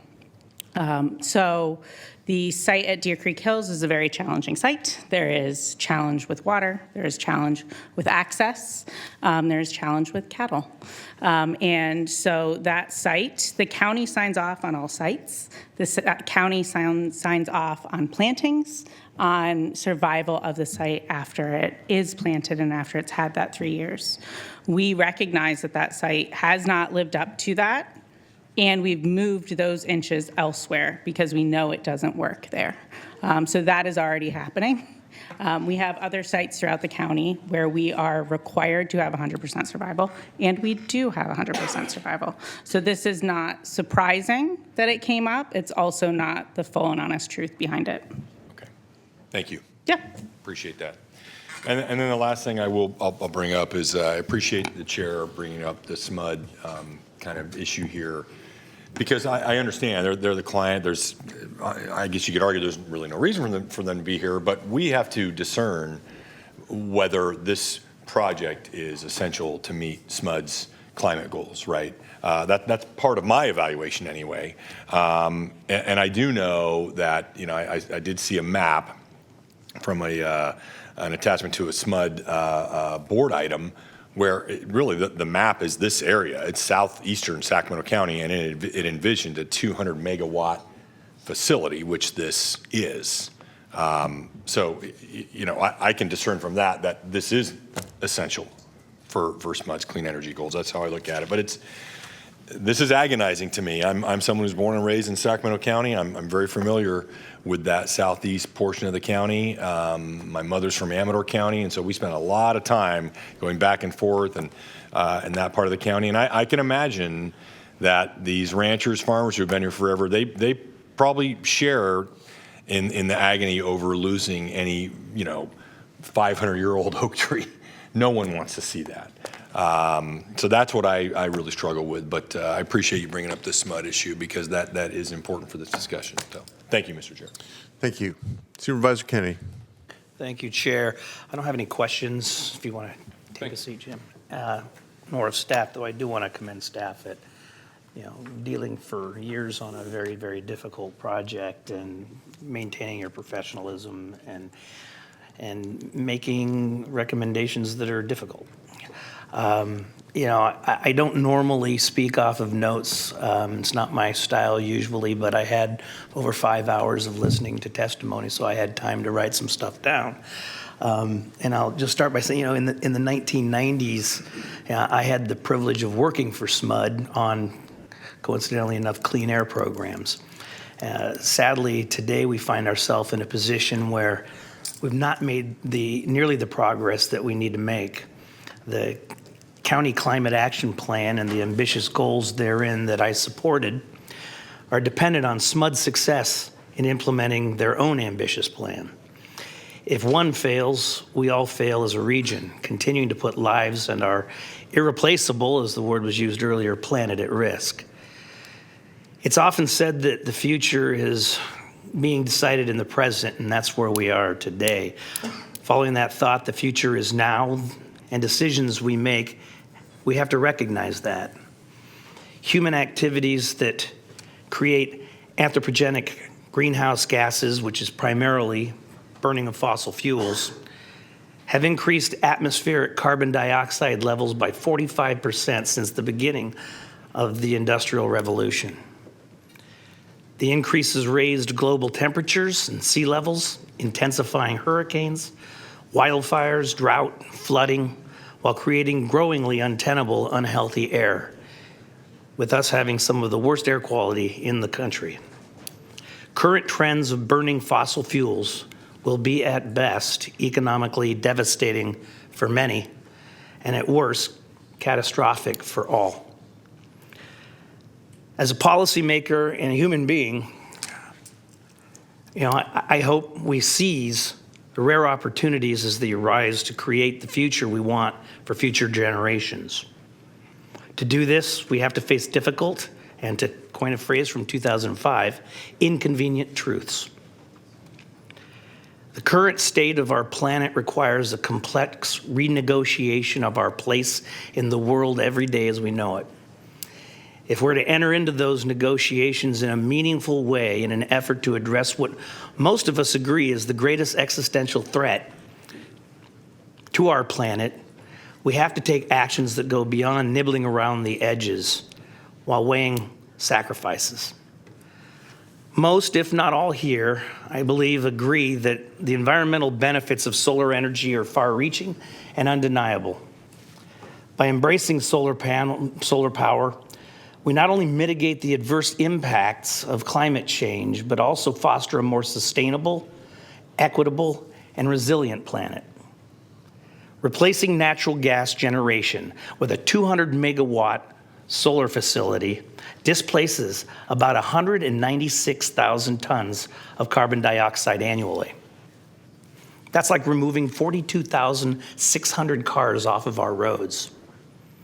Of course, we all recognize that mobile sources are the leading cause of greenhouse gas emissions in the Sacramento region. Likewise, a 200 milliwatt solar farm can conservatively power about 40,000 homes using zero emission generation. And we're also aware that the energy supply sector is the largest contributor to greenhouse gas on the globe, even when generation is fueled by natural gas. We're running out of time. We have to take bold action now or yesterday. We have a president who calls wind and solar power a scam. The administration, through the Big Ugly Bill Act, has taken actions to terminate or restrict clean energy tax credits and impede the development of new solar projects. They're openly hostile to renewable energy, which makes local action that much more important and opportunities more scarce. I realize, or I hope, that this is a temporary position on the part of our government, but it illustrates the uphill battle that we continue to fight to realize the transformational change that we need to see. After wrestling with these issues, listening to multiple presentations, today's testimony, doing a great deal of reading, and even spending multiple times visiting the project itself, I've come to the conclusion that for the reasons that I've stated, I will be supporting the project. This is not an easy decision by any means, nor is it the popular decision in this room, and I recognize that. I don't like the decision, but for the reasons that I've stated, I believe in the long-term goals, it is the right decision. Thank you, Chair. Well, those are your notes. I'd hate to see your essay. Supervisor Hume. Thank you, Chair. I know that you all were kept to 2 minutes, so I'll try and keep my comments as briefly as possible. I see that Tim Washburn has joined Barbara up there in the audience.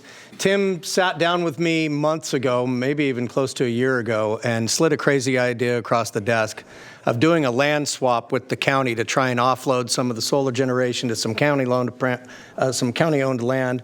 It was just crazy enough to run it to ground, and so I did. And I had staff look into it and prepare an exhibit for me. And that property was riddled with vernal pools. And so it was worse than what we were talking about doing otherwise. And that just kind of illustrates the point that my colleague just made. And so as some comments were being made from the folks defending the oaks and the streams and the vernal pools, there were some misstatements or mistruths, and I'm not even going to bother correcting them because I don't want to argue against what you're arguing for, which is the preservation of our natural world. And I agree with that wholeheartedly. I love the outdoors. I love to hike. I love to fish. I love to sit under trees and think. So thank you for being here and providing those voices.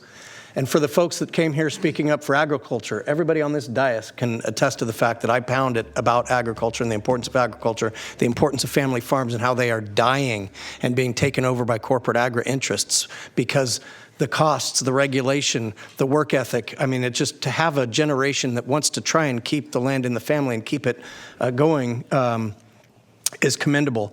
And I will say I toured from a gentleman who spoke earlier about some of the innovative things he's doing on his property to try and keep that land sustainable for future generations, one of which is taking that compost to take the soil that had been decimated from mining operations and putting the compost back on it so it does better carbon sequestration because the roots now actually have nutrients from which to grow. I mean, it's innovative stuff that's going on. So every rancher farmer that I know and that's sitting in this room, trust me, if they could, they would keep their property as is and just be allowed to continue doing the work that they've been doing that their parents did and their grandparents did. Or maybe as, I don't even know if he's still here, the gentleman who says he's just gotten into farming, right?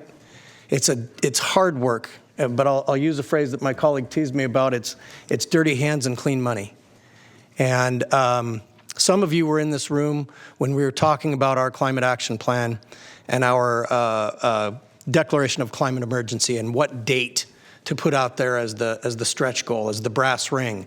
And I advocated that we need to have something that's realistic because to meet a date that's overly aggressive would take draconian decisions that most of us aren't willing to do. And so I'm going to take my colleague's essay, as it were, and sum it up to this, that sitting up here sometimes we're asked to make decisions that suck. And so I'll put my vote where my mouth was when we were having that other conversation and realize that this is a decision that doesn't feel good to make, but I'm not going to be the one that kicked the can down the road and set us back another 5 years so that then the next one sets us back another 5 years. Do I love it? No. Can I divine what SMUD was thinking? No, but I can tell you this, that they made a decision almost 5 years ago, and they anticipated this project being open by 2023.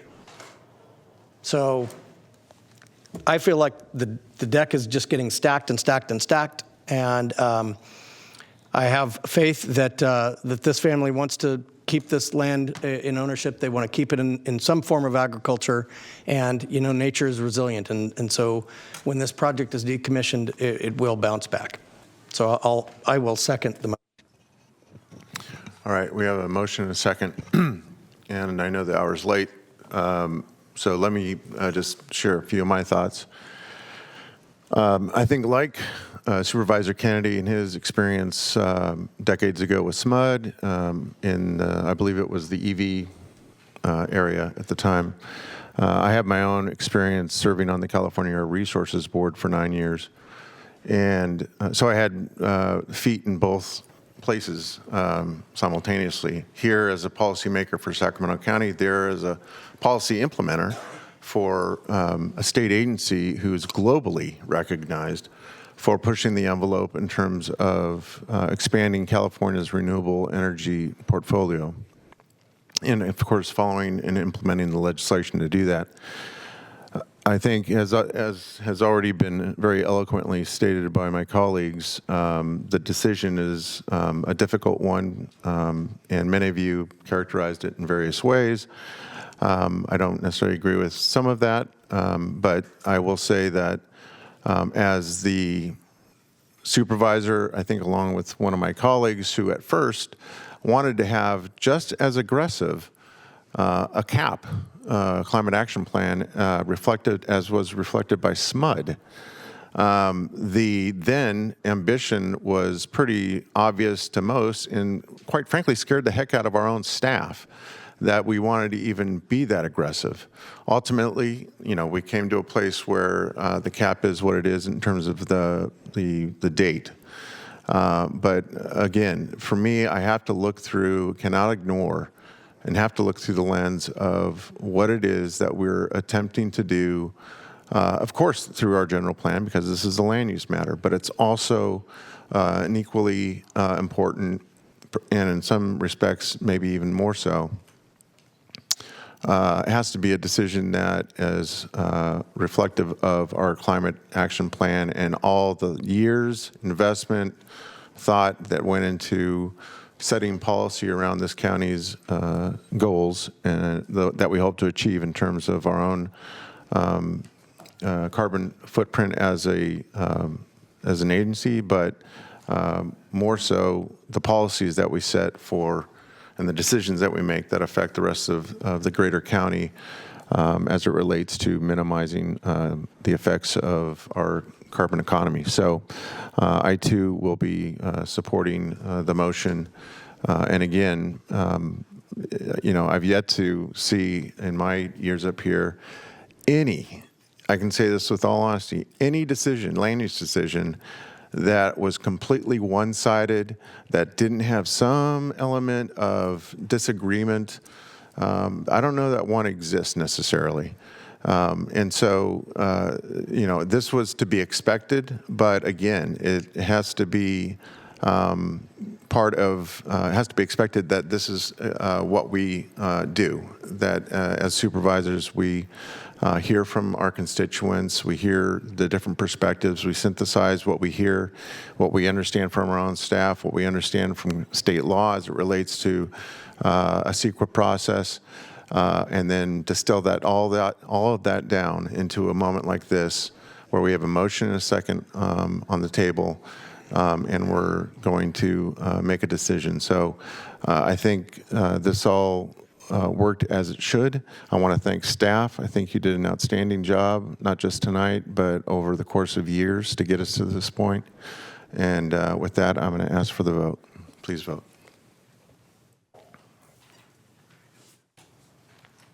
And that item does pass unanimously. All right, thank you.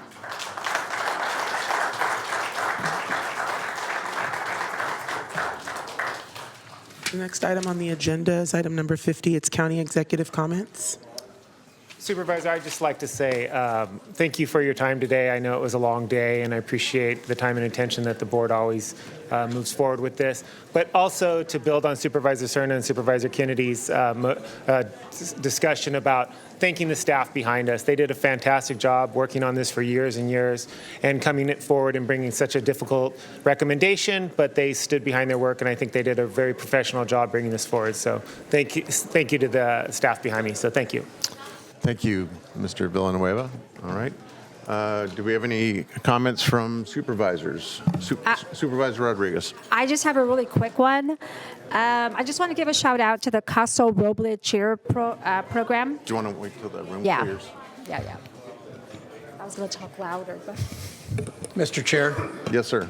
while we're waiting for the room to clear, can we have a policy brought back determining speaker cards and when they should be cut off? I was going to get to that. Thank you. Yeah. Can you say the speaker cards?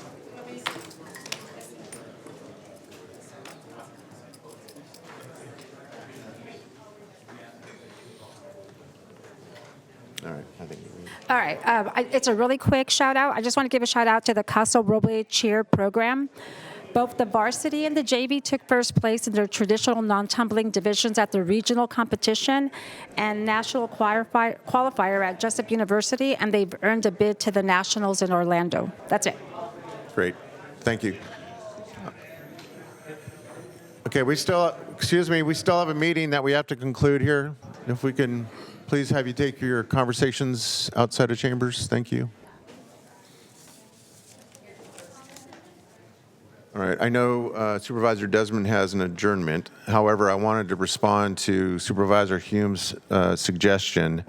I don't like to have, as chair, I don't like to have any conflict and have, far off stairs between me, county council, the clerk, or the CEO for that matter, when it comes to protocols as it relates to speakers and how we take speakers and then when we cut off speakers.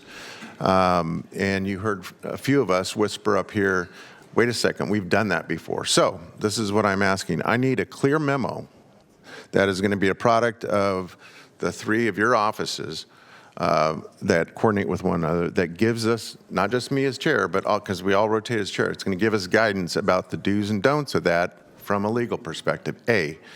B, I'm also asking the clerk's office especially to go back and tell us what we've done before, because we believe that there has been precedent for actually having a cutoff on speakers.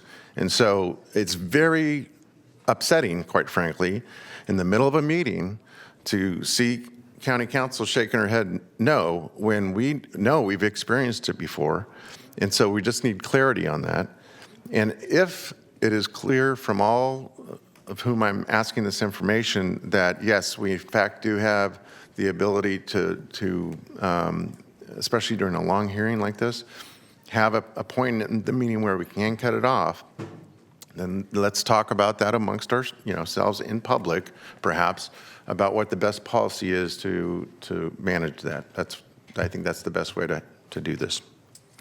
And Mr. Chair, I just want to say it is my understanding that there has been a time where there was a cut off, but in order to do that, a certain process was followed. Okay. And so that was the distinction between tonight and times past. Well, then that's what we need clarity on. So, okay, with that, Supervisor Desmond, you have an adjournment. Thank you, Mr. Chair. Appreciate it. And this is, I'd like to adjourn today in memory of Amy Jolene Finley. We heard about her passing. It was the day before our last board meeting, and she worked very closely with one of the incubator sites of the Black Child Legacy Campaign in Liberty Towers and Foothill Farms. Amy Jolene Finley passed away on November 3rd, 2025, unexpectedly at her home at Foothill Farms. She was born on October 10th, 1973 in Redding, California. She grew up in Cottonwood, graduating from West Valley High School in 1991, and later attended Shasta College. Amy married Robert Finley in August of 1992 and moved to the Sacramento area. In addition to raising 5 children, she held various jobs throughout her life, including managing Northwest Galleries at Arden Fair Mall. Amy was a parent volunteer at Foothill Oaks Elementary beginning in 2006, and she started her beloved choir club in the fall of 2011. Amy began working as a paid Foothill Oaks employee in 2020, and she started a career as a paraeducator at Foothill Oaks in 2023. Amy loved making jam with friends, sewing, crafting, singing, spending time with her family, cooking, and hosting gatherings at her home. Amy is survived by her husband, Robert, her children, Nathan, Laura, Timothy, Elizabeth, and Julia, her grandson, Zion, and many extended family members. Amy will be remembered for her abiding faith, great friendship, wise advice, her work in the Foothill Oaks Choir Club, commitment to serving her community, excellent cooking, and celebrating her children's accomplishments. And I ask that you join me today in honoring Amy Finley and adjourning in her memory. Thank you. Very good. Thank you. All right. It's been a long day. Thank you all again.